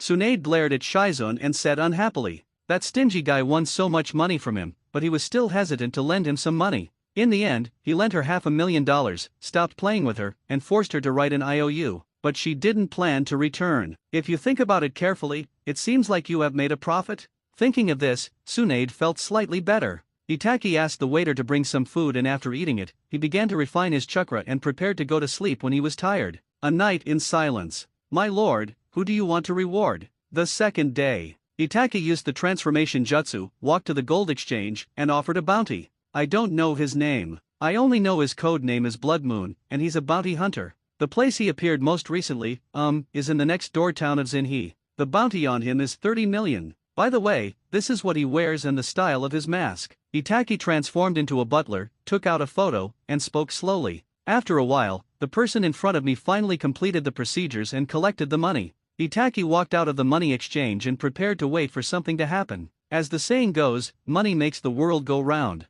He doesn't want to go out and look for people. He wants to wait for people to find him. He offered a bounty in order to increase his visibility and expose his whereabouts so that Akatsuki could find him. As for whether Akatsuki would recruit him into the organization once they found him, he had no idea. If he doesn't pull it, with such a high reward, he will always ask someone to do the task. "If you don't pull him in, I'll give the Akatsuki people a good beating." As long as those people don't take action, he won't panic at all. "Kisame, are you telling the truth? Does the one called Blood Moon really have that kind of combat power?" In the Hidden Rain village, Pain seriously asked Kisame in front of him. "As for the scorpion, it has long disappeared." "Well, I know our organization is short of people, so I came to report it." Hearing what Pain said, Kisame spoke softly. If he hadn't been able to find Madara, he wouldn't have come to talk to Pain first. Otherwise, maybe Mr. Madara will also take a fancy to him, and then he might be able to add another person to the organization. "Okay, I'll ask someone to check it out, you go ahead and get busy. The organization is a little short of people recently, so I'm sorry to bother you guys with more work." After listening to Kisame's words, Pain nodded slightly and then spoke. "The attitude is quite good. After all, he still has to trick people into doing work. Kisame is a rare good employee and deserves this kind of attitude." After Kisame left, Pain subconsciously prepared to call out and check out Blood Moon. "But I remembered that Blood Moon seemed to be a bounty hunter, and these people were all lone rangers. Maybe I could recruit them for my own use." And the unclear situation between Zetsu and Obito last time made him feel a little uneasy. "Chief, you're looking for me?" Conan's voice appeared in the office, and she was called over by Pain. "Well, there is something," Pain said softly after hearing what Conan said. Hearing what Pain said, Zionin was slightly happy. She could finally do something. Last time, she finally completed a mission, but something happened to Itachi right after he left the mountain, and the mission ended in vain. Then, she retired gloriously again. Today it's finally her turn to take action. She decided in her heart that she must complete this task well. There is a talent among the bounty hunters. His name is Blood Moon. He likes to wear a silver demon mask. "Go check this person out," Pain said softly to Conan. "Leader, are you going to bring this person into the organization?" After listening to what Pain said, Zionin thought about it and asked seriously. She knew in her heart that she was the person Nagato trusted the most, and he would not call her for ordinary matters because he was afraid that something might happen to her. "This is tentative. Please check first to see if you can find any information. Let's make some contact first." Pain heard the question, thought about it, and responded. "The progress of Akatsuki organization is indeed a bit slow now, because there are too few people and its popularity is not very high. We have to fill in the staff first before we can talk about other things. The Akatsuki organization has no shortage of support personnel, but what it lacks is high-level combat power that can be put on the stage." "Okay." After hearing what Pain said, Zionin nodded in response. Then he went out to prepare. She swore in her heart that she must complete the task beautifully this time. She's almost become a salted fish. She really wanted to share the responsibility with Pain.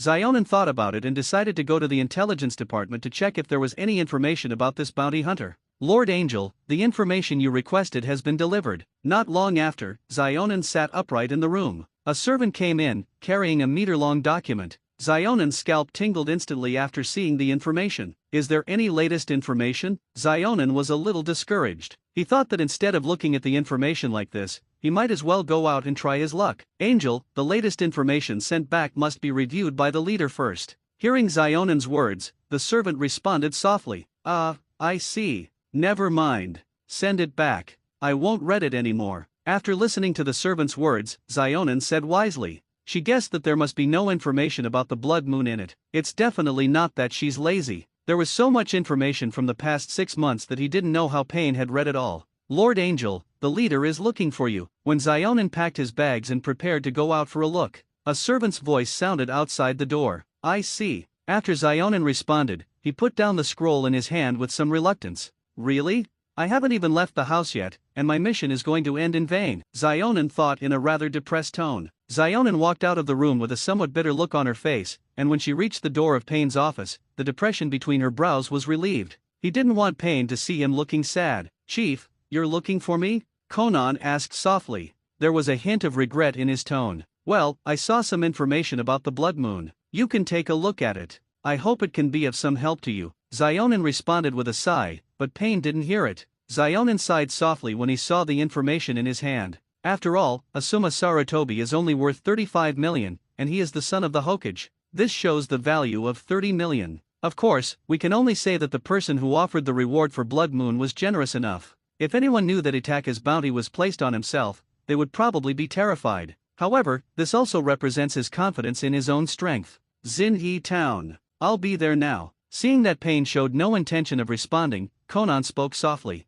After saying that, he walked lightly and left Pain's office. Only after Zionin left did Pain come back to his senses. I forgot to tell Zionin that if this guy doesn't join, just kill him for money. But with Zionin's intelligence, he should have thought of this. Pain thought secretly in his mind. Zionin returned to the room, picked up the scroll on the table, turned and left. When the door was closing, she stopped again, walked into the room, found another scroll in the drawer and put it on her body. Oh, it's not going well when I go out. I've already been tossed back and forth twice before I even set off. I hope it goes well this time. The first time he was called by Pain, and the second time he took one more thing, which made Zionin feel not very good. Forgetting to bring something when going out and then turning back is not a good sign. Zionin put aside the thoughts in his mind, and a pair of wings condensed from paper appeared behind him. Like an angel, like a spirit, he flew through the air. His destination was Xinyi Town. I don't know how long I'll have to wait. Itaka strolled around the street to make sure people remembered his appearance, then headed towards the inn. Itaki walked back to the inn without undressing, but sat on a stool with a bored look on his face. At this moment, he felt a little regretful. It's quite boring to just stay in one place, just like being in prison. He secretly decided in his heart to wait for 3 days. If no one comes after 3 days, he will leave and make the game more difficult for them. Itaki, who was a little bored, thought of a sexy figure in his mind, and that figure was Tsunade. Then Itake thought that you can't eat hot tofu in a hurry. It's not easy to plot against such a person, so he has to do it slowly. I couldn't go to see her again in the short term, so I gave up the idea. He felt good about himself and should have left a good impression in Tsunade's mind. Especially for Tsunade who loves gambling, it is difficult for her to win money. I have won so many times from him this time, and I will probably think of him every time I lose a bet in the future. Or when writing an IOU. In this way, he can continue to influence Tsunade's mind, which will be more and more beneficial to him. Is this Xinyi Town? Zionin put down the map in his hand, looked at the town in the distance, and slowly fell down.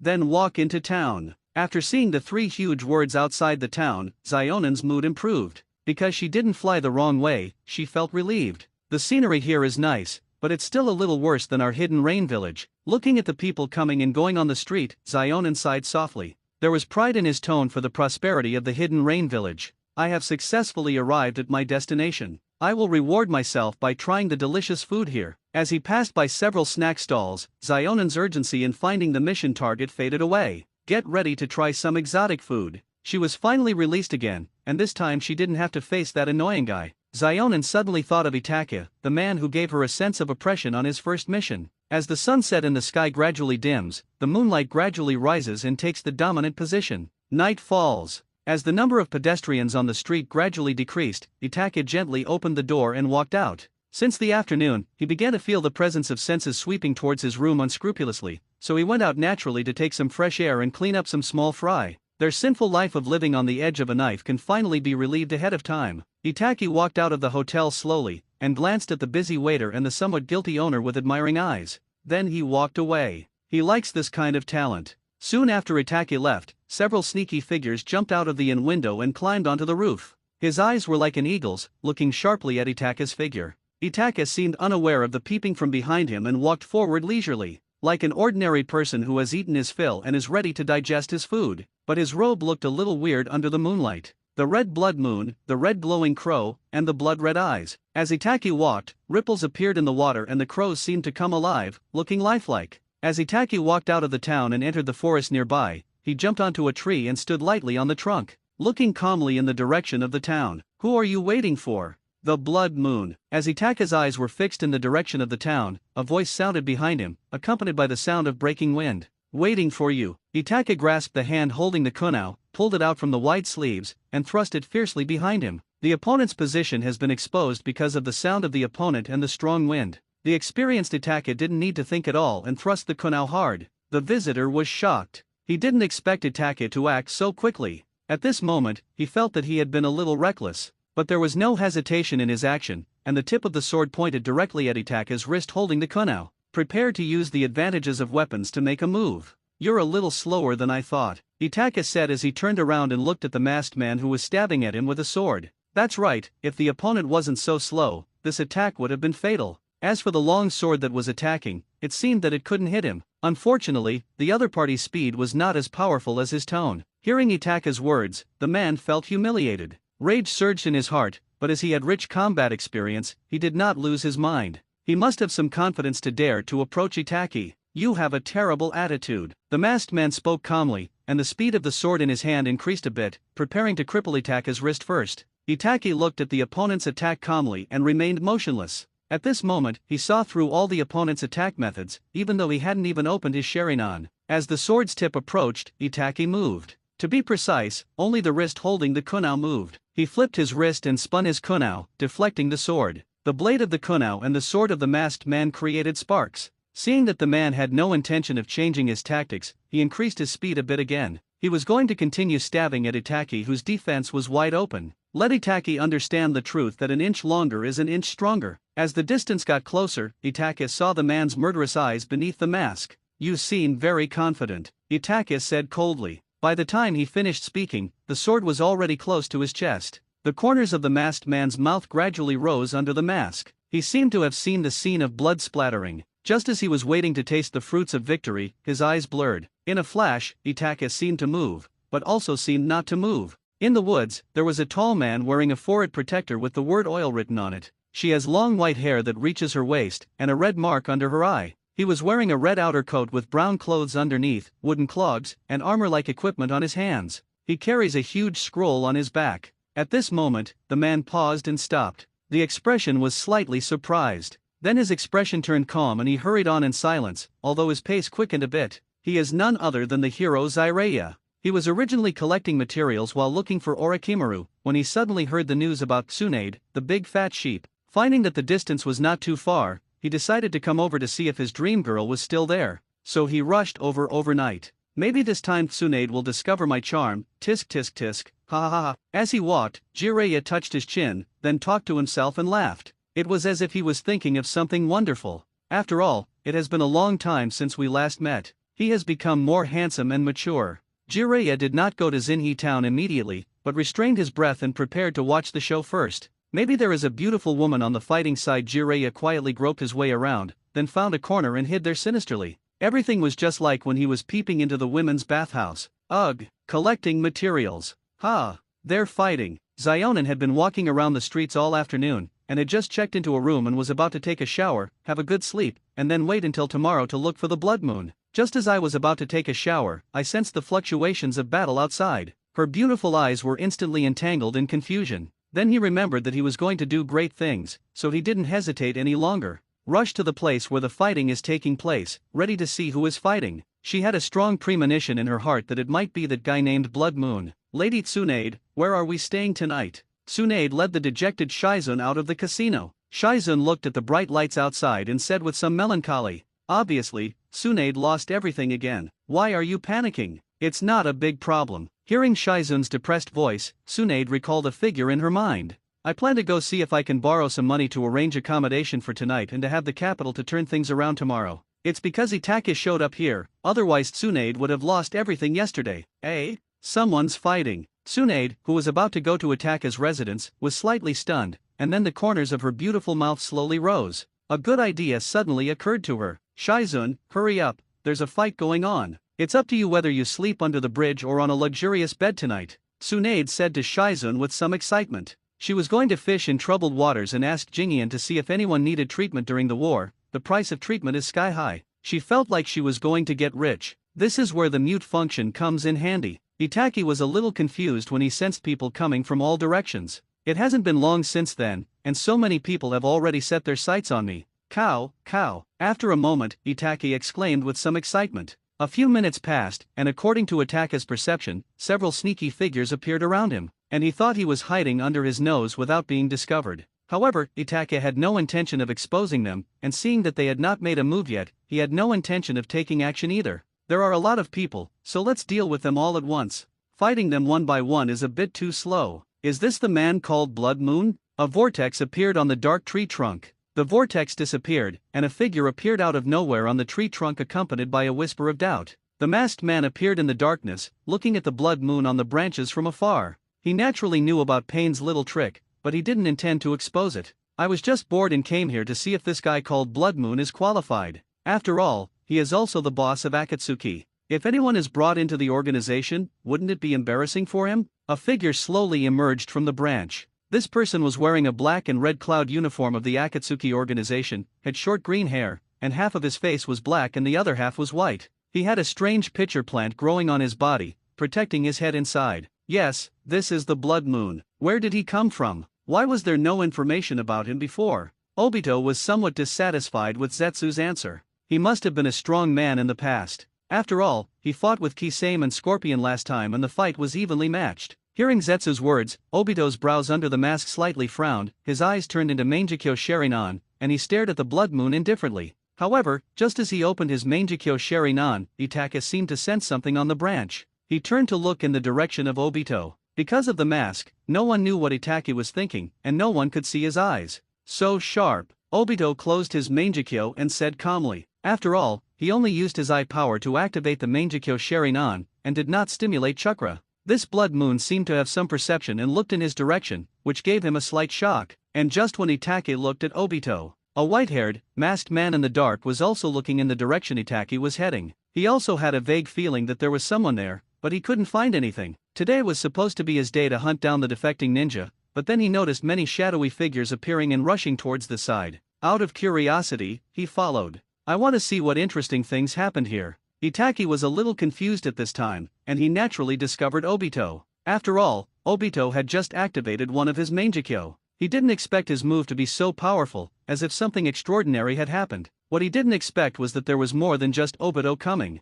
There are also Zetsu, Konan, Jiraiya, and Kakashi. Zionin was attracted to him. Obito and Zetsu were attracted by him and Konan. Jiraiya was attracted by Tsunade. Kakashi came here out of curiosity. Tsunade, as for her part, is already here. Itake was feeling a little depressed at this time, and he was thinking to himself that he hoped Obito wouldn't attack him when the time comes. If he takes action, his vest will probably be lost. Although he thought so, he didn't take it too seriously. Itake couldn't sit still when he found out that Obito had come over. Get ready to end the battle quickly. So he stood on the top of the tree and said in an invincible manner. Itake didn't bother waiting for their response. He raised his hand, stretched out his fingers from his long sleeves, put them to his mouth, and took a light bite. Regardless of the bitten fingers and the fishy smell left in his mouth, Itake slowly formed seals with his hands, 3 in 1 second. Although Itake felt that he was moving at a snail's pace, he was still dazzling in the eyes of outsiders. The people hiding not far from Itake saw that Itake was about to take action, and not knowing whether they had been discovered,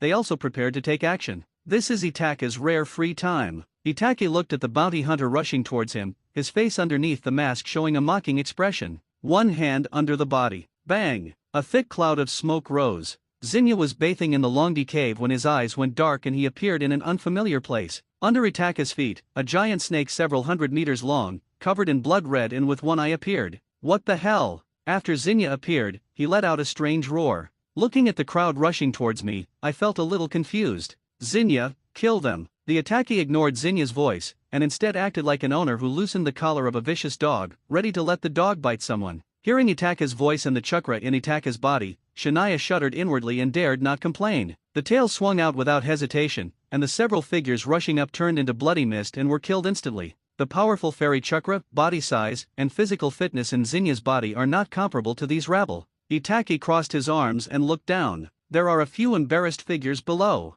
They are the ones who rush slower, and when they see that the situation is not right, they retreat decisively. No need for Itaki to speak. Xenia opened his bloody mouth and pounced on the frightened man, ready to have a feast. This is? Jiraiya in the dark was surprised. Although Shania looked strange, he recognized the snake under Itaka's feet at a glance. It was from the same place as Orochimaru's summoning beast. At this moment, he felt inexplicably happy. I feel that today is a really good day. Not only can I reunite with Tsunade, but maybe I can also get information about Orochimaru. There was a faint gleam in his eyes as he looked at Itaki. I wondered in my heart, could this be my nephew, Orochimaru's apprentice? With a bond, and Orochimaru who understood the bond, maybe he could go back to Konoha with me. However, although he was extremely excited, he did not show up immediately, and waited and saw what happened next. Although the strength of Blood Moon is unknown, having such a powerful spiritual beast is enough to join the organization. Xionin sat on a tree trunk, looking at Itaka standing on Xenia in the distance, and had a clear understanding of Itaka's strength in his heart. How did this little brat get involved with Longdidong?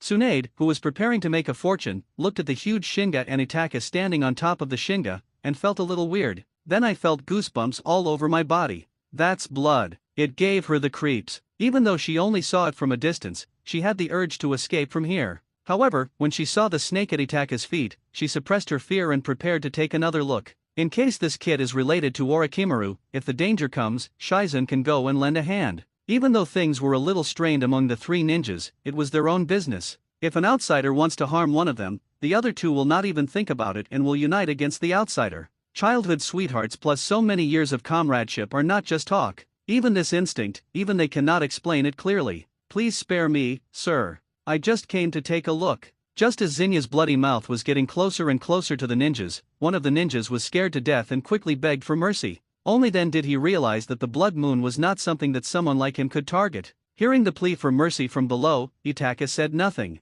Xenia swallowed it in one gulp knowingly and smacked his lips. You must be joking to play this trick in front of Itaki. He still doesn't know whether he did anything or not. However, he was a little uncomfortable to see these useless people being dealt with so quickly without any resistance that made him feel surprised. It was like using a cannon to kill a mosquito. It looks like such a big commotion, but it's really just the wind that makes a lot of noise but little thunder. If you want to do something, come out now, or get out now. Itake looked at the battlefield which had returned to silence again and shouted somewhat unhappily. His voice was calm, but he used chakra to convey it, making it deafening. Haha, after killing a few small fish, you think you are good enough? A figure walked out from the darkness and sneered. This person looked quite confident, but Itake did not know this person. He only had a vague impression of the strong men in the ninja world. Oh, Itake looked at the figure appearing below, and let out a soft "oh," his arms still crossed over his chest, not taking the other person seriously at all. Xenia was extremely upset when he saw that someone dared to ignore his power and did not take him seriously.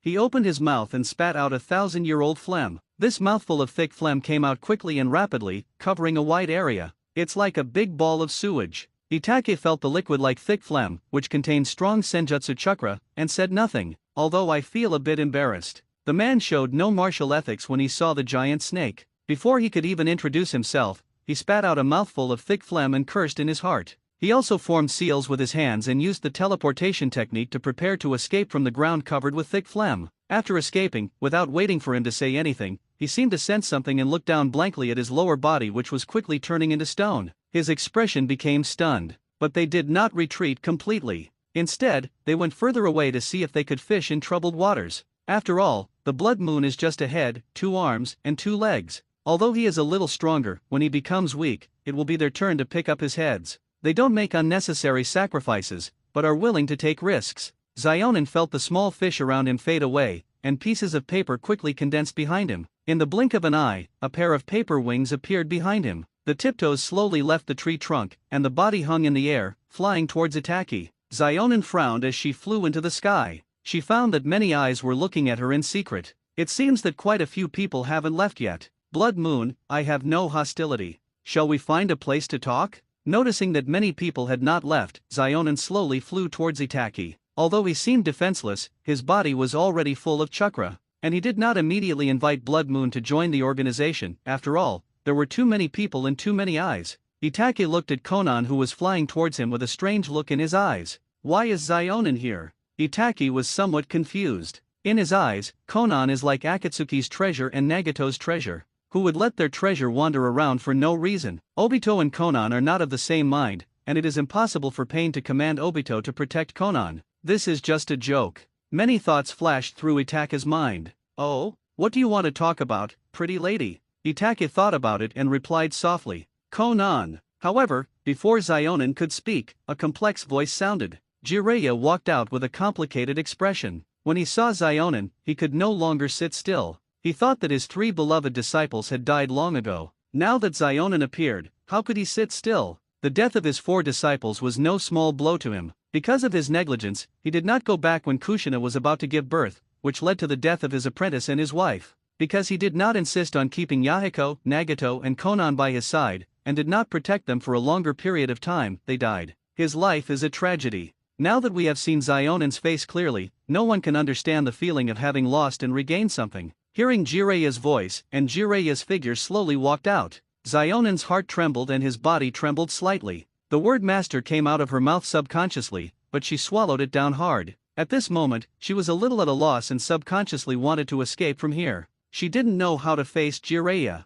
Even if Nagato were here, he would feel guilty. Although they are deeply wounded and hurt by this world, they can kill anyone without any ripples in their hearts. But when she saw Jiraiya, a deep sense of shame corroded her soul. Although sometimes they would blame Jiraiya in their hearts, many times, why didn't he show up? However, they knew in their hearts that Jiraiya's kindness to them could never be erased. Looking at Jiraiya, the ever-optimistic, undefeated man, the tiger's eyes were now red and filled with tears. Zionin felt mixed emotions and wished he could find a hole in the ground to crawl into. That child, is he one of the 3 children Jiraiya took in? Tsunade looked at Jiraiya's embarrassment. Although she wanted to laugh, she felt a little heavy. The joy of seeing someone I haven't seen for a long time was also overshadowed by a layer of cloud. Obito looked at Jiraiya with a slightly dazed look. This person is his master. When he saw this person, he recalled those scenes and his heart was filled with ripples. Kakashi, who was in the dark, looked at Jiraiya's back and felt mixed emotions. The thoughts and memories in his mind broke through his direction and burst out one after another.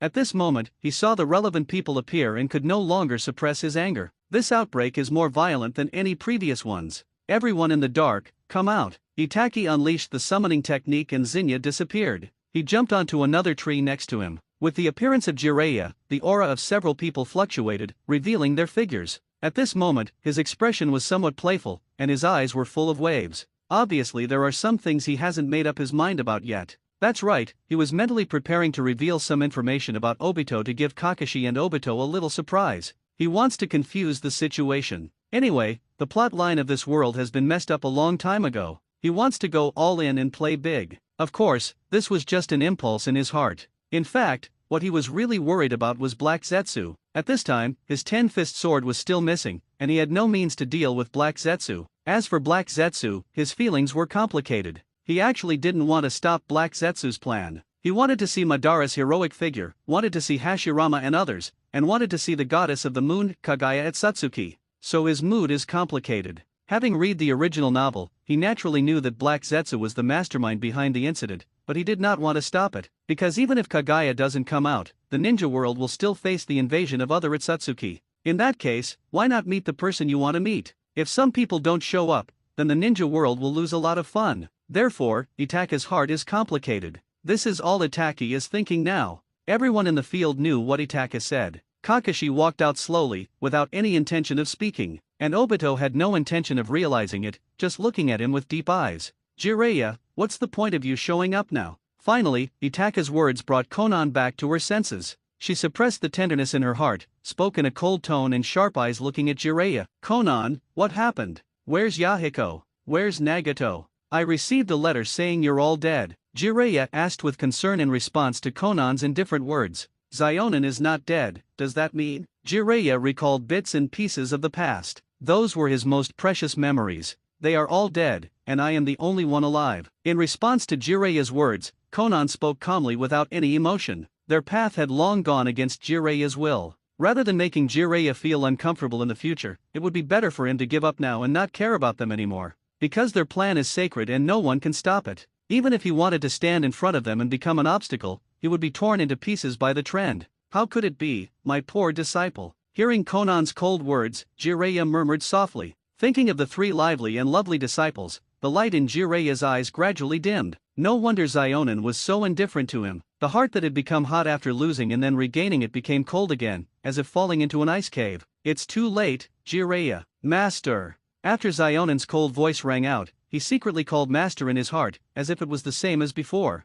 Then the ripples in her heart were suppressed by her. What a deep bond between master and disciple, Obito. What do you think? The person behind Jiraiya is Kakashi, right? Looking at Obito beside him who was shrouded in deep depression, a fierce look flashed in Zetsu's eyes. Then he woke up Obito. Obito can't just be confused here. After hearing what Zetsu said, Obito woke up in shock and looked at Kakashi deeply. Then a vortex rolled up and wrapped him up. Left here. He didn't want to see Kakashi. He was afraid that he would not be able to help but kill Kakashi himself. It's definitely not that he's running away. Seeing Obito leaving, Zetsu glanced at the field, then merged into the branches and left quietly. Now is not the time yet, his and Obito's traces must not be revealed. He was already very satisfied that Obito did not act on impulse. Itachi felt a little strange as he watched the accident he had caused turn into a weird family reunion meeting. Then he sensed that Obito had left, and he became thoughtful. Then he put it behind his mind. Since Obito had held back, he would just endure it for a while.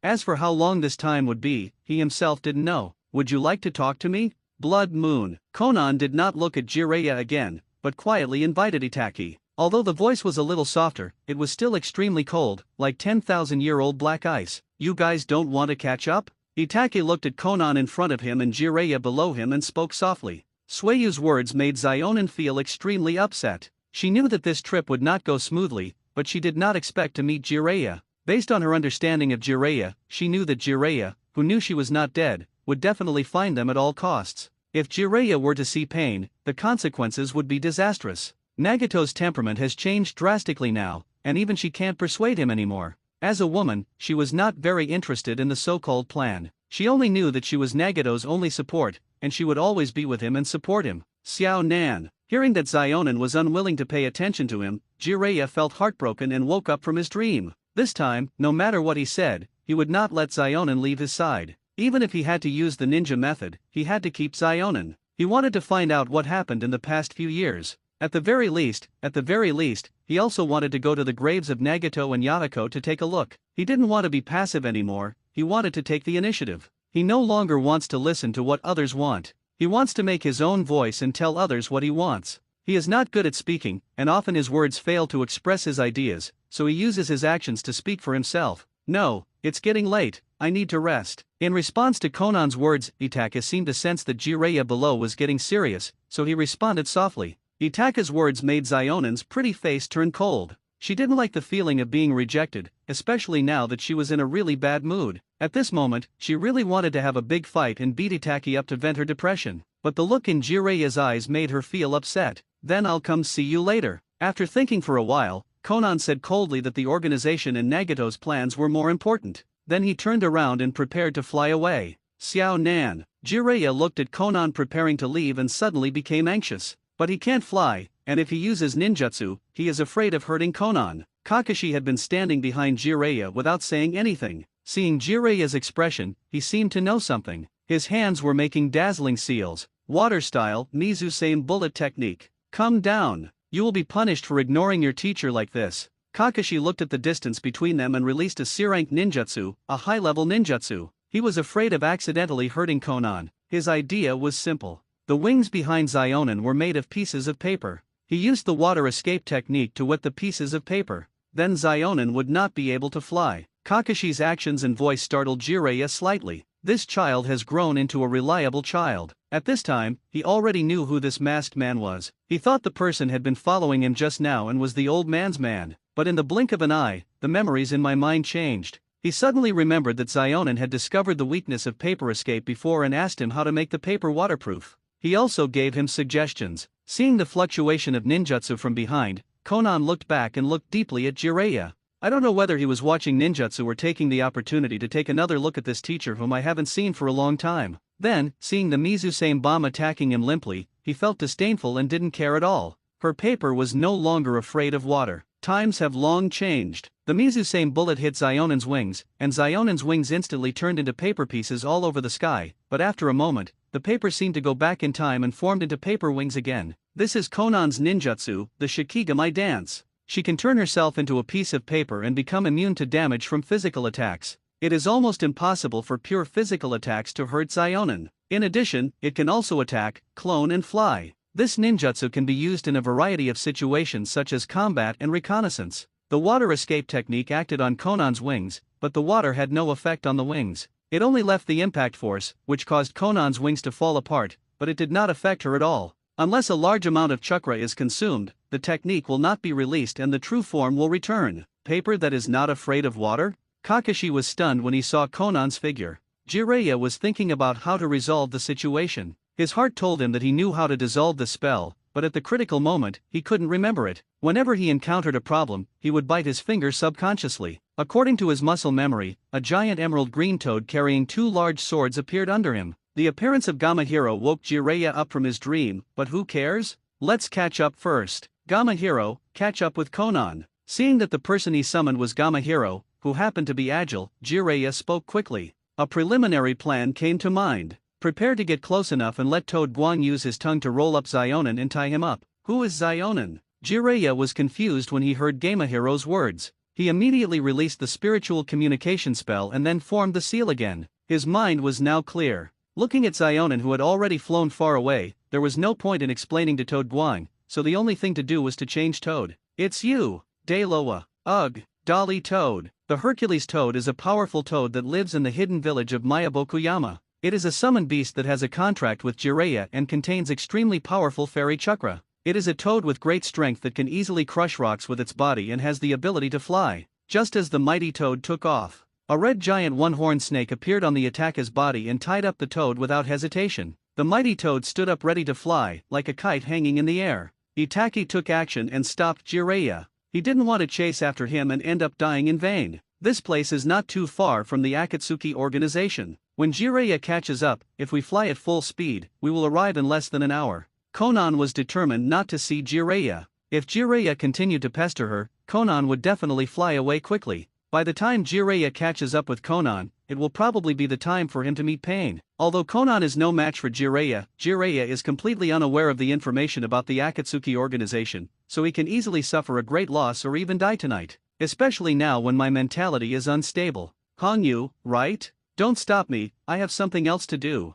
Faced with Itaka's obstruction, Jiraiya's face changed. But thinking that the other person might be Orochimaru's disciple, he spoke softly, don't want. Facing Jiraiya's words, he even called him by the wrong code name. Itaka said with a face that deserved a beating. When pursuing a girl, you can't be so entangled. Girls hate this kind of entanglement. After Itaka finished speaking, he felt that Jiraiya seemed ready to take action, so he gently warned him, pretend not to know their relationship. Pretend you didn't understand. Hongyu, I'm not pursuing her. She is my disciple. I really have something to do. Be obedient and let me go. Jiraiya looked at Dolly's face, which was numb and purple, and explained seriously. The natural energy in Itaka's body made him realize that the other party had activated the Sage mode, and his attainments in Sage arts were higher than his. Even if he took action, Itaka was determined to pester him and he wouldn't be able to get away for a while. So he could only explain. Forget it, a forced melon is not sweet. Itaka smacked his lips and wanted to say something, but after thinking for a while he stopped and finally said something nonsensical slowly.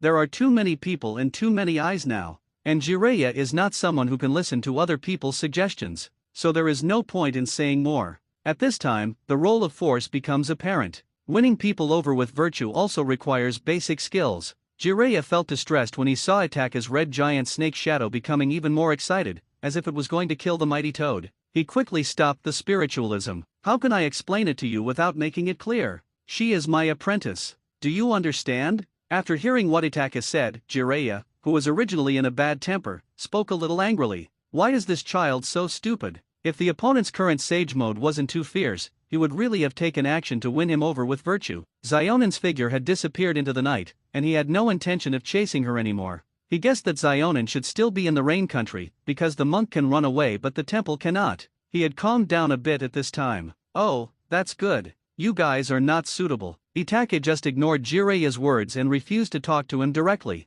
Jiraiya was furious when he heard Itake was still acting crazy. This guy is even more infuriating than Orochimaru. Hey, let's go and find a place to have a drink. Seeing how angry he was, Jiraiya had no intention of taking action. Itake felt bored and released his sage mode. Jiraiya was surprised to hear Itake's words, then looked at Itake deeply, and suddenly found that Itake seemed to have other intentions. But then his thoughts went out the window. He saw the figure not far away. As for Jingian next to him, he subconsciously ignored her. Tsunade, long time no see. The mean look Itake imagined did not appear, and it seemed that Jiraiya was not in a very good mood. Even when he saw the woman he loved most, he no longer felt passionate. It can be seen how important Zionen is in his heart. In other words, the importance of the 4 disciples in his heart. Kakashi followed behind Jiraiya quietly. He still had something to say to Jiraiya. Itake found a tavern, ordered a table of food and wine, and prepared to have a good meal with Jiraiya and others. But the next second he was dumbfounded.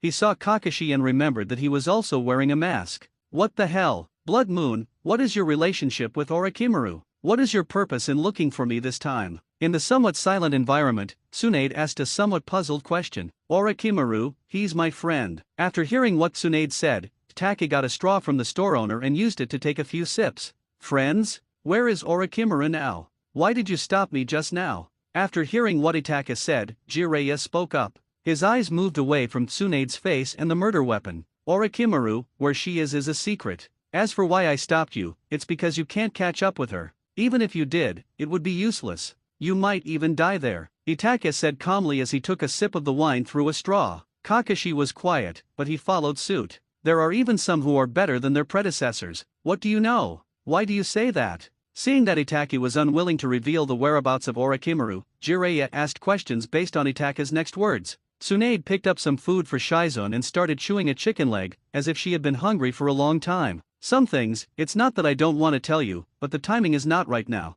Itake finished the drink in his hand, then stood up and said. After he finished speaking, he paused for a moment. Jiraiya, you are too weak. You can't do anything right now. Even if the 2 great immortals help you, the bill has been paid for. I know all the answers you want to know. When you feel you are strong enough, come back to me. Itake left, leaving behind some arrogant words. Jiraiya seemed to be thinking about something. When Itake mentioned the 2 great sages, he had already made it very clear that this Blood Moon knew more than he had imagined. It doesn't look like a gratuitous attack. Tsunade was holding a chicken leg in her hand, looking at Jiraiya who was in a daze. Her eyes fixed for a moment, then turned calm. Now, she no longer cares about anything in the ninja world. Kakashi looked confused the whole time and didn't quite understand. But I didn't mean to ask. He has no interest in these things. Itake and Jiraiya didn't have much other meaning when they said this. Jiraiya is one of his favorite characters, and he doesn't want Jiraiya to die. It's that simple. The ninja world without Jiraiya seemed to be missing something.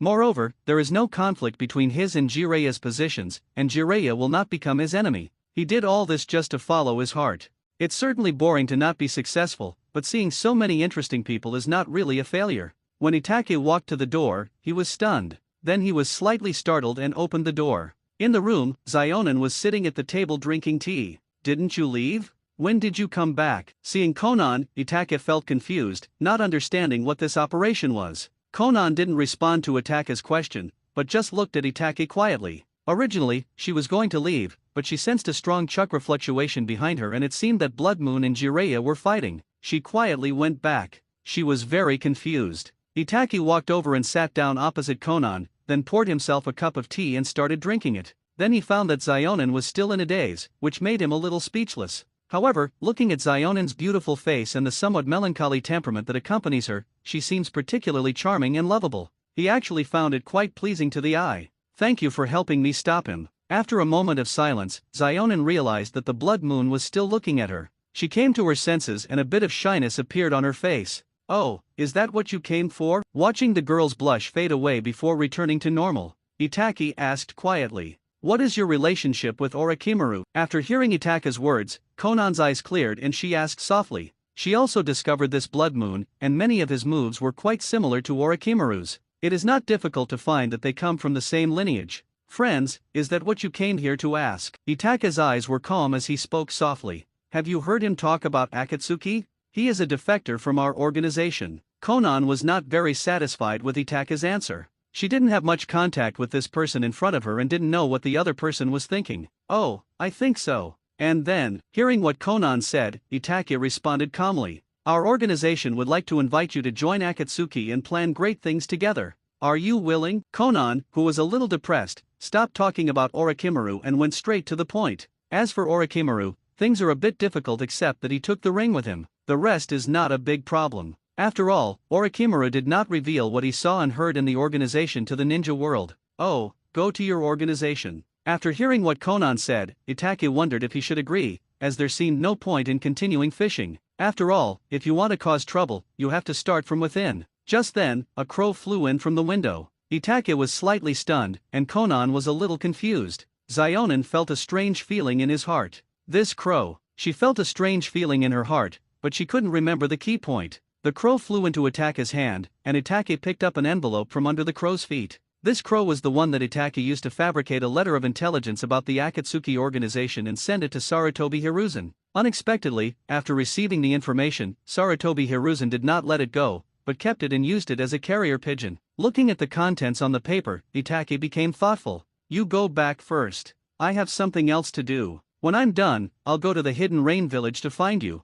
Itake said softly, seeing that Konan was still waiting for his reply. Zionin was slightly stunned when she heard Sueyu's words. She felt that she was almost successful, but why did something unexpected happen suddenly? Are you in any trouble? Do you need my help? After thinking about it, Zionin decided that he must complete the task beautifully this time, so he prepared to provide after-sales service. It's okay, it's just a small matter. When Itake heard Konan volunteer, he didn't mean to tell her. Well, all is well then. After hearing Sueyu's refusal, Zionin realized that he had been a bit abrupt. Hearing what Konan said, Itake nodded slightly and then responded. Seeing this, Zionin walked to the door, opened it and prepared to leave. Was that letter from Uchiha Itake? Is he in some trouble? I opened the door, breathed in the fresh air, and remembered what I had just forgotten. There are very few people who use crows, and Itake is one of them, and he is very good at taming crows. No. Hearing what Konan said, Itake responded without thinking. Zionin glanced at Sueyu's figure suspiciously, then retracted his gaze, walked out of the room, put his things away, and left. Itake watched as the beauty left, but her faint fragrance still lingered in the room. Then he stood up and prepared to leave. Sarutobi Hiruzen wrote him a letter, saying that he had something to discuss with him and asked him to return to Konoha. He was going to go and see what this old man was up to. Master Jiraiya. In a room, Kakashi took off his mask and sat opposite Jiraiya. Jiraiya was speechless when he saw Kakashi, his disciple, still wearing a mask after taking off his mask. I don't have time to take care of Konoha's affairs. Do you have anything else to do? Jiraiya was still thinking about Itake's words, so he didn't have much time to respond to Kakashi's visit. Forward. Jiraiya's words made Kakashi stunned and he didn't know what to say. There was silence for a moment, just as Jiraiya was about to send them away. Kakashi seemed to sense Jiraiya's impatience and spoke softly, somewhat shyly. Master Jiraiya, do you have a collector's edition of the Intimate Tactics? I can't find it anywhere. Intimate Tactics, you have good taste, but it's 18+. It's a better work than Intimate Violence. Hearing Kakashi's words, Jiraiya instantly revealed a smile that all men understand. He didn't expect that Kakashi was also his loyal fan. Then senior, is there any other way to get that book? After hearing what Jiraiya said, Kakashi took the risk and continued asking with a thick face. The thought of the plot of the book in his mind made him unable to stop reading it. Now that I have finally met Jiraiya, I must get a copy of his book. Sarutobi Hiruzen walked into Suzuki's room and looked at Suzuki's sleeping figure kindly. Then he walked over, covered Suzuki with the quilt, and left. After Sarutobi Hiruzen left, Suzuki slowly opened his eyes. They were a little blurry, the only thing that wasn't in his eyes was sleepiness. As he grew older, he learned to think through what Sarutobi Hiruzen taught him politically. He was always troubled by the extermination of the Uchiha clan, and the doubts in his heart did not dissipate, but deepened. But Sarutobi Hiruzen really didn't seem to be pretending towards him, so he couldn't understand it. This was beyond his understanding. Under the moonlight, Sarutobi Hiruzen, who couldn't sleep, took a walk home and then went to the Hokage's office. Since I can't sleep anyway, I'll just look at the file again. What kept Sarutobi awake was a letter he wrote this afternoon. As Suzuki became more and more outstanding under his teaching, his feelings became more complicated, especially when he noticed that Suzuki was becoming more and more worried. He didn't know how to deal with it. So at noon, he wrote a letter and the recipient was Uchiha Itaki. According to his previous thoughts, he was planning to kill Itaki, the person who knew the truth and could shake Suzuki's heart. If he could hold Suzuki firmly in his hands and make him an outstanding successor, perhaps the only Uchiha bloodline could be educated by him and become a loyal supporter of the Will of Fire.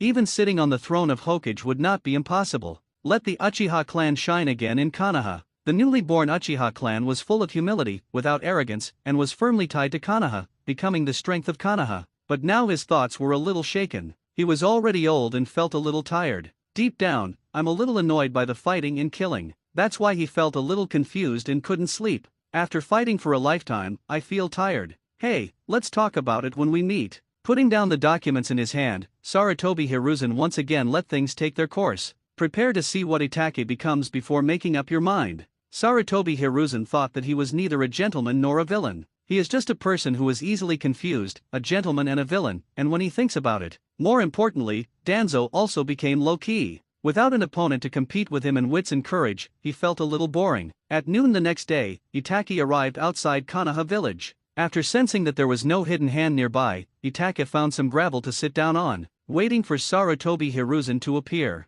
Not long after, Sarutobi Hiruzen arrived late, even slower than Itaki. Hokage-sama, what do you want from me? Itaki looked at Sarutobi Hiruzen, who was walking towards him step by step with a staggering gait, and asked softly when the other party came in front of him. Sarutobi Hiruzen didn't say anything. He listened to Itaki's somewhat indifferent voice and stared at Itaki in a daze, especially Itaki's unique tear trough. He saw the shadow of Fugaku in Itaki. Itaki, you've grown taller. After a long while, Sarutobi Hiruzen spoke. Then he found a rock not far from Itaki and sat up. Itaki was confused after listening to Sarutobi Hiruzen's words. Did this old man take the wrong medicine? I wonder what you want from me, Hokage-sama. Itaki was confused as his thoughts came to a halt. You can only ask and take the initiative. But his tone was extremely indifferent. He is no longer the man who had just defected from Konoha and felt insecure. Suzuki is living a good life now, his academic performance is also very good, and he has a strong talent in ninjutsu, much like you. Sarutobi Hiruzen did not respond directly to Itaki's somewhat indifferent words, but instead talked about Suzuki. It is unknown what his intention was. Well, thank you Hokage-sama for taking care of Suzuki. Itaki thanked him quietly, just for the sake of his token. Itaki, are you okay in Akatsuki? Hearing Itaki's tone softened a little, Sarutobi Hiruzen took the opportunity to speak out his concern. Fine. Itaki was a little confused looking at Sarutobi Hiruzen, who seemed like a different person. You have almost figured out the Akatsuki organization. Why don't you come back? I will then find a way to clear your name. Looking at the somewhat confused Itaki, Sarutobi Hiruzen struck while the iron was hot. Sarutobi Hiruzen's words completely confused Itaki. He felt like he didn't even recognize Sarutobi Hiruzen in front of him. Look, is this what Sarutobi Hiruzen said? Could it be that Danzo was defeated by Kota Amatsukami, and there was no one to instill dark theories in him every day, so his will changed unconsciously? Itaki wondered in his heart what Sarutobi Hiruzen was up to. In fact, in Itaki's mind, Sarutobi Hiruzen is a strange person. He is not that strong, but he is quite strong. He is also a bit fierce. At least he has no pressure to fight against the Konoha elders. Call him stupid, but he can always make Danzo take the blame. Although he is smart, he always does things that deceive himself. Realizing that Sarutobi Hiruzen was still looking at him, Itaki came back to his senses and stopped thinking, waiting for Sarutobi Hiruzen's next words. A steady group. In fact, I was very sure of Shisui's plan at the beginning. I just didn't expect Shisui to commit suicide at the critical moment. So I had no choice but to acquiesce to your plan. Seeing that Itaki didn't respond, Sarutobi Hiruzen said some artistic words. And these words made Itaki slightly unhappy. We are all smart people, why do you treat yourself as a fool? Hokage-sama, I can't be away for too long, or they'll get suspicious. Sarutobi Hiruzen's lies were so blatant that Itaki lost interest in listening any further and prepared to leave. If his eyes hadn't recovered from the cold, he would have tried to persuade the old man. Seeing Itaki's reaction, Sarutobi Hiruzen was slightly stunned.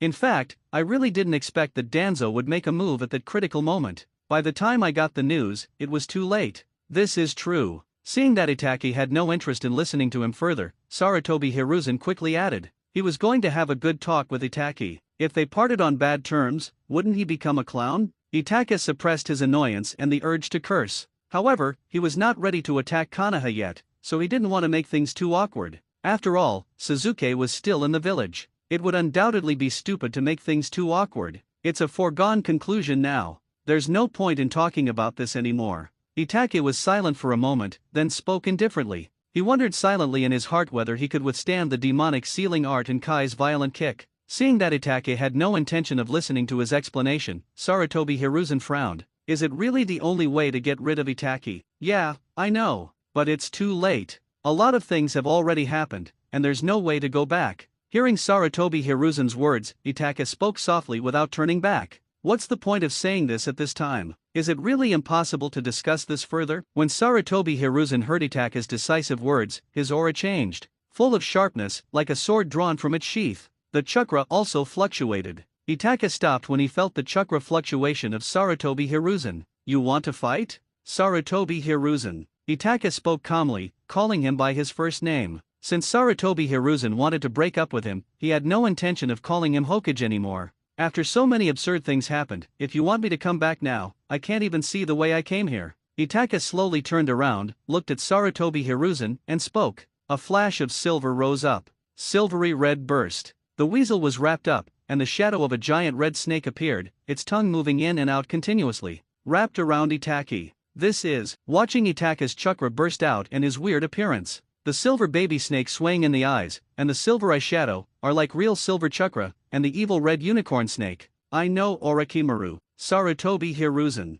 After Itake finished speaking, he looked at Sarutobi Hiruzen, who looked a little surprised. Then Itake appeared in front of Sarutobi Hiruzen. He punched the old face that he had long disliked. Sarutobi Hiruzen was knocked flying by Itake's punch, making a crisp sound in the air and turned into a piece of wood. Itake, come back with me and stop getting involved with that traitor Orochimaru. Hearing Itake's words, Sarutobi Hiruzen appeared not far away and spoke to Itake seriously. A figure appeared in my mind, it was Orochimaru. Hearing Sarutobi Hiruzen's complicated words, Itake remained calm. The silver snake shadow in the eyes paused slightly. Then Itake's eyes turned blood red. The rebellious shuriken and windmill patterns rotate like gears. The curved lines holding the Megatama look a bit unconventional. The silver snake became slender and coiled around the windmill, as if trying to replace the ugly arc. The snake's head swallowed its tail, forming a beautiful circle. Sarutobi Hiruzen is a relatively powerful person, and he has moves that are difficult for Itake to handle. So Itake directly opened the eternal Mangekyo Sharingan, so as to avoid capsizing in the ditch accidentally. Seeing this, Sarutobi Hiruzen took off his Hokage robe, revealing the black tight combat suit underneath. He wore a ninja hat with green layered armor on both sides and an extra long strap on the back of the hat. The shoulders are equipped with silver protective gear connected to the back, and the word fire is written on the protective gear on the back. There are 2 vertical ninja tool bags on the back and the waist is tied with a purple silk ribbon. There are mesh wrist guards on the arms and calves, and green layered armor on the right arm. The combat mode is activated. So, have you been preparing to attack me for a long time, or do you wear combat uniform every day? Itake looked at the well-prepared Sarutobi Hiruzen and said jokingly. Sarutobi Hiruzen did not reply, but just stared at Itake's lower body. The powerful chakra in Itake made him feel that he had made a mistake. He hadn't expected Itake to have become so powerful. He is no longer the same person he was back then, and since he can't look Itake in the eyes, he is very serious. I didn't dare to be distracted and talk to Itake. Looking at Sarutobi Hiruzen, who was full of flaws, Itake was silent. He is indeed a veteran. There are obviously many flaws, but there is no place to start. After thinking for a while, Itake waved his arms, moving his sleeves. Snake shadows filled the sky and rushed towards Sarutobi Hiruzen. Prepare to break Sarutobi Hiruzen's mood and warm up. Seeing Itake using a move similar to Orochimaru's, Sarutobi Hiruzen looked solemn. Doubts naturally arose in my mind, and I wondered in my heart what the relationship between Itake and Orochimaru was. Just when Sarutobi Hiruzen was a little distracted, he discovered that Itake's move was incredibly fast, which instantly wiped out the thoughts in his mind. Fire style, great fireball technique. Sarutobi Hiruzen made hand seals in a hurry, and as the snakes approached, he could only make relatively weaker elementary ninjutsu with fewer marks. However, as he was well versed in ninjutsu, even sea-level ninjutsu was like high-level ninjutsu in his hands, with the addition of his specialty of attribute changes. As for the form changes, he did not perform them due to the emergency situation. The snakes collided with the fireball, and under Sarutobi Hiruzen's somewhat surprised gaze, he found that his own fireball was no match at all. He quickly stopped the ninjutsu and started to make hand seals. The flames quickly dissipated, and the snakes seemed to become even more excited. The densely packed swarm of two-colored snakes makes one's scalp tingle. Itachi stopped until he faced Sarutobi Hiruzen. Sarutobi Hiruzen has already escaped, and only an empty shell remains in his place. Itachi moved lightly and left the spot. And just after Itachi left, a hand stretched out from where he had just stood. Itachi was somewhat thoughtful at seeing Sarutobi's technique being so soft and non-murderous. But there was no hesitation, he opened his mouth and a huge fireball spewed out. It looked much more powerful than Sarutobi Hiruzen's fireball just now. The outstretched arm failed to grab Itachi's foot, but instead faced a powerful ball of fire. Under Itachi's eyes, it turned into a pool of mud. This startled Itachi slightly, and then he felt as if he was being played. This old comrade is really good at controlling the timing of releasing ninjutsu. Shiu's Itachi's eyes were numb. Itachi landed and without hesitation, rushed towards Sarutobi Hiruzen, who was still standing there and whose attack he had cancelled.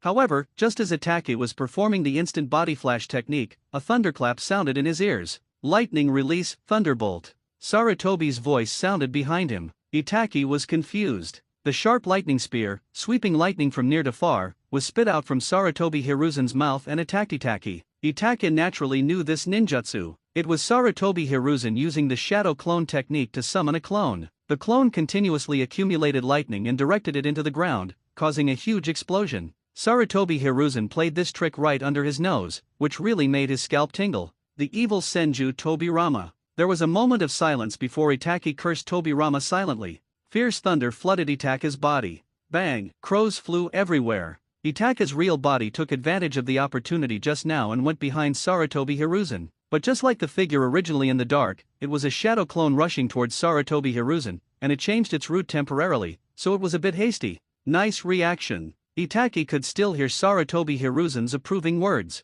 Sarutobi Hiruzen, who was pierced through the chest by him, turned into a puddle of water again. This guy is as slippery as a loach. At this moment, he seemed to understand a little bit why Orochimaru wanted to create a barrier. For Sarutobi Hiruzen, who is called the Professor, his knowledge of the 5 elements ninjutsu is truly abnormal. Of course, this is also due to the fact that Itachi is not very proficient in fairy fighting techniques. Otherwise, even if Sarutobi Hiruzen used Shadow Clone Technique and 5 Elements Clone Technique alternately to hide his Mangekyo, he could not hide it from the perception of the fairy technique. That's right, Itachi's magic is a bit like armchair theory. Even though he has already become proficient and can quickly activate the magic mode. Young man, don't lose focus during the battle. Sarutobi Hiruzen's voice appeared in the distance, and the seal in his hand had already been completed. Compound Ninja Technique Earth Dragon Flame Style. Sarutobi Hiruzen combined Earth Style Ninjutsu and Fire Style Ninjutsu. Use Fire Dragon Bullet to spit out a powerful flame bullet from the mouth, and attack in combination with Earth Style Earth Dragon Bullet.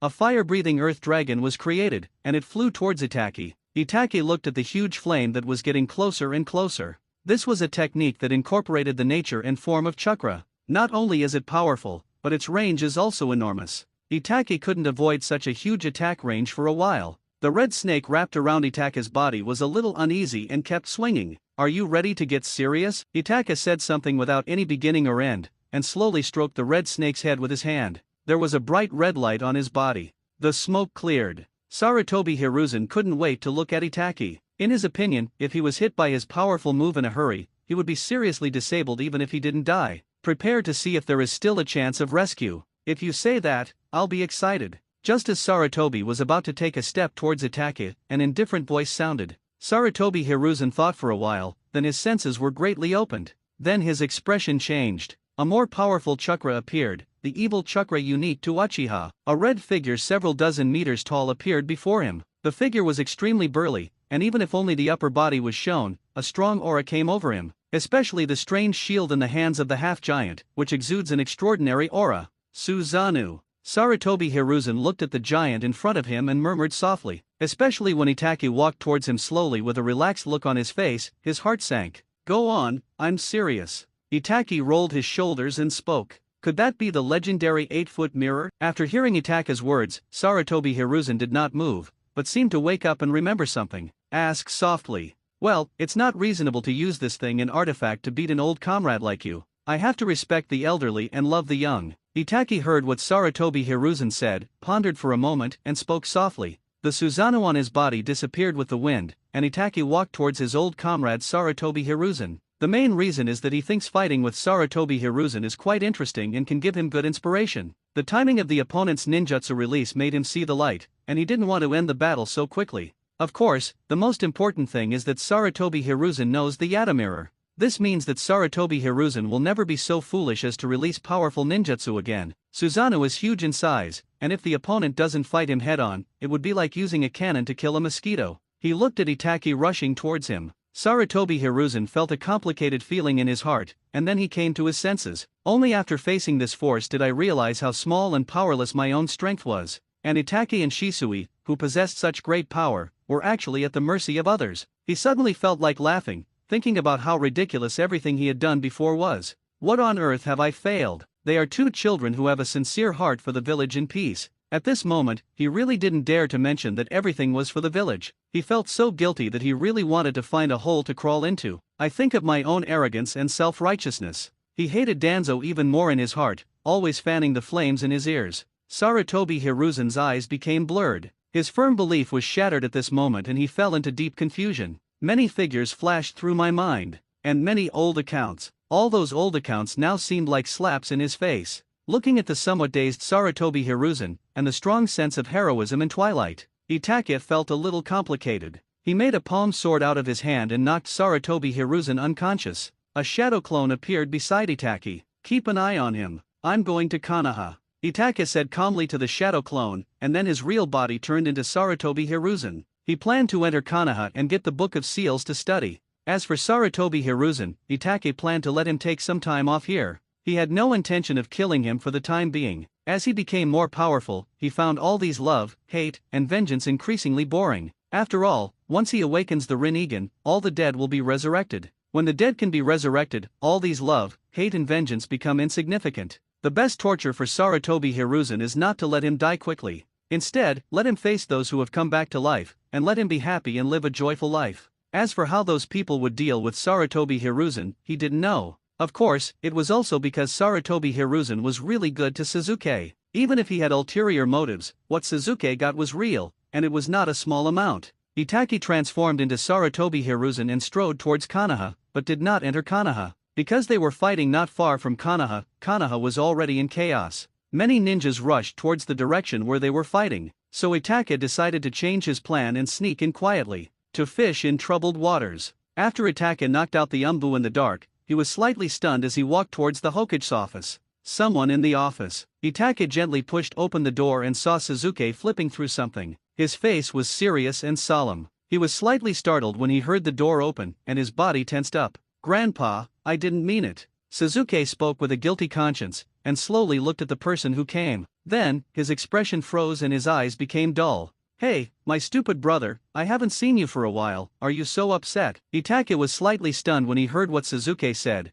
then said with a mocking look on his face. It was as if a thunderclap sounded in Itake's mind, and the previous scenes exploded in his mind. Memories came flooding back. "Suzuki, go to sleep." Looking at Suzuki walking slowly towards him, Itake also walked towards Suzuki. He tapped Suzuki's forehead lightly with 2 fingers. Suzuki fell straight down. Itake caught Suzuki and held him in his arms. As if feeling Itake's embrace, Suzuki's frown slowly relaxed. Itake gently placed Suzuki on Sarutobi Hiruzen's chair. This was not a family reunion meeting. Then he groped around the office, trying to find the secret door. Find the sealed book. Itake was not impatient, but just slowly explored every corner. The more anxious you are at this time, the easier it is to make mistakes. It's unknown when the Umbu who was knocked unconscious by him outside will wake up. Oh, I should have asked that old guy Danzo earlier. He should know where to put it. This is a bit of a mistake. After Itake searched for a while without any results, I used psychic magic to summon some little guys to find the secret passage and hidden door. Several small snakes were summoned by the weasel and drilled around. Just as Itake was about to activate his magic to improve his perception, his eyes lit up. A little baby discovered the secret room. Although he didn't find the mechanism, Itake had no intention of looking for it. Chakra is attached to the arm, and a fist with one hand is a right hook. Although the door of this secret room was custom-made, Itake had blasted a big hole in it and it began to crumble. Itake pushed the door open and walked in. Itake, who was about to look for it, was slightly stunned, looking at the huge sealed book in front of him. "I don't even know how to hide it. It's not difficult." Itake sneered. But he did not stop, he rushed forward and opened the sealed book. The black pupils in his eyes quickly turned into 3 megatama. Then he did something shameful. Itaki was not too greedy, he just selectively recorded some ninjutsu. For example, Flying Thunder God. All the would-release ninjutsu were recorded without omission. After all, energy is limited and you can't digest too much if you bite off more than you can chew. So it's all done selectively. After a few minutes, Itaka slowly closed the Book of Seals. Pa! It's nothing. Just this little bit of ninjutsu. Itaki put the Book of Seals back where it was, then picked up Suzuki and quickly slipped out. There's a thrill in it, like doing something bad and then running away. Itaka took a deep look at Suzuki, who was placed on the bench, and then his figure began to disappear. Suzuki is still young now, so it is not suitable for him to be around. In Konoha, there is a good environment for him to receive education and have a good childhood. Following his words, although it was exciting, it was still lacking something. Itaka reappeared outside Konoha village. Hokage-sama, are you awake? When Sarutobi Hiruzen woke up, he found himself being carried on the back of an umbu. He is surrounded by well-trained umbu members who act like bodyguards. What happened? Sarutobi Hiruzen asked his subordinates with some confusion. He thought he was dead. What is going on now? Hokage-sama, we sensed a strong chakra fluctuation outside the village, so we came out to investigate. When we arrived, the enemy seemed to have been burned to ashes by your combined ninjutsu. You were lying on the ground exhausted, so we escorted you back. We didn't expect you to be so strong and wake up so soon. After listening to the words of the umbu captain, Sarutobi Hiruzen remained silent, feeling confused. When fighting with Itaki, Itaka's moves were ruthless and he clearly wanted to kill him, but why was he still alive? Sarutobi Hiruzen was filled with doubts. However, just as he was thinking, a figure came quickly. Hokage-sama, something bad has happened. Someone broke into your office and all the brothers who were on guard nearby were knocked unconscious. The umbu stopped and immediately reported to Sarutobi Hiruzen. What? Upon hearing the umbu's words, Sarutobi Hiruzen immediately became furious. How dare you, who is so bold? You know, there are some things in his office that he can't talk about. If someone finds out, he will lose his reputation. Sarutobi Hiruzen watched the umbu hesitate, quickly got off his subordinate's back, and then rushed towards Konoha like an agile marathon runner. When Sarutobi Hiruzen arrived at the office, a group of masked people were guarding the office. Sarutobi Hiruzen slowly walked past them, opened the office door. My eyes subconsciously looked towards the cabinet where the files were stored, and then I secretly breathed a sigh of relief that I hadn't been discovered. Looking at the trash can again, I felt relieved again, as I hadn't been exposed. Then I saw the door to the secret room with a big hole in the ground. My blood pressure rose instantly. Fuck! Sarutobi Hiruzen cursed and rushed towards the secret room. What surprised him next was that the sealed book was not lost. But he did not relax, and rushed over to open the sealed book. It was later discovered that the sealed book had been opened, but had not been tampered with. He was not worried about ordinary techniques, as many ninjutsu required talent to learn. Only some forbidden techniques made him a little worried. If someone learns it, there will be another bloody storm. Do you know who did it? After a moment's silence, Sarutobi Hiruzen closed the Book of Seals and put it on his back. Then find a few small scrolls in the secret compartment and put them on your body. Wei asked after walking out of the secret room. Suzuki-sama might know. Hearing Sarutobi Hiruzen's question, a small captain of the umbu responded softly. He had already woken up his men, and they told him that Suzuki had been to the Hokage's office, but they didn't know what he had done. And now Suzuki is missing. It is very likely that Suzuki did it. But he didn't dare to say, "What about Suzuki? Get him here." Hearing the words of the umbu, Sarutobi Hiruzen looked angry, but he was secretly relieved in his heart. If Suzuki had learned it, then there would be no problem. After all, good things should be kept within the family. However, just as Sarutobi Hiruzen was thinking this, a figure suddenly appeared in his mind. An umbu who came from outside spoke softly when Sarutobi Hiruzen was deep in thought. He received an order from their boss to look for Suzuki. Oh, is he okay? After hearing what his subordinate said, Sarutobi Hiruzen already knew who did it. But when he thought of Itaka's fighting power that made his scalp tingle, he was a little at a loss as to what to do for a moment. Where was the group hiding when the accident happened? Itaka can't be provoked, and the current situation is serious, so we have to solve the case as soon as possible. Restore the damaged dignity. Sarutobi Hiruzen called out the name directly. Let Danzo be accused of the crime first. After reading the Book of Seals, he really had no way to stop Itaka's fighting ability. But now Itaka has already left the village. It's like looking for a needle in a haystack. Sending people to chase him would be sending him to hell. We can only maintain stability, just like before. You can't afford to offend a powerful village, and you can't afford to offend a powerful person. The only choice is sacrifice to maintain the appearance of peace.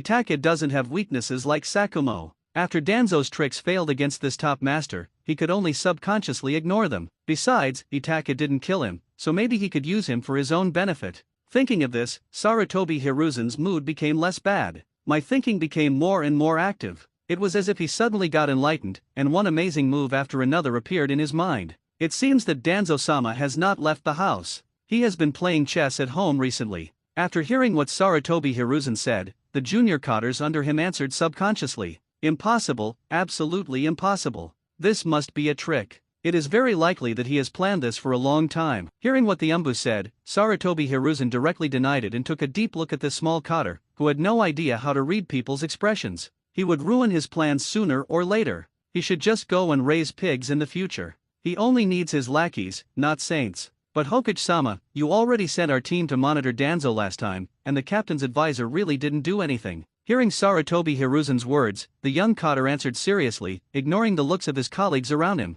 Someone, take him down and interrogate him. This man must have been corrupted by Danzo and is in cahoots with Danzo, taking advantage of my absence to cause trouble. Hearing that this Umbu was so ungrateful, Sarutobi Hiruzen was furious and waved his hand to give orders. He started to attack with heavy punches. He cannot hesitate at this time. If he hesitates, he will not be able to find out anything, which will cause an unimaginable blow to his reputation. Seeing the unrecognizable Umbu being dragged away by his colleagues, Sarutobi Hiruzen was furious without even realizing it. His men, stand up. Sarutobi Hiruzen paused for a moment and spoke again. He watched as two masked men walked out again and knelt in front of him. Sarutobi Hiruzen looked at the two of them deeply, which made them feel horrified. Tell me, what did you see? Sarutobi Hiruzen pondered and spoke again. Hokage, I saw Danzo-gu. The old thief Danzo used his shadow clone to hide the truth. His real body knocked out the guards in the dark and Suzuki who was waiting for you. Then, after making a scene in the Hokage's office, he kidnapped Suzuki. Under the watchful eyes of Sarutobi Hiruzen, an Umbu spoke hesitantly, and the more he spoke, the more fluent he became, as if he had seen everything with his own eyes.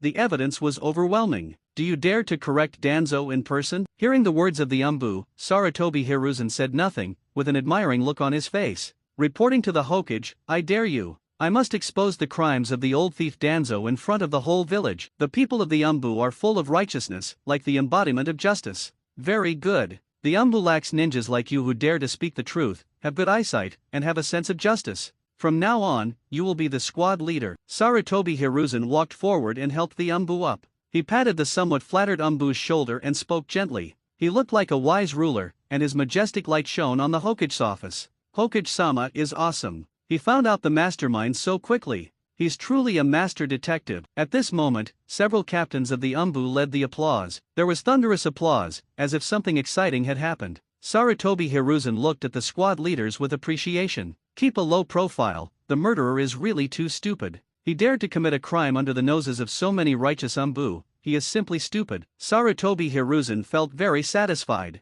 After changing the training policy in recent years, the Umbu made him more and more satisfied. Except for some bad apples. Great Hokage, should we immediately arrest the evil old thief Danzo and bring him to justice? Should we have a village-wide trial? Sarutobi Hiruzen raised his hands and waved them downwards, indicating that the flattery could stop. The office returned to silence once again, waiting for Sarutobi Hiruzen's lecture. Sarutobi Hiruzen twisted his shoulders and cursed in his heart, saying that these people had no vision at all. He was still carrying the sealing scroll. Wait a moment. Eyewitness testimony alone is not enough. We also need to find physical evidence to prevent the evil criminals from having a chance to turn the tables. Sarutobi Hiruzen spoke slowly, with an impartial look on his face, as if he was handling the matter impartially and paying attention to witnesses and physical evidence. Sarutobi Hiruzen's words made the Umbu below change their expressions. Where the hell can they find evidence? Bah! How can they forge evidence? Don't be so mean. Have you remembered anything, fellow righteous Umbu? Seeing that this group of losers were silent again, Sarutobi Hiruzen felt a little unhappy. There are still not enough smart people. We need to recruit more smart people. Hokage-sama, I remembered something. Back then, that old thief Danzo seemed to have been in cahoots with Orochimaru. Although it is a long time ago, some clues should still be found. Sarutobi Hiruzen's words put the Umbu people in a dilemma, but there are many smart people among them. It seems obvious that Sarutobi Hiruzen is now preparing to kill Danzo. Without the protection of the Hokage, Danzo has done a lot of bad things. Just a few of them would cause public outrage. And it is better to bring up old issues than to fabricate non-existent evidence. As long as there is a reason to target Danzo, then they can easily bring out the human evidence and add another crime to Danzo. Who would care about the physical evidence? At this moment, the Umbu seemed to have awakened, and the ideas in his mind became clearer and clearer. Really now? Hearing his subordinate's words, Sarutobi Hiruzen's eyes lit up and he responded with some appreciation. Really? I can testify to that. Also, the bandages on the hands of the old thief Danzo are extremely abnormal. It's possible that he has some shady relationship. This could also be proof of collusion with Orochimaru.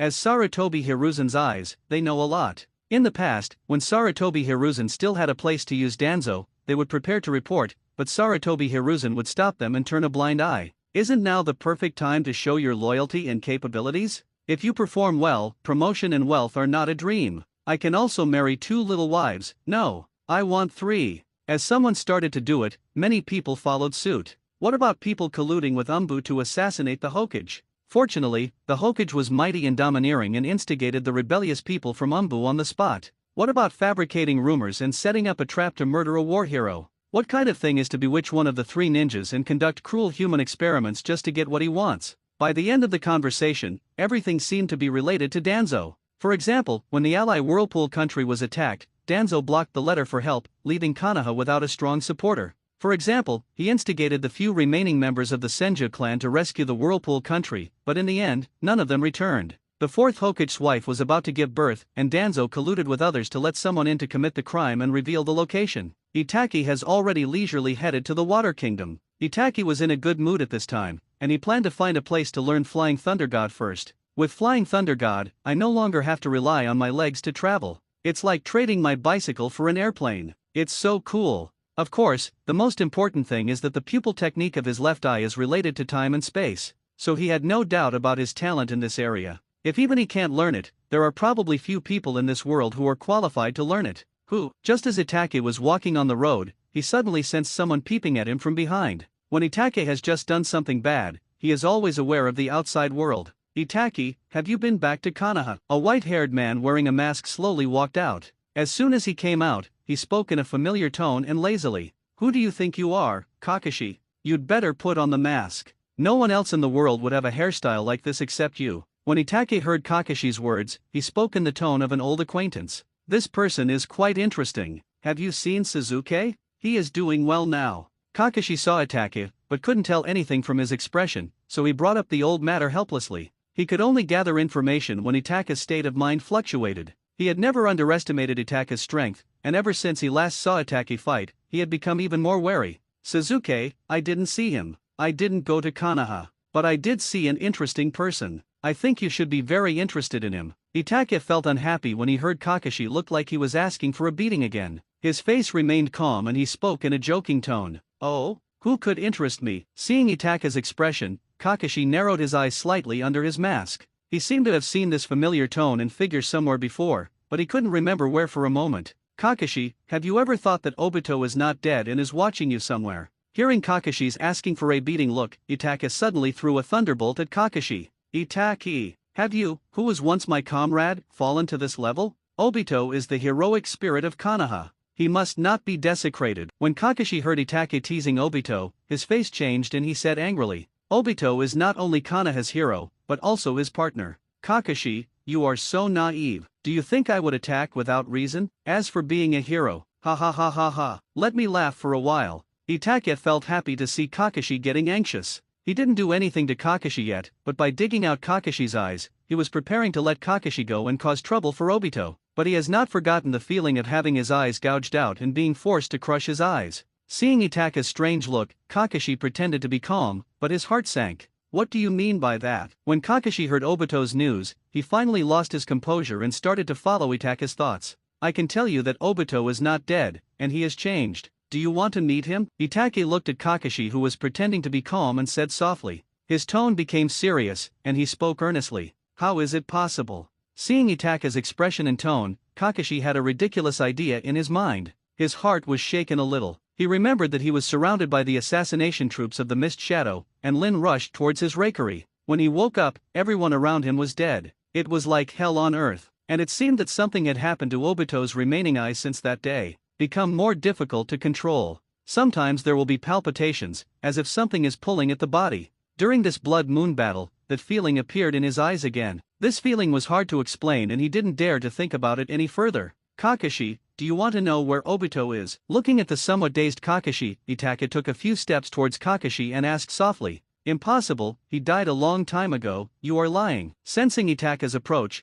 Kakashi became a little excited. He always felt that his current condition was not good, as if he had been bewitched. It seems that Obito saved the wrong person at the beginning. He gave his eyes to you. Now he has fallen into darkness, and the person he believed in has become a coward. Seeing Kakashi's reaction, Itaka's eyes lit up and he continued to bewitch him. Kakashi is under control. I don't, Kakashi shouted as Itaki approached again. Obito is watching you, and you are still such a coward. He needs your help. You are such an unreliable person. Itake looked at Kakashi, whose mentality was broken, and once again, like chanting a mantra, destroyed the defenses in Kakashi's heart. I didn't. Stop talking. I won't believe your lies, Kakashi yelled. Scenes of memories flooded into my mind. When he saw Jiraiya yesterday, his memory had already collapsed. It was out of his control. Now, after Itaka's stimulation, it was even more fierce. Poor Obito, poor Rin, they actually favored a coward like you. Itaka's words were cold and murderous.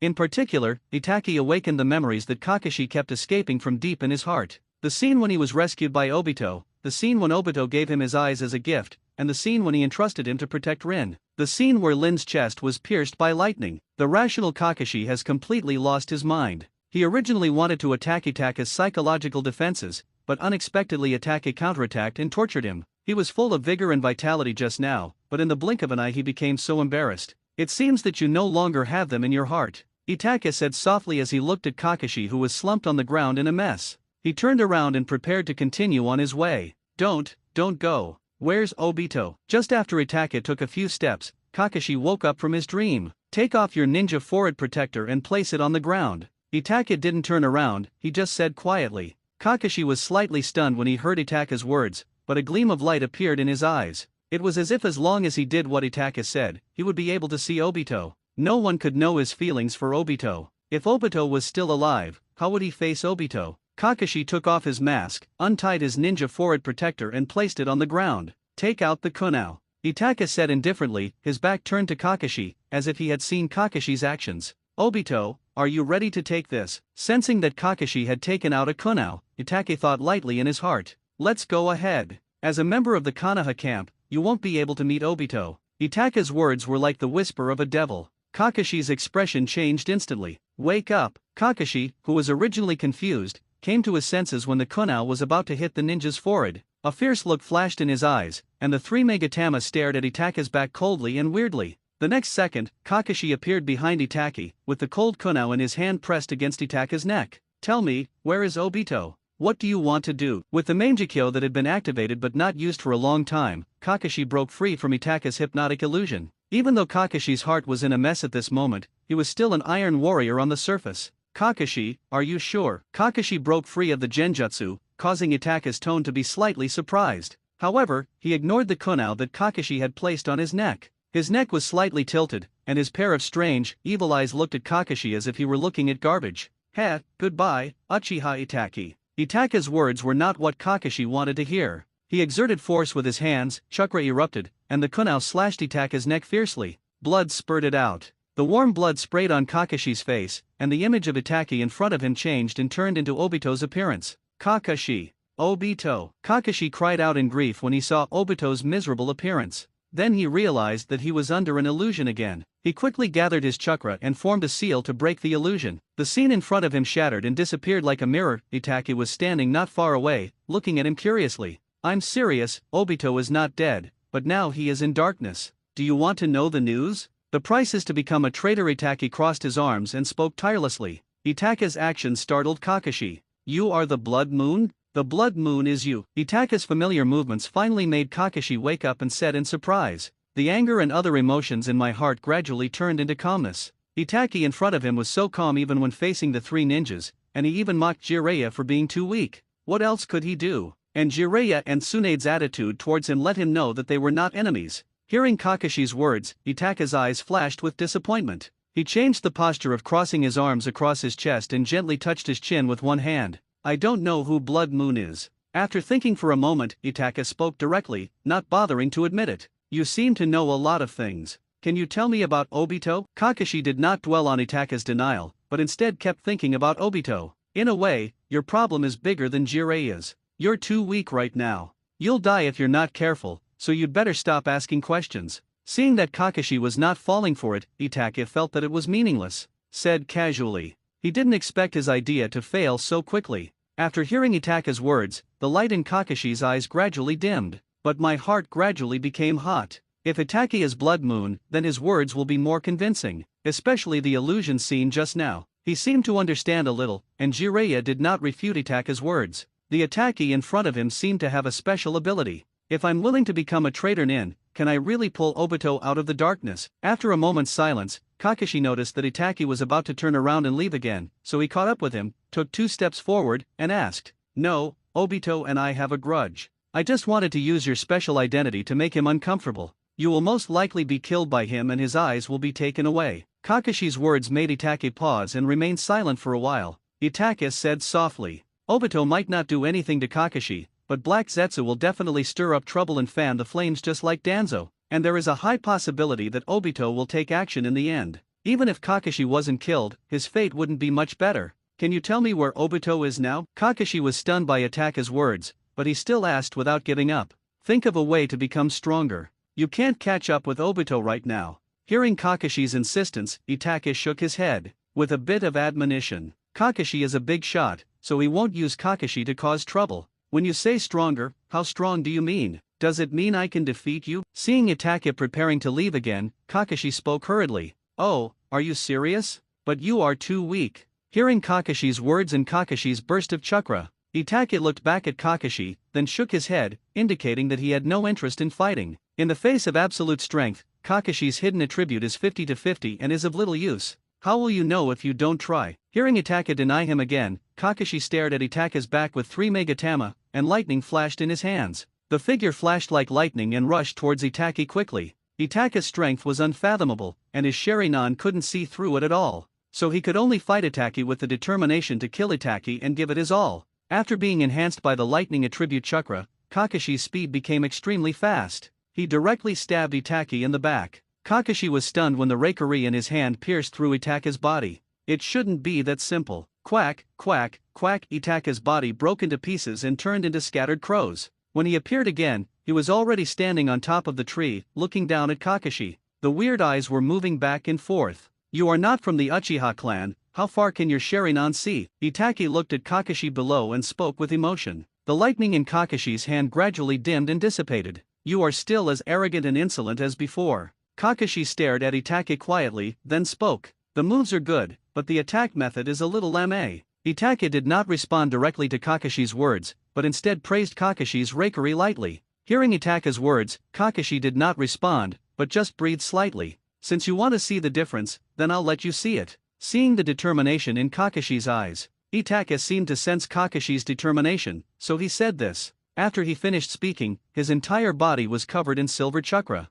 A giant red snake appeared out of nowhere and coiled around Itaka. The vertical pupil stared coldly at Kakashi, and its snake tongue kept moving in and out, just like sizing up prey. Kakashi saw that Itaka seemed like a different person again, with the silver eyeshadow at the corners of his eyes and the swaying silver in his pupils fixed on the windmill. The overwhelming chakra in his body gave him a sense of oppression, like a mountain. Itaka moved his feet slightly, and only a shadow remained on the spot. Itaka's figure turned into a shadow under Kakashi's 3 Megatama. This speed, even 3 Megatama can't catch it. How is it possible? He was dumbfounded when he saw Itaka's speed after being blessed by the fairy technique and using the substitution technique, which made it so fast that even the 3 Megatama couldn't be caught. What kind of powerlessness is this? Kakashi, don't be distracted. Itaka's voice rang in Kakashi's ears. With a huge force, Kakashi felt a sharp pain in his stomach and his body flew backwards. He possessed the 3 Megatama Sharingan, but was attacked head-on. This incredible thing actually happened to him. Is this an illusion? Cough. After crashing into a few trees, Kakashi slowly got up,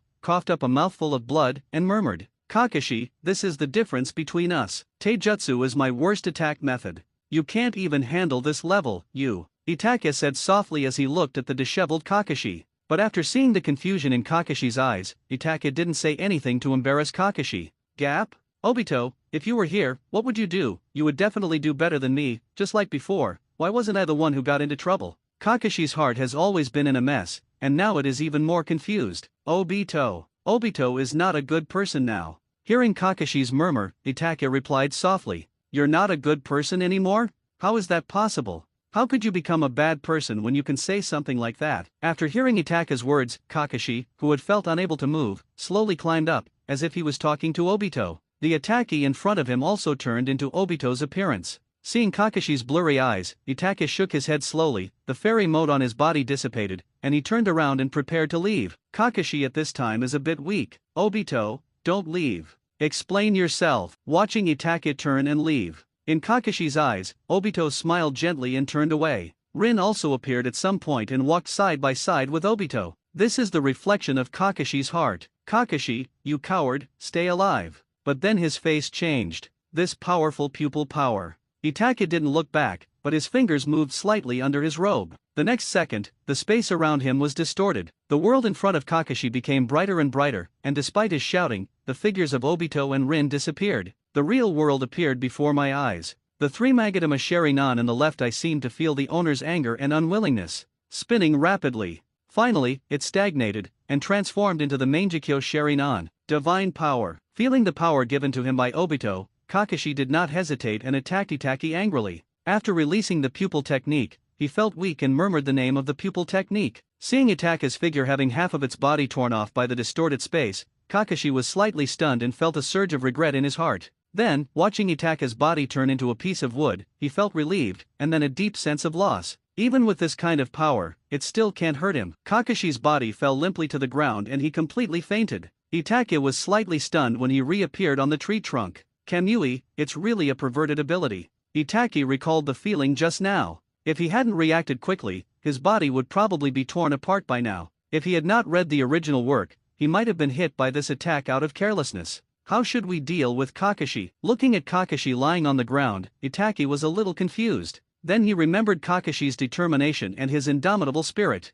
Itachi, feeling a little admiration in his heart, had another good idea in his mind. At the moment, Kakashi is definitely qualified to fight with Obito, but Kakashi still lacks two things. One is the blood of the Uchiha clan. The Mangekyo Sharingan has a great burden on him. As long as Kakashi can find a way to have the blood of the Uchiha clan, he will definitely be no worse than Obito. The other is Hashirama's cells. Obito has this thing, Kakashi can't be without it. Thinking of this, Itachi's expression became interesting. This is definitely a perfect gift. If Obito received this gift, his expression would definitely be very wonderful. Itachi summoned a shadow clone, carried Kakashi on his back, and prepared to send him to Orochimaru. Talk to Orochimaru about this interesting thing, and let Orochimaru study Obito's Mangekyo. Unknowingly, Itachi's plan deviated again, but thinking that he also needed a place to learn Flying Thunder God and other ninjutsu, he thought it would be fine. Itachi's shadow clone had a bitter face as he carried the heavy Kakashi on his back. A few hours later, the sky darkened. Itachi prepared to rest for the night. The shadow clone was once again arranged by Itachi to catch cute little animals and enthusiastically give them a massage. When the weasel is halfway roasted and the aroma is fragrant, Kakashi, who was thrown on the cold ground by Itachi's shadow clone, let out a whimper. Then he slowly opened his eyes and looked at the branches illuminated by the fire in a daze. "Are you awake?" Hearing Kakashi's voice, Itachi saw Kakashi's confused eyes and asked calmly, "Are you saved?" "Thank you very much, Itachi." Hearing Itachi's voice, the confusion in Kakashi's eyes quickly dissipated and became clear. "Wait, the barbecue will be ready soon. Are you convinced?" Itachi pretended not to hear Kakashi's shabby thanks, whispering his own words. Kakashi was stunned when he heard Itachi didn't accept his apology, then he lay on his back and tried to sit up, feeling a sharp pain in his abdomen. "Hiss, it hurts." Kakashi covered his stomach with one hand and used the other hand to turn his body sideways and sit up. "If you know how to heal, then heal yourself. I don't know how to do that." Hearing Kakashi's cry of pain, Itachi stared at the roast in his hand without moving his eyes away, afraid of getting burnt. "Forehead." Hearing Itachi's words, Kakashi was thinking for a while. "Finally I realized that I seem to only know one method to stop bleeding. Now I have internal injuries, what should I do? Where is this?" A somewhat depressed Kakashi looked at the focused Itachi and asked softly, "I don't know either, but I'm going to take you to a place and give you a chance. If you can hold on, you'll be qualified to stand in front of Obito." Hearing Kakashi's question, Itachi didn't look up, but just whispered about Kakashi's next arrangements. The tone left no room for doubt, and it didn't sound like he was discussing anything with Kakashi. "Thank you, I will definitely try my best." When Kakashi heard Itaka's words, his eyes lit up. He admired Itaka's strength. If Itake could make him stronger and give him the strength to find Obito, how could he refuse? Hearing Kakashi's words, Itaka's serious expression eased a little. If Kakashi hadn't proven himself through battle and revealed something that Itake admired, he wouldn't have been so nosy. He still has a lot of things to do now, so how can he have the time to care about outsiders? But the conditions remain the same. If you can satisfy me, maybe I can revive Lin in the future. After a moment's silence, Itake thought for a moment and spoke softly as he saw Kakashi looking at him eagerly. Conditions? Lin? Are you telling the truth? Kakashi hadn't figured out what Itake's conditions were, but when he heard Itake say that he could revive Rin, his eyes lit up and he asked, "Why would I lie to you? I am just moving towards my goal now." Hearing Kakashi's words, Itake remained calm and spoke calmly. In Kakashi's eyes, Itake has become an omnipotent being. If it's you, I believe you can do it. Thinking of all the things that happened to Itake, his powerful strength, and that strange, predictive ability, Kakashi was convinced. What are the conditions? Becoming a rebel ninja. After the joy, Kakashi suddenly remembered another sentence Itake said and asked blankly. If Itake had the ability to revive, he would definitely follow Itake. If Lin could be resurrected. So, three figures flashed through Kakashi's mind, their eyes determined. Well, you will stay there for a while. I will arrange for you to meet Obito later. Then it will depend on your ability. Noticing the light in Kakashi's eyes, Itake nodded subtly. Those who believe in miracles are themselves a miracle. He thought he still needed to convince Kakashi, but he didn't expect the process to be so simple. Itake felt that there was something different about Kakashi. Kakashi took out the ninja forehead protector from his arms. He stared at it blankly. Then he grabbed a kunai and slashed it hard. Just like when it hit Itake's neck, clean and quick. With a goal in mind, it was as if his soul had found its home again. The light in his eyes gradually brightened, becoming brighter and brighter. This light seems to illuminate the darkness of the night. No words were spoken that night. The next day, after continuous nourishment from chakra, Kakashi's physical condition improved a lot, and he no longer needed Itake to create a shadow clone to carry him on his back. However, the speed of travel was a little slow. Itake, my Sharingan seems to have turned into a Mangekyo. Do you know what's going on? Walking on the road, there was a sense of silence in the air. Kakashi asked proactively. Well, it has actually evolved a long time ago, but you just didn't face up to and fully stimulate this power. Itake responded without stopping or turning his head. Kakashi fell silent after hearing Itake's words. In the past, he was always very cautious when using the Sharingan left by Obito. On the one hand, I am afraid of damage. On the one hand, I was afraid of losing face for Obito. Since he was not liked by the Uchiha clan, naturally no one taught him how to use this power. Outsiders know very little. Because the two of them were traveling slowly, it took 2 days to reach Orochimaru's base. Compared to Kakashi who was looking around, Itake took Kakashi inside according to his memory from last time. Itake, you're back. When the two walked into the hall, the door opened automatically and Orochimaru's voice was heard. Orochimaru's voice sounded lazy and tired, but mixed with a bit of inexplicable excitement. Hearing Orochimaru's voice, Kakashi was slightly stunned and looked at Itake. After he discovered that Itake had not changed at all, the surprise in his eyes slowly faded away. Well, are you done? Hearing Orochimaru's distinctive voice, Itake quickened his pace and walked into the hall, looking towards the source of the sound. I saw Orochimaru eating. His vertical pupils were bloodshot, his hair was messy, and he looked very haggard. Hey, Kakashi, you've become a traitor. Orochimaru was about to answer Itake's question and asked curiously as if he had discovered a new world. Yes, Lord Orochimaru. Seeing Orochimaru's gaze and remembering that he was now in the same camp as Itake, Kakashi once again called Orochimaru Lord Orochimaru as before. Seeing Kakashi, Orochimaru looked at him deeply, then smiled slightly. This kid seems to have changed a lot. However, the incomplete Sharingan still did not catch his eye. Kakashi no longer used the forehead protector to cover his Sharingan, but showed it openly. Although he couldn't control the Sharingan to close, it looked a little weird, but it's okay. Itake saw Orochimaru and Kakashi looking at each other lovingly, so he walked over to Orochimaru and sat down next to him, picked up the food in front of Orochimaru and started eating. Itake, are you hungry?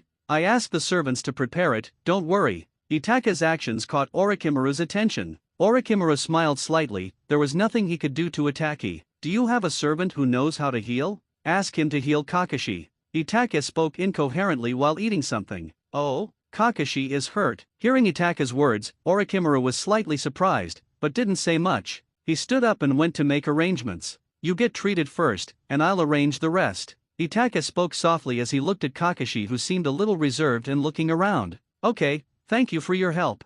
Hearing Itaka's words, Kakashi nodded. After a while, Orochimaru arranged for someone to take Kakashi away. Itaki, can you tell me something interesting that happened? It's a little unbelievable that Kakashi would become a traitorous ninja with you. There were only 2 people left in the hall, and Orochimaru asked with interest. Nothing. Next, I'll have to trouble you to improve his strength. My idea is to first create a potion that will allow Kakashi to have the blood of the Uchiha clan, and then inject him with Hashirama's cells. After hearing what Orochimaru said, Itake had no desire to explain, but instead whispered to Orochimaru about his plan to transform Kakashi. It's not difficult to give him the Uchiha bloodline, but Hashirama's cells. Orochimaru was slightly puzzled when he heard Itaka's words. I always feel that Itaka's interest in Hashirama's cells is ridiculous. Hashirama's cells are a good thing. Ordinary people naturally cannot withstand it, and there is no way to reproduce its power. Itaki explained softly in response to Orochimaru's somewhat surprised words. Is that so? But the power of Hashirama's cells is too violent.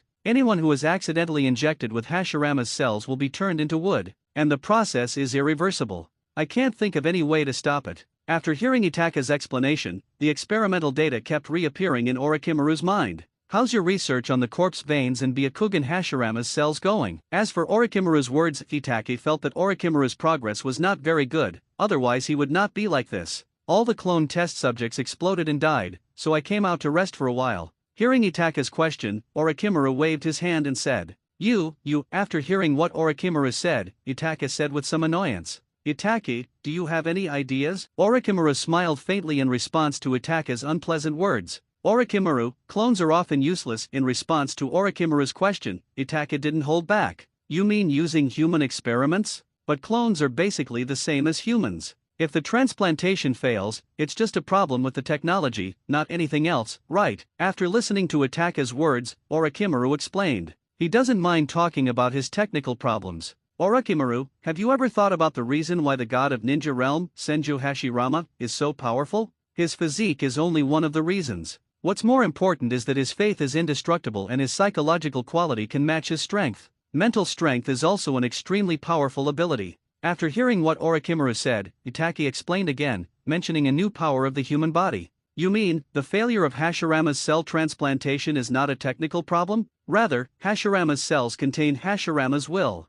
As long as one can have a will that is comparable to or exceeds Hashirama's, one can subdue Hashirama's cells and use them for one's own benefit. In response to Orochimaru's words, Itake spoke calmly. Mental toughness is not so superficial. It is more linked to willpower. If you find some ordinary people or low-level ninjas to conduct experiments, the success rate will naturally be slim. After saying that, Itake added lightly. Itake's words weren't loud, but they were deafening, and this was completely new territory. And this area seems to vary from person to person. Itake, you seem to be very optimistic about Kakashi. If it is true as you said, that you can transplant Hashirama's cells, I don't think it's surprising. After all, even I can't see through your current strength. But Kakashi, although he has good talent, his upper limit. Orochimaru changed the subject and talked about Kakashi. First, you need to give him the Uchiha clan's bloodline, and then give him Hashirama's cells. The success rate is at least 80%, so don't be soft-hearted. Itake did not respond to Orochimaru's words. Instead, he said it with confidence. Although Kakashi often gets lost on the road of life, he likes to read some miscellaneous and irregular books. But when it comes to willpower, it's still ridiculously strong. After all, it's a 50-50 chance. Especially now that I have regained my faith, my willpower will become even stronger and I will never give up. Okay, then if something goes wrong, don't blame me, okay? Hearing Itake's confident words, Orochimaru smiled faintly and spoke. He was also inspired by Itake's strong self-confidence. After all, if Kakashi's experiment is successful, his technology will be broken through and many problems will no longer exist. Don't worry, build it. How are the corpse bloodline boundaries that I want going? Itake first responded to Orochimaru's words, and then mentioned what he wanted. No matter if it's the corpse bone bloodline, in the future he will even get the Bin bloodline. But we have to wait until Hashirama's cells are fused. You have to eat your meal one bite at a time. It will take some time to reach the bloodline limit of the corpse bone vein. After all, I haven't experimented with it yet, so it's not perfect. Hearing Itake's question, Orochimaru responded softly. All right. Itake felt helpless after hearing what Orochimaru said. Now his strength has been slightly distorted. My physical skills are a little behind. With the corpse bone vein, his physical skills will be perfected and strengthened. Regarding his current strength, Itake is not proud and complacent, but full of humility. This can be seen from his eagerness to learn when he opened the sealed book. Itaki, how long do you plan to stay here this time? Do you need me to accompany you? Orochimaru just smiled in response to Itake's somewhat lost answer. Then he asked about other things. It's okay. Just go and take good care of Kakashi. We're all grown men, why should we accompany him? Itaki responded unhappily to Orochimaru's joke. Well, let him get treated first. I'll have a good sleep first. Hearing Itake's words, Orochimaru nodded and responded seriously. After eating together, Itake returned to the house where he used to live. My mind began to recall the precautions and marks for taking off the Thunder God. I am going to do some preliminary research on this ninjutsu and how to get started. If that doesn't work, Itake has other tricks.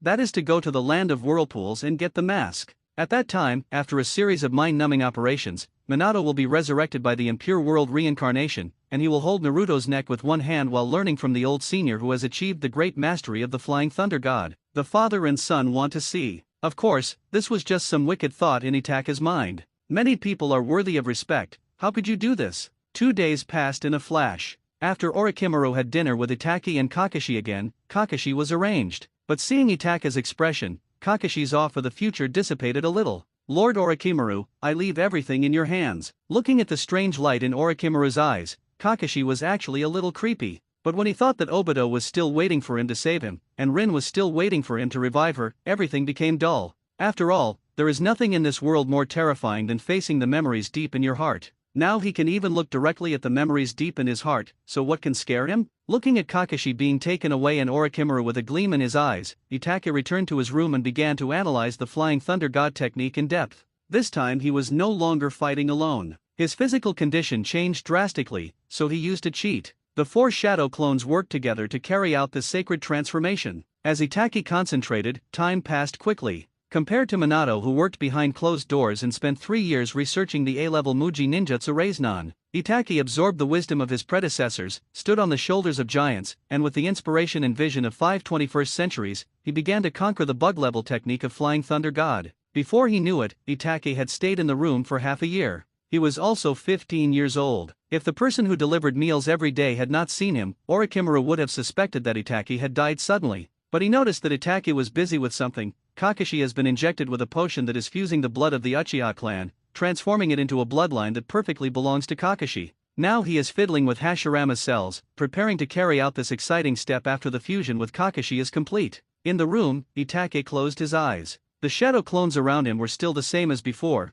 feeding back their memories and thoughts every day. With the Tsukuyomi space, he has time and space right before his eyes, so he is not brainless. The perception is a bit poor. Flying Thunder God not only needs spatial talent, but also strong perception. Itake opened his eyes, rubbed his frowning brows with his fingers, and talked to himself. His perception was quite good when he activated the magic, but normally, it was a bit lame. Well, never mind. I have already learned the theoretical knowledge. It is time to put it into practice tomorrow. Itake lay on his comfortable bed, looking at the ceiling. The prelude is complete, it's time to take action. Just as Itake was about to start dancing, he encountered a problem. As a beginner, he was unable to carve the Flying Thunder God mark onto objects because it involved things at a deeper level. Even if they are carved on weapons, they will not last long. He suddenly remembered Minato's customized konoha, which must contain a lot of secrets. Itake had no choice but to start looking for external help. A letter flew back to Konoha. For this kind of thing, an old cotter like Danzo is needed.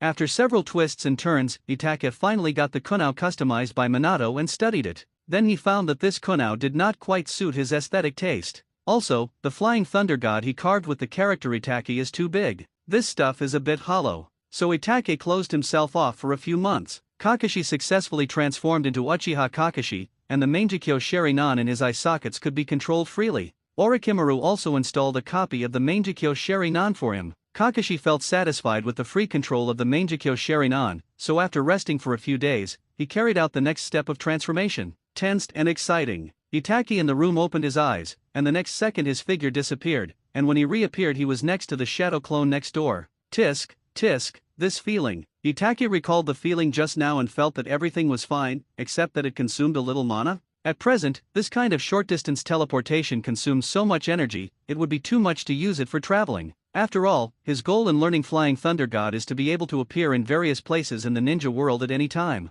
He doesn't have too big ambitions now. For example, a sudden Susanoo Thunder God /. He doesn't dare to think about this kind of thing now, after all, it's a bit too dramatic. Itaka discovered that Orochimaru and Kakashi's experiment had entered a critical stage, so he did not disturb them. After putting on the Blood Moon vest, he prepared to go for a stroll in the Akatsuki organization. After all, I promised Zionin that I would go there. It's been almost a year, it's a bit disappointing. Originally, he hadn't planned to stay so long, but Kakashi's progress was a bit too fast, and Itake was planning to take Kakashi with him to form a team with Akatsuki. It seems like I can only put it aside for now. Now that Flying Thunder God can be used, it means that you have reached the entry level, and the next step is inspiration to sublimate, rather than studying behind closed doors. After leaving the base, Itake began his journey. He threw the kunao forward with force, then sensed the position and induction of the kunao, and with a whoosh, he changed his position and appeared in the sky. He is getting used to this rhythm of consumption and position change. I can't use it very flexibly now, so I can only learn through practice.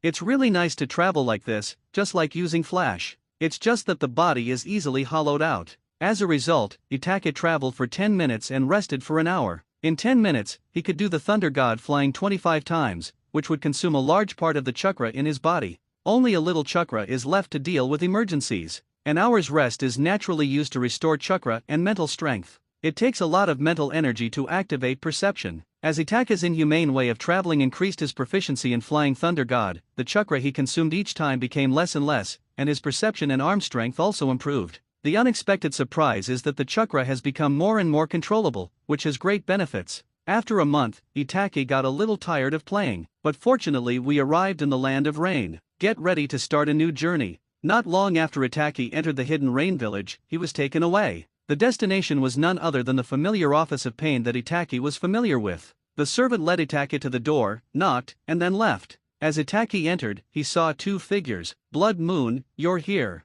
I thought you wouldn't come. A female voice sounded. It was Zionin. Oh, since the beauty invited me so kindly, I will come, but I have been away for so long because of many trivial matters. Itake responded enthusiastically, unlike his usual demeanor. Blood Moon, right? Zionin has already told me your information. Is there anything you want to know? If it's convenient, I can answer you. Seeing that Sueyu and Zionin were getting along well, Pain said softly. Give Itake some special care. Oh, can we have a romantic relationship in the organization? After hearing what Pain said, Itake spoke slowly, staring at Konan blankly under his mask. After his identity was discovered by Kakashi last time, Itake's disguise skills have improved again. Itake's words caused the office to fall into silence. Pain was choked by Itake's words. This blood moon has other purposes than drinking, it seems a bit out of place. As for Zionin, her eyes changed. The previous Sueyu was not like a lecher. How come his personality changed so quickly in less than a year? She could hardly see any trace of the previous Sueyu.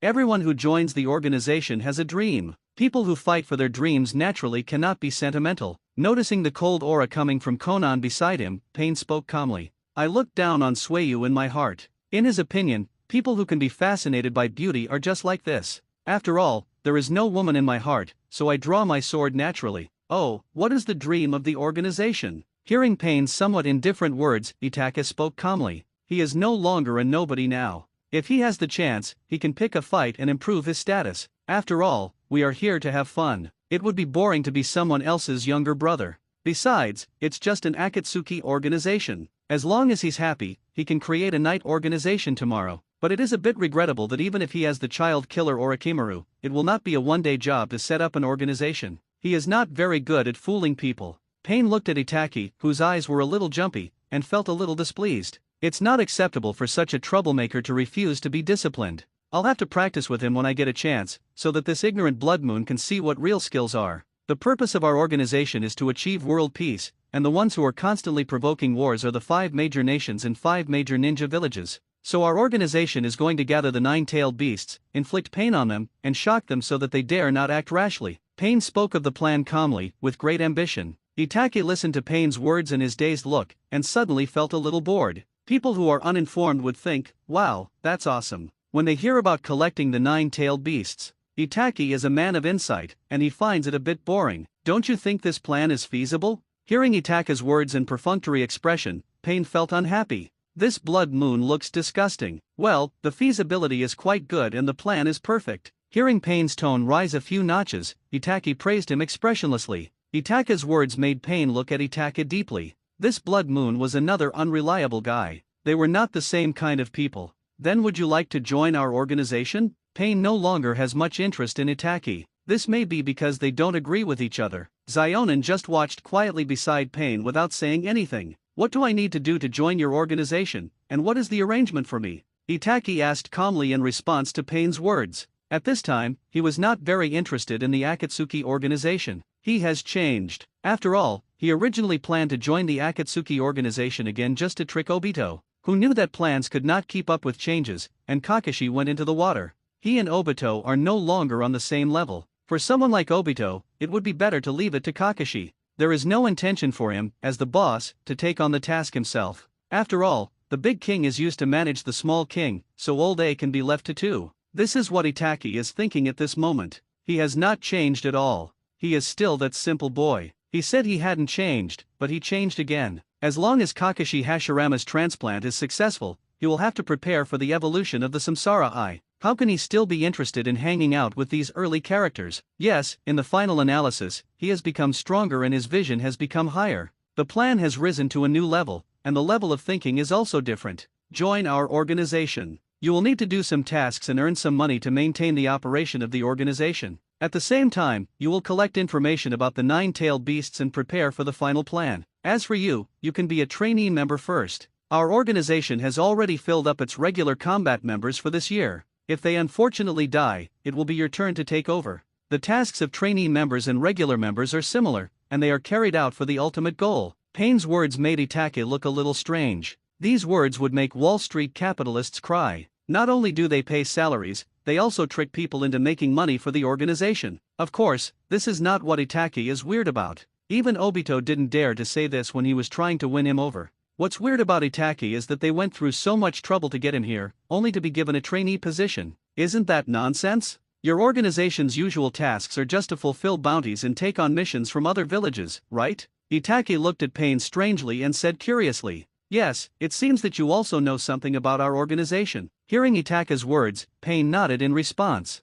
"Then why should I come to your organization to work for you and hand over the money I earn to you? Don't you think your words are a bit frivolous?" Itake said to Pain in a strange tone. Unless he had lost his mind, he would not understand this account. With the same life, one person spends the hard-earned money on himself, while the other person hands over all the money he earns. Isn't this bullshit? After all this, are you going to join or not? When Pain was silent, Konan asked coldly, "What if I don't join?" Itake said in a playful tone regarding Konan's attitude, and Pain was still thinking about Itake's words. He felt that what Itake said made sense. This guy is a bounty hunter, and all the money he earns belongs to him. There is no benefit in joining this organization. You have to be a subordinate and hand over all the money you earn. A person with a brain should not agree to this. He also came to his senses. Sueyu was not a traitor. He needed to flee and find a safe haven, and he naturally understood that joining the Akatsuki organization meant not only being a younger brother, but also being cannon fodder. Facing a powerful Jinchuriki, wouldn't it be a waste for those with average strength?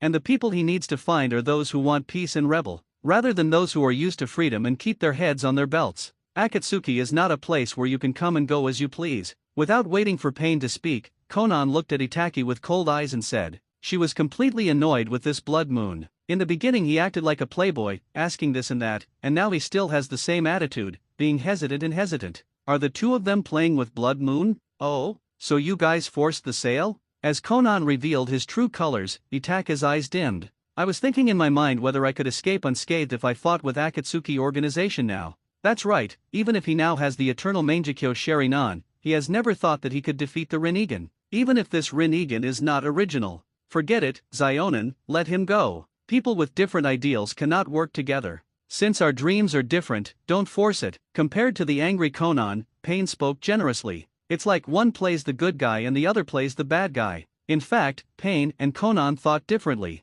A forced melon is not sweet. What's the point of forcing Blood Moon to join today? When the time comes, he can use the excuse of completing the mission and let the birds fly freely. And if a fight breaks out here, his office will definitely be damaged. As a leader, you must take the lead, and it is glorious to save money. That's right, Pain and Konan are not on the same page. Pain knew that the negotiations had definitely failed this time because their rhetoric and business scope were still flawed. As for Blood Moon, letting him go doesn't mean we won't kill him. After all, he already knew their plan and had wasted so much of their time, so he must use his head, which is worth 30 million, to pay off the debt. But when Zionin heard what Pain said, he became furious. If Shueyu doesn't join the Akatsuki organization, it would be a slap in her face. Thinking back to the first time he went on a mission, Itake got into trouble. I finally completed my second mission, but was stood up. It's been almost a year since then. Finally the person arrived, and he was completely different from what she had described to Pain. This made her feel anxious and she felt that her ability to do things was very poor. Shouldn't you let yourself feel the pain, and then you'll let yourself go? That's it? Itake's heart suddenly became exciting. I don't quite understand Pain. Faced with Zionen's hesitation, Pain shook his head slightly. Seeing this, Itake smacked his lips and thought it was not very interesting. He is now trying out the power of the Rinnegan. Anyway, if you can't win, you can just run away, so it's not a big problem. Watching Itake's back as he turned and left, Pain narrowed his eyes and Zionen felt a little depressed. She screwed up again. No matter who she talked to, she kept encountering this situation. It's a bad luck in your life. He has left the hidden rain village. Let's go. Let him know that ignorance can sometimes cost one's life. Looking at Zionen's depressed expression, Pain waited for a while, and just when Zionen was about to say goodbye, Pain spoke softly. Him? Do you mean you are going to take action against Blood Moon? Hearing what Pain said, Zionen asked subconsciously. Wasn't Pain just about to let the other party go? Why is he taking action again now? She didn't quite understand Pain's train of thought. This is the difference in thinking between the two. If a fight breaks out in the hidden rain village, what will happen if one of their own people is accidentally injured? Konan has never thought about this problem. As the leader, Pain would think about these issues. Of course, these are minor issues if the situation is urgent. How dare he bully Zionen? I will definitely not let him go. Let him apologize with his head worth 30 million. Seeing that Zionen was a little confused, Pain said softly. Just like before. Looking at Pain walking in front of her, Zionen's eyes were dazed. Back? This damn familiar feeling? Zionen thought a lot in his mind. At this moment, he seemed to see the past. Everything was so beautiful. How I wish this moment could last forever. Pain controlled the force field with his body and flew out of the village. A pair of paper wings appeared behind Konan and she followed Pain closely. This feeling made her feel like she was back in the past. Her heart seemed to be melting. Pain, no, Nagato, you've changed. This is a little different from the you I know. After walking out of the hidden rain village, Itake was just about to find a place to stroll and play when he was suddenly startled and spoke softly. Since he has been practicing Flying Thunder God recently, his perception is constantly being monitored, training his perception ability. After all, his talent in perception is not that good, so he can only practice in this acquired way. I could sense that Konan and Pain were catching up quickly. Itake walked calmly towards a sparsely populated area, looking for a wider battlefield. He seems to have spotted us, but he has no intention of running away. I don't know if he is confident in his own strength, or if he is too short-sighted and blindly confident. Pain, who was flying in front, slowed down and spoke softly. It was as if there was some tacit understanding. He who is ignorant is fearless. Zionen felt a little disappointed when Pain's tone turned indifferent again, but she did not act like a little girl and responded to Pain's words indifferently. It's okay. This person is pretty good. He deliberately walked towards a sparsely populated area. He must be afraid of accidentally hurting ordinary people. This kind of attitude of respecting life is okay. Pain spoke softly. Itake had already reached a mountain range at this time. He realized that the surrounding environment was good and it was a good place for a fight, so he stopped, waiting quietly for Pain's arrival. Pain Tendo doesn't have many methods, but they are all very powerful. This is also the reason why he wants to test the waters and feel the gap between himself and this kind of existence, so as to avoid getting carried away and suffering a great loss. Finally here, but a little late. Itake spoke calmly as he looked at the two figures flying in the sky. Your courage is commendable, but it's a pity that you don't know your place. As a mortal, you want to face the gods directly. After hearing Itake's words, Pain stood quietly in the air, looking so cool. Zionen frowned. She always hated the look of Blood Moon. This kind of ignorant self-confidence is very disgusting. God? Being able to fly is indeed pretty cool, but to say it's a god is a bit pretentious. Itake looked at Pain's expressionless face as he spun the cup and said speechlessly, Xiao Nan, please step back. Let me see what confidence this pretentious person has. After hearing Itake's words, Pain glanced at Konan and spoke softly. Originally, he still had some admiration for her and was ready to see Blood Moon's strength, but Blood Moon's sarcastic mouth made him lose interest in the conversation. After hearing what Pain said, Konan turned and left, ready to watch the battle from a distance. Obito, Pain is about to take action. This person seems to be the same person as last time. In one corner two people stood on a branch. Zetsu spoke with some excitement, but Obito beside him said nothing and just looked at the figure of Blood Moon quietly. Looks a lot more mature. It seems that the waves and pain of the last memory not only caused him trouble, but also brought him growth. Blood Moon. Obito whispered the name softly. You have a good sense, can't you sense the gap between us? Blood Moon. After Konan faded away, Pain glanced in the direction of Obito and Zetsu, then spoke to Itachi. Oh, you are looking for trouble with me, aren't you? Don't we say that even if a good deal is not done, there is still justice?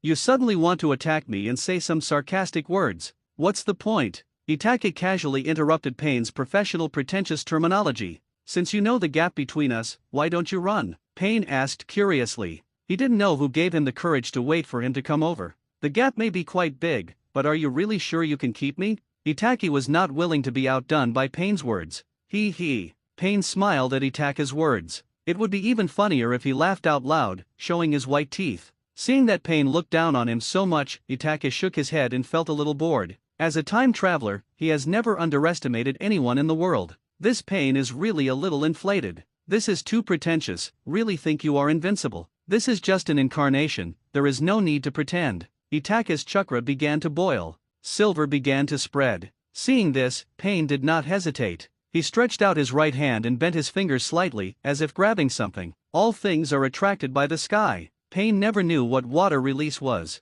Now that this person was so violent in front of him, he naturally couldn't tolerate him, so he used the Wangxiang Tianyan. A black stick appeared in his left hand, ready to stab Itachi through. Let Itachi see what the gap is. I can pretend to be cool, but you can't. When Pain raised his hand, Itachi knew that Pain was up to no good. I've been waiting for a long time. Bang! Itachi's body flew quickly towards Pain and was sucked in by Pain. The black rod appeared in his hand and he thrust it hard into Itachi's heart. Itachi's body changed, and with a slight sound, it turned into a piece of wood. It's really scary. Itachi's figure walked out from behind the tree and patted his chest in pretend fear. This is the sole characteristic of his Blood Moon vest, taunt. Pain frowned slightly. In that instant he only saw Itachi's chakra fluctuate. Shouldn't there be a reaction? Why did he use the substitution technique? When did it happen? Is it because he hasn't arrived yet? Pain's expression was a little unhappy. The black stick was slowly retracted. Itachi just stared at Pain blankly and began to gather information. In his opinion, although Pain's technique is powerful, it should have a cooling time. So now is a good time to find a flaw. He was already counting silently in his mind. Record the time interval of casting Wangxiang Tianyan spell, Pain said with interest as he looked at the fallen wood. Itachi looked at Pain, who was pretending to be drunk and had no intention of saying anything. Do you understand the gap between us? Blood Moon. Pain looked down at Itachi below, and seemed to sense the solemn expression under Itachi's mask, and spoke indifferently. Itachi, who was originally not ready to take action, suddenly became unhappy. With a wave of his arm, an endless stream of snakes emerged from his sleeves and rushed towards Pain. The sheer size of the snakes made Pain look sideways. A black stick appeared in his hand and was swung towards the snakes, growing longer rapidly. His black stick has the property of suppressing chakra. An average person would be basically crippled if he were pierced by a few of them. And these groups of snakes that are like summoned creatures should not be much better. But when the black stick came into contact with the snakes, he was a little dumbfounded. The black stick, which had always been invincible, seemed to have encountered a swamp, and could not cause the ice and snow to melt with just a touch. A powerful repulsive force quickly rose in his body as the snakes got closer.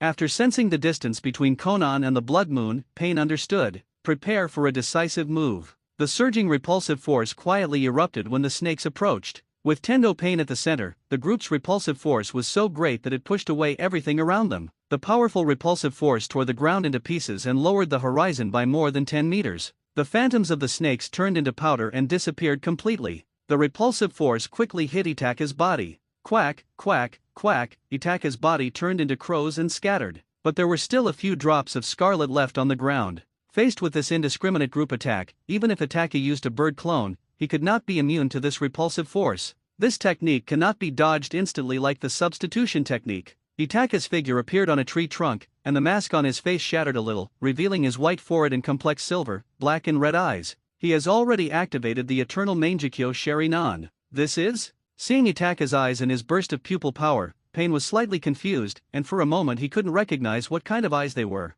Obito sensed Itachi's pupil power and his expression changed instantly. When did such a being appear in the ninja world? Those eyes are more advanced than his kaleidoscope. Ju had an incredible look on his face. He naturally saw what the kaleidoscope in Itachi's eyes was. He had some contribution to Aizuna's death, because his purpose was to help Madara open up eternity and give him the potential to awaken the Rinnegan. When did the ninja world have a pair of brothers who opened the Mangekyo and came to this point? It is obvious that the reincarnations of Indra and Ashura in this generation are still little kids. It is really shocking. For the first time, he felt his head buzzing. Itaka's existence was undoubtedly beyond his understanding. After all, the Uchiha clan who can open the Mangekyo are extremely rare just by virtue of their talent. It also requires special environment and experience to open this door. Talent and luck are both essential. Compared to everyone else who was having all sorts of distracting thoughts, Itake had a blank expression on his face. He held up the broken mask that was about to fall off, took out a kunao and threw it at Pain expressionlessly. Kunao? Hee, you are really special. The kunao in Itake's hand flew out, and Pain looked at it intently and laughed. In a battle of this level, Blood Moon actually threw a kunao. Are you trying to make him laugh to death? Well, if that's all you can do, leave your eyes behind and go die. Pain stretched out his right arm and aimed it at Itake. He felt that Itake's eyes were not simple, especially the abundant pupil power in them, which surprised him greatly. This was the first time he was interested in another eye, and he wanted to study it. The kunao was fired at Pain under Itake's gaze. Pain tilted his head slightly as if trying to play a trick on Itake, and the kunao brushed past his ear. Even if the hit rate is high, what can it do? Under these eyes, everything seems to be in slow motion. Can see through all attacks. All things are attracted by the sky. After dodging, Pain aimed at Itake and used gravity to explode. A black stick extended from the other hand. Bang! Shadow clone? When? Are the ones that come out all the time shadow clones? Pain asked in confusion as he looked at the smoke and heat bursting out of Itake's body. That's an A-level ninjutsu, the clone explosion. Ordinary shadow clones may not be able to hide it from you, but the senjutsu, fire style, shadow clone, which contains extremely strong chakra, your eyes deceived you. Itake's figure appeared behind Pain, with his right fist clenched, gathering powerful magic and strength. This move is similar to the one that kicked Kakashi. This is a move similar to supernatural power. As expected, the punch hit Pain's face as he was about to turn around. However, it did not stop. Itake's right eye kaleidoscope was spinning rapidly, and black flames appeared out of nowhere, quickly covering Pain's body. Shinra Tensei. Pain Tendu, who was knocked away by Itake and covered in black flames, shouted with a distorted voice. Repulsive force bursts out. It didn't even die in an instant? That's outrageous. Itake's figure disappeared from the spot. He didn't want to continue to resist this repulsive force. The trees within a few kilometers of Pain who fell to the ground were flattened by him, and the horizon was compressed by a few meters again. The land has become increasingly hard, and its quality is almost comparable to that of rock. Pain stood on the ground blankly. No one knew what he was doing, and no one dared to look down on him. Itake's figure appeared on the battlefield again. Pain's Rinnegan became dim and the chakra in his body began to run wild. The eternal flame of Amaterasu gradually disappeared without Itake's continued supply. At this time, Itake didn't know what happened. Until a moment later, Pain's eyes slowly began to light up. The chakra in his body calmed down and his body slowly left the ground. This terrifying flame can actually use spiritual power as nourishment and quickly burn spiritual power, Pain said as he looked at Itake with a puzzled expression. It was obvious that he had suffered a lot just now, or rather, it was Nagato who suffered. Burning the spirit? Or burning the soul? Interesting Amaterasu. After hearing what Pain said, Itake pondered in his heart, and then he understood the mutation of Amaterasu in his right eye. He used it once last time, but thought it was useless and had no effect, so he never used it in battle. After all, Amaterasu, who is known to be the strongest fire escape technique, is a bit lame in combat.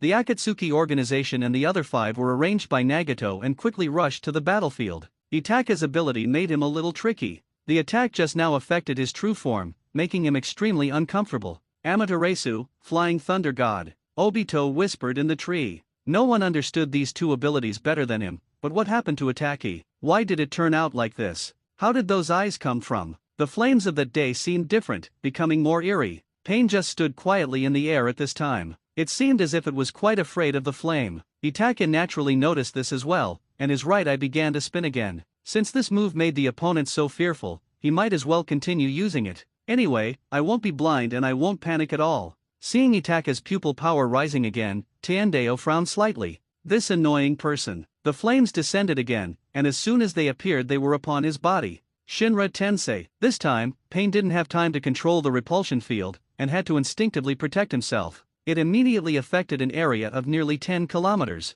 and Itake's figure disappeared again. Pain watched coldly, letting go of all his senses. He wanted to see what the hell Blood Moon's teleportation technique was all about. Although a name and a technique have already appeared in my mind, there should be no guessing on the battlefield. At this moment, he was thinking that the ability of Blood Moon was too tricky. Even if the other 5 appeared, it seemed that they could not keep this person who posed a threat to him. Knowing that Itaka's ability somewhat restrained him, Nagato naturally couldn't let it go. This kind of threat must be eliminated. God will not tolerate insults. Pain, you can't do it anymore. Itaka reappeared and taunted. Then his eyes narrowed slightly. Under the influence of magic, his perception had become extremely abnormal. He had sensed that 5 uninvited guests were approaching quickly. Realizing that the magic in his body could still support him for some time, Itaka looked a little strange. Amaterasu. The right eye technique cooled down again, and Itaka released Amaterasu again. It seems like he has one trick to conquer the world. Shinra Tensei. Itaka's figure disappeared again. A moment later, Itaka appeared on the battlefield again, his face looking a little pale.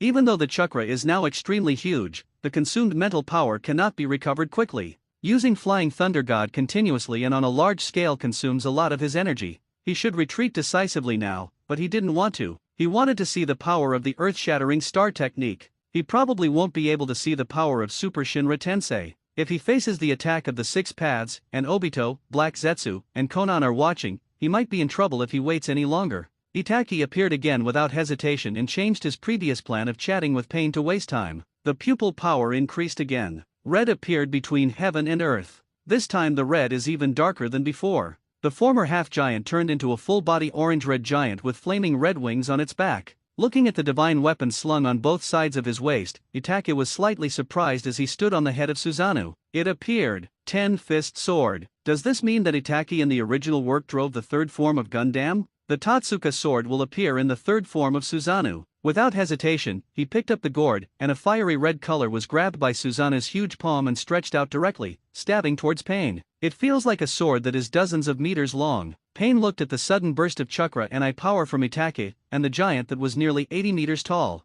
The pupils constrict. This ability. Without waiting for him to hesitate, the giant attacked with the force of thunder. A strange aura emanated, and a warning bell rang in his heart. This attack was far more powerful than before. If we are not careful, Yahiko's body may be completely destroyed. This is something he cannot accept. Without hesitation, he began to retreat. He didn't dare to resist this attack head-on. The aura emanating from the weapon might not be able to be blocked by his Shinra Tensei. Just as Pain flew away, Itake looked at the 10-fist sword in his hand and secretly clicked his tongue. This guy doesn't play by the rules. Did he know what this was? Why did he just run away without putting up a fight? Feeling a large amount of chakra missing from his body, Itaka sighed inwardly. Could it be that the chakra that Nagato brought into Pain's body has been used up? There is no chakra left to release the Chibuka Tensei. Itaki thought silently in his heart. The first time the 10-fist sword was deployed, it scared the enemy into fleeing. Although Itaki can fly now, it consumes too much chakra and he is a bit too lazy to move. 3 huge Megatama appeared in Susanoo's huge palm, as if connected by ropes. It looks extremely powerful, even louder than the 10-fist sword. That weapon. The moment he saw the 10-fist sword, Black Zetsu's body trembled subconsciously. This is an instinctive fear. Black Zetsu is not afraid of anything except the Tenka sword. Why would that thing appear again in the ninja world? A thick shadow hangs over Black Zetsu's head. He suddenly thought to himself whether he should just wait another 1,000 years. This time, there was a sudden change in the plan, which he had not expected. This kind of person appeared quietly in the ninja world, making him feel the world's strong malice towards him. Black Zetsu felt mixed emotions in his heart. It was understandable that he was terrified of the 10-fist sword. Obito's eyes were somewhat dull. Unconsciously, Itaka's strength had greatly changed, and he had become someone that even he needed to look up to. He felt a deep regret in his heart. Why didn't he just kill Itaka directly and cleanly? Why did I hesitate at that time? For the first time, he hated his indecision. Now Itaki has become like this. If we wait a few more years, will there still be fun to play with? A strong sense of powerlessness arose in his heart. At the same time, a thought came to my mind. Perhaps I can only speed up the process and revive that man before I can have a fight with him. Obito has always been aware of his own strength. In the past, he was able to roam freely in the ninja world without even a sense of crisis. Ever since this junior appeared, his cognition has been frequently refreshed. The Yasaka Megatama spun rapidly in Itaka's Susanoo's palm. There was a sonic boom, and the power contained within was explosive. This is a long-range attack method that can penetrate prey across thousands of miles. A secret technique that can be used by the 2nd form of Aragami Susanoo. Pain Tendeo, who was flying in the air, seemed to have sensed something. However, he realized that although this attack was extremely powerful, it was not unstoppable, and he felt a little relieved. Shinra Tensei. This is when the usefulness of experience comes into play. The fierce repulsive force broke out of the body and bounced in all directions with the body as the center. Yasaka Megatama slammed heavily into the repulsion field. After a moment of stalemate, the force field was broken through,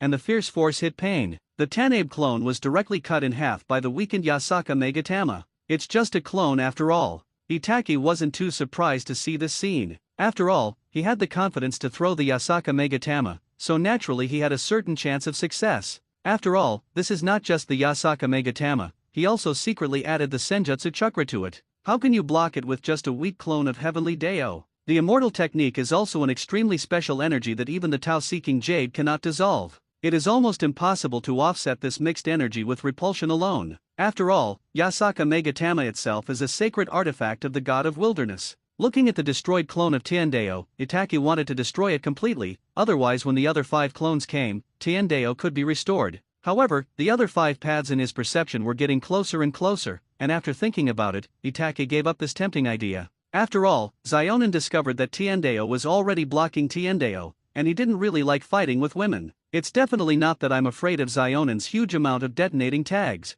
even though Xionin has not prepared in advance. Looking at Itake's back as he turned and left, Konan had a complicated look in her eyes. He didn't expect that the Blood Moon was so powerful that even Pain was defeated. As for Obito, he was surrounded by a whirlpool and disappeared. In his mind was the power that Itaki had just used. He really couldn't underestimate that kind of power. But he still hasn't found a way to unlock that power. Is it because I'm missing an eye? Obito seemed to have found the answer in his mind. Not long after, the figures of the other 5 paths of Pain appeared beside Tiandeo. Looking at the fragmented sky, Nagato, who was sharing the vision, felt a pang of heartache. Without hesitation, he controlled Hell Road and walked forward. The art of reincarnation. The figure of Yama appeared behind the Hell. The King of Hell opened his mouth wide, stretched out a long purple tongue with hands, put the damaged Pain Tendo into the King of Hell's mouth, and began to chew. After a while, the Heavenly Deo that had just been scrapped appeared again. Pain's 6 paths stood there, staring in a daze at the direction Itaki left.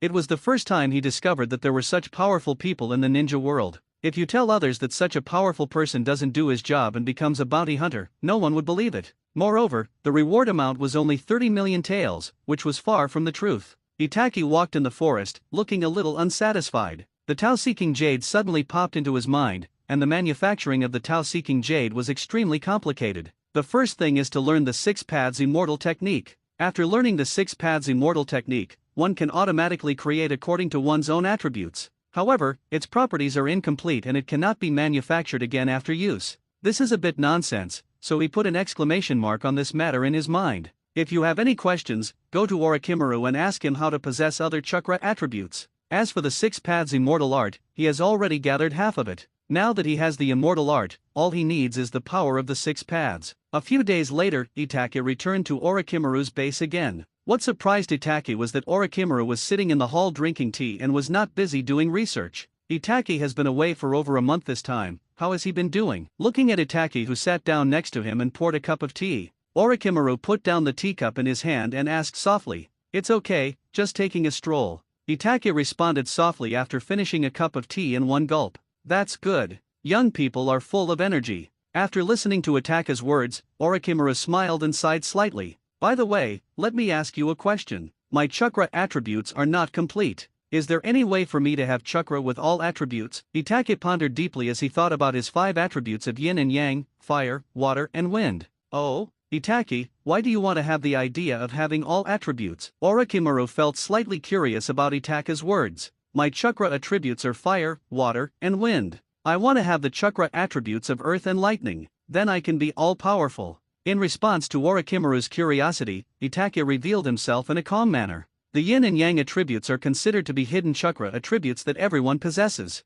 Some have both yin and yang, while others have only yin or yang. As expected of Itaki, he wants to do everything perfectly. After hearing Itaka's words, Orochimaru smacked his lips. As someone who possesses all 5 elements, he may not be able to understand Itaka's thoughts. "Aren't you going to fuse Hashirama's cells? Maybe you can inherit the earth and lightning attributes from Hashirama's cells. This can be considered a kind of completion." After a moment of silence, Orochimaru recalled the properties of Hashirama's cells and spoke calmly. After all, Hashirama also possesses all 5 attributes. Can it still be operated this way? After hearing what Orochimaru said, Itachi was slightly stunned. Could it be like this? What else? If you didn't gain the earth attribute when you fused with Hashirama cells, where would your wood release come from? How could wood release appear without water and earth as a foundation? If you gain the earth attribute, you will most likely gain the lightning attribute as well. Of course, you may also inherit something else from Hashirama's cells. It varies from person to person. It doesn't mean that if you resist the backlash of Hashirama's cells or subdue and fuse with Hashirama's cells, you will definitely gain the sharp wood release.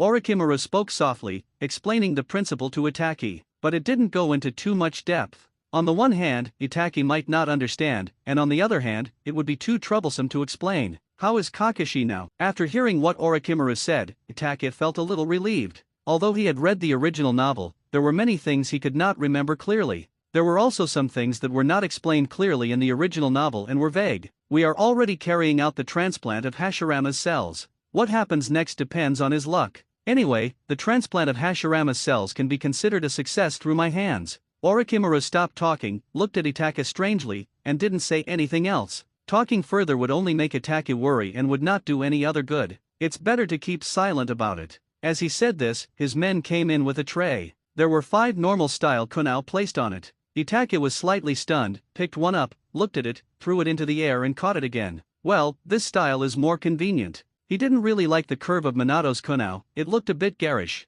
As long as you are happy. Orochimaru said with a smile as he watched Itachi take out the Minato-style konoha from the ninja tool bag and load it with the konoha he had prepared. How long will it take Kakashi? Itachi did not answer Orochimaru's words, but changed the subject and asked softly. It could be as short as a month or as long as a year. The exact time depends on the situation. Hearing Itachi's words, Orochimaru responded without thinking. He had deduced these things long ago. Even if Itachi didn't ask, Orochimaru would tell Itachi later. It's been so long. Itachi smacked his lips slightly when he heard Orochimaru's answer. Do you know the exact location of the dragon vein sealed by Shumen? When we have time, let's go and take a look. After a long silence, Itachi spoke softly. His plan was to wait for Kakashi to finish and then take Kakashi along. Now it seems that Kakashi is too slow, so I won't wait for him. Dragon vein? Are you talking about the ruins of Lulin? I don't know exactly where it is. When Orochimaru heard Itachi's words, his eyes froze. The Itachi in front of him had indeed learned the legendary technique, Flying Thunder God.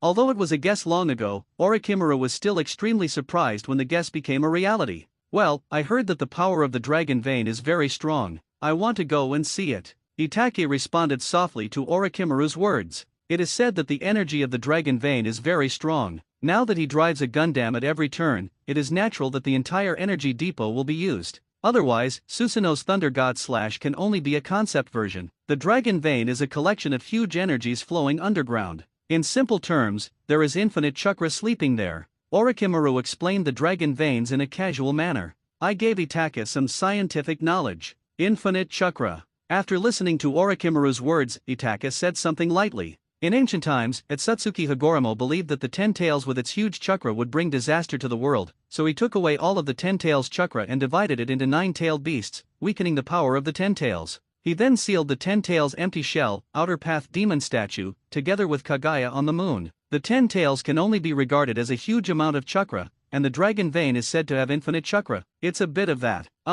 Hearing Itachi's murmur, Orochimaru affirmed. How many people do you have now? Send someone to look for them. We'll take some time to take a look at this dragon vein that's known for its infinite chakra. After hearing Orochimaru's affirmative statement, Itachi no longer had any hope for the dragon vein. Ready to go and see. Originally, he was thinking of sealing the dragon vein within his body. But after Orochimaru's scientific research, he found that if this thing could be pulled out, it would be a piece of cake, and at most it could be used. To put it in a more mysterious way, this thing is the power of the earth. It is just borrowed at most. And even if it is extracted, whether it will dissipate is another matter. Even if it does not dissipate, it is a disposable item. Of course, if the dragon vein was really that powerful, the six-path sage would have taken action long ago. Even if he couldn't move, he would have sealed the dragon vein like Minato did. How could the plot of the Lost Tower appear? It has a somewhat contradictory meaning. In fact, in Itachi's opinion, this thing has not even been recognized by the six-path sage, so how can it be considered a good thing? If there is any real use for it, it's traveling through time and space. It is possible that the six-path sage did not know that this thing had this ability. This may be the only use of dragon veins. Well, Itaki, if you're interested, I'll send someone to take a look and do some preparatory work. Orochimaru naturally had no objection to Itaka's words. He found Itaka's weird ideas that appeared from time to time quite interesting. He was also aroused by Itaka's interest. What you learn from books is always superficial. It will be very comfortable if you have the chance to see it with your own eyes and feel it. Well, don't worry, take your time. Itaki was like a scumbag to Orochimaru's words, and his interest had greatly decreased. After all, if the value is lost, the interest will not be that great. I went to Konoha last time and saw a technique that I thought was quite interesting. The scene became quiet again. Itaki was silent for a moment, then spoke softly. What kind of technique? Itaki, you seem to have a lot of conflicts with Konoha. You sneak into Konoha again and again. Hearing Itaka's words, Orochimaru looked amused. Immortality, but I don't understand it. After hearing what Orochimaru said, Itaki picked up the teacup and drank tea, staring at the tea leaves in the cup, and watching Orochimaru's expression out of the corner of his eye. Immortality. Itaki, did you rob Konoha? Orochimaru was slightly stunned when he heard Itaka's words. Flying Thunder God is a ninjutsu recorded in the Book of Sealed Ninjutsu, while Impure World Reincarnation, as an imperfect technique, is written on a small scroll, and its placement is even more hidden. Orochimaru was stunned by Itaka's ability to discover the Impure World Reincarnation. He had put a lot of effort into this. Hey, Orochimaru, do you know this jutsu too? Itaki had never seen any Impure World Reincarnation in Konoha. Knowing that Orochimaru was quite knowledgeable about this technique, why would he waste time watching this thing? He said this deliberately just to elicit something from Orochimaru. Haha, I have studied this technique for a while. The Impure World Reincarnation you saw, Itaki, is an incomplete version. Orochimaru said with a small smile in response to Itaka's question, but then his brows furrowed in frustration. Itaki, are you interested in this technique because you want to revive the existence you miss? If so, you will be disappointed. Although this technique can be considered resurrection in a sense, it is more inclined to be used in combat. If you miss your family and friends, this technique may disturb them. Orochimaru looked Itaki in the eyes and spoke softly. It's incomplete. I'm interested in this technique because the idea and inspiration behind it are good, not because I want to resurrect someone. Itaki spoke in response to Orochimaru's words. He didn't want to say this to Orochimaru, but if you don't bring it up this way, and just ask Orochimaru directly about how his research on Impure World Reincarnation is going, he will most likely feel depressed and unhappy. If Itaki knew such a secret thing, wouldn't Orochimaru suspect Itaki of spying on him? Have you finished researching your corpse bone vein? Can it be transplanted? Itaki asked quietly when Orochimaru was silent, thinking about the bones and veins of the corpse. After all, Susanna's Flying Thunder God slash is not possible now. If the entire corpse bone vein is activated and the magic is activated, Flying Thunder God will dance beside the opponent, which is amazing. As for killing the gray bones together, it is a long way off. That is the bloodline network that can only be used by those who possess the Rinnegan. For him who doesn't even have the Rinnegan, it seems meaningless to think so much. After a day of rest, Itaki left Orochimaru's base again. He went to the upper ninja world and couldn't stay there. After Itaka's reminder again, Orochimaru went to study the corpse bone vein. The time for him to change bodies is approaching, and time is getting a little tight. If Itaki hadn't reminded him, he would have almost forgotten it. The Land of Water. Mr. Mizukage, someone is looking for you. A few days later, Itaki sneaked to the Land of Water. I plan to copy some of Shikatsu's ninjutsu and see how Juzo is doing. Oh, I see. A somewhat tired male voice sounded from under the bamboo hat. It can be seen that being the substitute Mizukage is not that pleasant. The road to reviving the Hidden Mist Village is not that easy, or he is not yet at that level. Juzo, you're doing well. Itaki, under the guidance of the Mist Ninja, slowly walked into the Mizukage's office. Itaki walked into the room. Juzo put down the documents in his hand, and was about to speak when he heard Itaki's voice and was slightly startled. The voice sounded familiar, and then after comparing it to Itaki's mature face, it spoke with some confusion. You have a pretty good eye. You actually recognized me. Juzo's words made Itaki smile. He didn't expect that Juzo could still recognize him now that his appearance and voice had changed so much. Ha ha ha ha, little brat, you finally came to see me. It's so rare. I'm going to have a good drink today. After getting Itaki's confirmation, Juzo stood up, took off the Mizukage's hat and placed it on the table, revealing his familiar face. Well, you should change your hat and put it on. Your face is too iconic. Otherwise, I won't dare to go to dinner with you. When Itaki saw Juzo making advances and preparing for a bear hug as soon as they met, he rolled his eyes, waved Juzo's hand away, and said unhappily, "Go call Master Yuen over. I need to take a day off today. Ask him to come over and work overtime to handle this urgent document." Juzo and Itaki walked to the door and spoke to the empty space beside them, as if talking to themselves. But after he finished speaking, a dark shadow rushed out. Tisk tisk tisk, the momentum has changed greatly. When a man hasn't been seen for 3 days, he should be looked at with new eyes. Itake was amazed to see the special aura that emanated from Juzo when he was commanding people. Haha, you're forcing me to do something. I used to think the Mizu cage was annoying, but now I realize that the pressure is quite great, and it's extremely complicated for me to control the situation. The two walked in the hidden mist village, and Itake smiled as he looked at the villagers passing by.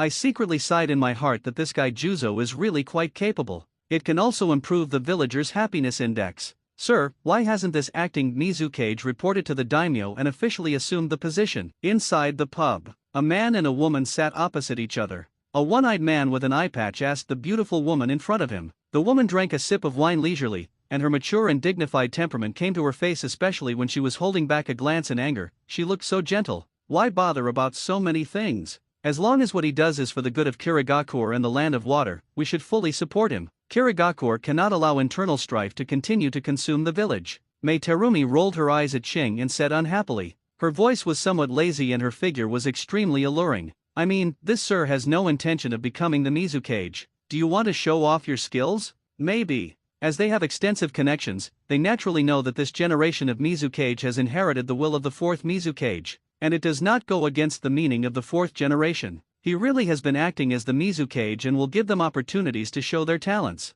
Mei Terumi was originally ambitious to overthrow the tyranny, but now she looks like a lazy fish, with no intention of making a breakthrough. Ching felt a little anxious when he saw Mei Terumi like this. What's so good about being the Mizu cage? As long as the hidden mist village can be revived, it doesn't matter who becomes the Mizu cage. This guy has a good idea. It will definitely get better. Mei Terumi's eyes were a little blurry and she looked like she was thinking about something. Itake, let me tell you something. The wine here is good. How's your drinking capacity now? Juzo brought Itake to this tavern, which happened to be the same tavern where Mei Terumi and Ao were. The two who heard Juzang's voice sat up straight and became quiet. The two looked at each other and began to exchange glances. It was as if something had entered his eyes and his eyeballs were moving around. It's okay. I don't have many worries. I don't need to drink. Hearing Juzo's words, Itake recalled the jokes he and Juzo had made when they were drunk in the past, and felt a little emotional. It seems like you have become more open-minded now. You used to be so sad all the time, as if I owed you money.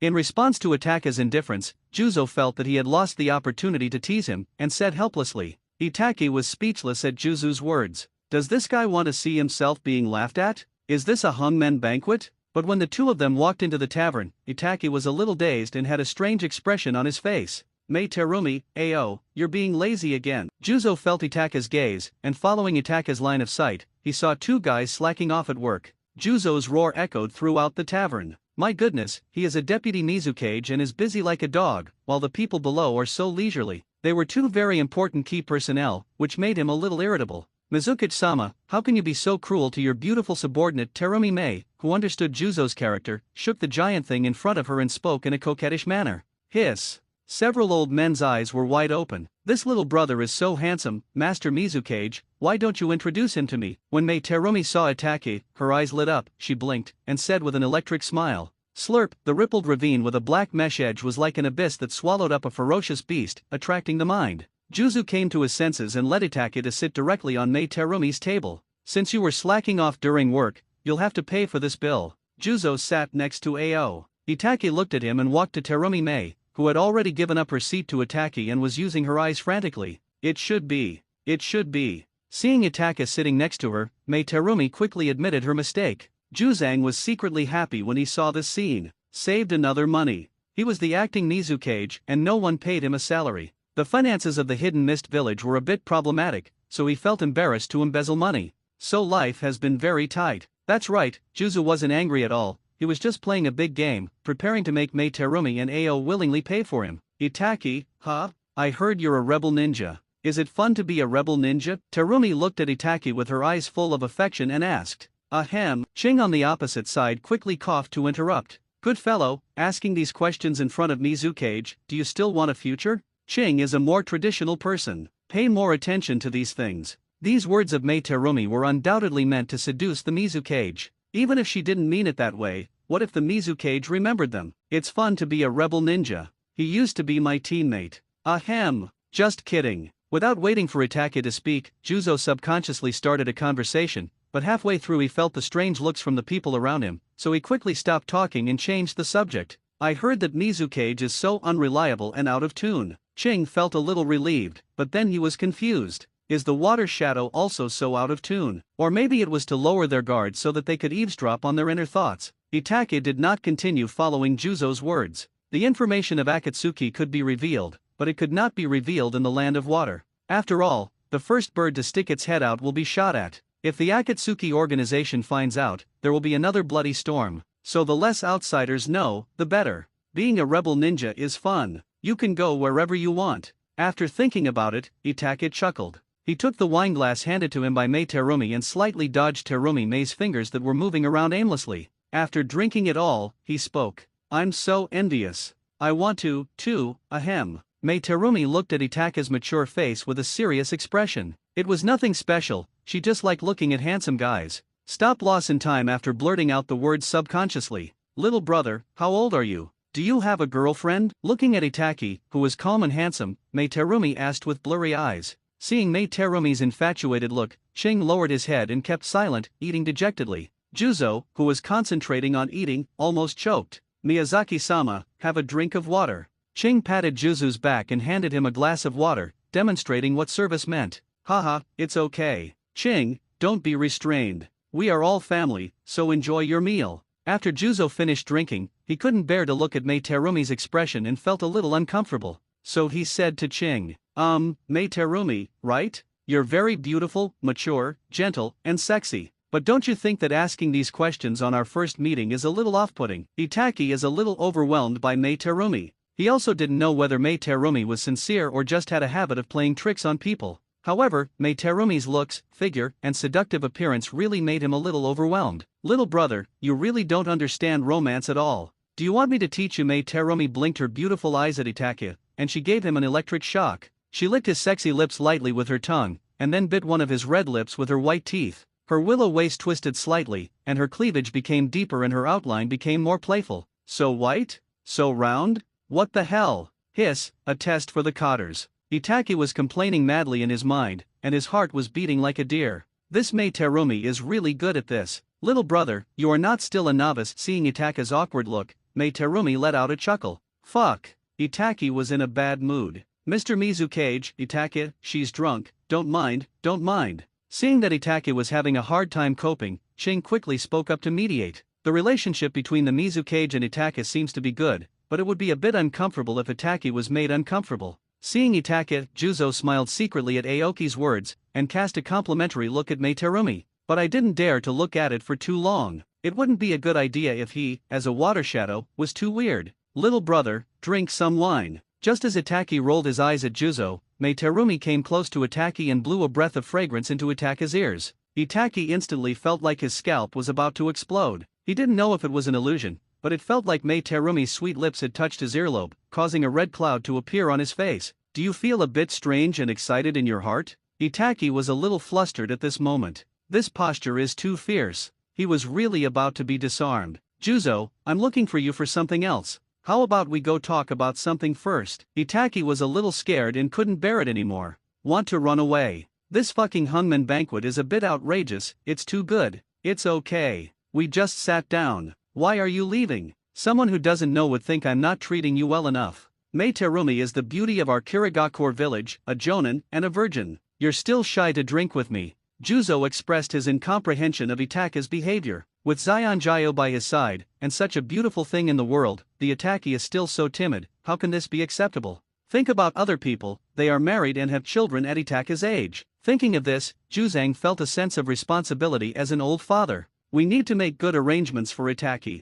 This Itake was dumbfounded when he heard Juzu's words, and felt that he had been a little careless. But I can only say it in my heart, if my heart is as clear as ice, I won't be startled even if the sky falls. Do not look at what is indecent, do not listen to what is indecent. Little brother, sister is beautiful. With Juzo's praise, Terumi Mei took advantage of her drunkenness and launched another fierce offensive. I don't know if she is really moved or just playing around. Itake felt a little nervous when he felt Mei Terumi's beautiful hands were playful. He picked up the chicken leg in front of him and put it into his mouth and started biting it. Prepare to defeat magic with magic. Use appetite to defeat lust. In his opinion, it is not appropriate to have a relationship now as it will take too much of his energy and mind. but Mei Terumi is really, really attractive. His concentration has not yet reached the level of Liexia Hui. I can only resort to other means. Payne sat at the table, a deep look of depression appearing between his brows. At this time, he kept looking at the information. He had been reading materials for several days in a row, feeling frustrated for the first time in a long time. And they are all looking for a name, Blood Moon. Why is there nothing? There is not a single word of information about this kind of person. Payne looked at the bounty list placed aside. Apart from this short page, he did not see any information about the Blood Moon. He leaned back in his chair somewhat dejectedly, feeling somewhat helpless. Oh right, Flying Thunder God. After resting for a while, Payne prepared to change his approach to analyzing Blood Moon's identity. He suddenly remembered Blood Moon's magical ability to travel through the void, and the image of him using a konoha the first time he used it. Then it can be confirmed that it is Flying Thunder God. Konoha. I always feel like I should know his identity, why can't I remember it? Payne muttered to himself. All of Blood Moon's abilities kept replaying in my mind, and that inexplicable feeling became more and more profound. Flying Thunder God. Crow? Black Hokage? Red Giant? Magical eyes? Snake. Payne's eyes gradually became clear. After crossing out a few distractions, the truth emerges. Uchiha Itaki. I didn't expect it to be you. Aren't you already useless? How did you become so strong? What on earth happened during this period of time? Payne fiddled with it for a while and took out Itaka's information to check. Looking at the young Itaki in the photo, his deep eyes always seemed to be as calm as a still pond. He suddenly felt that this person was really terrifying. Especially at such a young age, he possesses such powerful strength. What's worse is that such a powerful person was originally a member of their organization, but now he has a grudge against the people in the organization. Thinking of Itake lying on the hospital bed unable to move, when he took off the ring indifferently. Itake, are you happy today? I didn't expect that Mei Terumi would be so proactive. She might have taken a fancy to you. The land of water. Juzo was a little drunk and was supported by Itake beside him. I'm still young, so I don't ask about relationships, Itake said to Juzo in an annoyed tone. Sir, are you really attracted to Uchiha Itake? Here, Ching was also supporting the somewhat dazed Terumi Mei. Ching asked Terumi Mei with a normal expression. After hearing Ching's words, Terumi Mei's eyes, which were originally blurry, quickly cleared up. Apart from a slight blush on his face, there was no trace of the drunken look he had just had. Of course I like him. He's young, handsome, and mature. The key is that he can resist my charm. It would be a waste of talent if I don't marry such a great man. Mei Terumi patted her chest and said solemnly, the ripples caused by the amazing elasticity made Ching's eyes dull. Look at you, you are such a pervert. You don't have any self-control at all. Noticing Ching's stupid look, Terumi Mei looked at Ching unhappily and said. The tone was full of contempt. Feeling a ray of warmth coming from his nose, Ching glanced at Terumi Mei from the side, and then quietly rubbed it with the back of his hand. I took a closer look and breathed a sigh of relief. Fortunately, I didn't make a fool of myself. Do you think it will go smoothly this time? Just as Ching breathed a sigh of relief, Terumi Mei looked at the villagers not far away and said with a smile. Hearing Mei Terumi's nonsensical words, Ao looked confused. We have closed the village for so many years and have suffered heavy losses. This time we reopen the village and connect to the ninja world. Will other villages pay attention to our village? Ao's distraction made Terumi Mei a little unhappy. But I still mentioned my worries. Compared to other rapidly developing and powerful villages, the Hidden Mist village suffered heavy losses. Don't worry, Lady Terumi Mei. The deputy Mizukage has already delivered the letter to Konoha village. Sarutobi is still in power in Konoha village. They are peace-loving people and will definitely not refuse us to become their allies. When Ching heard what Mei Terumi said, his expression became serious and he spoke seriously. But Terumi thought about what the Hidden Mist village had done before, and now she vaguely hoped that Konoha would provide protection. In the past, the Hidden Mist village had often spied on the prosperous and fertile land of Konoha. There were quite a few battles, big and small, against Konoha. Kai, you can't act on impulse this time. Outside Konoha village, two figures were running quickly, one in front and one behind. In front of him was Kai, a man with a black bowl-cut haircut, bright eyes, thick eyebrows, firm facial lines, and wearing a green vest. There was a woman's voice coming from the back. The woman's outer garment is a pink and red tube top with black translucent mesh lace. Kai, who was running in front, stopped when he heard Yui Korone's voice behind him. Don't worry, I'll stay calm. Under Shiri Hong's worried gaze, Kai turned his head and grinned, revealing his sparkling teeth. A feeling of confidence and enthusiasm came towards the red shop. Kai, when Shiri Hong looked at Kai, her mood instantly brightened. Kai was undoubtedly the kind of person who could give a lot of strength to his teammates. As a man, I will definitely protect you, Hong, Kai promised solemnly. After turning around, his expression was somewhat complicated. Thinking back to the Third Ninja World War, if it weren't for the 7 ninja swordsmen of the Hidden Mist Village, his father wouldn't have died protecting them. And the place they are heading to now is the Hidden Mist Village. And they were diplomats who were negotiating preliminary terms with the Mizukage.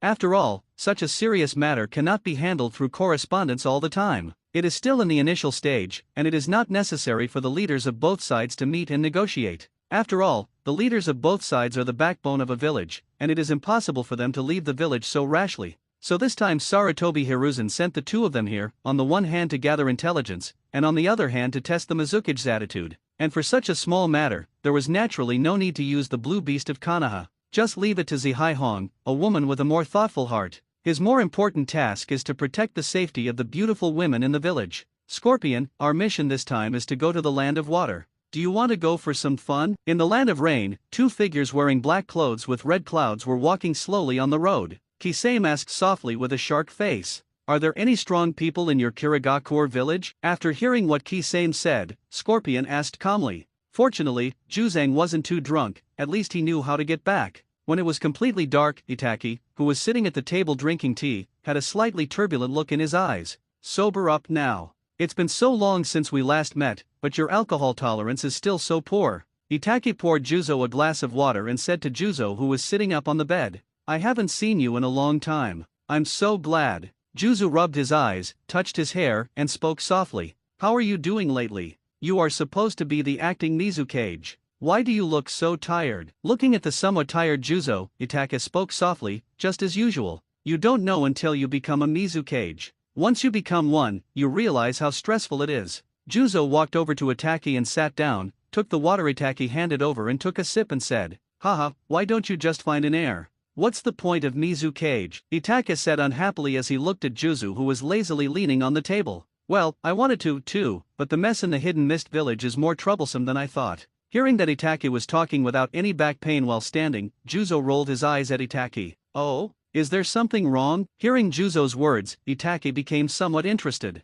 The Hidden Mist Village was previously closed. After my operation, it was ready to be opened last month, reconnecting with the outside world, welcoming merchants to move in, accepting quests, and so on. Juzo did not treat Itaki as an outsider and talked about the latest layout of the Hidden Mist Village. That's good. If you keep going like this, you'll be well again soon. When Itaki remembered, it went quite smoothly. I thought this was the manifestation of the implementation of the Juzo plan. What's good about that? Our Hidden Mist Village has reconnected with the ninja world, which means that the original layout of the 4 major hidden villages will have to change again, such as missions, such as trade. There are many jackals watching outside. If we are not careful, the situation may be worse than before. Juzo said unhappily after hearing what Itaka said, looking distressed. Forward. To this Itaki responded softly, he was not very interested in these things. You came to me this time, do you need any help? Seeing that Itaki wasn't very interested, Juzo didn't say anything more and changed the subject. Well, I want a copy of the ninjutsu left behind by the Kagaya clan. Hearing Juzo's question, Itaka did not hide anything. The Kagaya clan has been exterminated. What do you want their clan's ninjutsu for? Juzo didn't quite understand Itaka's request. I think their technique is quite interesting, and I plan to study it. Itaki was just talking nonsense. It was better for fewer people to know about this matter regarding the copying of bloodline limits. After all, this thing is just like that for real masters. For the village and the country, this is no less powerful than weapons of war such as the tailed beasts. If the bloodline limit can be copied, it may be another test for the ninja world. After all, each bloodline limit possesses extraordinary abilities. If this is linked to the army, with hundreds, thousands, or even tens of thousands of people opening the bloodline boundary, it would be an extremely terrifying thing to think about. Oh, it shouldn't be urgent, right? If it's urgent, I'll go find it for you now. If it's not urgent, I'll go check it out tomorrow. Juzo didn't say much about Itaka's explanation. He doesn't have much curiosity. If Itaki wants it, why not just give it to him? Thinking of this, Juzo suddenly remembered that Itaki was also a water-style ninja. I plan to look for 2 high-level water jutsu for Itaki to try out tomorrow. After all, he is now the deputy Mizukage and is very busy. Copying a few ninjutsu is just a reward for his busy schedule, which is not a big problem. How are you doing in Akatsuki now? Who are you teaming up with? The room became slightly quiet, and Juzo found a topic to chat about you. There were too many people here just now, so these topics cannot come up. Now that they were both present, they could ask about Itaka's recent life. Well, after I returned, Akatsuki arranged a female companion for me. But during my first mission, something went wrong and I got a minor illness, so I quit the organization. In response to Juzo's question, Itaki only said a few selective words. Ah, that's good. Akatsuki is not a place to stay for long. When Juzo heard what Itaka said, he was surprised at first, then he said with some emotion. If he hadn't become a rebel ninja in the past, he would have had nowhere to go and would not have joined the Akatsuki organization. For rebellious ninjas, Akatsuki is a good place and safe haven. Although I still have to complete tasks, I am still quite free compared to when I was in the village. Where have you been all this time? If you have nowhere to go, why don't you stay in our Kirigakure for a while? Or settle down in Kirigakure? How about I arrange for Mei Terumi to be your teammate? Juzo was quite serious at first, but as he was talking, he suddenly had a smirk on his face. It seems like he thought of something interesting. Can you be serious? Why are you being so weird while talking? Itaka said, looking at Juzo in annoyance. I'm telling the truth. If you stay in the Hidden Mist Village, I will definitely let you live a good life. There will be no fighting, killing, or deception. You can enjoy life freely and feel the beauty of the world. Juzo simply pretended not to notice Itaka's look. Instead, he spoke with a serious look. Forget it. I'm used to being lazy. I prefer to be at home anywhere. Looking at Juzo's serious face with shining eyes, Itake looked away and spoke softly. After all, he is still a rebel ninja, and his nature is different from Juzo's. Their land of water is about to connect with the ninja world, and there are traitorous ninjas from other villages in the village. What's going on? After all, once the Hidden Mist Village in the land of water connects with the ninja world, spies and intelligence personnel from other villages will definitely build bases here to monitor the Hidden Mist Village's every move. There's nothing we can do about it. If we want to revitalize the Hidden Mist Village, we must introduce fresh water, and there will definitely be people with ulterior motives among the living water. Even a powerful group like Konoha has these people around, both overtly and covertly. Okay, then stay here for a few more days this time. I'll treat you well. Juzo didn't insist on Itaka's response. I felt a little bit regretful. If only Itaka would stay here. It would be great to build a home, get married, and have a few kids. He really wanted the wandering Itaka to have a home. It can be said that it is well-intentioned. The Hidden Mist Village. It seems that Mei Terumi has just set out to greet her. Kai, what do you think of the Hidden Mist Village compared to our Konoha? In the room, Kai and Ui Kurane were drinking tea together. Hong asked Kai softly. The environment here is not very comfortable. The fog is too thick. In response to Hong's question, Kai took a sip of tea, then felt his clothes a little damp, and felt a little uncomfortable. The situation of the Mist Ninja has not been very good in recent years. Compared to our prosperous Konoha, there has been civil unrest here.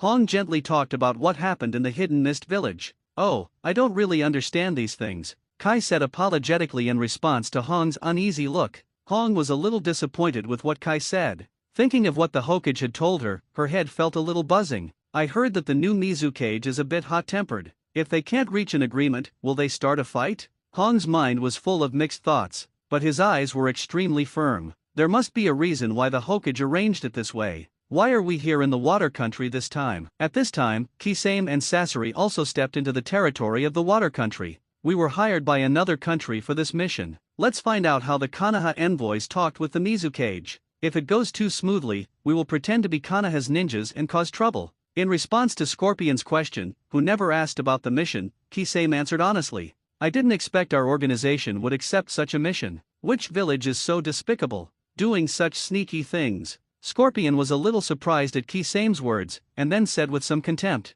only the leader knows who the employer is, and it's kept secret. We just need to do our job well. Why bother with so much? In response to Scorpion's taunting, Kisame said casually, perfect interpretation of what a ninja is. Perhaps he is the only one in Akatsuki who has turned himself into a true ninja. Itaki, what do you think of my arrangement? Itaki and Juzo were sitting in the Mizukage's office, with Juzo casually speaking of his thoughts. And Itaka's expression was a little strange. Juzo's idea was fine, but Itaka felt it was a bit weird. How strong is your Kirigakure now? If you do this, will you end up losing more than you gain? Itaki expressed some doubts. I have some doubts about Juzo's plan. Then you can help me. Regarding Itaka's pessimism, Juzo said softly. His plan was to organize an exercise to show off his muscles to their future allies. Of course, the purpose is not that simple. They can also use the momentum of the alliance with Konoha to consolidate the strength of the Hidden Mist Village. The idea was a good one, but Itake felt that Juzo was being too fussy, and it certainly consumes a lot of resources. Forget it. I don't think it will be very useful for you to make such a fuss. I can help you, but you have to change your plan a little bit. Itaki heard Juzo's words, thought for a moment and spoke. How do I change it? Juzo had already thought it through. The exercise would be based on the template of his encounter with Itaki in the Land of Water, a red-blue confrontation. The only difference is that the invasion of just two of them was changed to the invasion of one battalion, and the other troops were used for defense. Just go ahead and take the Jonin assessment. Anyone who has reached the level of Chunin will be eligible to take the exam and be promoted to Jonin. There is no need to consider whether the number of missions completed meets the requirements. Your Kirigakur is seriously short of combat power right now. Extreme times call for extreme measures. This is also simpler, Itaka said softly in response to Juzo's question. In his opinion, the combat power of the Hidden Mist Village was not very good at the moment, so it would be better to send a group of senior ninjas up first. Moreover, the Jonin authorized by Juzo will naturally have a great chance of being subdued by Juzo and becoming Juzo's power. That seems pretty good, but it's a bit of a hassle. After all, if the number of missions is used to determine qualifications, these Jonin are all experienced ninjas with extremely strong abilities. They can do a lot. After hearing Itaka's words, Juzo frowned slightly, feeling that it was not very reliable. But in Itaka's opinion, anyone can do the simple missions, but even a serious Jonin would be sent to the difficult missions. I don't think the difference is that big. Then why don't you take part in the Chunin exam of the Hidden Mist Village, show your future potential, and take the opportunity to buy off the power of the next generation of the Mist Shadow and influence them. Let them grow up and be used by you. In response to Juzo's hesitation, Itaka responded again. Downgraded a version again. In his opinion, since the old man Sarutobi Hiruzen didn't even come, it would be of little use for Juzo to make such a big fuss, and it would only be a waste of money and food. But for the Chunin examination, it would be better to invite people from other villages to come and take the Chunin examination instead of just testing the children of Kirigakur. This way, we can increase the influence invisibly. We can spread the word that Kirigakur is back. After hearing what Itaka said, Juzo suggested again. The budget and layout increased again. Juzo's words made Itaka feel powerless. He felt that Juzo was a little overambitious and always wanted to do something big. Itaki was somewhat worried. If we invite people from other villages to come for the assessment together, it won't be a big problem. With the remaining strength of the Hidden Mist Village, it won't be a problem to pass the Chuyunin assessment and they can do it. But if something goes wrong, similar to Orochimaru's plan of collapse, wouldn't Juzo be completely humiliated? Although it can stimulate the economy, the arrival of people from other villages will lead to large-scale consumption, allowing the Hidden Mist Village to make a fortune. But once something happens and a fight breaks out, and civilians or the weak are affected by the aftermath, Juzo will be skinned alive by the angry people. The pros and cons are too different. Moreover, the current situation of the Hidden Mist Village is not very good to begin with. If it is ruined by Juzo's move, the Hidden Mist Village will probably be even more miserable. It feels like a loss. If you take a big step, you may get into trouble. Juzo, I advise you to think twice before you act. Thinking of this, Itaka stopped thinking and spoke to Juzo seriously. Itaki is not from the Land of Water, nor is he from the Hidden Mist Village. It is impossible for him to stay in the Hidden Mist Village forever. If he were there, he could suppress the riots, but once he was exposed, other consequences would emerge. The Akatsuki organization might come out in full force to play mahjong. So Itaki, who has a long-term vision, feels that Juzo's plans are not very reliable. Itaki, why don't you stay in the Hidden Mist Village? I'll give up my throne to you, and let you be the Mizukage. Hearing Itaka's refusal again, Juzo looked helpless. He just likes to risk a small fortune like this, and he also knows that he has a gambler's mentality. However, knowing the current situation of the Hidden Mist Village, he couldn't help but feel a little anxious. After all, as one of the 5 hidden villages, the Hidden Mist Village is quite different from the other villages. The real foundation had long been lost by Yagura. Let's see what Konoha's attitude is.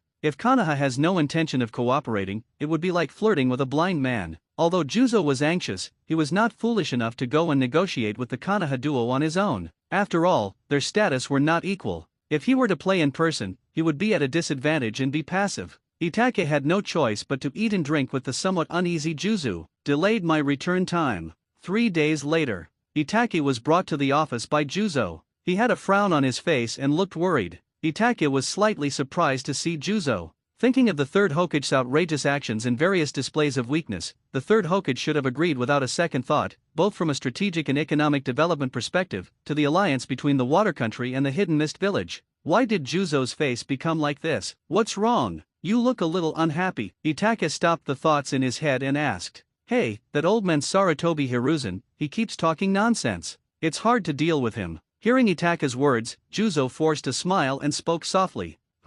Why are you talking so much? Itaki was a little curious, wondering if Sarutobi Hiruzen was doing something weird again. It's not easy to deal with the people who come. It's 100 benefits for our Kirigakure and Konoha to form a strategic partnership. I don't know what Sarutobi Hiruzen is doing. He said that we can form an alliance, but he also wants us to pay tribute every year. Juzo spoke softly, looking extremely depressed. As they are all one of the 5 hidden villages, Konoha's statement is more or less insulting. Pay tribute. Itaki was a little surprised that there was such a method. I don't want an ally that I picked up for free. This is just courting death and offending people. For a moment Itaki couldn't think of anything naughty to say. I don't know whether it was Sarutobi who was crazy or the Konoha elders who were crazy to come up with such a crazy thing. Who are the 2 people Konoha sent? Itaki became somewhat interested in the people coming from Konoha. Being able to talk so much is a bit like Danzo's style. Just 2 somewhat famous Konoha jonin. Juzo said softly at Itaki's question. What are you hesitating about?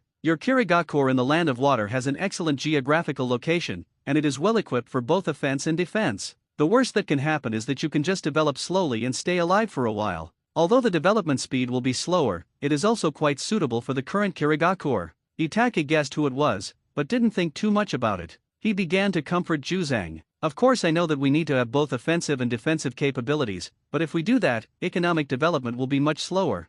Juzo replied softly at Itaki's words. Wait a minute, don't rush. When a car reaches the mountain, there will always be a way, and when a boat reaches the bridge, it will naturally go straight. In this regard, Itaki could only comfort Juzo, who was a little unhappy. After all, he doesn't know much about politics. I hope so. Compared to other villages, Konoha is more trustworthy. Juzo could only say helplessly in response to Itaki's comfort. Compared to Juzo's groundless worries, Itaki is more clear-headed. This kind of thing cannot be rushed. The right thing to do is to strengthen your own strength. If you have strength, you have everything. Without strength, you will be timid in doing anything. I wonder how their talk went? I didn't expect the small mist village to be so heavily guarded that it's impossible to get in. Outside the hidden mist village, Kisame and Sasori stood on a tree trunk. Scorpion said somewhat depressed. Kisame rolled his eyes at Scorpion's words. Now is the negotiation period, and the village will definitely be on high alert. Scorpion refused to even disguise himself,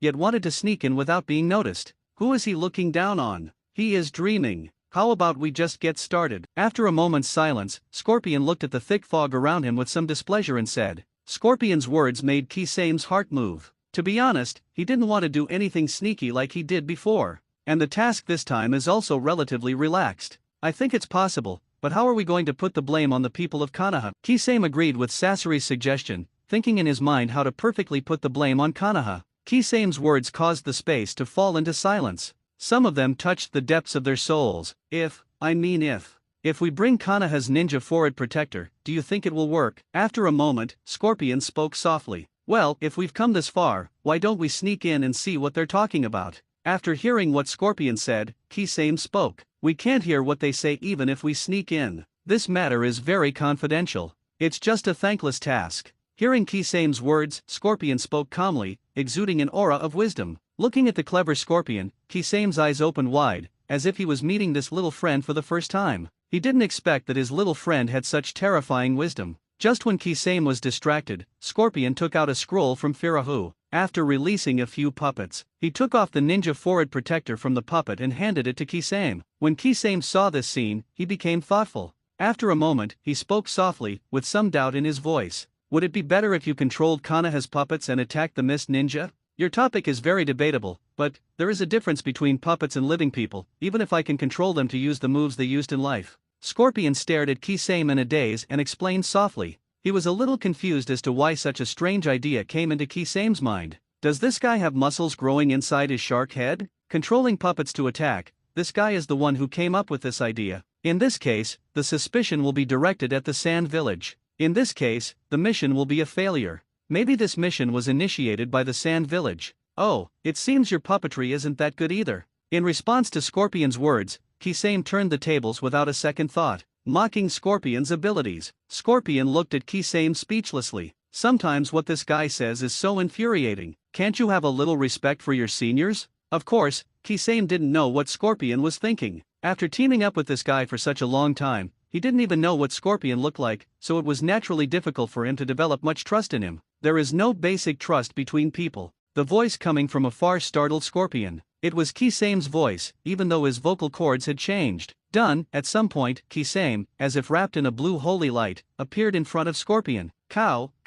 Scorpion felt a little difficult to breathe for a moment. This breathtaking operation actually seemed to be successful. Incredible. The two of them retreated, and Kisame pondered over his actions for a while, as if summarizing what he had done just now. Scorpion looked at the ground, then at the sky, and then at the shark in front of him. Some doubts about life. What on earth is wrong with this world? Mr. Mizukage, our team was attacked by konoha ninjas just now. Just as Itaki and Juzo were drinking tea in the office, a masked Miss Ninja appeared in the office. What? How dare you? Hearing his men's words, Juzo slammed the cup in his hand heavily on the table. Konoha had always been too bullying, and now they dared to attack them in the hidden mist village. Juzo's temper could no longer be suppressed in an instant. What? Impossible. There are only two of us from Konoha, how could we attack the hidden mist village? This must be a frame-up.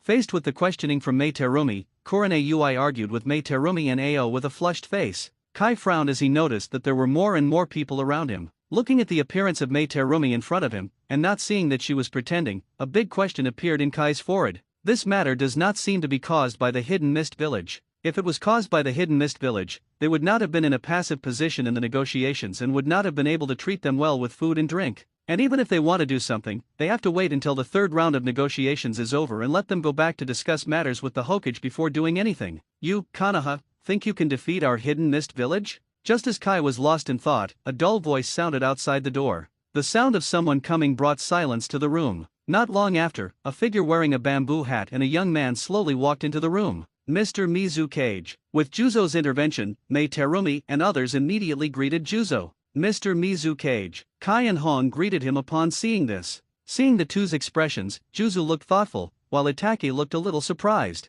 I didn't expect Konoha to send them here this time. Snort. In response to Kai and Hong's greetings, Juzo snorted coldly, his eyes narrowed slightly under his bamboo hat. There was a fierce murderous intent on his body. This is the hidden mist village, the territory of the water country. It is not the turn of the people of Konoha to be so presumptuous. Lord Mizukage, this matter is quite strange. I think someone else has intervened and cannot bear to see the alliance between our two great nations and villages, so they are trying to destroy it. Compared to Ui Korone, who was a little flustered at this moment, Kai spoke calmly. Hong, who talked a lot about the Hokage's explanation of the unequal treaties, felt guilty at this moment, while Kai had a clear conscience and spoke with full energy. Oh? Why didn't you come earlier or later? You're trying to sabotage me at this time? I think it's you, Konoha, who are trying to deceive me. Don't you know that our two villages' discussions on the alliance were all conducted secretly through letters, and no one knew about it? Juzo sneered at Kai's words. At this moment, Red's brain froze. Compared to Kai's face blindness, she felt that Itake next to the Mizukage looked very familiar. I seem to have seen it somewhere, but I can't remember where.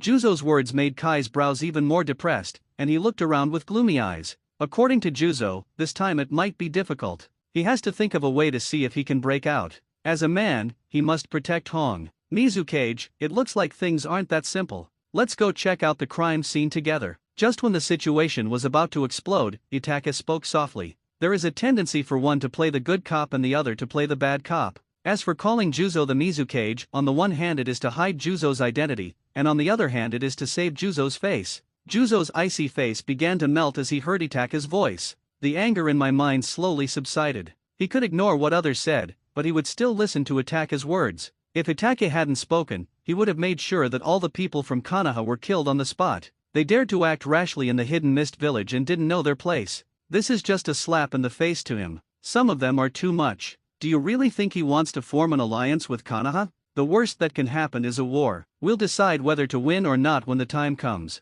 But you can't be a coward. Once you are a coward, you'll never be able to hold your head up high again. This was an even more fatal blow to the hidden mist village. This may be the reason why you can lose the battle even if you lose the person. Let's go and take them to the crime scene. Let them know why they died. After a moment of silence, Juzo spoke softly, yes. After hearing Juzo's words, the people below opened a gap and started heading towards the crime scene. Kai looked at Itake with some gratitude, then nodded towards Hong. Hong felt the confidence in Kai and felt a little relieved. I felt a little regretful about leaving the village this time. If Asuma Sarutobi hadn't been chasing her so fiercely, she wouldn't have had any feelings for him and would have wanted to leave the village to avoid the limelight, so she wouldn't have accepted such an outrageous task. The task she took on this time was more or less beyond her professional capabilities. She and Asuma Saratobi were originally students of the same grade, and Asuma Saratobi had been pursuing her since they were young. However, Asuma Saratobi does not conform to her aesthetic standards and is not compatible with her personality, so she has been avoiding Asuma Saratobi.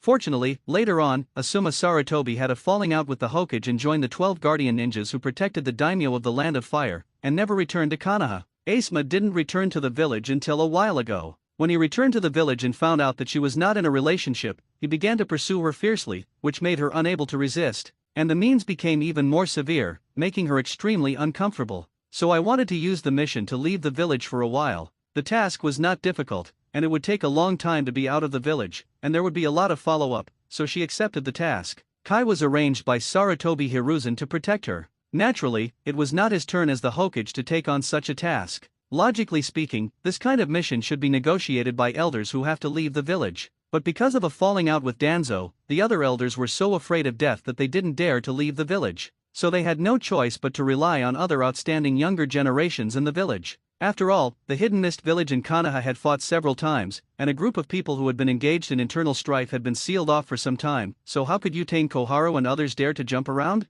Let them pretend to be cool and show off their power, they are good at it, but if they are asked to do real work, they are like mud and cannot be helped. Itaki, what do you think about this matter? Juzo and Itaki walked side by side in front, and Juzo quietly asked Itaka's opinion. Stand and watch, how do you watch? Itaka said in response to Juzo's question in an unpleasant tone. However, thinking of Juzo's powerful look just now, he felt a little emotional. Juzo's pressure already seems like a real thing. Power is indeed a wonderful thing. It wasn't long before the group arrived at the place where the Mist Ninja was attacked. There were still a large amount of water and earth chakra fluctuations remaining in the air, and the ground and trees had also suffered varying degrees of damage. Lift it up. Juzo gave the order as he looked at the scene before him. Yes. After Juzo finished speaking, 4 masked Mist Ninjas came to the field carrying 2 corpses. Where are the people who were attacked just now? Call them over, and also bring out the ninja forehead protector that was knocked down. Looking at his dead men, Juzo's aura condensed again. These are all his good brothers.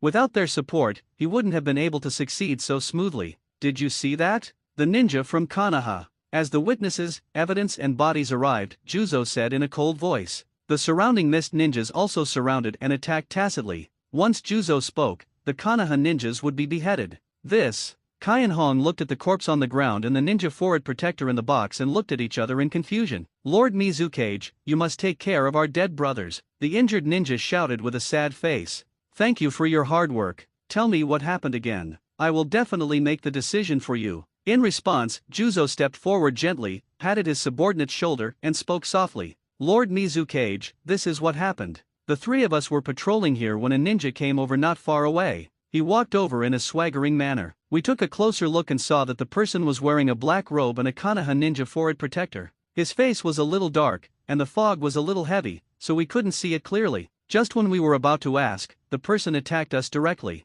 His water escape technique was superb. His earth escape technique was even more powerful. We were injured as soon as we met him. After hearing what his men said, Juzo's expression turned completely gloomy. Is there anything else you want to say? Juzo looked at the 2 men who were gazing at the battlefield in disbelief. Lord Mizukage, this must be a frame-up. We from Konoha only sent 2 of us here, there couldn't be a 3rd person, and the ninja forehead protector was knocked off, and the 2 of us didn't have any injuries, so the murderer must be someone else. After hearing Juzo's words and the increasingly turbulent atmosphere, Kai spoke with a tingling sensation on his scalp. At the same time, he felt a little uneasy. He didn't know if this was a backup plan arranged by the Hokage. He and Hong went to the negotiation together, and even he was dumbfounded by the conditions proposed by Hong. This is not an alliance at all, it's clearly an attempt to make the Hidden Mist village a vassal. And by proposing such an insincere sincerity, it is obvious that there is a possibility of taking action against the Hidden Mist village and exerting pressure. But Konoha has always loved peace and would never do such a thing. Kai was a little confused, it was a little beyond his understanding. Someone come. Seeing Kai losing confidence as he spoke, Juzang became furious. In his opinion, this was a sign that Kai was guilty. Mizukage, lock them up. Write a letter to the Hokage and see what they say. Even when 2 armies are fighting, they don't kill envoys, let alone now they are discussing an alliance. Hearing Juzu's words, Kazu became even more murderous. Itaka said softly. He didn't know whether Juzang really couldn't suppress his anger or was waiting for him to mediate. In fact, it is reasonable that the people of the Hidden Mist village should be allowed to choose one themselves, and it is not his responsibility to say it. After all, he is not from the Hidden Mist village, but since he has just taken up the post, he can only continue. May Terumi and others might also be waiting for me to speak. Itake, but they are too bullying. After hearing what Itake said, Juzo spoke with some displeasure. Itake? Lord Mizukage. Uchiha Itake is a traitorous ninja from our konoha. Why do you have such a close relationship with him? I have to doubt that this time, you colluded with the traitorous ninja Uchiha Itake to slander our konoha and plot against our konoha.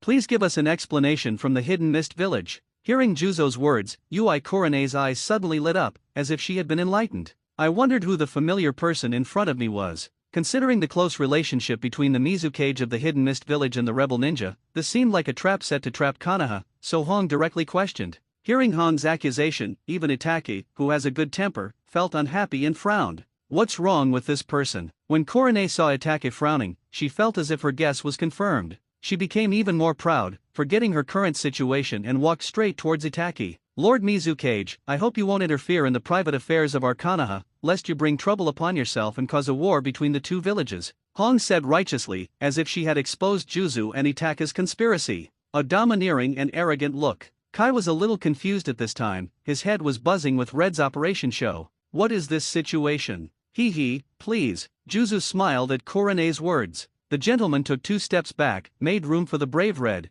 and made a gesture of invitation. Hong felt a little unhappy because of the look that was like looking at a clown. Shouldn't they be planning to be horrified or angry when their plans are exposed? Why is this happening? Since the Mizukage is colluding with Konoha's rebel ninjas, shouldn't the Mist ninjas express doubts and question the Mizukage? Why does everything around me look at me strangely, making me feel like a clown? Hong grumbled in her heart, and Kai behind her didn't stand next to her, which made her a little annoyed. Shouldn't Kai stay by her side firmly and help her capture the fugitive? At this moment, she was in a difficult situation. Uchiha Itake, surrender. Hong didn't hear Kai's whispering, and even if she did, she wouldn't stop what she was doing. The situation was already unfavorable to them, so they could only direct their attacks at Uchiha Itake, insisting that the Mizukage was colluding with Konoha's rebel ninjas to destroy the alliance. Otherwise, if she was captured for this reason, she would not have the face to return to the village. Hong's mind kept thinking about Uchiha Itake's abilities. I don't know if the Uchiha clan's illusion is just a lie. Korone walked towards Itake, thinking in her head, haha, Zihai Hong, I gave you face, didn't I?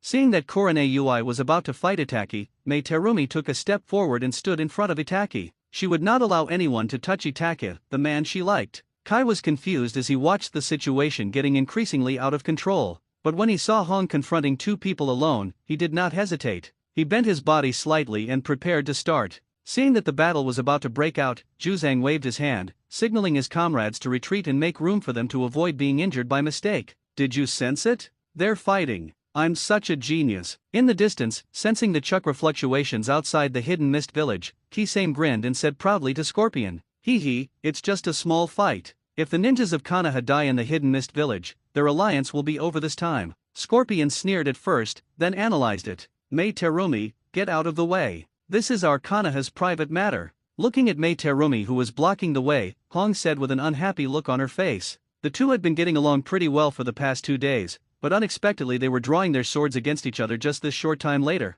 This made Hong feel a little jealous. What's good about men? Hee, you can't do anything to Itake in front of me. Even if it's you, it's not allowed. Mei Terumi teased the somewhat annoyed Hong. Mei Terumi, go fight her over there. Looking at Mei Terumi in front of him, Itake felt a surge of heat in his heart. Mei Terumi is like a fairy. When she walked, her slender waist swayed slightly, and the roundness of her buttocks was extremely naughty, which made Itake a little overwhelmed. The amplitude was really too eye-catching. Oh, okay. Hearing Itake's words, Terumi Mei looked back at Itake and threw him a wink. Hiss. Kai was originally about to start a fight, but when he saw Mei Terumi's look, he couldn't stand it anymore. Mei Terumi is okay when she is serious, but when she is charming, it is really too much to handle. Kai. Realizing that his companions behind him were on strike, Hong turned around and saw Kai's pig-like look, and shouted in dissatisfaction. Hong, you and this beautiful lady go to the side, and let me arrest the evil Uchiha rebel ninja. Kai came back to his senses and quickly responded solemnly to Hong, secretly admiring that Hong was quite capable.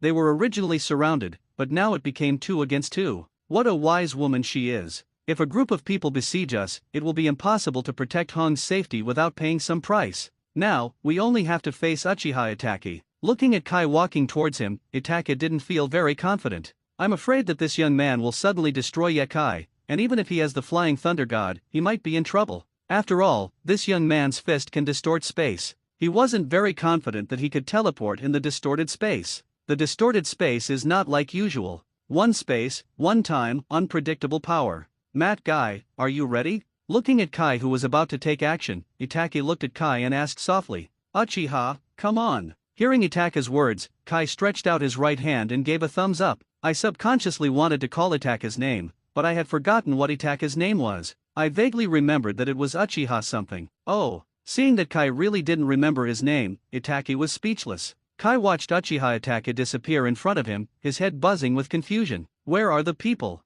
Kai was a little confused. How could the opponent in front of him disappear in an instant? What was going on? Kai, don't look into his eyes. Magic tree binding kill. Hearing Kai's voice, Ziyi Hong hurriedly reminded Kai and then began her own technique. Oh, an illusion? Kai released the seal in a somewhat dazed manner. Behind him, Itaka's figure slowly appeared, the long sword in his hand flashing with sharpness. Seeing Kai making hand seals to break the illusion, he did not hesitate and aimed his sword at the back of Kai's neck, preparing to stab him in the back. When the long sword was about to fall on Kai's neck, a strong hand covered with calluses grabbed Itaka's wrist. The long sword was instantly stopped by the huge force and could not move at all. Got you? You seem weak? Kai's mouth opened, revealing his white teeth. He looked at Itaki in front of him and spoke. I caught you. Itaki, whose wrist was grabbed, said indifferently with a calm look in his eyes. Itaka's mystification made Kai frown slightly. The Itaki in front of him was not very likable. He clenched his left fist and without any hesitation,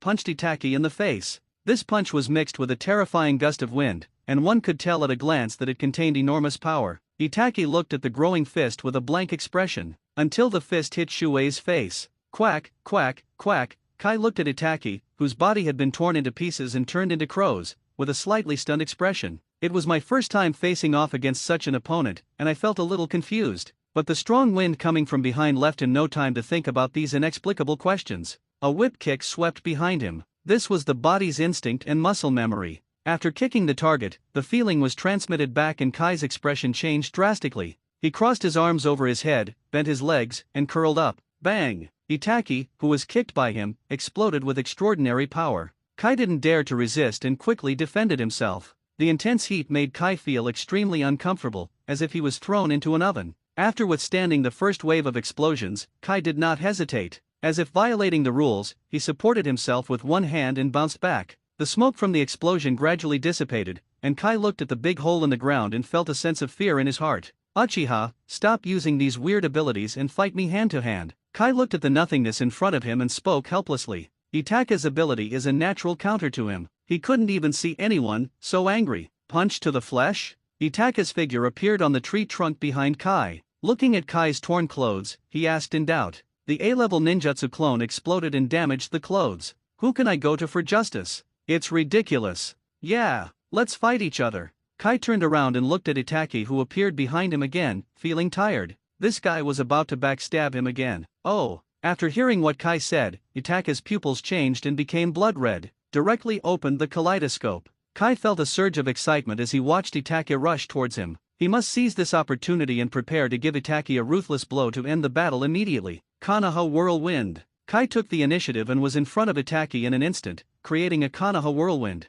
This is a combination of upper and lower kicks. As long as Itaki gets kicked, it's double the joy. Itaki looked at Kai's upper kick attack with a calm expression. Kai's speed was very fast, but in his eyes, it was like slow motion. It was just the force of the move that made Itaka feel a little overwhelmed. With a change of mind, he put on the mini Susanoo and smashed towards Kai with his bony fist. Seeing the armor that looked like red ribs suddenly appear on Itaka's body, Kai didn't hesitate at all and looked at the position where he was going to attack. The huge fist hit him, although very slowly, but it quickly made Kai's face change. I stretched my face out to catch the punch? My body was fake? Looking at the huge fist, Kai swallowed his saliva, and his body once again went against his nature, twisting and retreating. Magical break drift. Kai half-crouched on the ground and looked at Itaka seriously. He was a little confused about what had just happened. He felt as if his attack pattern had been completely seen through? Or was Itaki able to predict his position? So that your face hits the fist? Catch the fist? What kind of ninjutsu is this? Why? Kai thought about it, and asked with a studious attitude of asking if he didn't understand. He really couldn't understand what had just happened. But before he could finish his question, Itaka threw a shuriken at him, causing him to subconsciously dodge. Bang! A loud noise was heard. Kai flew backwards with a stunned expression, looking at his clothes that were torn by the konoha at his waist and his shoulders that looked like they were hit by a huge rock in disbelief. Kai's body flew backwards for dozens of meters, breaking several trees, and the dust on the ground rose up. Itachi stood where Kai was just now with a somewhat empty look in his eyes. He looked at Kai, who was flying away with empty eyes. The quick and fierce attack just now actually went wrong. You can say it hit the target, but it also didn't hit the target. He suddenly appeared beside Kai, grabbed the konoha and stabbed at Kai's kidney, but Kai's body instinctively dodged it. Mini Susanna's fist hit Kai's head, but Kai raised his shoulder and caught it with his muscle knot. When the smoke cleared, the two stood there motionless, both doubting their lives. Kai! Hong noticed the movement nearby and shouted, "Take care of yourself, little darling." Water style, water dragon bullet technique. Terumi Mei broke free from the illusion, and a water dragon appeared behind her, which slammed into Ui Korone fiercely. Konoha Gurami Cyclone. It seemed that Sahi Korone was about to be hit by the water dragon. A figure appeared like a phantom, quickly appeared in front of Zihaihong, and with a roundhouse kick, it directly broke the water dragon into pieces. Don't be distracted during the battle. Kai stood in front of Ui Korone, surrounded by powerful energy. With the corners of his mouth raised, he struck a handsome pose and spoke softly to Ui Korone. "Might Guy, your opponent is me." When Kai went to rescue, Itachi did not stop him, but just watched quietly. After Kai finished rescuing him, Itachi slowly walked towards him and spoke calmly. Itachi felt a little depressed when facing Kai, who had already opened the 8 gates of ninjutsu. At this time, all the fancy ninjutsu were of little use to Kai and could not hit him, but in my heart I was extremely solemn. The speed at which Kai went to rescue Hong just now was several levels faster than before. Kai watched Itachi walk towards him step by step without any movement. The war is about to break out. When he was only 10 meters away from Kai, Itachi stopped. A silver light rose from his body into the sky, as if it were real. His eyes also changed again, activating the Sage Mode and the Eternal Mangekyo Sharingan. Guy's thick brows furrowed as he sensed the frightening chakra bursting out of Itachi. I wondered what a freak this was. Open the wound gate. Open the dead gate. Kai opened 2 more wickets after opening 3. With only 3 doors open, he felt like he was going to be slaughtered. Watching Kai cross his fists like Ultraman transforming, and then swinging them down from his head, the energy in his body increased several times. I was speechless. If the 8 gates ninjutsu were not so difficult to practice, and the cost of reaching a certain level was not too high, he would have wanted to learn it. This is so cool. Suppressing the strange thoughts in his mind, Itachi took another step. The next second, a deep pit appeared where Itachi stepped, and Itachi's figure turned into an afterimage and rushed out like an arrow. Konoha Vajra Force Cyclone. Seeing Itachi sprinting towards him, Kai once again came from behind and surpassed Itachi in speed. Looking at the powerful kick aimed at his handsome face, Itachi's Mangekyo spun quickly to capture Kai's figure. The figures of the two seemed to have disappeared, and only a series of dull sounds were heard, which were the sounds of fists and feet hitting each other. The violent blows from the two men's fists made the branches on both sides rustle. The trees they touched broke and flew away. So horrible.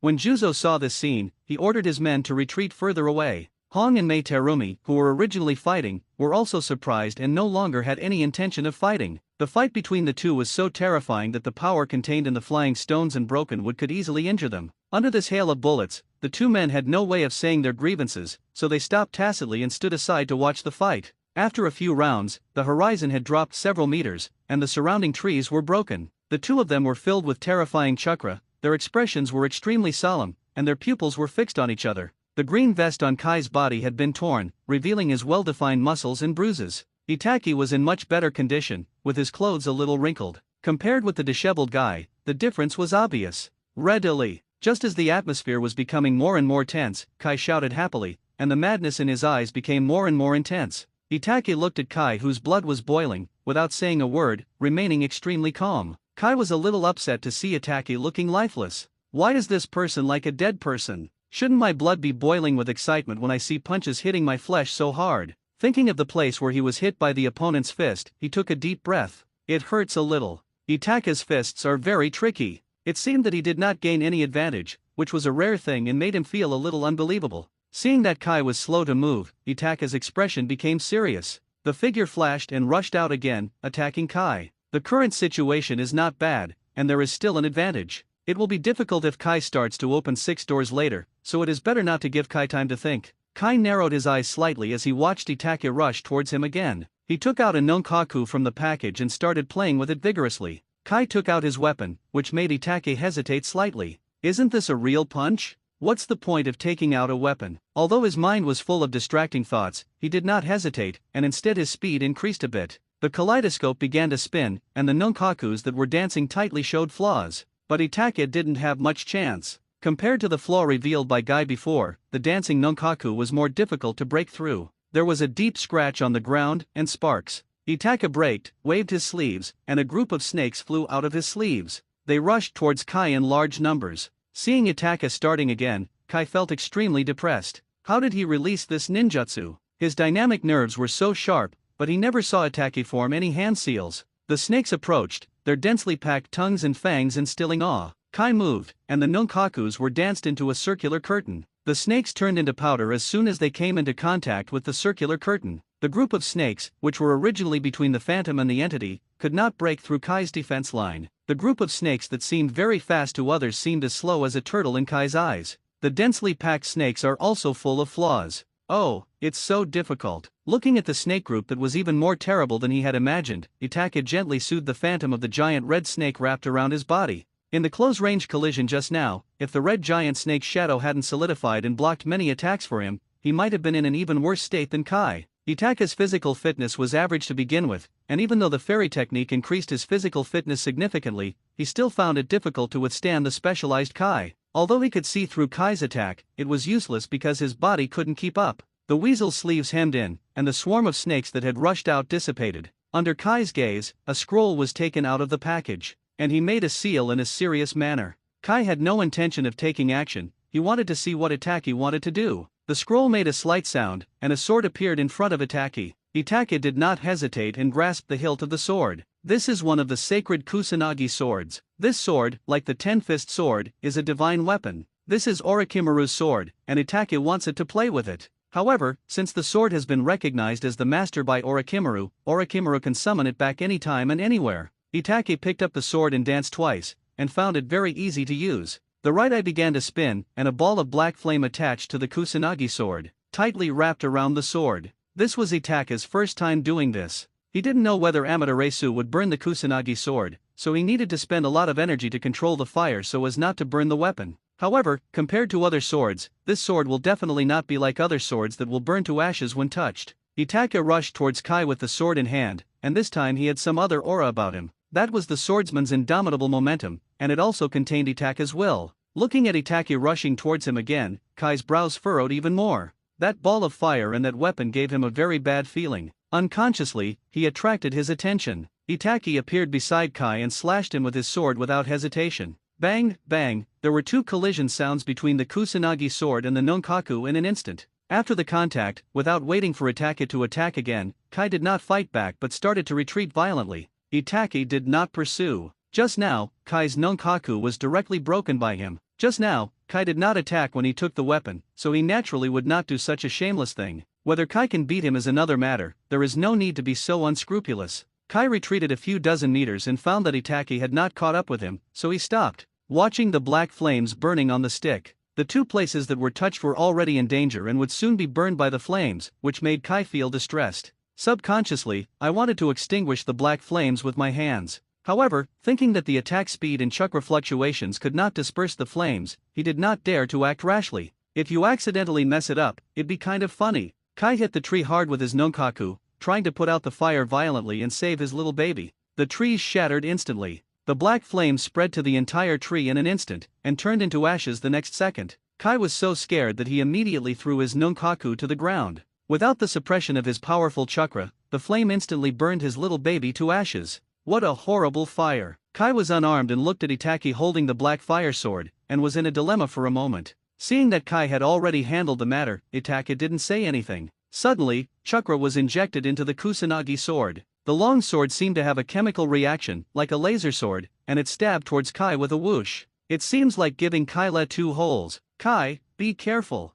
Seeing that Kai was still distracted, Hong quickly reminded him. Kai felt cold sweats when he heard Hong's voice. He was distracted at this time. Looking back, he saw a flaming sword mixed with black flames that had grown longer and was shooting towards him. Kai shuddered and quickly twisted his waist to dodge. The Kusanagi sword pierced through Kai's tattered shirt, and black flames spread rapidly. Itachi had no intention of waiting for Kai to adapt. He swept his sword across, ready to cut Kai in half.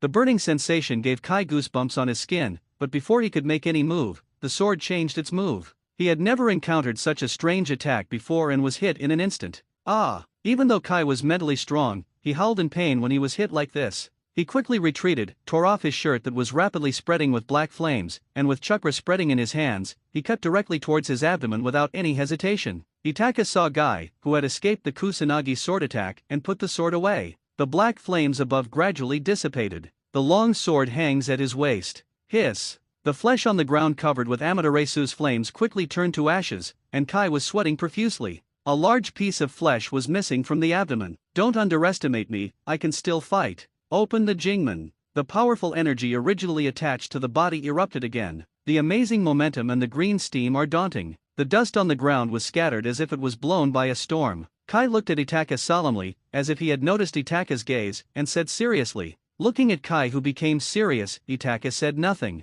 But when Kai moved, Itaka's pupils shrank. Is this the speed with the 6 doors open? Kai's figure was like a phantom, and the momentum of his charge was like a huge truck rushing towards him at high speed. The pressure made Itaka feel uneasy and his body became a little stiff. Night Phoenix! Kai rushed towards Itaka quickly and kicked Itaka's handsome face with his big feet. The red giant snake on Itaka's body solidified and placed itself on Itaka's arm, ready to take a move and test its specific power. In Itaka's eyes, Kai kicked again and again with unparalleled speed. The air was directly ignited by Kai's kick. After 2 kicks, the giant snake figure on Itaka's body was directly kicked into pieces, and even the half-condensed mini Susanoo was directly kicked into powder. Itaka retreated rapidly using inertia. Kai's figure once again came from behind and caught up with Itaka, who was flying backwards. The big feet enlarged in Itaka's pupils. Itaka clenched his fists and blocked Kai's kick to the face. The speed and power of this kick were greater than ever before, and Kai stepped on the ground to create a huge hole. You're going to. He blocked Kai's kick, and the fairy chakra attached to his arm and the phantom of the giant snake condensed again were kicked away, and his body was kicked into the air.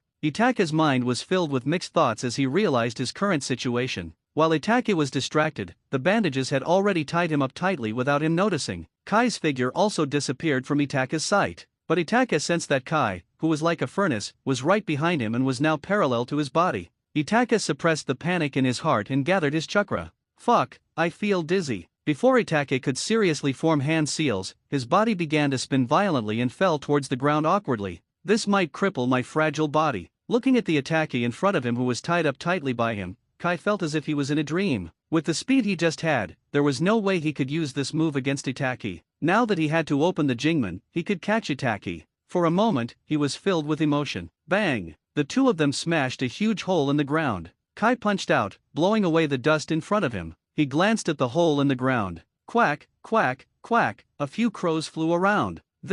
He was able to dodge this? What kind of magic is this? When did he cast the seal? Is this a ninjutsu? Kai frowned, obviously unable to accept the fact that he had missed again. He had clearly tied up Itaka just now, but why did this happen? Itaka's figure appeared on a branch not far away. His face was pale at this moment. It was unknown whether it was due to the severe dizziness or because he did not completely dodge it just now. How did you do that? Kai asked, looking at Itaka with a confused look on his face. You're too slow. In response to Kai's question, Itaka raised the corner of his mouth, revealing his white teeth, and spoke with a proud look on his face. The paleness on the face quickly regained its rossiness. Renge in Shinasato. Hearing Itaka's answer and his unpleasant expression, Kai's body turned into an afterimage, and a huge gap was created on the ground as a result of his accumulated energy. Looking at Kai, who was rushing towards him like a mad dog again, the eternal kaleidoscope in Itaka's eyes kept spinning. A red color shot up into the sky. Even though Susanoo was too heavy, he had no choice but to open it.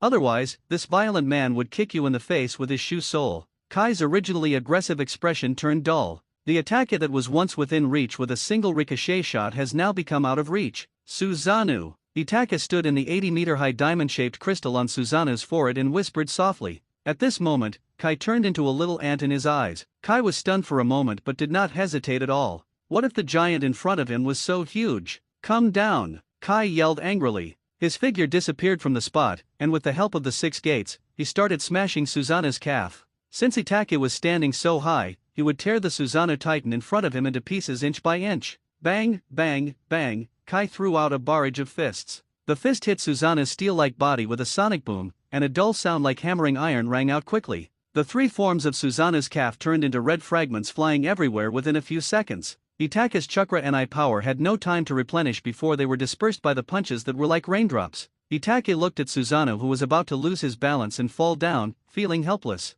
This kind of opponent was really a headache. Susanoo's huge wings began to flutter. Susanoo's originally shaky body also turned into a calm state. Want to fly? Stay with me. Realizing that Itake wanted to fly, Kai naturally refused. To the peacock. Kai stopped moving, stood on the ground, bent his legs, and then suddenly jumped up. An even more powerful fist smashed into Susanoo's waist. Itake was speechless when he saw this idiot was so powerful that he used his ultimate move directly. But he did not dare to ignore the power of Chao Kankei. Control Susanoo and lift the chaos-twisted object around his waist. Chakra was quickly injected, and the spirit form of the 8-foot mirror quickly solidified into an ancient shield shape. Beautiful flames formed and rushed towards Susanoo. It's like a peacock spreading its tail, making people feel a little confused. This is an advanced physical technique used after opening the 6th gate of the 8 gates of ninjutsu, the Jingmen. A high-speed straight punch generates flames by friction with the air, and the shock wave and flames formed by hitting the air are used to inflict continuous blows on the opponent.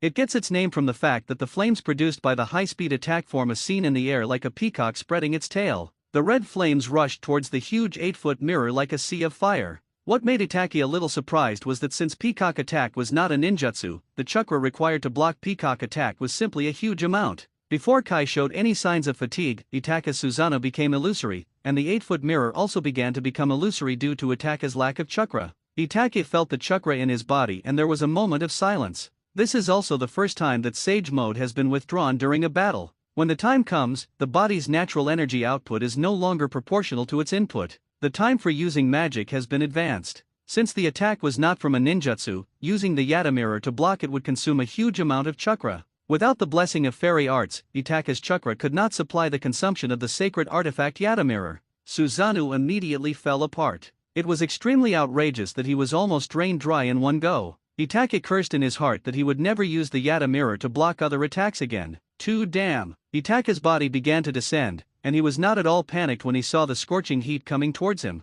The hands under the robe danced quickly. Bang! With a crisp sound, Itake's body turned into a piece of wood exposed to the flames. Itake's figure disappeared in this space again. At this moment, he directly entered the Tsukuyomi space in his left eye. It's too tiring to pretend to be cool, so he has to slow down and continue fighting. What will he do if this idiot opens 7 or 8 gates? He doesn't have Madara's hard body yet. The recovery ability is not that strong either. Although this battle was a bit difficult for him to describe, he was still very happy in his heart. This was a thrilling battle. The Kamiya reading in the left eye had actually cooled down long ago. If he wanted, he could just put Kira into the Kami-sama Tsukuyomi and defeat the explosive species with magic. It's just that he doesn't want to do that. He thought this way, not that he was pretending or forcing an explanation. It's not about saying dirty words when the wind is in your favor and speaking reason when the wind is against you. But although the 8 gates is filled with powerful steam, which is similar to the Jinchuriki's principle and can resist illusions, his Tsukuyomi has long surpassed illusions and can now affect reality.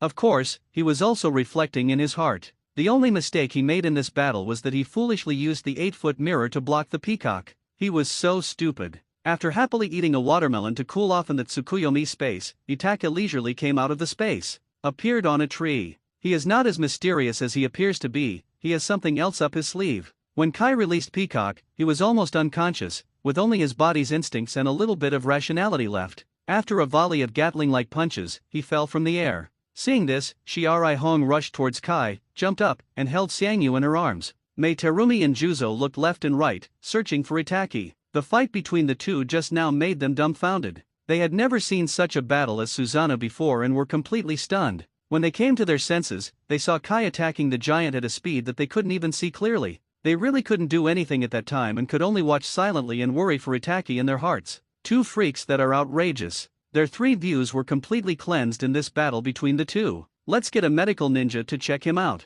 Juzo, who was concentrating on sensing and searching for Itake, heard Itake's voice. Juzo looked back and saw Itake standing behind him as if nothing had happened, and he breathed a sigh of relief. Okay, are you okay? Seeing Itake's pale face, Juzo said with mixed feelings, secretly hating himself for being so weak that he couldn't help at all. It's okay, just take a rest. Itake looked at the worried Juzo, his heart warmed, and he shook his head slightly. Afterwards, Juzo. According to Itake's arrangement, Kai was assigned 2 medical ninjas to look after him, while Kurane Ui was imprisoned. Juzo also sent a letter to Konoha. Prepare to cause trouble for Konoha. What a terrifying power. In the forest not far from the battle, 2 spectators stared blankly at the place where the battle had just taken place. After a long while, Kisame spoke softly. Don't you think the figure on the giant's head looks familiar? Does the chakra fluctuation look familiar? I feel like I've seen it somewhere before. Scorpion spoke in a deep voice, as if he hadn't heard Kisame's words. Blood Moon. After Scorpion's reminder, Kisame, who had not thought of this and felt vaguely familiar with it, spoke up.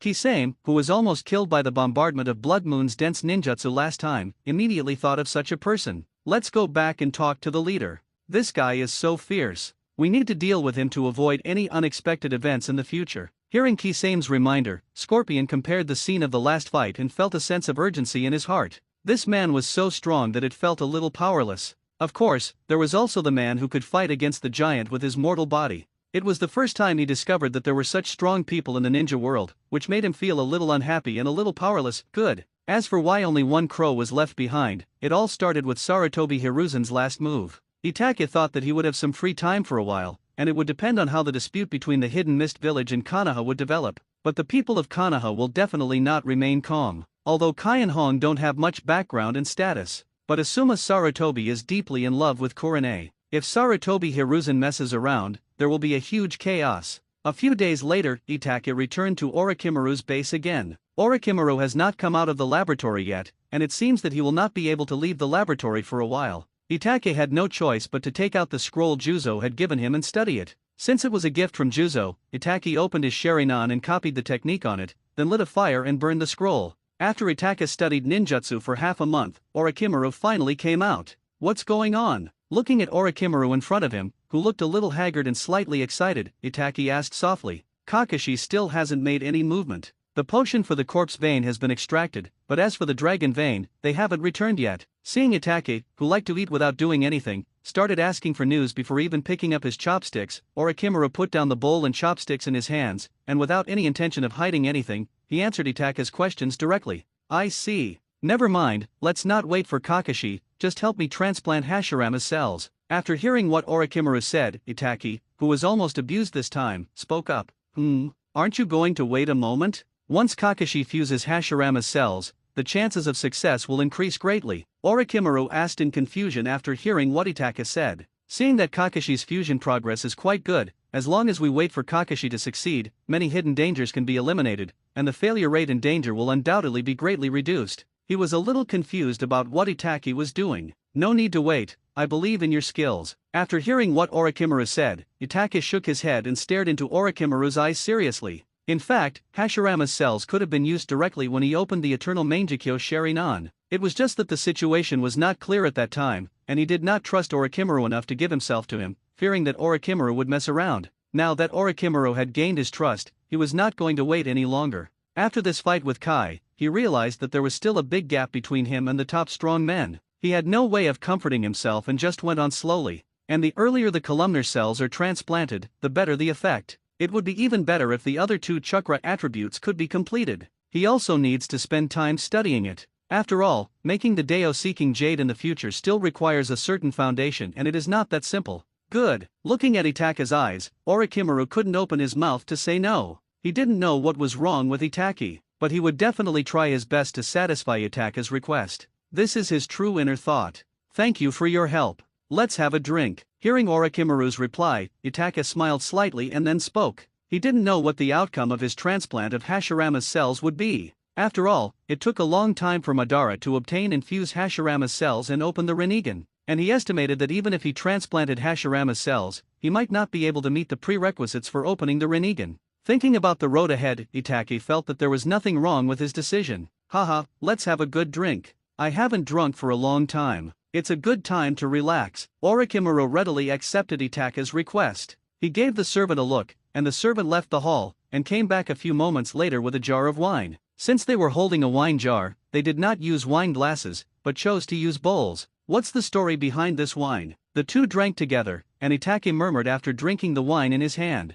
There's no story behind this wine. In response to Itachi's question, Orochimaru wiped the wine stains from the corners of his mouth with his sleeve and spoke softly. Then why have we been drinking the same wine several times and never changed it? Itaki was a little confused when he heard what Orochimaru said. This is the wine every time. Itaki, have you forgotten? This is the wine we drank when we first met in the Hidden Rain village. I thought it was good, so I saved some. Hearing Itaka's words, Orochimaru smiled awkwardly. Seeing the servant filling the bowl in front of Itaki with wine, he raised the bowl again, motioning Itaki to pick up the wine in front of him. Itaki was slightly startled when he heard Orochimaru's words. Then he raised the bowl, clinked it with Orochimaru's, and drank it all in one gulp. It's my fault that I have a bad memory and forgot. This wine is really good. After finishing the second bowl of wine, 2 red clouds appeared on Itaka's face, and he said apologetically, "You are a busy person, it is normal to forget." Orochimaru just smiled lightly, waved his sleeves, signaled the servants to go down, picked up the wine jar beside him, stood up, bent over and poured wine for Itaki. Looking at the bowl next to Itaki being filled by him, he smiled again with some satisfaction. All right.